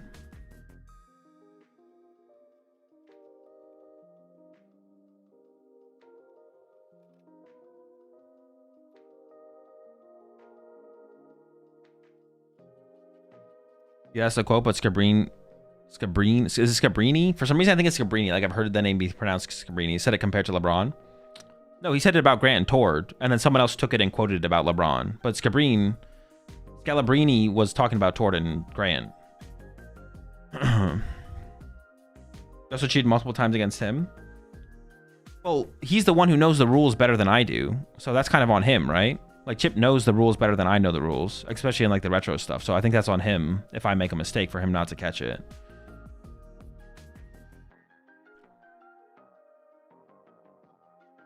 How does Chip feel about blowing the huge lead and guess that flavor text? I mean, you just got to tune in each week, and you'll you know how he... If you tuned in the last couple of weeks, you know how he feels about it. He's, well, if I cheat and don't get caught, is it still cheating? Yes. What made Night March so powerful? It was a deck that was better than a lot of other decks. Chip cheats with Kieran every time he uses it because he hasn't read the card. True, I've been saying that. Pedro did win, yeah. So it's Pedro. Hold up. So Pedro beat who then? Pedro beat Ilya. We got Pedro versus Yoshiyuki. Oh no, this is what I predicted. I predicted this. But I'm predicting Yoshiyuki over Pedro and Gabriel over Sebastian. But I wouldn't hate to see a Pedro versus Gabriel finals, to be honest. That'd be kind of hype. Wait, does Henry's Vegas Guardy deck have a bad Guardy matchup? No, it's got a good Guardy matchup. To be fair, you and Chip both use Jewel Seeker with no Terra in a video? What video? What video? Tell me. I don't actually believe you.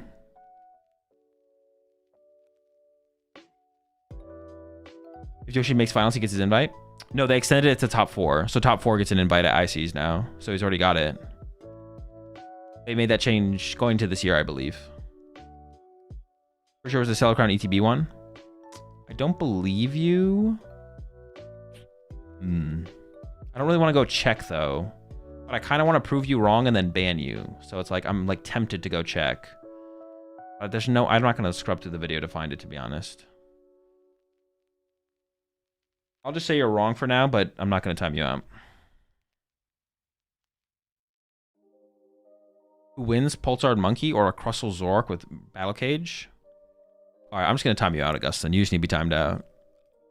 Your questions are just too much. They're fake. They're not real. You're like inventing cards on the spot. What do you think about putting the new Moltres in Pult Nor? Has potential, I think, for sure. I really liked it. I like the idea of it in my Pult Town Store deck. I don't see why it wouldn't be bad in Pult Nor, though. Why it couldn't be good in Pult Nor as well.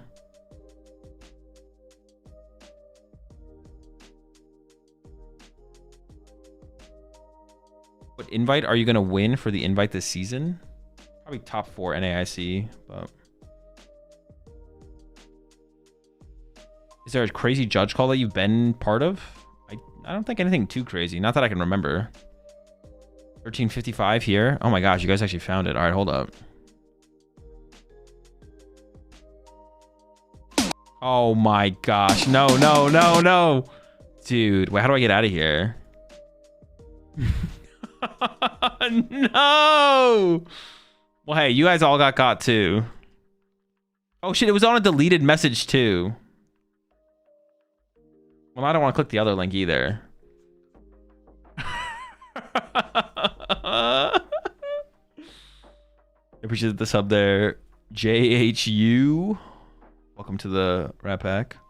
Dude, you fell for the oldest trick in the book? Bro, you guys are pretty honest with your linking usually. They even put a timestamp too. They put a timestamp as well. 1355 here. They put a timestamp. Like, how can I, like, not? Can you, like, inspect a link?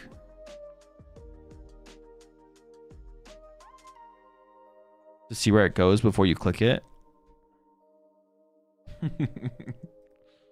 I was told to delete the channel. Yeah, I'm gonna retire. I'm gonna go become a hermit in Canada somewhere.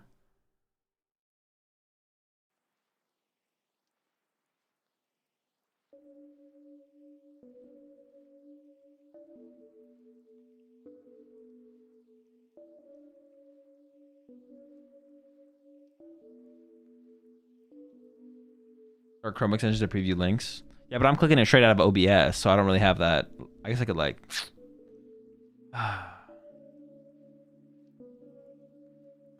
Let's go check the video. No Jewel Seekers were used. There's no way you... Did we even use Jewel Seeker in that? Yeah, that's a good point. Did we even have a chance to use Noctowl? What do the numbers mean by the names? Like 18/24, for example? Oh, the years. Those are the years that they won LAIC. These are all the LAIC champions, except for Galaz, because they needed another LAIC placeholder. Those are the years they won. Wait, yeah, Daniel and Galaz, 1919, 2018, 1919, 20, 21, 22, 23. Oh, wait, there's no 21, 22. There's 23, 24, 25. Did we lose 2 seasons to COVID? I actually just don't remember. Did we actually lose like 2 full seasons to COVID? 2? Bro, those are my world champion wins too. I'm a 2-time world champion, like unofficially. Like I would have won 2020 and 2021 for sure. Oh, that's true. We had. I'm like I'm an unofficial 2-time world champion. Only the second player to ever win worlds twice in the Masters division. I mean, you won the Players Cup, so close enough. True. I did get a Players Cup dub. Jason doesn't even have a Players Cup win. Jason doesn't even have one of those. You appreciate the sub there, Causalino. Welcome to the Rat Pack. You and me both. I would have won at least 4 regional. Well, I mean, let's not get crazy here. Maybe like 1. I mean, I feel like I'm being pretty reserved with my predictions here, to be honest.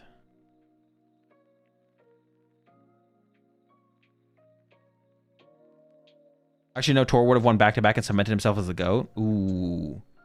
Maybe that's it. Maybe those missed years are what could have separated Tor from Jason. We'll never know now, though. But now he's just washed. When was the last time Tor even won a tournament? Like, he's just washed now. Jason for forever. Forever the GOAT. Did your predictions line up? I forget who did I predict to make cut in this? Oh, I predicted Brent Tonneson. He lost the win-in. God damn it. Yeah, Brent lost the win-in. He lost back-to-back win-ins, actually, I think.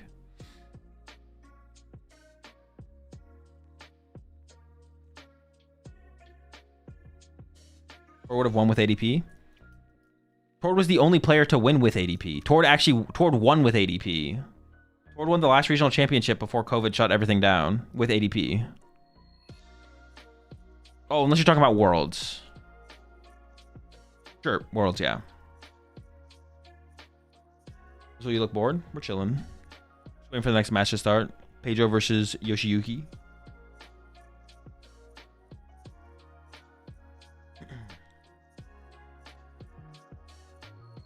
Wolfie would have dominated in Sword and Shield. How were the VGC formats during COVID? Were they any good? And was it like what it would have been? Or they do something weird with it? Did AP never get played it to a Worlds, or am I tripping? It never made it to Worlds, no. I mean, ADP isn't even a top 10 card in its set. Yo, what the heck? Chill, dude. That's some deep lore. You gotta chill with that one. Or top Wolf ADP's Asian. True. Hey, I'm gonna go make some food real fast. I'm kind of hungry. I'll be right back.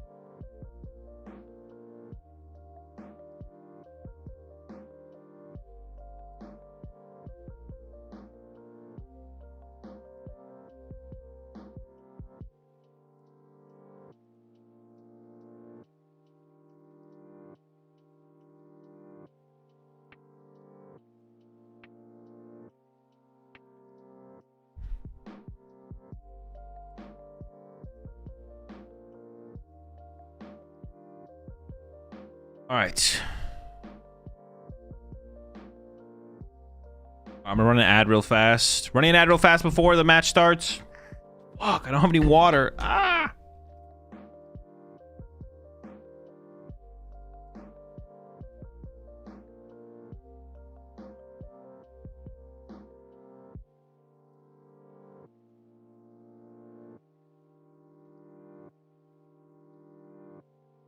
So sad that Gabriel didn't go for the 14-0.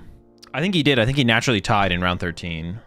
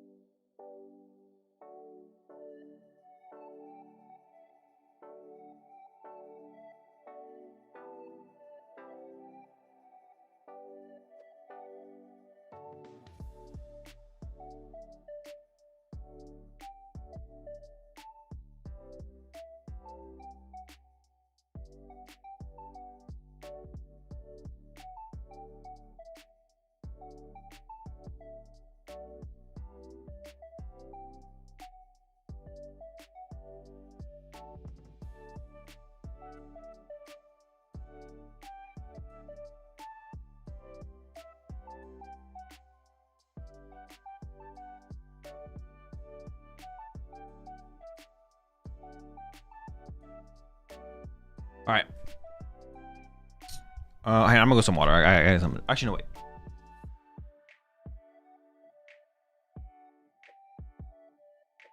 I have a Gatorade. That works. I was yapping. All right. So it looks like Pedro's going first. I assume Yoshiyuki won the coin flip and chose second. I think a decent amount of this matchup is going second. Just like, although I don't know if Pedro plays away to get into Frillish turn 1. So I don't know if Pedro can shut down. I don't know if Pedro can like shut down the trolley. Yo, appreciate the 29 months of Killicam. Who you got in this matchup?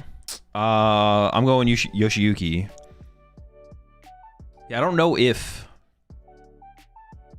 Pedro plays Air Balloon or Latias. So I don't know if there is turn 1 Frillish potential or not. Going second. Obviously going first, there is second. But on your second turn. Because if you go second in this matchup, you can just like completely shut down the trolley and then take over the game.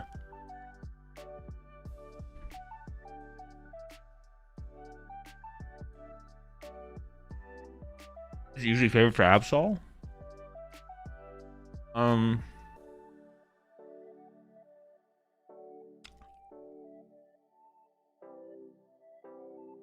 Jelly Guardy, I think yes, but Pedro plays Drifloon. So I think Pedro is favored. But I think on average, Jelly Guardy is probably unfavored against the Absol deck. But Pedro's list specifically, I think, has the edge. And I think Bravely Charm Guardy is probably just straight up favored. Like, there's no question if that is favored. But maybe this one's like 50-50 to like, oh, dude, this is insane. Dude, someone needs to run the numbers. On stream, how often has... Dude, it's at least once a match. That's not correct numbers, though. They should not be opening Precious Trolley once a match. It's at least once a match. Actually insane numbers.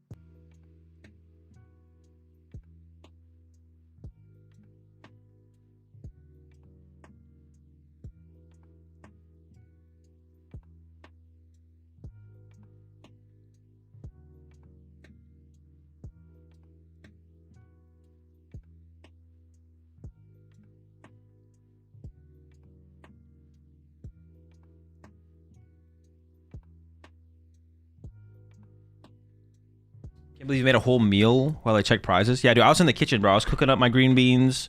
I was baking the chicken, but I'm quick with it, you know. I'm quick with it. Turn up the oven to 600 degrees, and we're going.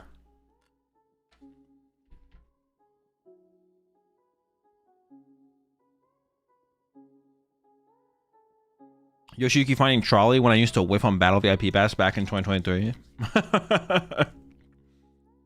Our prizes here for Yoshiyuki. Yeah, back then we'd whiff a Battle VIP Pass and be tilting. Yoshiyuki, just raw trolleys, bro.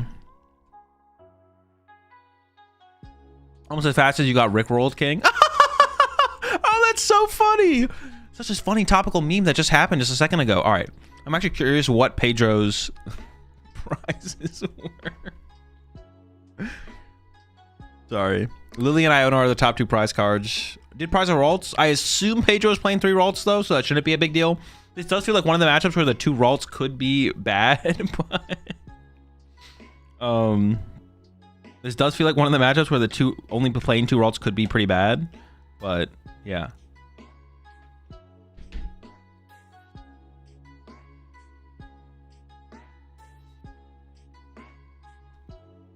Yeah, he has 2 in play. Oh, he does, so he plays 3. I didn't even like check the board state. I just realized that he prized a Ralts. Man, I wonder if he plays a 3rd. I wonder if this is the 3rd.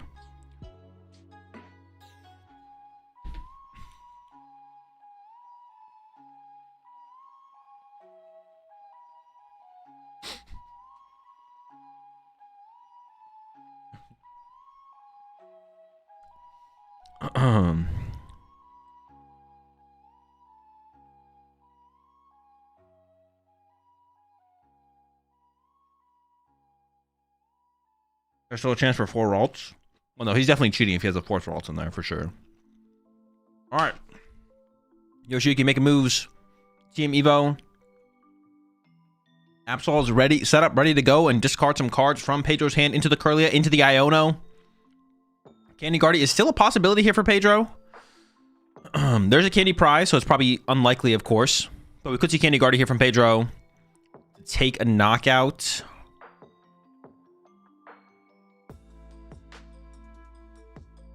Has Pedro ever won? Pedro's won regionals before, right? He's won regionals. He's never won an IC, though. He's never won an IC before.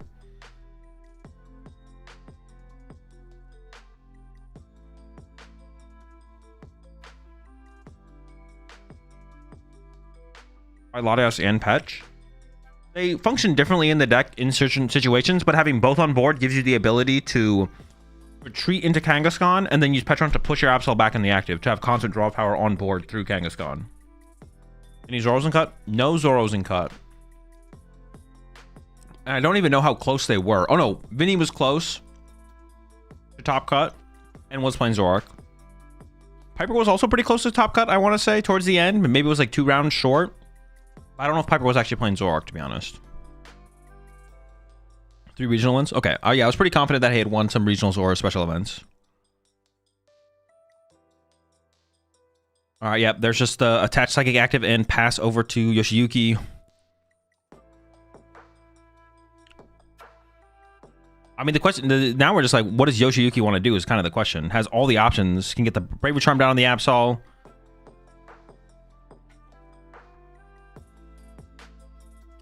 We will have to see a Bravery Charm here from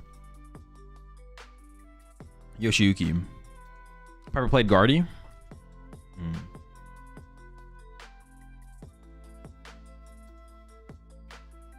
What are the other top 4 decks? On the other side of the bracket, it is Jelly Guardy and Charizard.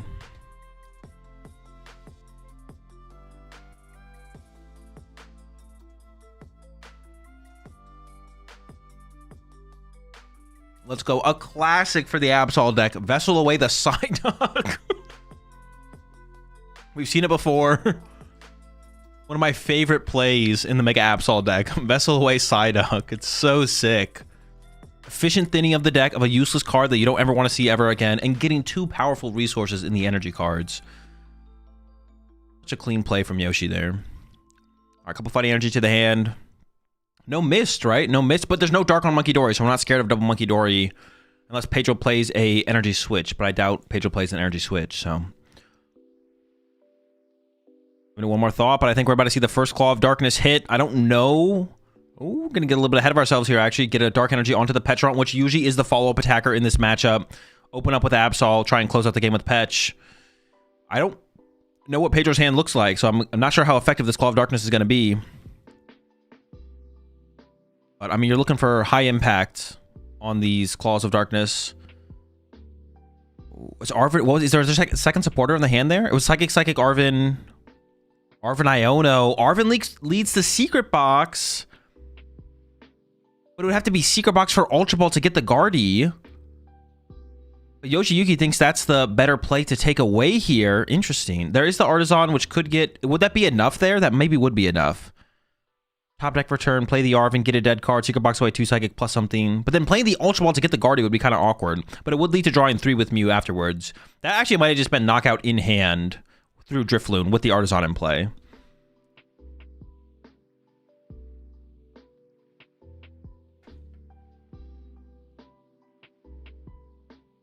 I believe the top deck was Monkey Dory there, right?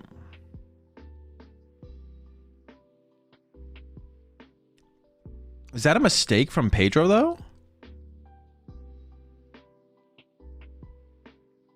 Extends for the restart for 1 off the Mew. Is Fez prize here for Pedro? Shouldn't Pedro just, like, play Iono and then keep the bench space open for Fez Drifloon? Really wants to draw that 1 card. What is this 1 card with Mew gonna draw us? Like a... Oh, it got Guardy, I guess. Sure, why not?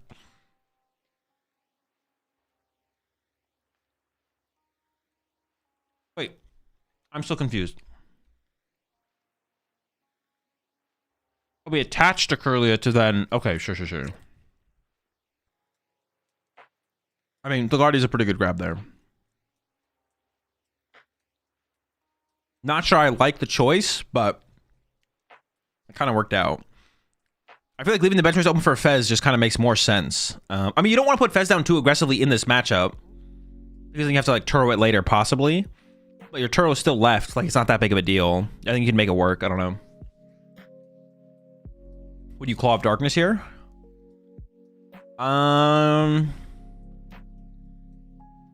It depends how likely you think it is to get the 1-hit KO. If you think you can get the 1-hit KO, like Screamtail KO... Because Pedro plays 2 Bravery Charms, so you can go Screamtail, Bravery Charm, KO Petron, and keep yourself out of Monkey Dory range. And draw 2 there, and then go Drifloon 1-hit KO, and then Screamtail KO Monkey Dory or something to win. There's a lot of Psychic in the discard pile here for Pedro. It is a Curlia search out for that, but we still have the Artisan to grab a potential attacker. We could see the 1-hit KO happen here, which I think if you have the 1-hit KO here as Pedro, you just do it. Use Absol's first attack with Genome Hacking? No, since there's no miss. No, because you need 6 on the Absol. And at most here, Pedro has access to a single Monkey Dory. Didn't he Artisan already? I don't think so. Just gonna swing with Guardy? Isn't it better to swing with Mew here?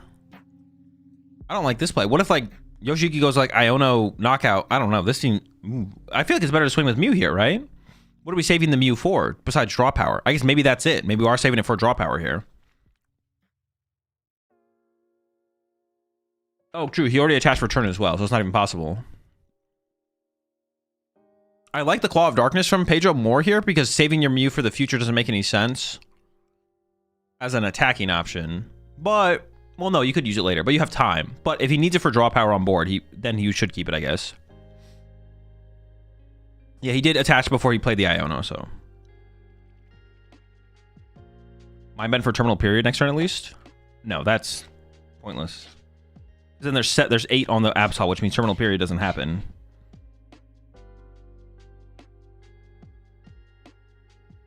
And then you're not even doing enough damage to set up a 2-hit KO. He doesn't want his energy to get stuck. Oh, that's fair. Would it get stuck, though?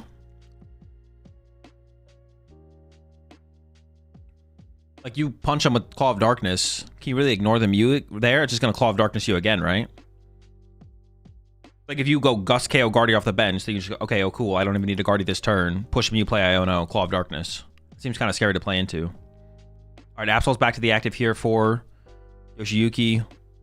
And the price rate is set up here for Yoshiyuki. Absol, KO, Guardy, Petron KO anything into Ursaluna KO, a 2-prizer like the Mew. Ooh. Okay, well, but he's got Nestball. Okay. I guess I kind of see why we tried to save the Mew for draw power, because if you discard the Nestball here as Yoshiyuki, then you can draw... you can still draw 2 cards. Like, you take away the Fez option. Goes for the Arven discard, though, instead. But now we can just get Fez here as Pedro. Wait. Hold up. Isn't discarding the Guardy like discarding a Night Stretcher here, basically? Because you discard the Guardy and KO the Guardy, the Arven has to find Night Stretcher. But now that you left the Guardy... Isn't the better discard here to KO the Gardevoir, or get rid of the Gardevoir, right? I feel like getting rid of Nestball to stop the Fez find as well is pretty good. But... because Pedro can KO the active here with anything. Like the access to the deck from Arven, I feel like is super weak this turn. I feel like Arven's like not that, because like the Absol's just getting KO'd here by like anything. Like name a Pokemon. So I feel like Arven is like a really, like it's not, Arven next turn might be way better, but Arven this turn is like pretty weak.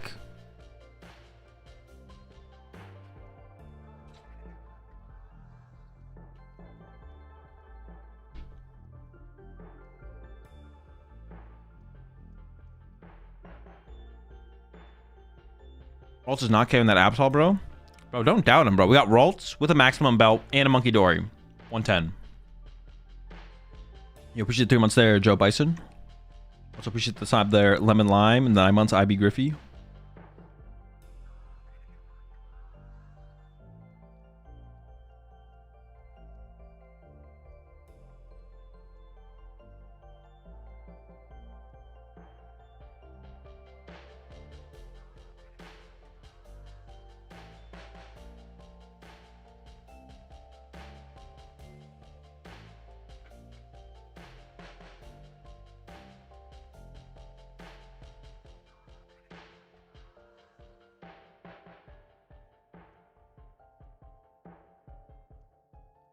All right, where are we at? Iono did happen.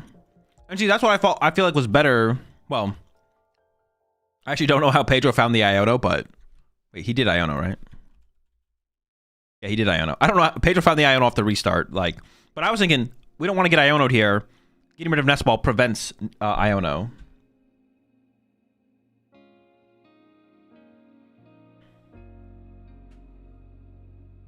Apparently, Pedro's restart is literally draw any one card you want.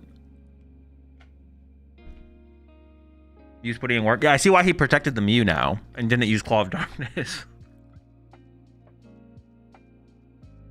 It's literally Pidgeot.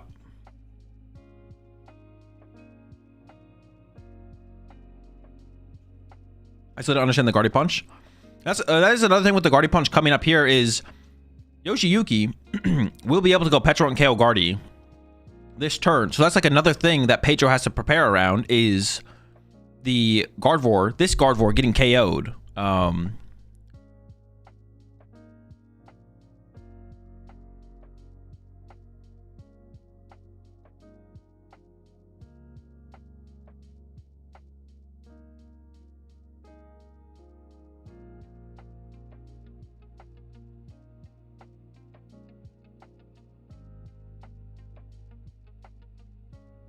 And if this Gardevoir gets KO'd, then we have nothing.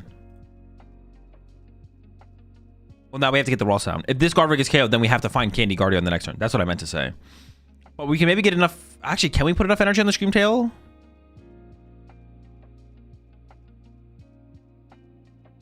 Yeah, we can just put... But see, if you only put 2 energy on the Screamtail and the Guardy dies, you need Candy Guardy. Like, Yoshiyuki just going Petro and KO Candy Guardy might just be the play here, right? He's putting 3 on the active. Oh, I guess this... You can put 1... But that's not enough to, like, threaten... You have to win next turn as Pedro. Like, the goal is to draw 3 prize cards next turn for sure.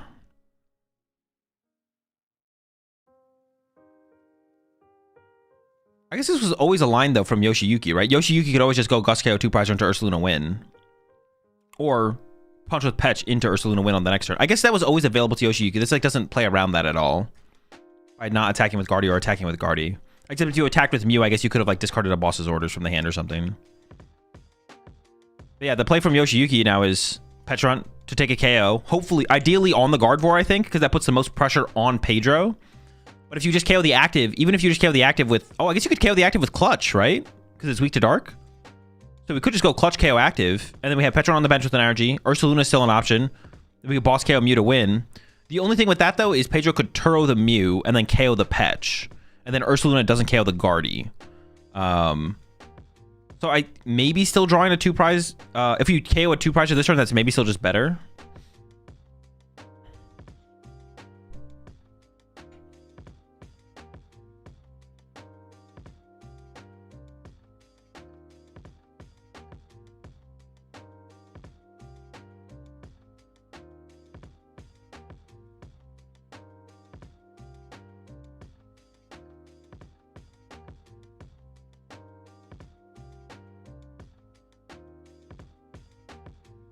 Energy switch boss's game.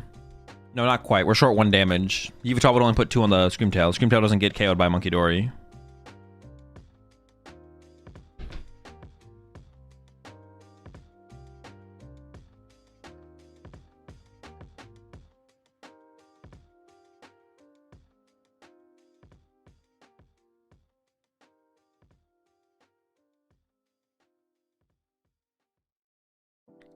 Beer? No. Which Absol player uses the Snowy Mountain? That was Brent.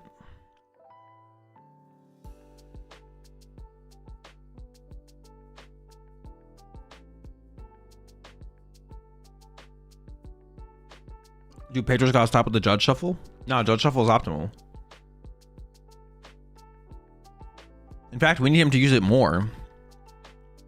You don't want to tire out your hands. That's how you avoid arthritis. Put it on the judges. Pedro's active as a Screamtail.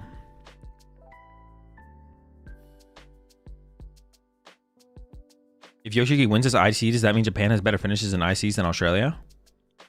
I mean, I think it currently means that, doesn't it? Because Ryuki won an IC. Don't Australians have 0 IC dubs? Or do they have 1? I feel like it's 0.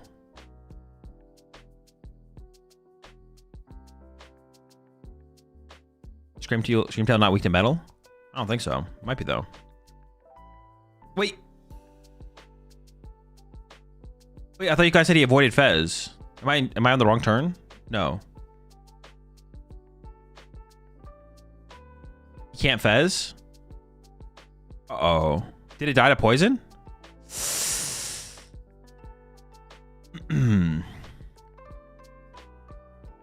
Wait, no, didn't he hit it for 120? The Screamtail hit it for 120. Yeah, the Absol had 110 HP left and he did 120 with Screamtail. Yeah, no, the tail did KO. He can Fez. Yeah, he can Fez. Maybe there was a way to set it up so he couldn't Fez. All right, Yoshiyuki did it. He got the 2-prize KO. Knockout on the Guardy.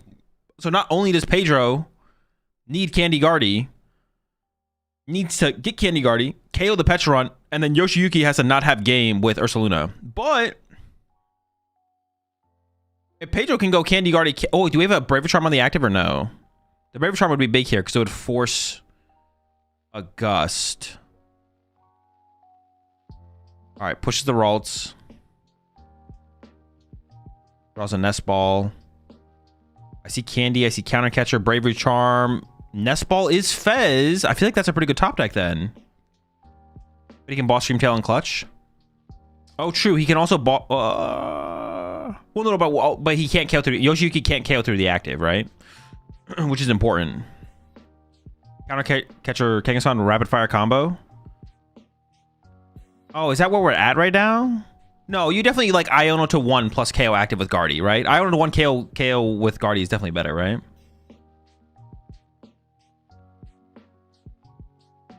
The Rapid Fire combo can't be the move.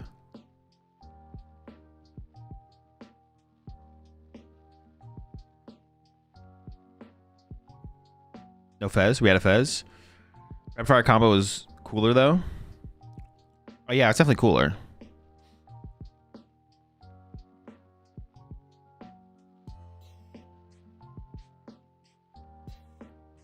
What about Iono to 1 and start flipping? All right, I'm kind of in for that. He like fakes the optimal play and then hits him with the switch up. Okay, Mystery Garden here. That looks like that might be the draw power for Pedro to try and find this Candy Gardevoir combo. Brave Trump to the Screamtail. Wait. What is Screamtail's max damage? With a can Screamtail snipe the Kangaskhan?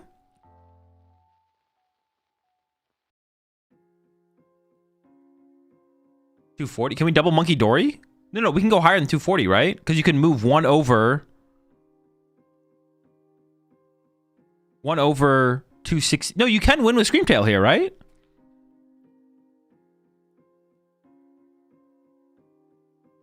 $260 if you move 1.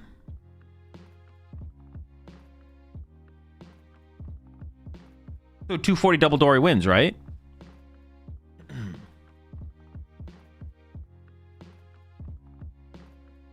He has it with Vessel? Did he actually get there?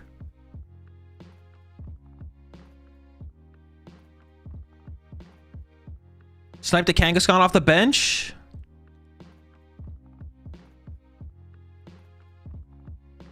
Wait, why is he recovering a Psychic?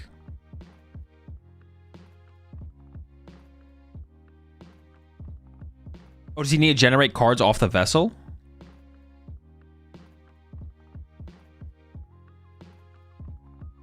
Oh, he needs to generate a card. Ultra Ball, Candy, Guardy, second Psychic, or second Dark for the monkey.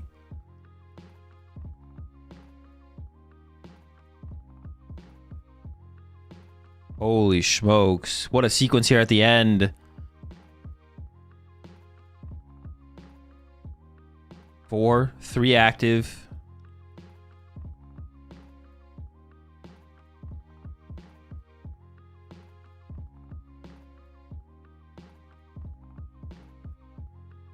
One more to the bench, up to 20. Double Monkey Dory to the Kangaskhan. And then 240 snipe from the Screamtail. It's a KO for game. I guess like the only question on that last turn from Yoshiyuki was like, could Yoshi have just KO'd the active and then pennied the Kangaskhan, I guess, but I don't even know if that was ever possible, to be honest.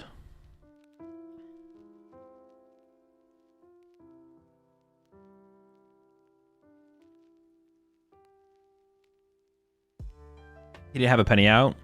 Yeah, that's like the only, I don't even know if you do it there though. Like over the 2 prize knockout feels so much safer from Yoshiyuki.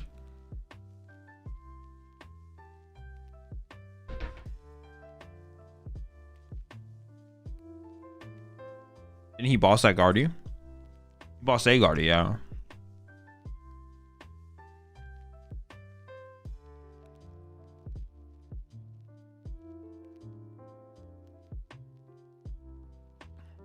They're power shuffling. Save the line Azul. No, I'll let Karma handle them.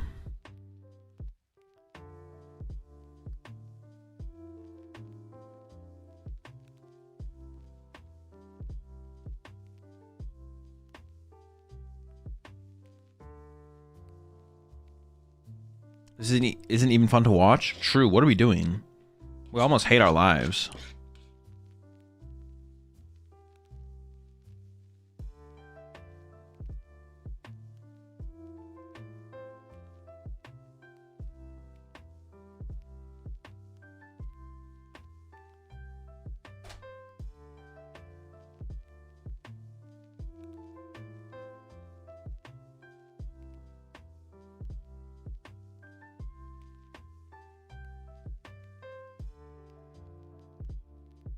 You think about Flareon box? It's fine. Terra decks in general just aren't that great right now.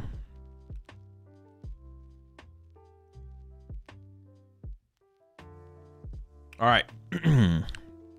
Clefairy start for Pedro. Yoshi opens a Latias. Of course, Yoshi will be going second. Vessel away the Curlia here. So not something you want to do. You like having Curlias around. So you don't love losing the Curlia here. I assume this is going to probably lead to like an Ultra Ball Or maybe, you know, I assume it's, well, I guess maybe we're just attaching active. I guess that'd be the play as well.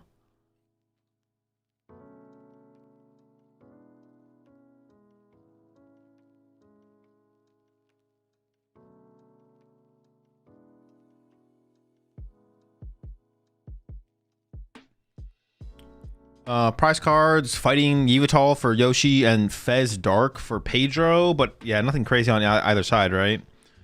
The Fez is probably the worst potential prize card. Yoshiyuki prizing Yveltal in the last two. If Yoshiyuki only plays one Yveltal, but I don't know. Could be two.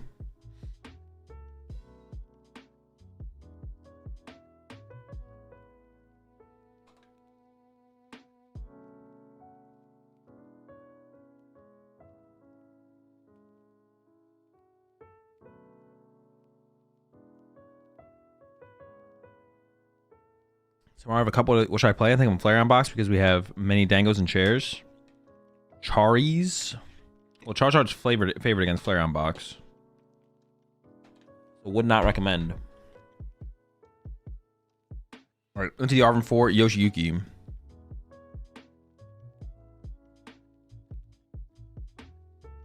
I don't really think about Flareon Box as like a meta call deck, to be honest. Here comes the trolley. Well, at least this time it's off of Arvin, right? At least it's coming from the Arvin this time.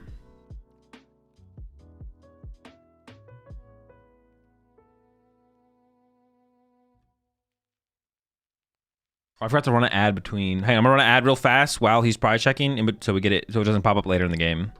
I always forget to run the ad in between the games. While they're, I mean, that's why I like them pile counting. That's why I'm all for pile counting now, so I can run the ad while they're pile counting. But I forget to. What if you had a chance to put a charm on there? Yeah, I'm not sure. Second charm also might have been prized, but yeah, I don't know if Yoshiyuki ever had time to find it. All right, same exact board state here for Yoshiyuki, or close, right? We have the Pheasantipity in play this turn. There's the Turbo Energize and a Dark Energy. And here we go. There is only 40 minutes left. So, like, if this is another long game, time is a concern headed into game 3, possibly.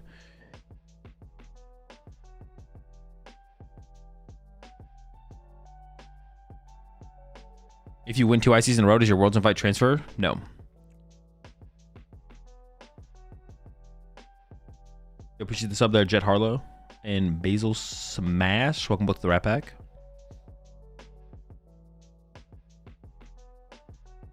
All right, let's see what kind of play Pedro can put together. I mean, turn 2, Screamtail, Punch the Absol's pretty good if it's available.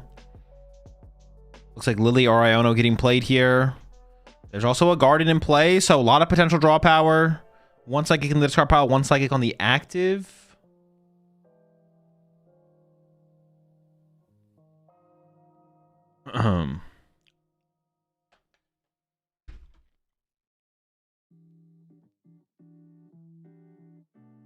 They will be streaming the other top 4 match, yes. 8 cards. Candy. That might be an Ultra Ball and a Vessel. I think that's Candy Guardy there. The question just is, what does Pedro want to do?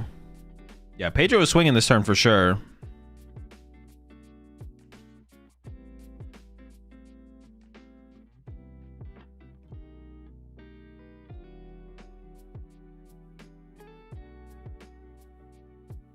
Vessel committed.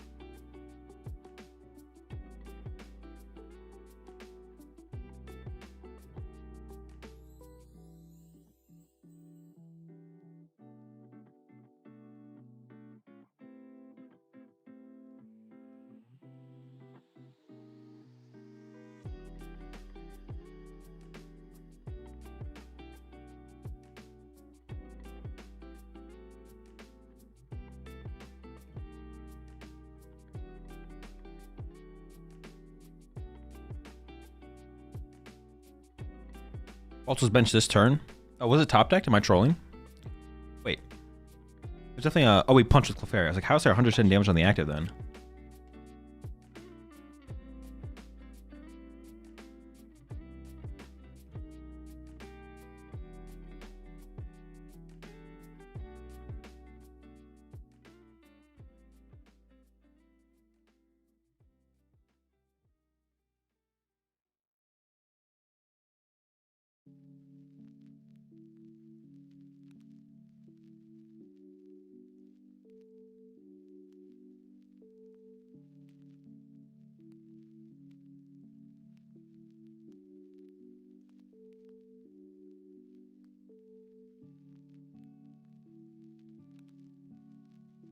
Yeah, appreciate 21 months there, Shaolin. Also appreciate the sub there, Senpai Nico. Won't do the right pack.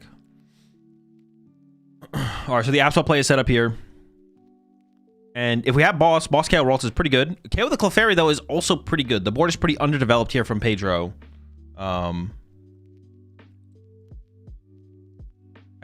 We did play Arven already, though, so we're not bossing. So it is going to be a KO on the active. Maybe Yoshiyuki is thinking about healing the Kangaskhan here to prevent an early 3-prize KO. Oh no, she's going to commit to the Petch. Probably was, I guess maybe was debating between Monkey Dory or the Petch. I feel like healing the Kangaskhan's pretty good there, though. I don't know. And maybe even Bravery Charm the Kangaskhan this turn? Like a early 3-prize cards through the Screamtail is kind of scary.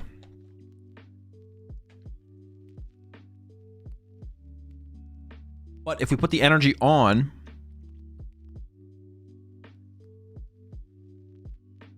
If we put the energy on Monkey Dory, heal 30, maybe Bravery Charm the Kangaskhan? I don't know. I have to do some math, to be honest. Oh, Ultra Ball. There's a supporter in there, right?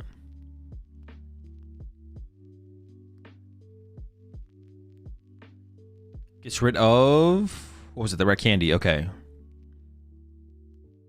Okay, did draw Candy Guardy, but like someone mentioned in chat.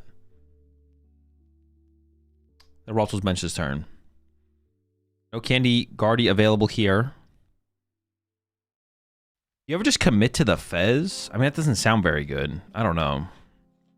Like Fez plus Iono. Fez... I mean, the Mystery Garden... I like the idea of the Mystery Garden more than the Artisan for sure. I guess Fez is just kind of bad to put in play, though. Because you open up the Yveltal play to Yoshiyuki.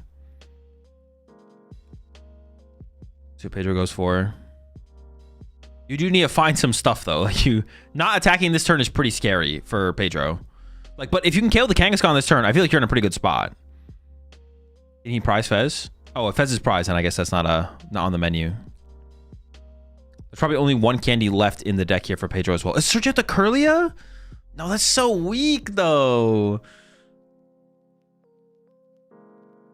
Pumps to Mystery Garden? Yeah. All right, well, Pedro's just like... Pedro's not about it. He's taking his time. I guess the play is still available there, to be honest, for Pedro. Maybe it's not that bad. Maybe it's not that bad. The play is still available to Pedro. Pedro can still go next turn KO Kangaskhan into Drifloon KO Absol, or Drifloon KO Absol into KO the Kangaskhan next turn. So you can still get back-to-back 3-prize KOs here from Pedro. It's not impossible. Yeah. It's not that bad, actually. It's not that bad. It maybe would have been a little bit scarier if Yoshiyuki had started to heal the Kangaskhan out of range. Because then it might have been tough to get back-to-back 3-prize KOs. But because Yoshiyuki has just... I didn't put the energy on the Monkey Dory. And there's no Bravery Charm on the Mega Kangaskhan yet. Then... There's still a decent amount of routes for Pedro to get back-to-back 3-prize KOs.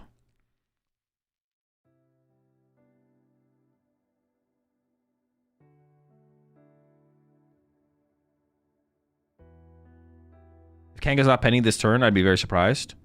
Oh, that is a good point as well, though. The penny makes things awkward. Ooh, penny is actually just insanely good here, right? Yeah, like all Yoshiyuki has to do here is like penny Kangaskhan is like a really commanding spot here. Oh, we do find the TM Evo here from Pedro. Okay. This is putting a Gardevoir in play, which I don't think Yoshiyuki would be mad at getting a 2-prize KO this turn. Unless you just don't put it in play here as Pedro. Maybe you just put the Curlia and don't put the Gardevoir. Giving Yoshiyuki more turns to potentially KO a 2-prizer does not sound great. Because if you could just Iono next turn and hope Yoshi whiffs the boss, that might just be better. Yeah, we don't see the Guardy get put into play here. Maybe he doesn't have access to it, but I bet probably has access to it and chose not to.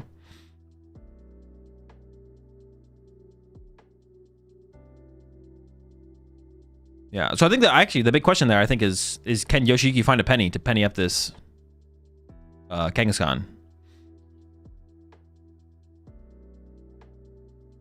2-price KO means no penny though, right?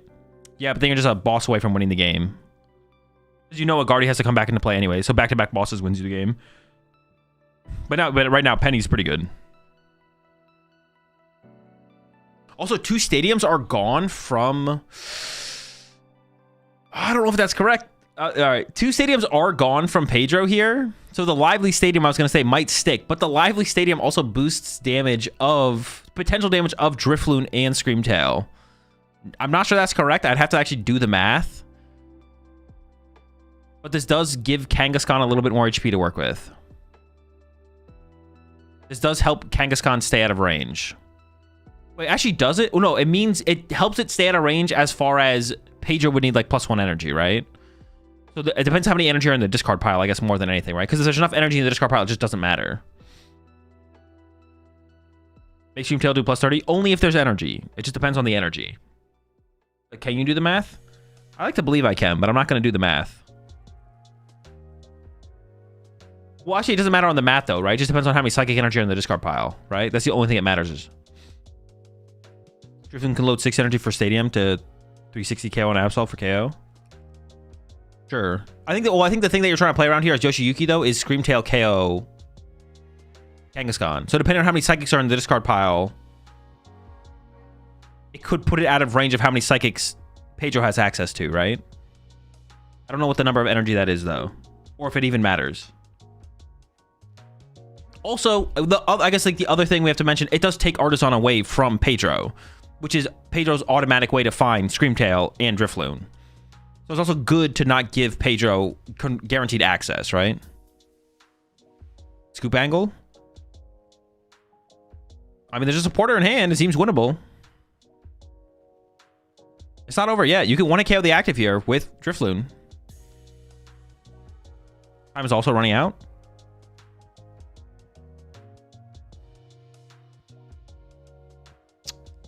Time's not really... 30 minutes is still a lot. 33 minutes is a lot. You could definitely play a turn or 2 more here as Pedro.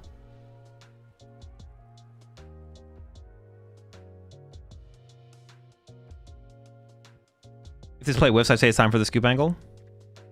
Yeah, maybe. I mean, game 1 did take 30 minutes, 31 minutes.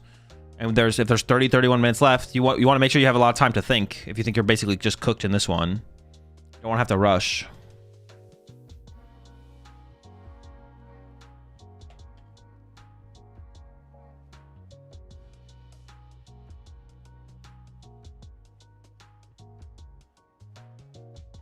All right, Drifloon was found. But we still need Braver Charm, right?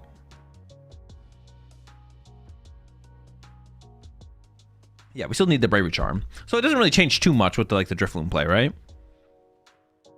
Because a Braver Charm or a Monkey Dory gets you there anyways. Yeah, probably just taking away... I mean, I guess the biggest thing thinking about it is actually just like taking away the Artisan is like the biggest deal here, right? Take that away from Pedro. You don't have things guaranteed going to the next turn.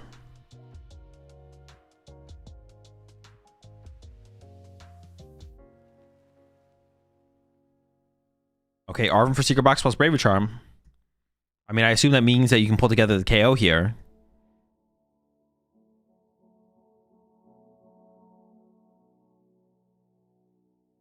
Does Pedro have enough? He doesn't seem that confident. Going back in with Earthen Vessel.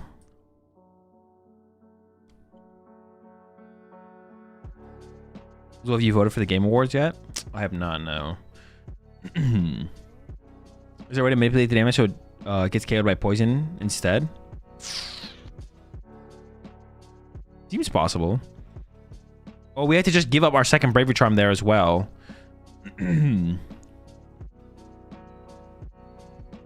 So we have no Bravery Charms left here for Pedro.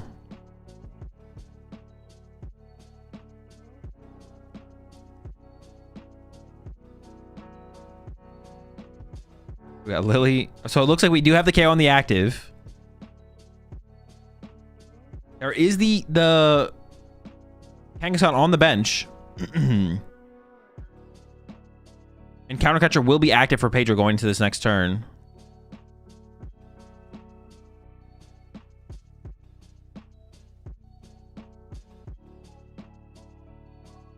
Four on the Guardy to retreat it. I think there has to be a way to Monkey Dory manipulate the damage, right? Yeah, you just have to not move all of it off the Guardy, right? But that means you have to move the damage to the Absol and not move 3 to the Kangaskhan. But it's probably worth it, for sure. Yeah, 330 swing, move 10, yeah. Wait. Wait.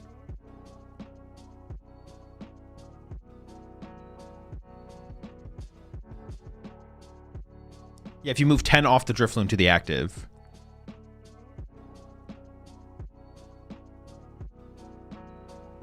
Yeah, this makes sense. Knockout or punch, then it dies to poison.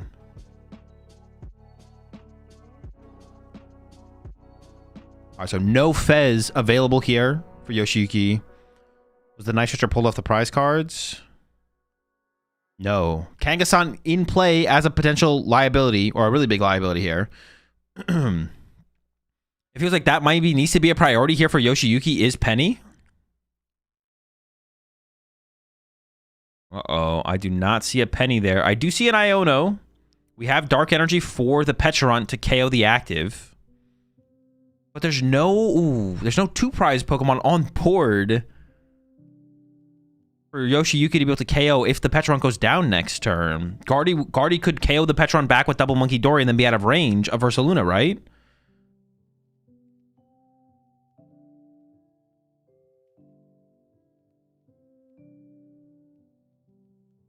He plays E-Switch. He's already played 1 E-Switch, though.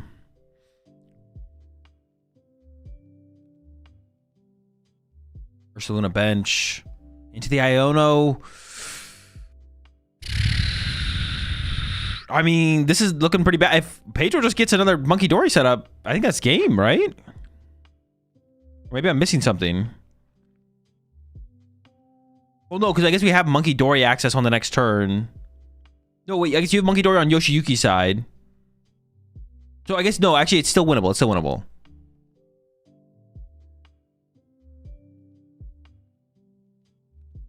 I would gamble on the Yveltal KO there.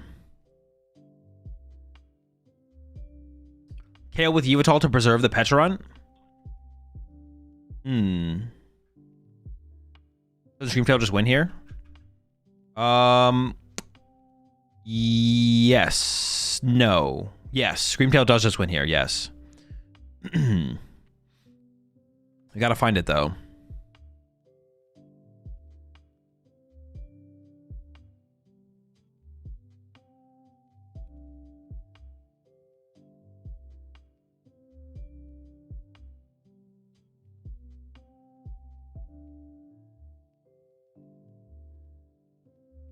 Moving 10 from the Loon keeps him out of range of Monkey Bro. From Monkey Bro. Oh, I didn't even realize that mattered, to be honest. I didn't even think about that mattering. There's the Ultra Ball. There's Screamtail. And Yoshiyuki concedes. Pedro gets the dub. With Screamtail KOing the Kangaskhan off the bench. I do wonder if that was a mistake. The one play from Yoshiyuki for sure that I like look back on as maybe being a mistake there was the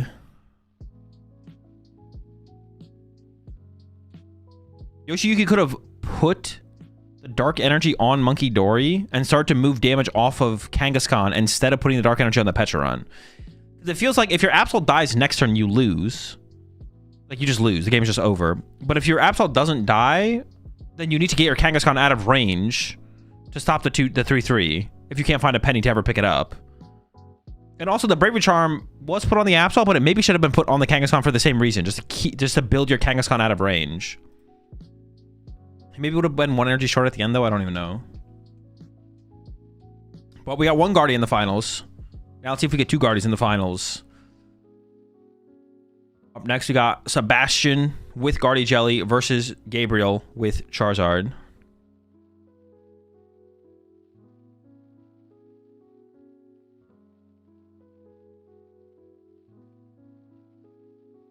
Super happy the scrappy underdog archetype won. Yeah, true. Me too. Yeah.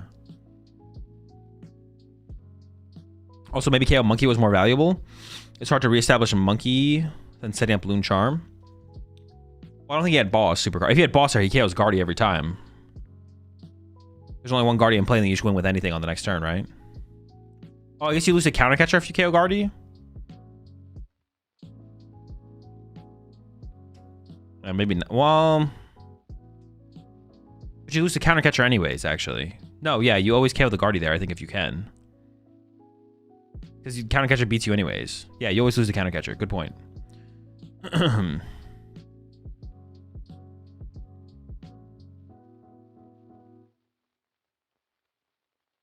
think Gabriel has a chance to be the best player ever.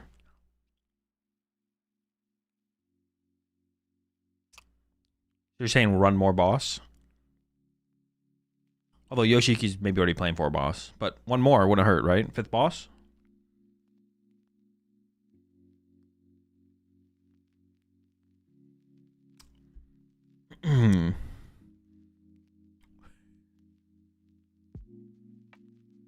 I like that question because chat can always just answer it for me. I have no nuance to add to that question.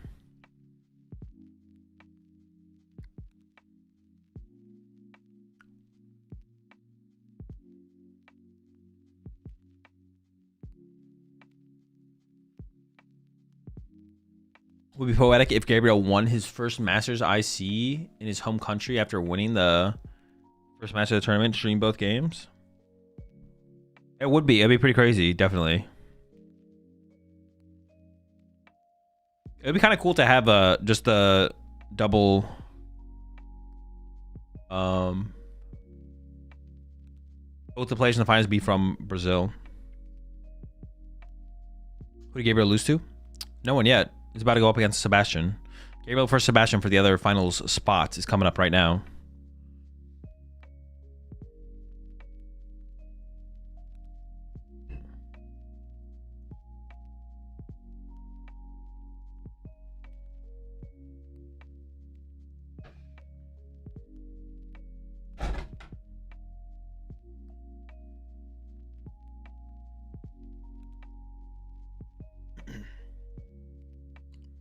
Does Guardy struggle into Zard? It is unfavored. Especially with the build that Sebastian has. Well, it depends who you ask, I guess. If you ask if you ask Henry, it's favored, but I'm gonna go with Charizard's favored. But it is winnable. It is winnable for Jelly Guardy for sure. The build that I feel like Pedro has a better chance because of the Drifloon for sure. So just having like a wider array of options, like the big one-hit KO potential is something that Sebastian doesn't have. Sebastian does play Screamtail and plays a single Bravery Charm, I believe. So you can hit decently hard once, but you don't have like Drifloon double Bravery Charm like Pedro does. So Sebastian's win condition is probably going to be some kind of TM Devo line, or is most likely to look like that. But Gabriel does play Monkey Dory and double Mist Energy. I don't know if Gabriel plays the Shaman. I think he does, though. Shaman's pretty important in this matchup to stop Screamtail, so we'll see.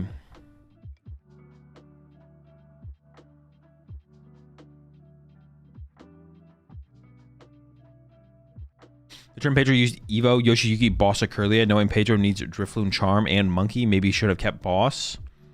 His Monkey was hard to recover. Oh, that turn Supercard. Yeah, I could see that being correct for sure, yeah. Oceanic Loom can also just scam a game. That is true, it can, yeah.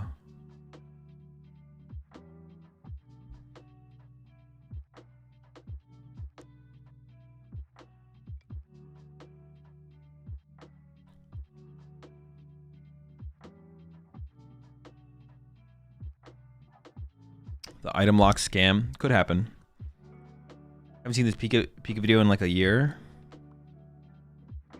Flying Peak.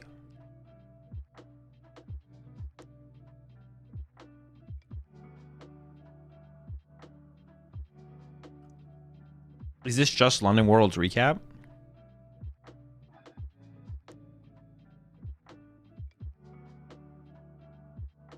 Hey, look as well. Flying Pikachu. Do you know this card? I've heard of him before. I actually made that card. I invented that card. Pikachu couldn't fly until I met him. Actually, he was Pikachu was a land mammal, and then I met him and I gave him wings or balloons or whatever. Can they just print another card that blocks the effects of attacks on your hand? I feel like item lock is, well, they could, I guess. It wouldn't hurt them to do it, I guess. But see, the thing is, like, something like Pokemon Ranger wouldn't even be good this format. Like, you wouldn't play a one of Pokemon Ranger to get out of Badoo in the early game or Jellicent in the early game. You know what I'm saying? I guess you could play it as a one of in Golden Go, maybe. For like the that, then it would make sense actually, because if you're getting Frillish spammed, you can hit him with it. You gave Pikachu a Red Bull? Yeah, I gave Pikachu a Red Bull. Next round's in 3 minutes. Wait, did I pay out the prediction?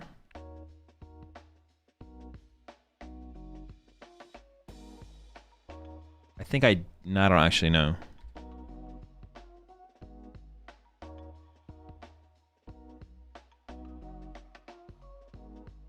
I did not. Where was Pedro sitting? On the left? Yeah.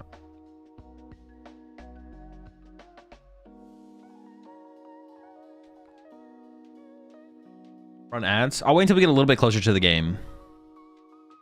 So in case it's a long game, it doesn't hit it at the end.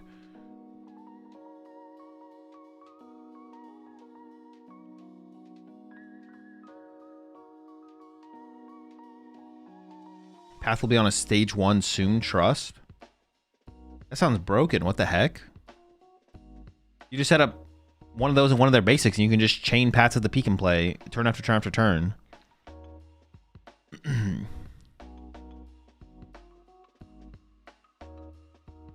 What's with the business casual Saturday?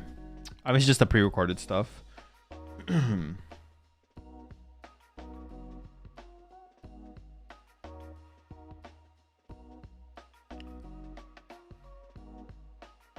Azul secretly wants to be a Raging Ball player? Not really. No, not really, not really. What is the Azul beverage line drop? I don't know, what kind of beverages would it be? It'd probably have to be energy drinks, to be honest.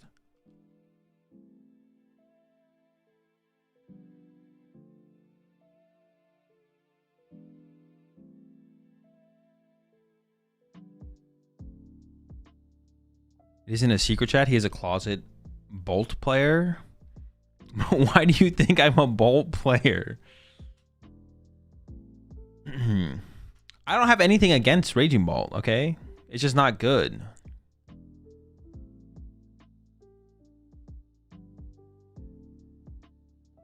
Yeah, I don't have anything against it. It's fine. It's, you know, it's a deck in the Pokemon TCG.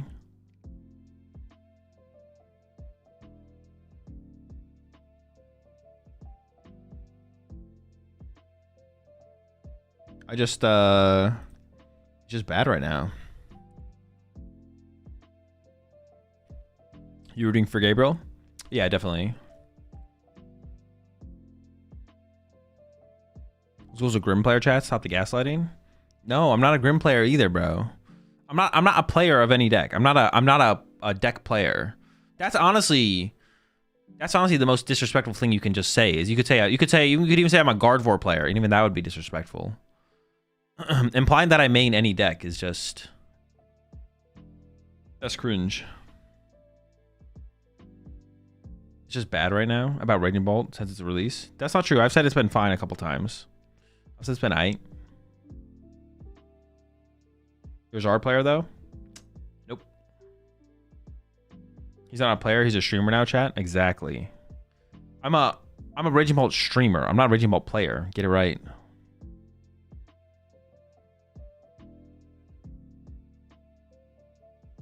He loves Grim. He has a poster of Grim on his floor. Oh, on his door. I thought he said on my floor.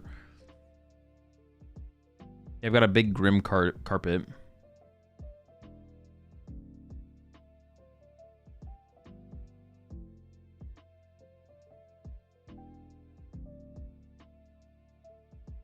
Are you a Porygon Z player? You know what? I'll actually take that allegation. I will be a Team Rocket's Porygon Z player. That deck's too fun. I'll take that allegation. You're accusing Henry of being cringe since he's definitely a Guardy player? No, just for me personally. Henry is definitely a Guardy player. What do you think is the best deck right now? Gardevoir.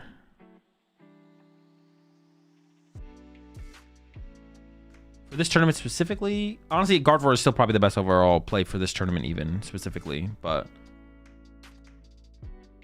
also a fan of Charizard and Zoroark. I do think me and Chip overestimated how good Ceruledge was on the podcast tier list. It's probably a tier 3 deck. It's probably not a tier 2 deck. Tier 2 deck. I was like thinking back to like the tier list right there. What decks do I think are good?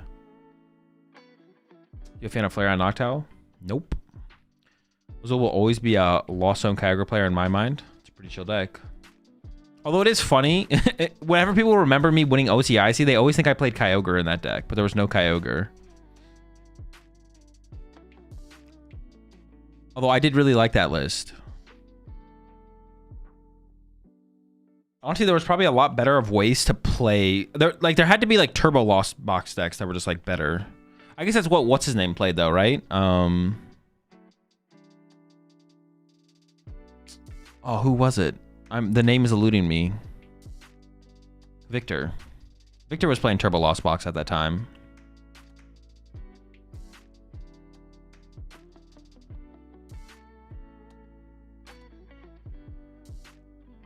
Basically, no one played Forest Sealstone and Pokestop. Yeah, there was definitely better ways to play the deck, I think, for sure. Conti? Oh yeah, Alberto was doing it too, wasn't he? The turbo builds.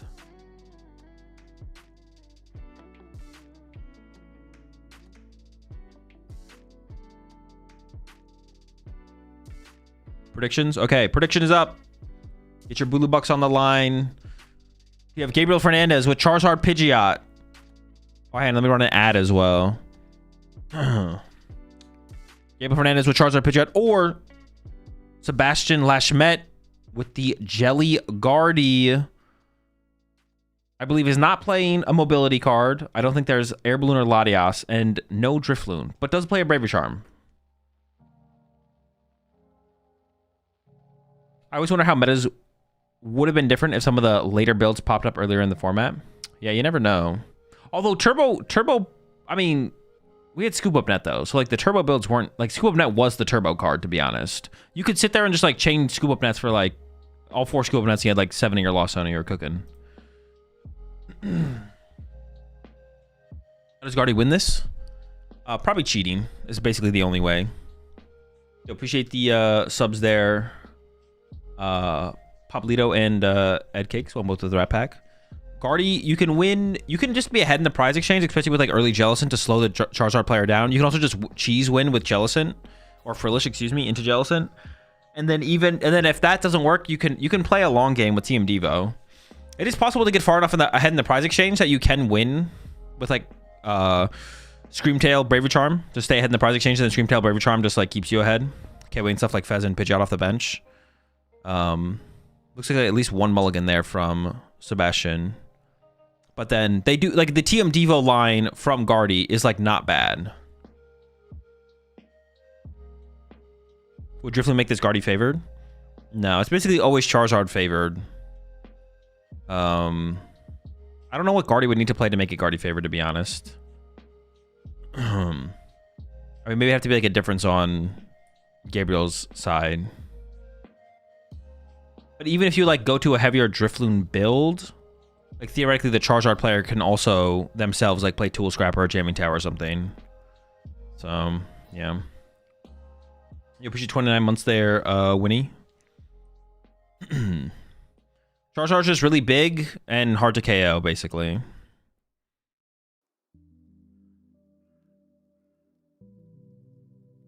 I'm sensing some drama happening in this match for some reason. Drama? Not according to Chow, though. Not according to Chow, though. Henry does say the matchup is favored, but I feel like a big or a decent amount of the deck's win percentage could be go second, turn 1 Frillish, which I don't think Sebastian has the ability to do that as consistently. Like, I don't think Sebastian has Air Balloon or Latias. All right, here we go. Game number 1. Gabriel's going first. Opens Charmander and a Buddy Poffin. It prize, I believe, a Pidgey or a Pidgeot EX, excuse me. But otherwise, nothing. And the Monkey Dory. The Monkey Dory actually could be a big prize card for Gabriel. I believe Gabriel only plays the one Monkey Dory. But Monkey Dory is a pretty big part of getting yourself out of TM Devo range sometimes. Being able to push 30 damage back to the other side of the field and effectively heal 30 every single turn is pretty nice. But it is in the last 2 prize cards. So Gabriel's probably not going to see the Monkey Dory this game. And we'll have to rely on like the Mist Energy to stop the TM Devos. But the Mist Energy are pretty good at stopping TM Devo, so.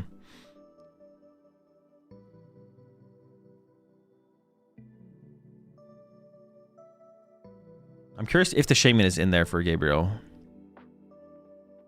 Shaman can be a big deal to stop like early Candy Guardy plus Screamtail plays. I don't know if Gabriel plays the Shaman or not. Like one of the best plays from Guardy can just be to take your Pidgeot out of play as soon as possible. So just like turn 2 Candy Guardy KO Pidgeot even if you team Evo into it, something like that's pretty good. Does Gabriel play Dusknoir? No, no Dusknoir, no Briar for Gabriel. That's another card that can put the Guardy player off the 2/2/2 prize race is Briar, potentially.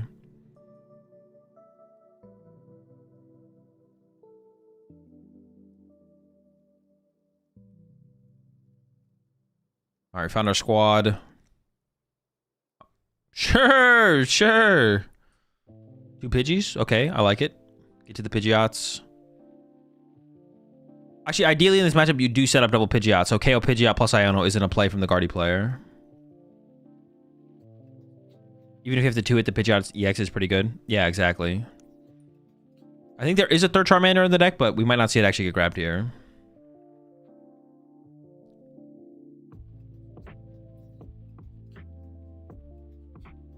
Just giving it a thought. There we go. Just going to settle for 2 Charmander, 2 Pidgey. Not bad. I guess 3rd Charmander could be in hand and he might just bench it. Does Gabriel play Shaman? I didn't see it in the deck. He might not. Might not play the Shaman.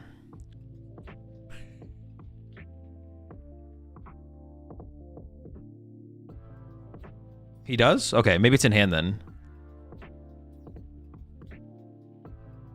Looks like he's about to play another card. Let's see it. Why is he staring at me like that? Dude, that's how I was feeling. I felt kind of uncomfortable. I'm not gonna lie. I was like, damn, bro. He's mogging us. All right, there's the Shaman from the hand. Protect the bench from the Screamtail. Over to Sebastian. Top deck, Ralts. We have an Artisan in play in hand as well. The rest of the hand is dead. I mean, it starts with the Ralts, but you'd like a little bit more than that if you're Sebastian here. Things should spiral out of control pretty quickly. Candy Charizard, Pidgeot, Candy Charizard next turn. I mean, just like the fact that you have like no real threat possibility next turn from Sebastian, probably. Unless there's a top deck, we could top deck. He plays Shaman and Duck. Yep. You just have to protect your squad. If you protect your Charizards, you win the game. Protect your Pidgeot. Protect your Charizard. I guess Shaman doesn't protect you in the late game, but once it becomes a Pidgeot, it doesn't protect it. But it protects the Pidgeotto.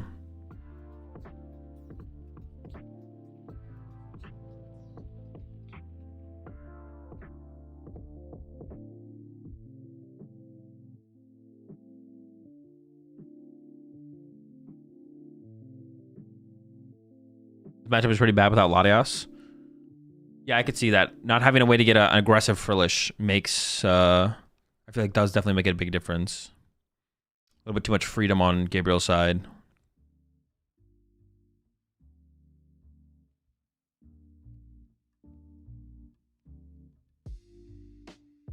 Didn't grab the Tatsu off the rip either.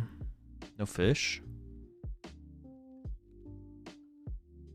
Full prize check, of course, coming in here from Sebastian.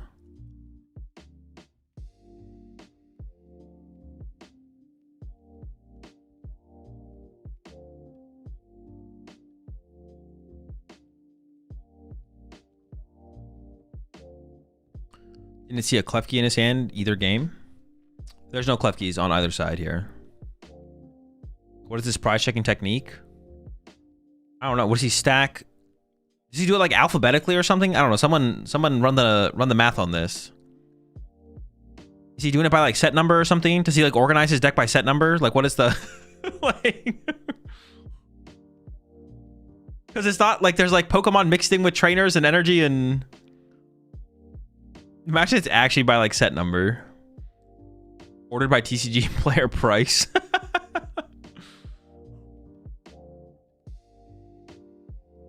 Organized by flavor text length.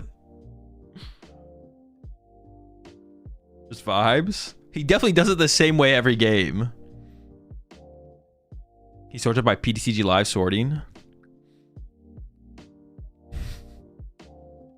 Alright, we have 2 Ralts here. But yeah, the hand is dead. Catches Dark to the active and pass. Alright, we're starting off pretty aggressive here from Gabriel. Candy Pidgeot into the Iono. Are we going to see the Candy Charizard? Pretty likely at this point, to be honest. It's pretty likely Candy Charizard happens or is available to Gabriel if he wants to do it. I can't see a reason he wouldn't want to do it. As long as he draws some like other stuff to start to build up to the next Charizard. Like, I mean, just starts. You get a Monkey Dory out of play with a Dark Energy on it. Like, it seems like a pretty good start. But I'm curious to see, though, if he has the option of TM Evo or Candy Charizard. If he has both options, what does he go for? Did Fernandez bench Shaman from Poffin? No, he played it from hand.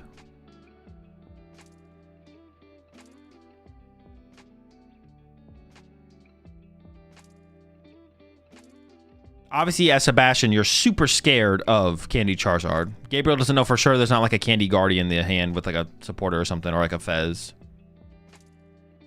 That does not look like Candy Charizard. That actually is an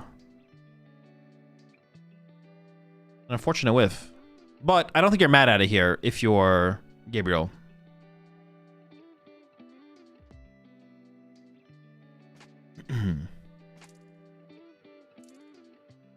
Wouldn't a quick search for Lily have been better there to not give your bricked opponent new cards? Bro, what game are you watching, Panda?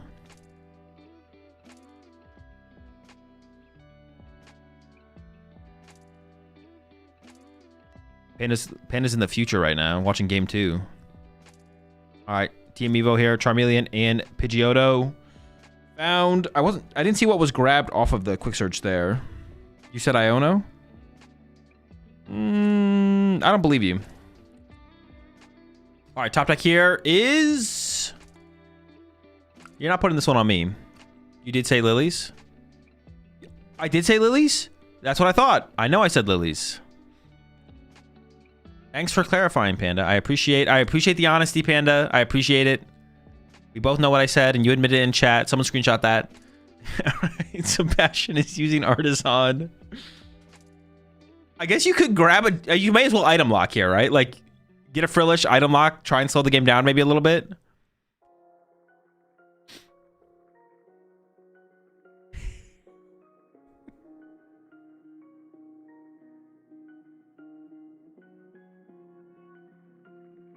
Bottom greed.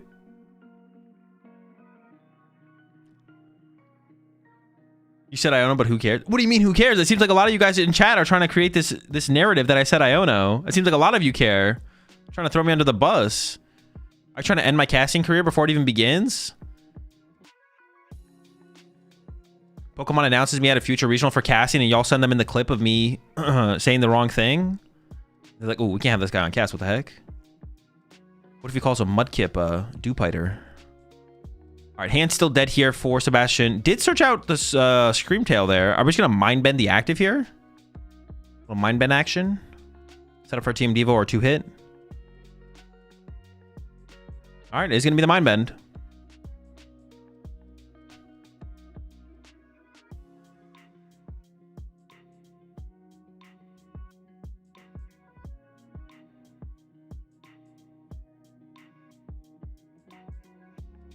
All right, over to Gabriel. Candy Charizard, of course, is available. Could also just evolve the Charmeleon on the bench, but you probably want to get this Charizard or Charmander into a Charizard as soon as possible, I would guess. 60 damage. I guess the 60 damage on the active is like a little bit annoying though, right? You ever like Turo this Charmander and then evolve the bench one to Charizard? Is that ever the angle here? Probably not, right? This is where you'd like to probably establish the Monkey Dory as well if you could. But we do see Red Candy plus the TM Evo getting searched out. I guess TM Evo doesn't even hit you next turn anyways though. Like you have time, right? No, you just missed it? Yeah, I guess you just missed it, right? Yeah, sure. Well, I don't know if you missed this one, but...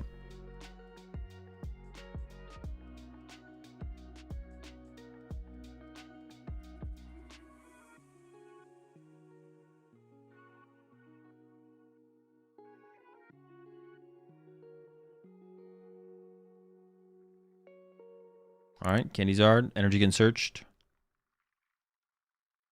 And then we're still looking for a top deck here from Sebastian.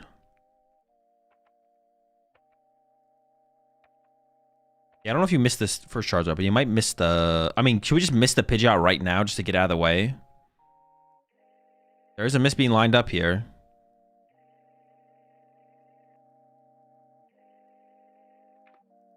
I think we just missed the Pidgeot on the bench. I just want to get that. I just want to protect my Pidgeot, my bird here, but...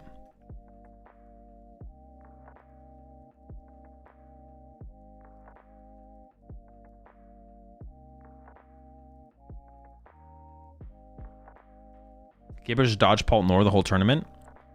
I mean, he has missed Monkey Dory and Psyduck, so it's beatable. But you don't really need to dodge it. Like, they're just going to lose. Like, after you win round 1, all the Paul Nor players are 0-1, so you just need to, like, go... As long as you keep winning from there, you just dodge them round 1, and then you're good to go. Send it. Should be safe. No, the matchup is definitely unfavorable, but he has options, right? He's got Mists, he's got Duck. It's not, like, the worst matchup ever. Definitely unfavorable, though. But, like, Paul Nor isn't, like, a crazy good play right now, either. And it's only, like, 13% of the metagame. It's a pretty reasonable, unfavorable matchup to take, for sure. We do end up with the miss on the active, and then there's the first KO for Gabriel. I mean, honestly, you could slap here to set up the Team Devo on the active, right? But we do see the Ralts get pushed. Oh, we have to collect here. Nice. Countercatcher was top-decked. I don't know if we're ever counter-catchering... I mean, I guess you might as well, right? Bring up the Shaman or something. Collect for 1.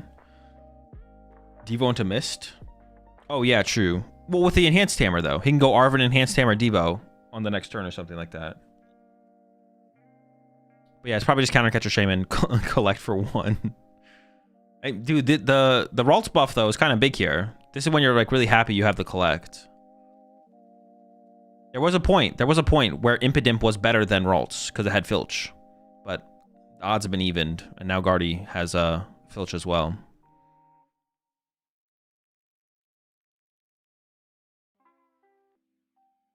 It's kind of cringe that the stream doesn't use IR cards for the players who are blinged out their decks. What is even the point then, really? What do you mean? It'd be so much harder for the people to read and look at the cards. It makes sense for everything to be base rarity for sure. That's actually rage bait. Because if that's a real opinion, you're cooked. Ooh, okay, Lily off the collect. I guess you're top decking it anyways, but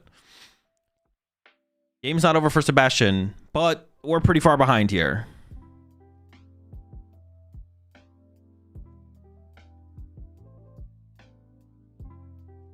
Pretty big hand there for Gabriel. Goes into the Artisan. Might be lining up. Yep. Mander number 3's hitting the field. The whole squad getting involved. Monkey Dory would maybe have been the grab here, and setting that up might have been the play if it was in the deck, but with it not being there, you know, setting up your third Charizard doesn't seem terrible. It leads to also getting like this Charmander established now could lead to a potential Turo play on a Charizard later. Oh, nope, just gonna fail. Leaving the bench space open. Self-quick search available. I mean, the play is probably just gonna be the KO the Ralts here. So all you really need to do, maybe you just go find another Charizard, right? Do you evolve the Charmeleon to Charizard here? We do see Ultra Ball getting searched out. I mean, there's no reason not to, right? May as well have 2 Charizards in play. That's twice the amount of Charizards you could have. What are we saving I guess we're saving the bench space for the Monkey Dory, maybe? Like, maybe we're waiting to try and get the Monkey Dory off the prize cards. But it is in the last 2 prize cards, so I don't know why he's waiting for it. Because he won't draw it in the first 4 prize cards anyways. And he's probably going to draw 2 prize cards for the last 2 to win the game. So I feel like he should just commit the bench space to something else at this point. Because he's not going to draw it by the time he could use it. Waiting for when production gets people cosplaying as trainers to high-five players on the stream when they use their card. Dude, I would be done, bro. I would retire. I would not be able to handle that. I could not sit there and watch that happen. Watch parties canceled. I'm just going to go play Yu-Gi-Oh! Or something. Is the last tournament of this format correct? It is, yes.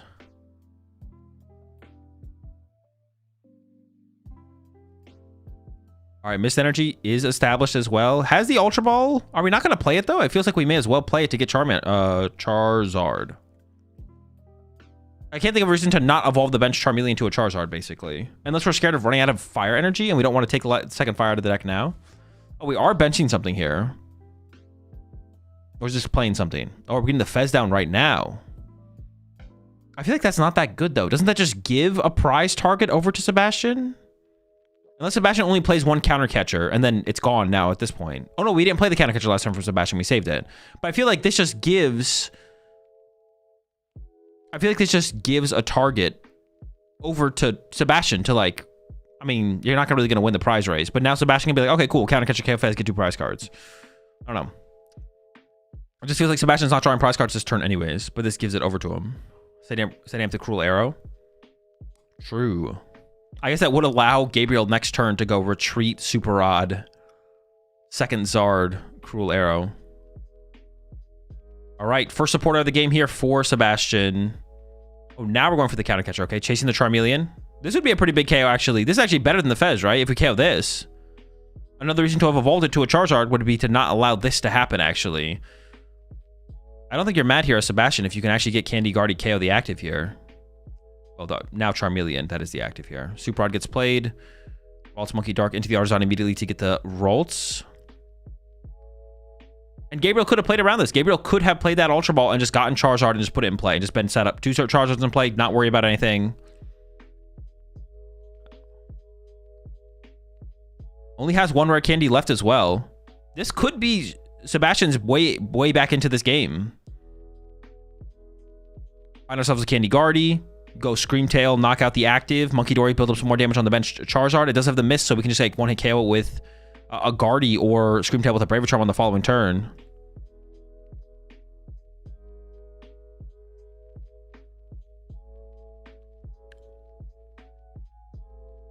There's Guardy.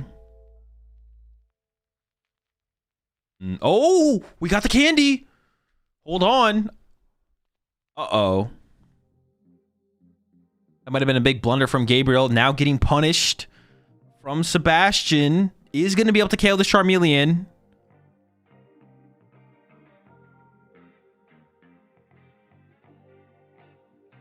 Not out of options in the hand. The question is, what do you get off this Ultra Ball? Does have an Artisan remaining. I'm going to start to build up the Monkey Dories as well. Gabriel this turn can just go boss KO the Guardy, though, right off the bench.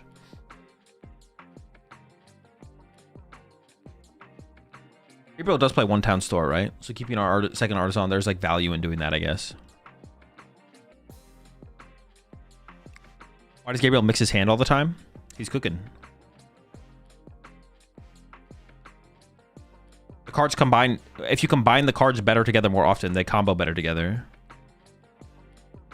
Which, by the way, at Curlia here seems kind of weak. I feel like it's got to be the... Yeah, the Artisan. I guess we can't evolve to the Curlia right now, right? But do it next turn. He's searching out the Fez. So that is 2 prize Pokemon in play here for Sebastian. Keeping him warm. Yeah, keeping him warm. You don't want to go into plays with cold cards. It's the same thing in sports, right? Like when you in sports, you got to stay warm, stuff like that. Like you don't a pitcher doesn't just get off the bench and go pitch, right? He has to go throw some warm-ups. You don't just want to play your cards cold. Sure, let's just candy another Guardy. No, we can't do that. That'd be cheating. We don't cheat around here. Iona for next turn is nice though. Yeah, this is actually it's not that bad here for Sebastian. Also, another thing to mention here is Gabriel benched the Fez instead of a Charmander, right? Yeah, Gabriel did bench Fez instead of Charmander here. If we had seen the Charmander last turn, it would have been easier to develop into that next Charizard. I think definitely maybe some errors from Gabriel. I would like to have known why Gabriel didn't evolve the Charmeleon to a Charizard. Because I can't see like that good of a reason. Someone in chat mentioned like you can then retreat the Charizard and get the fires back in the deck and then Fez snipe. But that feels like so cheese. If we're doing that play, we've already won the game, right? Like we don't need to do anything fancy to win the game. We just need 2 Charizards and we win the game, right? But now, getting to the second Charizard might be tough.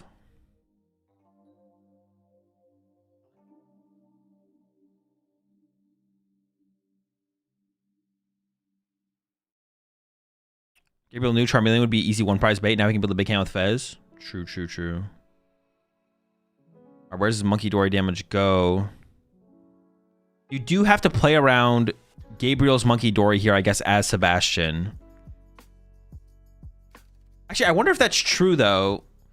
Do you know Gabriel's Monkey Dory is prized due to the lack of it being set up sooner to heal the 60 damage off that Charizard? Because the 60 damage on the Charizard right now is pretty relevant. So I wonder if, as Sebastian here, you should be able to get the read that the Dark Energy or the Monkey Dory is prized, and you don't need to keep yourself out of Monkey Dory range, and you just hope the last prize card Gabriel drew wasn't Monkey Dory. Because I feel like the Monkey Dory would be in play instead of the Pheasantipity right now if Gabriel had access to it last turn. And the fact that it's not in play means that the Dark Energy or the Monkey Dory are prized, and then it's 1 of 5 from last turn. So it's a 20% chance that he has access to it this turn. Because that 60 damage on the Charizard is kind of annoying. You would have wanted to heal that as soon as possible.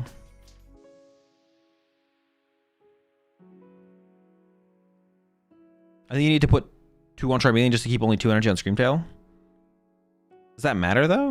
I don't even know if that matters. Isn't Screamtail just your attacker on the next turn anyways? I think he's trying to keep it out of range of Monkey Dory. Why is he playing this Pidgeotto Odo instead of the free retreat one? 10 HP is better against Soul Rock with a Vitality Band. Also, it can matter against Team Devo, I guess.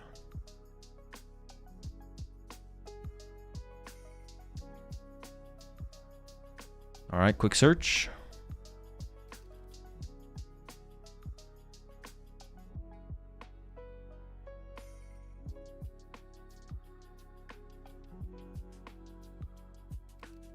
I think we may want to Mew next turn. Yeah, but we can still do that. There's still 1 Psychic in the discard pile, and we can retreat 1 off the Screamtail. That's like not hard to do. All right, the Unfair Stamp is searched out here for Gabriel. We just go Boss KO here. Yeah, I mean, honestly, Boss KO plus Unfair Stamp is kind of sick here. I would just KO the Guardy probably, right? KOing the Fez seems kind of weak. The Guardy, like... Oh, going for the Monkey Dory? Interesting. I would just threaten the... I thought we were just going to threaten the win here. Is TM Devo? No, we can't TM Devo next turn. We have a mist on the Charizard already. Okay, okay. Dark Energy attached to the Pidgeot. Pidgeot is now a threat. Wait, are we KOing the active with Pidgeot here and saving the Charizard on the bench? I guess that means the Pidgeot can't die. Wait.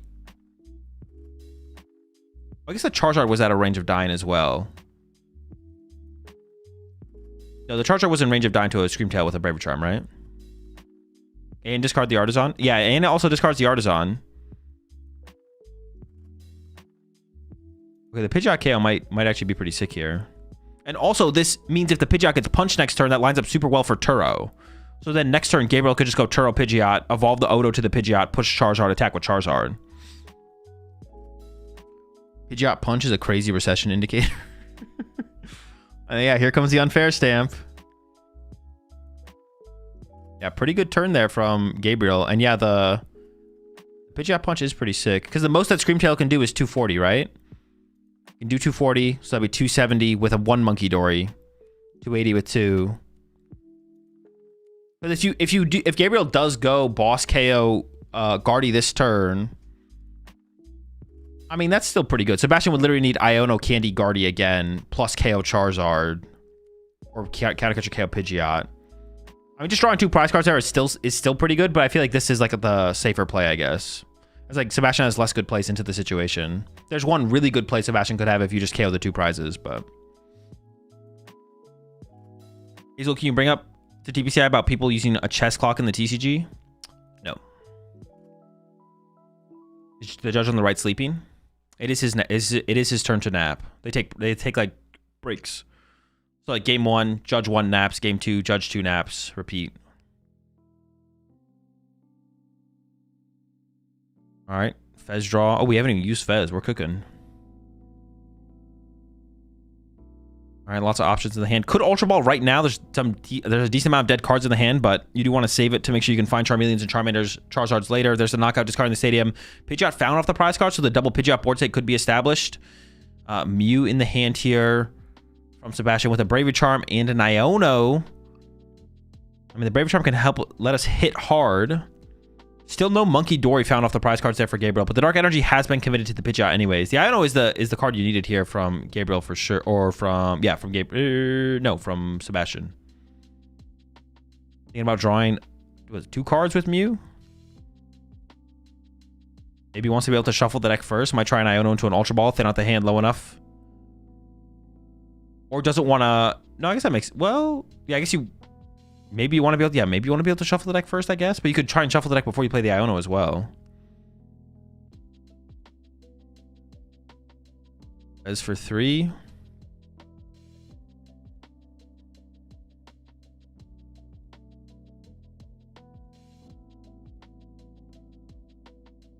I guess the mist also matters on the Charizard for, it's not just TM Devo, but it's also the Monkey Dories. Those guys are super annoying in this matchup.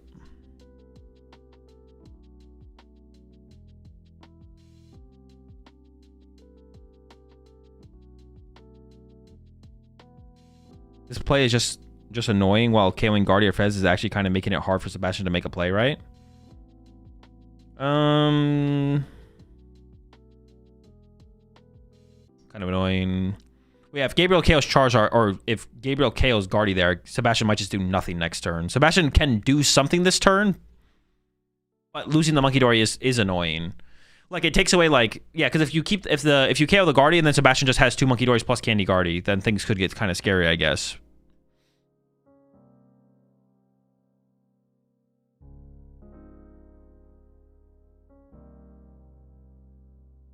I guess Counter Catcher here allows Gabriel to KO Charizard, though, right? If Sebastian can find it. It does have second Counter Catcher. Does play 2 Counter Catcher. Yes, if Sebastian just has actually... Oh, but can we get there? Can we even thin out the hand low? Oh, we can't even do that. Yeah, never mind. We can KO Fez, right? We can KO Fez with Screamtail, I guess, here. But it still puts us behind in the prize exchange. I guess we can go KO Fez this turn and then Counter Catcher Shaman KO Pidgeot next turn, right?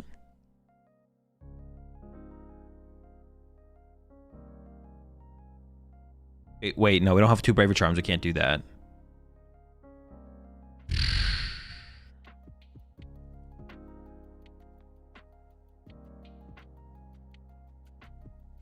Well, no, if you put 30 on Pidgeot now and then Screamtail KO Fez, put 10, 1. Oh, no, we have to put 10 over there. Oh, that sucks. We can't even build up damage on the Pidgeot. Wait, so the game's just over, right? No, Sebastian can still go... No, I'm pretty sure the game is actually just over. Because if Gabriel just KOs the Screamtail, there's no way for Sebastian to KO the Charizard, right? Yeah, all you have to do is KO the Screamtail. I'm pretty sure the game is just over. Because the Pidgeot and the Charizard can't die, so you always just have... the thing. Mew? Oh, sure. Mew could KO Charizard, then you would need second Charizard. But that seems so easy to do, though. It seems so easy for Gabriel to line up second Charizard here, right? So if you just go quick search for Charmeleon, knockout active, you win, right? Because there's 2 fires in the deck right now. Shaman only protects non-rule box Pokemon. So Fez, Pidgeot, Charizard protects itself with its Terra thing, so there's that. UXKO Zard if Gabriel whiffs a Charmeleon this turn. Yeah, but we can only just... That could be our quick search this turn, right? We quick search for Charmeleon, the game should be over. Quick search for Charmeleon, Charizard KO active. Yeah, you don't even have to take the 2 prize knockout this turn. You can just do it next turn. I think there's an Ultra Ball in the hand here for Gabriel, so we could even see that go get the Charmeleon. Wait, you could even Pidgeot KO the active, right? Because nothing can KO the Pidgeot at this point. The Pidgeot is... Oh, looks like he's gonna go for a boss. No, but if you don't KO the Screamtail, as Gabriel here, if you don't KO the Screamtail, you have to KO the Monkey Dory, right? Otherwise, you do give a line to Sebastian. Boss KO Monkey Dory, I guess, is fine here, to be honest. Well,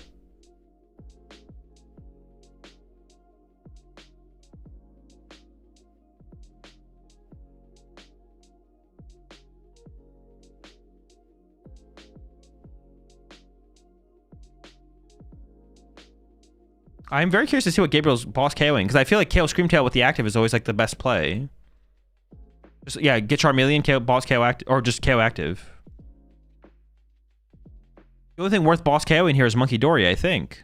If you don't boss KO Monkey Dory, then Sebastian can go Counter Catcher Shaman plus Screamtail KO Pidgeot off the bench. And then you could just get stuck, and then Sebastian could go. It'd be hard for Sebastian. No, because then you just KO the Shaman and you win. How many bosses Gabriel on? 3. KO Guardy? But if you KO Guardy, Sebastian can do the play. Boss the Mew.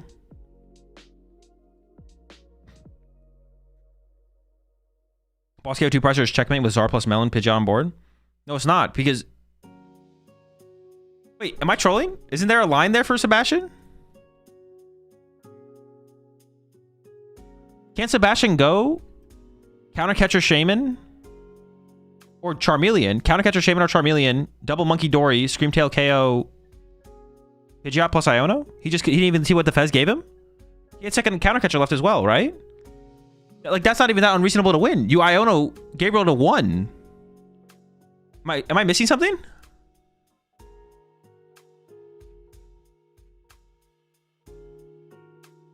You might only play Counter Catcher? No, he has a second Counter Catcher. We saw it in his deck last turn. When he searched through his deck, he has second Counter Catcher in the deck. Mist? Well, Mist doesn't do anything, so...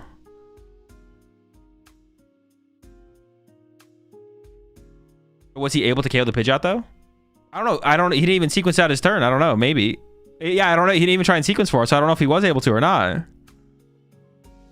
There was 2 Psychics prized, so maybe he didn't have enough Psychic energy to do it. There's 2 Psychics prized, so I guess that could be it. Maybe he had too many. Maybe he didn't have access to enough Psychics to do it. Possibly.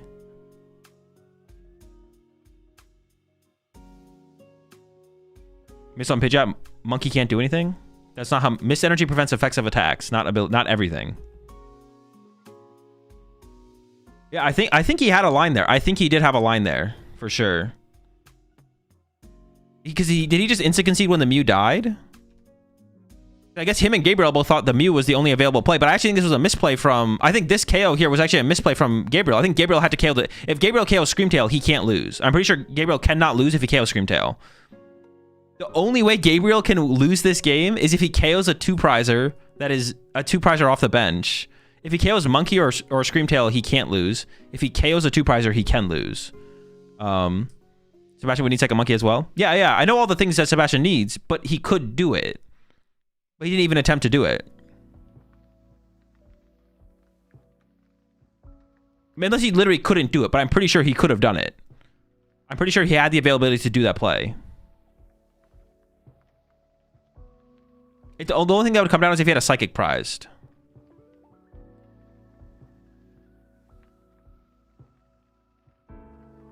You lose the Quick Search throw anyways? Okay, before I call you a dumbass, I gotta check to make sure there wasn't 2 Pidgeot in play. Okay, yeah. You can't Quick Search if the Pidgeot is dead. You know what? I'm just done explaining plays, because apparently when I explain them, you guys don't even listen. Early start here is pretty good for Sebastian. That's about as good as it gets going second. I was gonna get the 60 damage on board to move it. Well, you only need... Actually, no, he already had the damage on board. You only need 40. Because the Screamtail with 6 energy on it does 240. So you have Guardy on the bench has 5 damage counters already. I thought we had to push Guardy there and build up a little bit more damage. But we actually already had all the damage in play. Are they rage binning you again, Azul? No, they just aren't listening, man. They aren't listening to me. I said the play. I said the whole thing. And then somehow there's a second fucking Pidgeot in play. Where is it? All right, Ultra Ball coming in from Sebastian. We need to at least get a Ralts down on the bench here. But this is about as good as it gets. Charmander pass, nobody popping from Gabriel. And then Sebastian has the active Frillish. Sebastian doesn't play Air Balloon, doesn't play the Latias, but has that turn 1 Oceanic Loom. And you can just like win a game off of that, especially with this board state where Gabriel has so few basic Pokemon to work with. If you KO the Pidgeot, doesn't Gabriel just return KO with Zard next turn? I'm not going to explain the play again. Let's just all believe what we want. I think we should all just believe what we want at this point. I think that'd be best. I think it'd be healthiest for all of us just to believe what we want. The world would be a better place if we weren't so hostile to each other. And we didn't Badoo and Frillish each other, you know? We'd all be happier.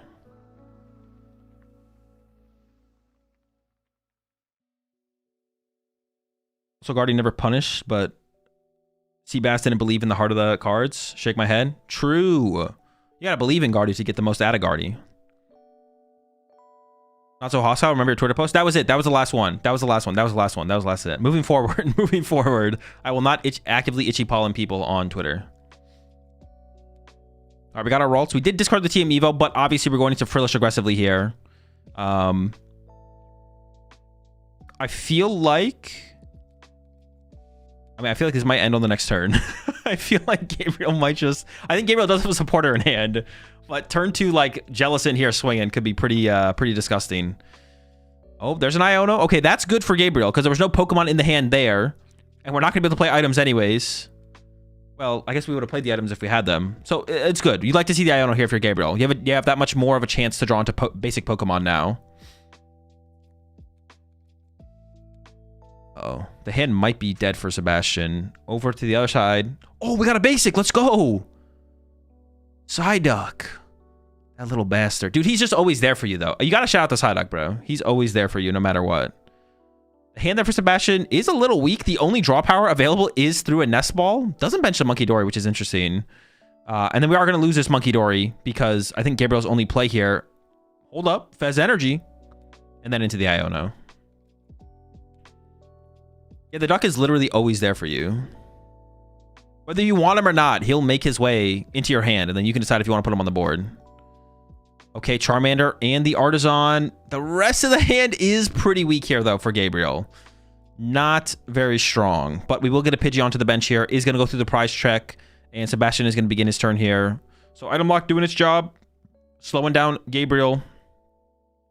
Well, actually, I don't even think Item Lock mattered that turn, funnily enough, because I'm pretty sure the hand before the Iono... Actually, the hand before Iono maybe had Candy Charizard. Maybe it did matter a little bit. Appreciate 3 months there, Giuseppe.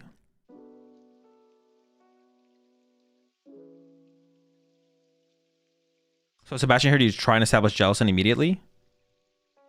I mean, I'm not that familiar with the matchup, but I think I would. I think if I had swing with Jellicent here, I would just swing with Jellicent here. Take the KO, turn off TM Evo unless Gabriel can find a boss plus TM Evo, and even then, they're not drawing prize cards. So I mean, I would, but my familiarity with this matchup is basically 0. So I could see just sitting here and Frilishing as long as he possibly can, being fine as well.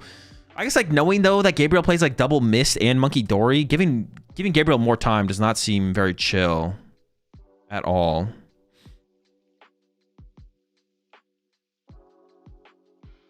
I guess Sebastian's just waiting here until Gabriel finishes the turn before starting. Well, I don't know if he said he could start or not. We're just waiting now. Yeah, push the 5-1s there. TLG.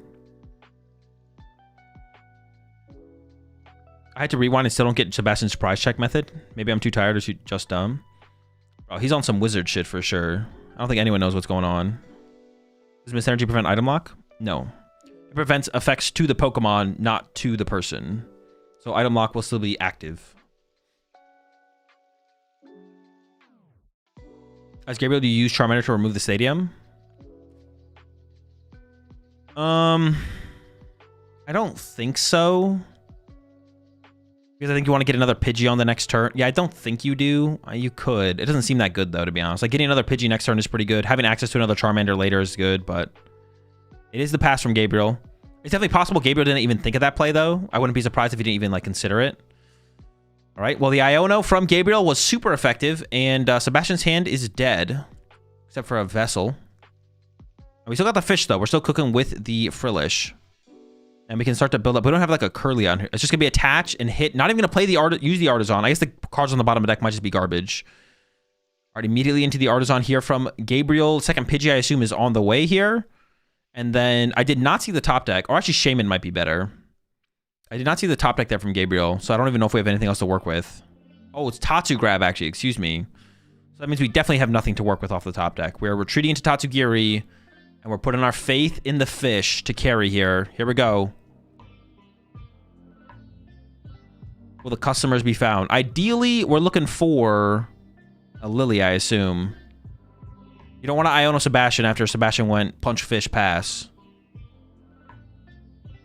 What do we got? Boss? Ooh, oh, Iono. Ooh. What if we just boss Ralts here? Nope, not going to be the play. All right, Sebastian is bailed out here.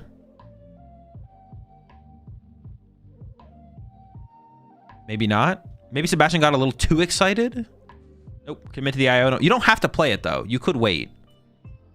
Like, you know Sebastian has nothing. You know Sebastian's living off the top deck and does not have a Tatsugiri. And you're living off the top deck, but you have a Tatsugiri. So there is definitely an argument here for Gabriel to not play the Iono. And it is the pass. The power of the fish, he believes. We get to see 6 more cards each turn to find a supporter. The top deck from Sebastian is an energy. It pays off.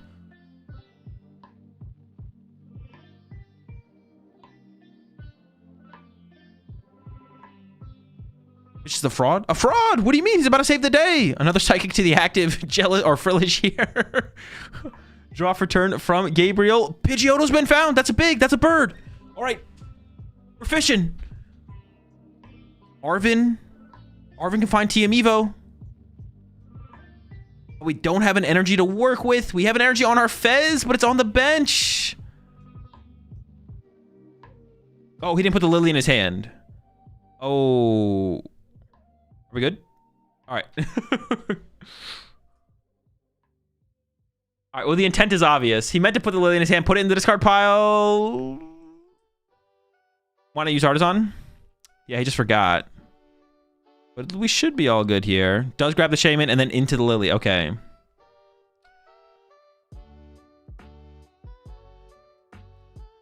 Tatsu carrying here. The better fish? Some would say it. I would say it. Tatsu is definitely the better fish, obviously. And honestly, the Fez is actually kind of threatening here. Cut off his hand. We want blood. The Fez actually is kind of threatening here. Well, Sebastian has to commit to probably using Artisan next turn for a Ralts. As long as a Charmeleon gets found. If a Charmeleon is found or Team Evo into a Charmeleon, then Sebastian probably has to commit to using the Artisan and shuffling the deck here, which he's been trying to avoid by not using the Artisan, but there's Energy Search, there's Mist, no Evo, no Charmeleon, Mist to the Fez. The Jet possibility is still pretty high, though, because Pidgeot EX could also find the Jet and Jet the Fez to the active, or Turo attach. So I think we have to grab another Ralts here. Clefairy top deck. Obviously, that's broken. So I think we got to shuffle the deck here for Sebastian. Has the deck already been shuffled, actually?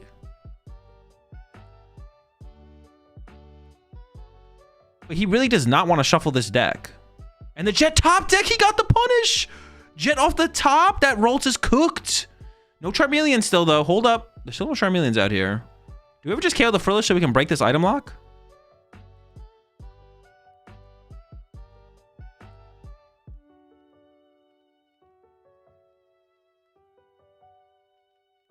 I think they're not sure how much damage should be on the Tatsu, maybe. I'm not sure.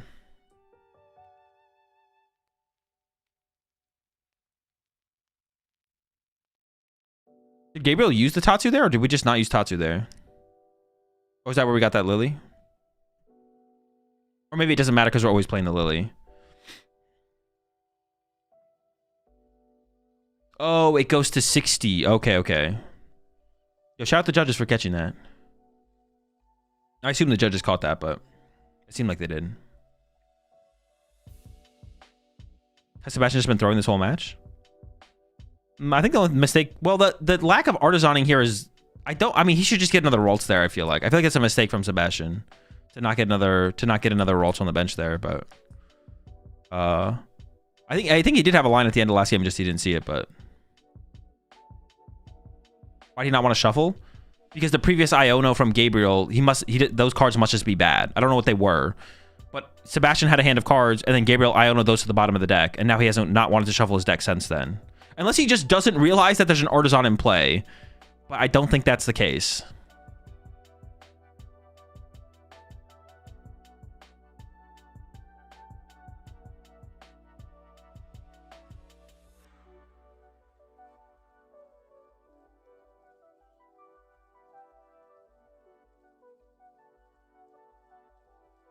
Playing with only one Ralts is so bad.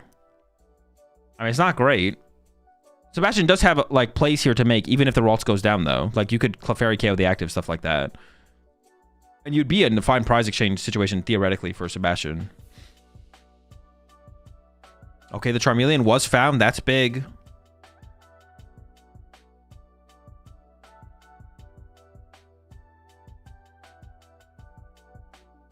There's the snipe on the Ralts. No Guardy potential this turn. The hand is dead. And because we actually didn't build up bench Pokemon here. Oh, hold on.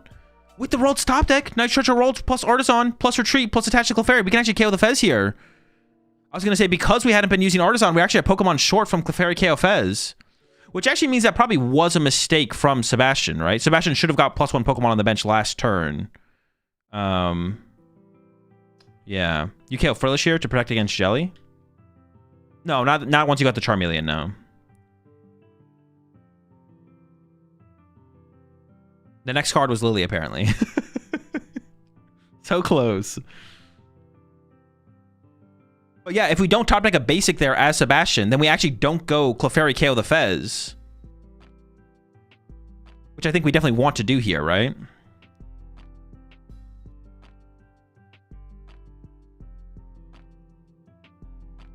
So it feels like on that last turn was... Maybe it's still not a mistake, though, from Sebastian. Maybe it's still worth to keep those bad cards on the bottom of the deck, to be honest. Now we have to commit, obviously, to get the KO, I think. Yeah, you just boss around Frillish. Keep energy trapped. Well, no, you can always just hard retreat him next. Like, we're going to hard retreat him right now. Sebastian's about to hard retreat to Clefairy and knock out the active, I assume. I don't think we can afford to wait any longer as Sebastian here. We'll see. No, Gabriel had Gouging Fire yesterday, yeah.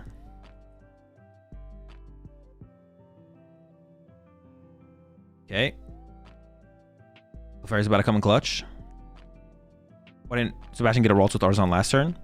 Because he didn't want to shuffle his deck. The bottom like 6 cards were like bad cards from an Iono. Like he knew what the bottom like 6 cards were, and he didn't want to mix them into the rest of the stack to increase his odds of top decking a better card.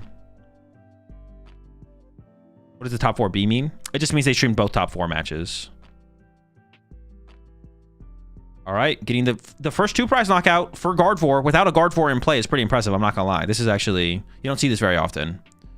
There we go, knockout. P-Jack gets pushed up. Of course, it is gonna get return KO'd here. There is also 2 Ralts in play, so got the Dark Energy in hand. If the Monkey Dory is not priced here, which I don't believe it is, getting the Monkey Dory online right now for Gabriel is pretty good to get this Tatsugiri out of range of just getting quickly KO'd. And giving Sebastian more routes to winning the game. So I think we want to start to move this damage. Yeah, there we go. Monkey Dory found. Should be easy to get into a Charizard as well. Theoretically, Sebastian could... Actually, is that even... I don't even know if Sebastian could go 2-2-2, to be honest. I don't even know if that's possible. I don't even think Sebastian can do that. Definitely would have to be some shenanigans to get a 2-2-2 line here from Sebastian, I feel like. Well... Nah, that'd have to be some shenanigans to get there, I feel like.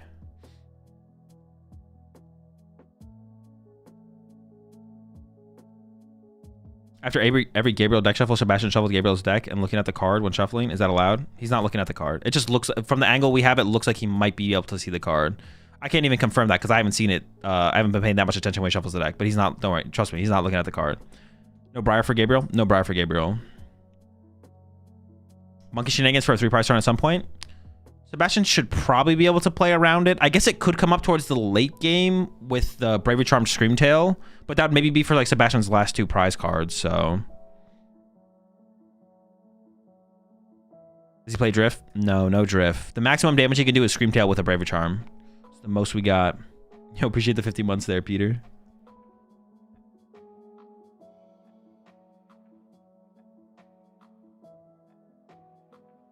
All right, there's an Arvin. How many consecutive Worlds / IC Finals will Gabriel have if he wins this game? 5. Maybe 6? No, 5. Because I think the year before that, he got top 4 at Worlds.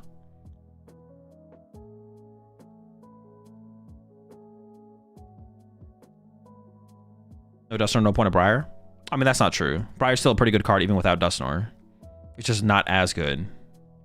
Anyone Worlds this past year? No, but they said finals. And then before last year's LAIC, I think he got top 4 at Worlds. So he'd be on a streak of 5 in a row.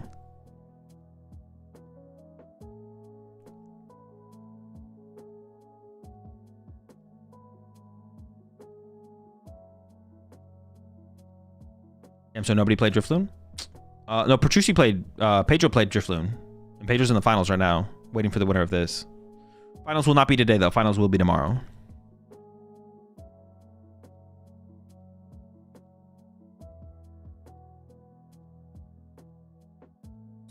Well, I do actually kind of like this counter catcher play here. It does play around.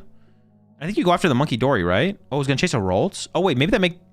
Oh, into the Unfair as well? Chill! The Roltz KO is interesting. I guess you kind of feel... I kind of like not giving Sebastian counter catcher, though. I kind of like this for sure. Like, you don't really care if Sebastian punches your Charizard with a Clefairy, right? That doesn't really matter. And now not giving Sebastian counter catcher theoretically for the rest of the game until it would matter is also pretty cool. So would you play Unfair Stamp and Zard? I don't... If it actually is okay against Pult, I would be fine with it. I don't really care about the Grimmsnarl matchup as much anymore. But Maximum Belt seems too important for the Pulp matchup. So I'd have to actually like play games against it. Doesn't seem real. I don't know. I see double attach. Charizard's ability. Charizard's ability accelerates 3 fire energy into play.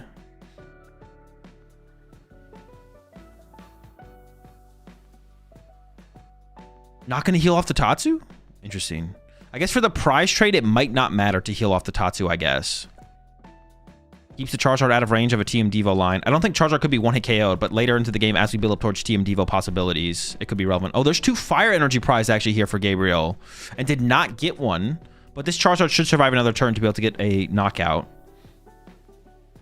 So counter catcher not available. KO to Roltz, which means that bench space has to almost be... Yeah, the bench space for Sebastian almost has to 100% be committed to a Roltz, I guess. But see, that's the thing, is it doesn't have to be. It just can be. Oh, the hand is just dead here for Sebastian. It's just a... Oh, no. The Unfair Stamp cooked. The hand is literally just dead. I mean, you have to build up... I feel like you have to attach to the bench and play for a Mind Bend turn, right? Well, no, you have to play for like a top deck Iono, I guess. We see 2 Dark Energy getting searched out, which means you can build up 2 Monkey Doors over 2 turns. We get the Roltz as well off the Artisan. I think this turn, though, Gabriel's just going to KO the Clefairy, because he'll be so far ahead in the prize exchange, you don't really care.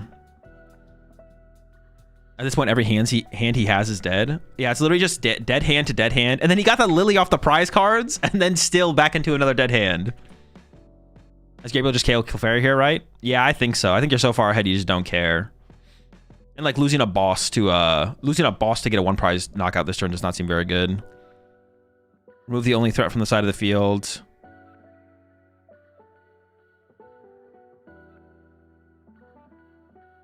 I feel like it should be more damage, right? I'm not trolling. Yeah, it's definitely not enough damage. Someone fucked up there. Well, Gabriel fucked up there. Okay, there is still 2 fire energy prize. So based on Gabriel's prize cards, to be honest, you haven't lost the game yet. But the 2 fire energy are the next 2 prize cards. So unless Gabriel decides to just be like, well, I'm just going to draw my top 2 prize cards this time, then Sebastian KOing the active Charizard will still probably lead to a loss, but... What's Gouging Fire for? Cornerstone.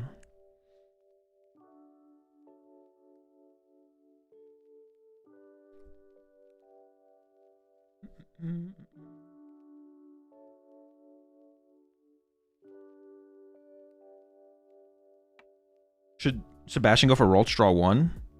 Over the Clefairy Punch? No, I think you have to Clefairy punch it. You're never getting through 2 Charizards unless you punch something now. If you don't punch something now, you're never getting through 2 Charizards. Like, you have to do the... You have to commit. So you have to start getting through these cards, through these Charizards. If you don't punch this turn, the game's just over. And based on the prize cards, there actually is a line here for Sebastian. Well, I guess not really because we know the prize cards, but... Well, no, I guess there still kind of is a line here for Sebastian, right? Like, Sebastian can go Iono knockout, and Gabriel isn't guaranteed Charizard boss. Like, Candy Guardy Iono knockout, and then Gabriel has to... If you have to quick search just for Charizard, you can't go Charizard plus boss, so...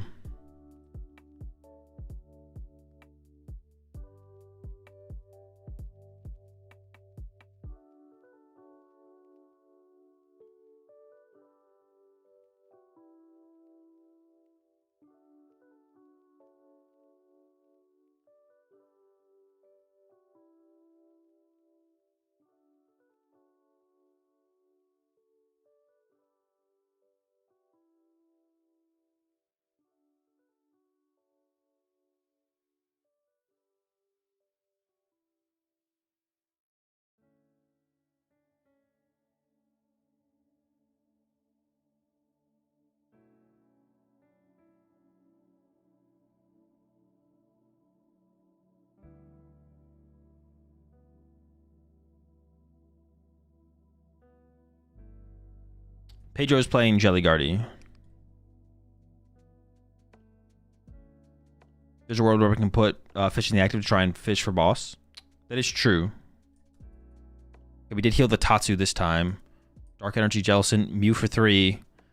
Not looking good. Not impossible, though. There's the Iono. Okay, Iono into Candy Guardy. KO active Charizard. I think it has to be Iono here. You can't leave Gabriel with the 6-card hand. Because Gabriel's 2 pieces away from winning the game. Yep, it's got to be the Iono. And then Sebastian needs to find Candy Gardevoir. Yeah, just Candy Gardevoir, right? That's it. Why do we push Frillish? I honestly have no clue. Maybe so we can like build up with energy and retreat it. There's Guardy Candy. Oh wait, TM Devo. Hold on. I didn't even think about the TM Devo play. TM Devo KOs the active Charizard. And it puts the Charmeleon back into the hand. And you have the Jellicent in the active. Hold on, this could work. We can still win as Gabriel here with a Tatsu play. We have Charizard, Pidgeot. If you get boss off of Tatsu...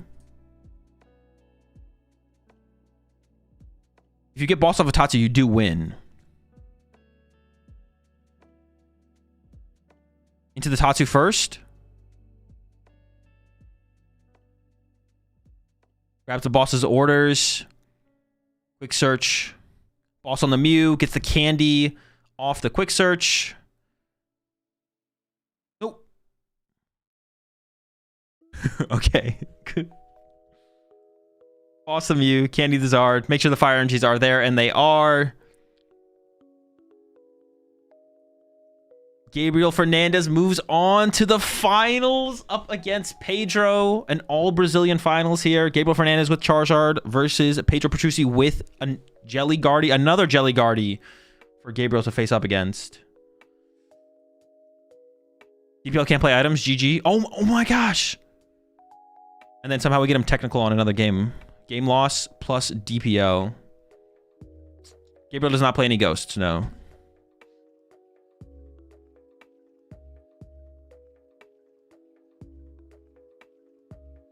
Today is it's a pretty insane. The finals are insane as well. At LAIC in Brazil. Both finalists from Brazil. Gabriel Fernandez in his first season as a master in the finals of another IC. Pretty crazy. Probably fishing for a DPL. What the fuck? You're the sweats that people talk about.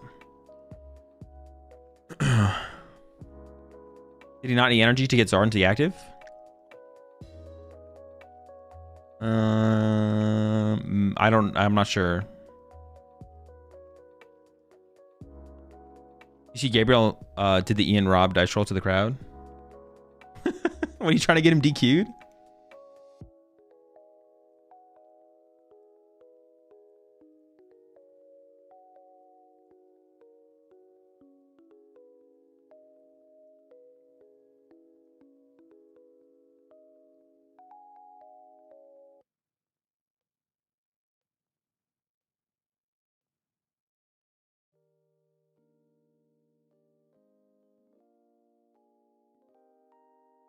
All right, chat. That's going to do it for me. They might do an interview with Gabriel here, so I'm going to go ahead and raid.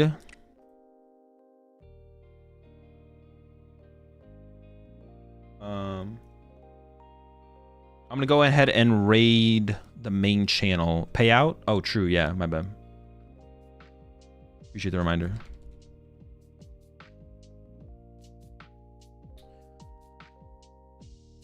Yeah, I'm going to go ahead and raid the main channel if y'all want to catch the interview.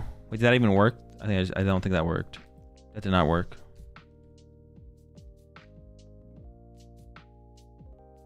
Yeah, that should work. I'm gonna raid the main channel. We got the finals tomorrow. I'm gonna be watching all 3 finals tomorrow for all 3 age divisions. They're gonna be the finals for the junior, seniors, and masters. I'm gonna watch all the finals tomorrow. I might turn on the stream a little bit earlier before TCG starts. I'll probably be waking up at like 6 a.m. and then starting the stream around like 6:15, 6:30. So we might catch the end of Pokemon Go. I might watch the VGC afterwards. I don't know. Maybe I'll just play some PTCG live after the TCG finals are done. And then... something else I was going to say as well. Oh, yeah. The stream's going to be starting... It should be starting up around 6 a.m. because the way they do it is they go Pokemon Unite, Pokemon Go, and then TCG, and then VGC. So I'm not going to wake up... So I'm not going to start up the stream at like 3 a.m. So I'll probably be waking up at like 6 a.m. And that should be a good time frame to like get up and ready before the juniors finals begin. So 6 a.m. West Coast time, 9 a.m. East Coast time. If you live anywhere else in the world, your time zone actually doesn't matter. And I'll see y'all tomorrow. Have a good night. Peace.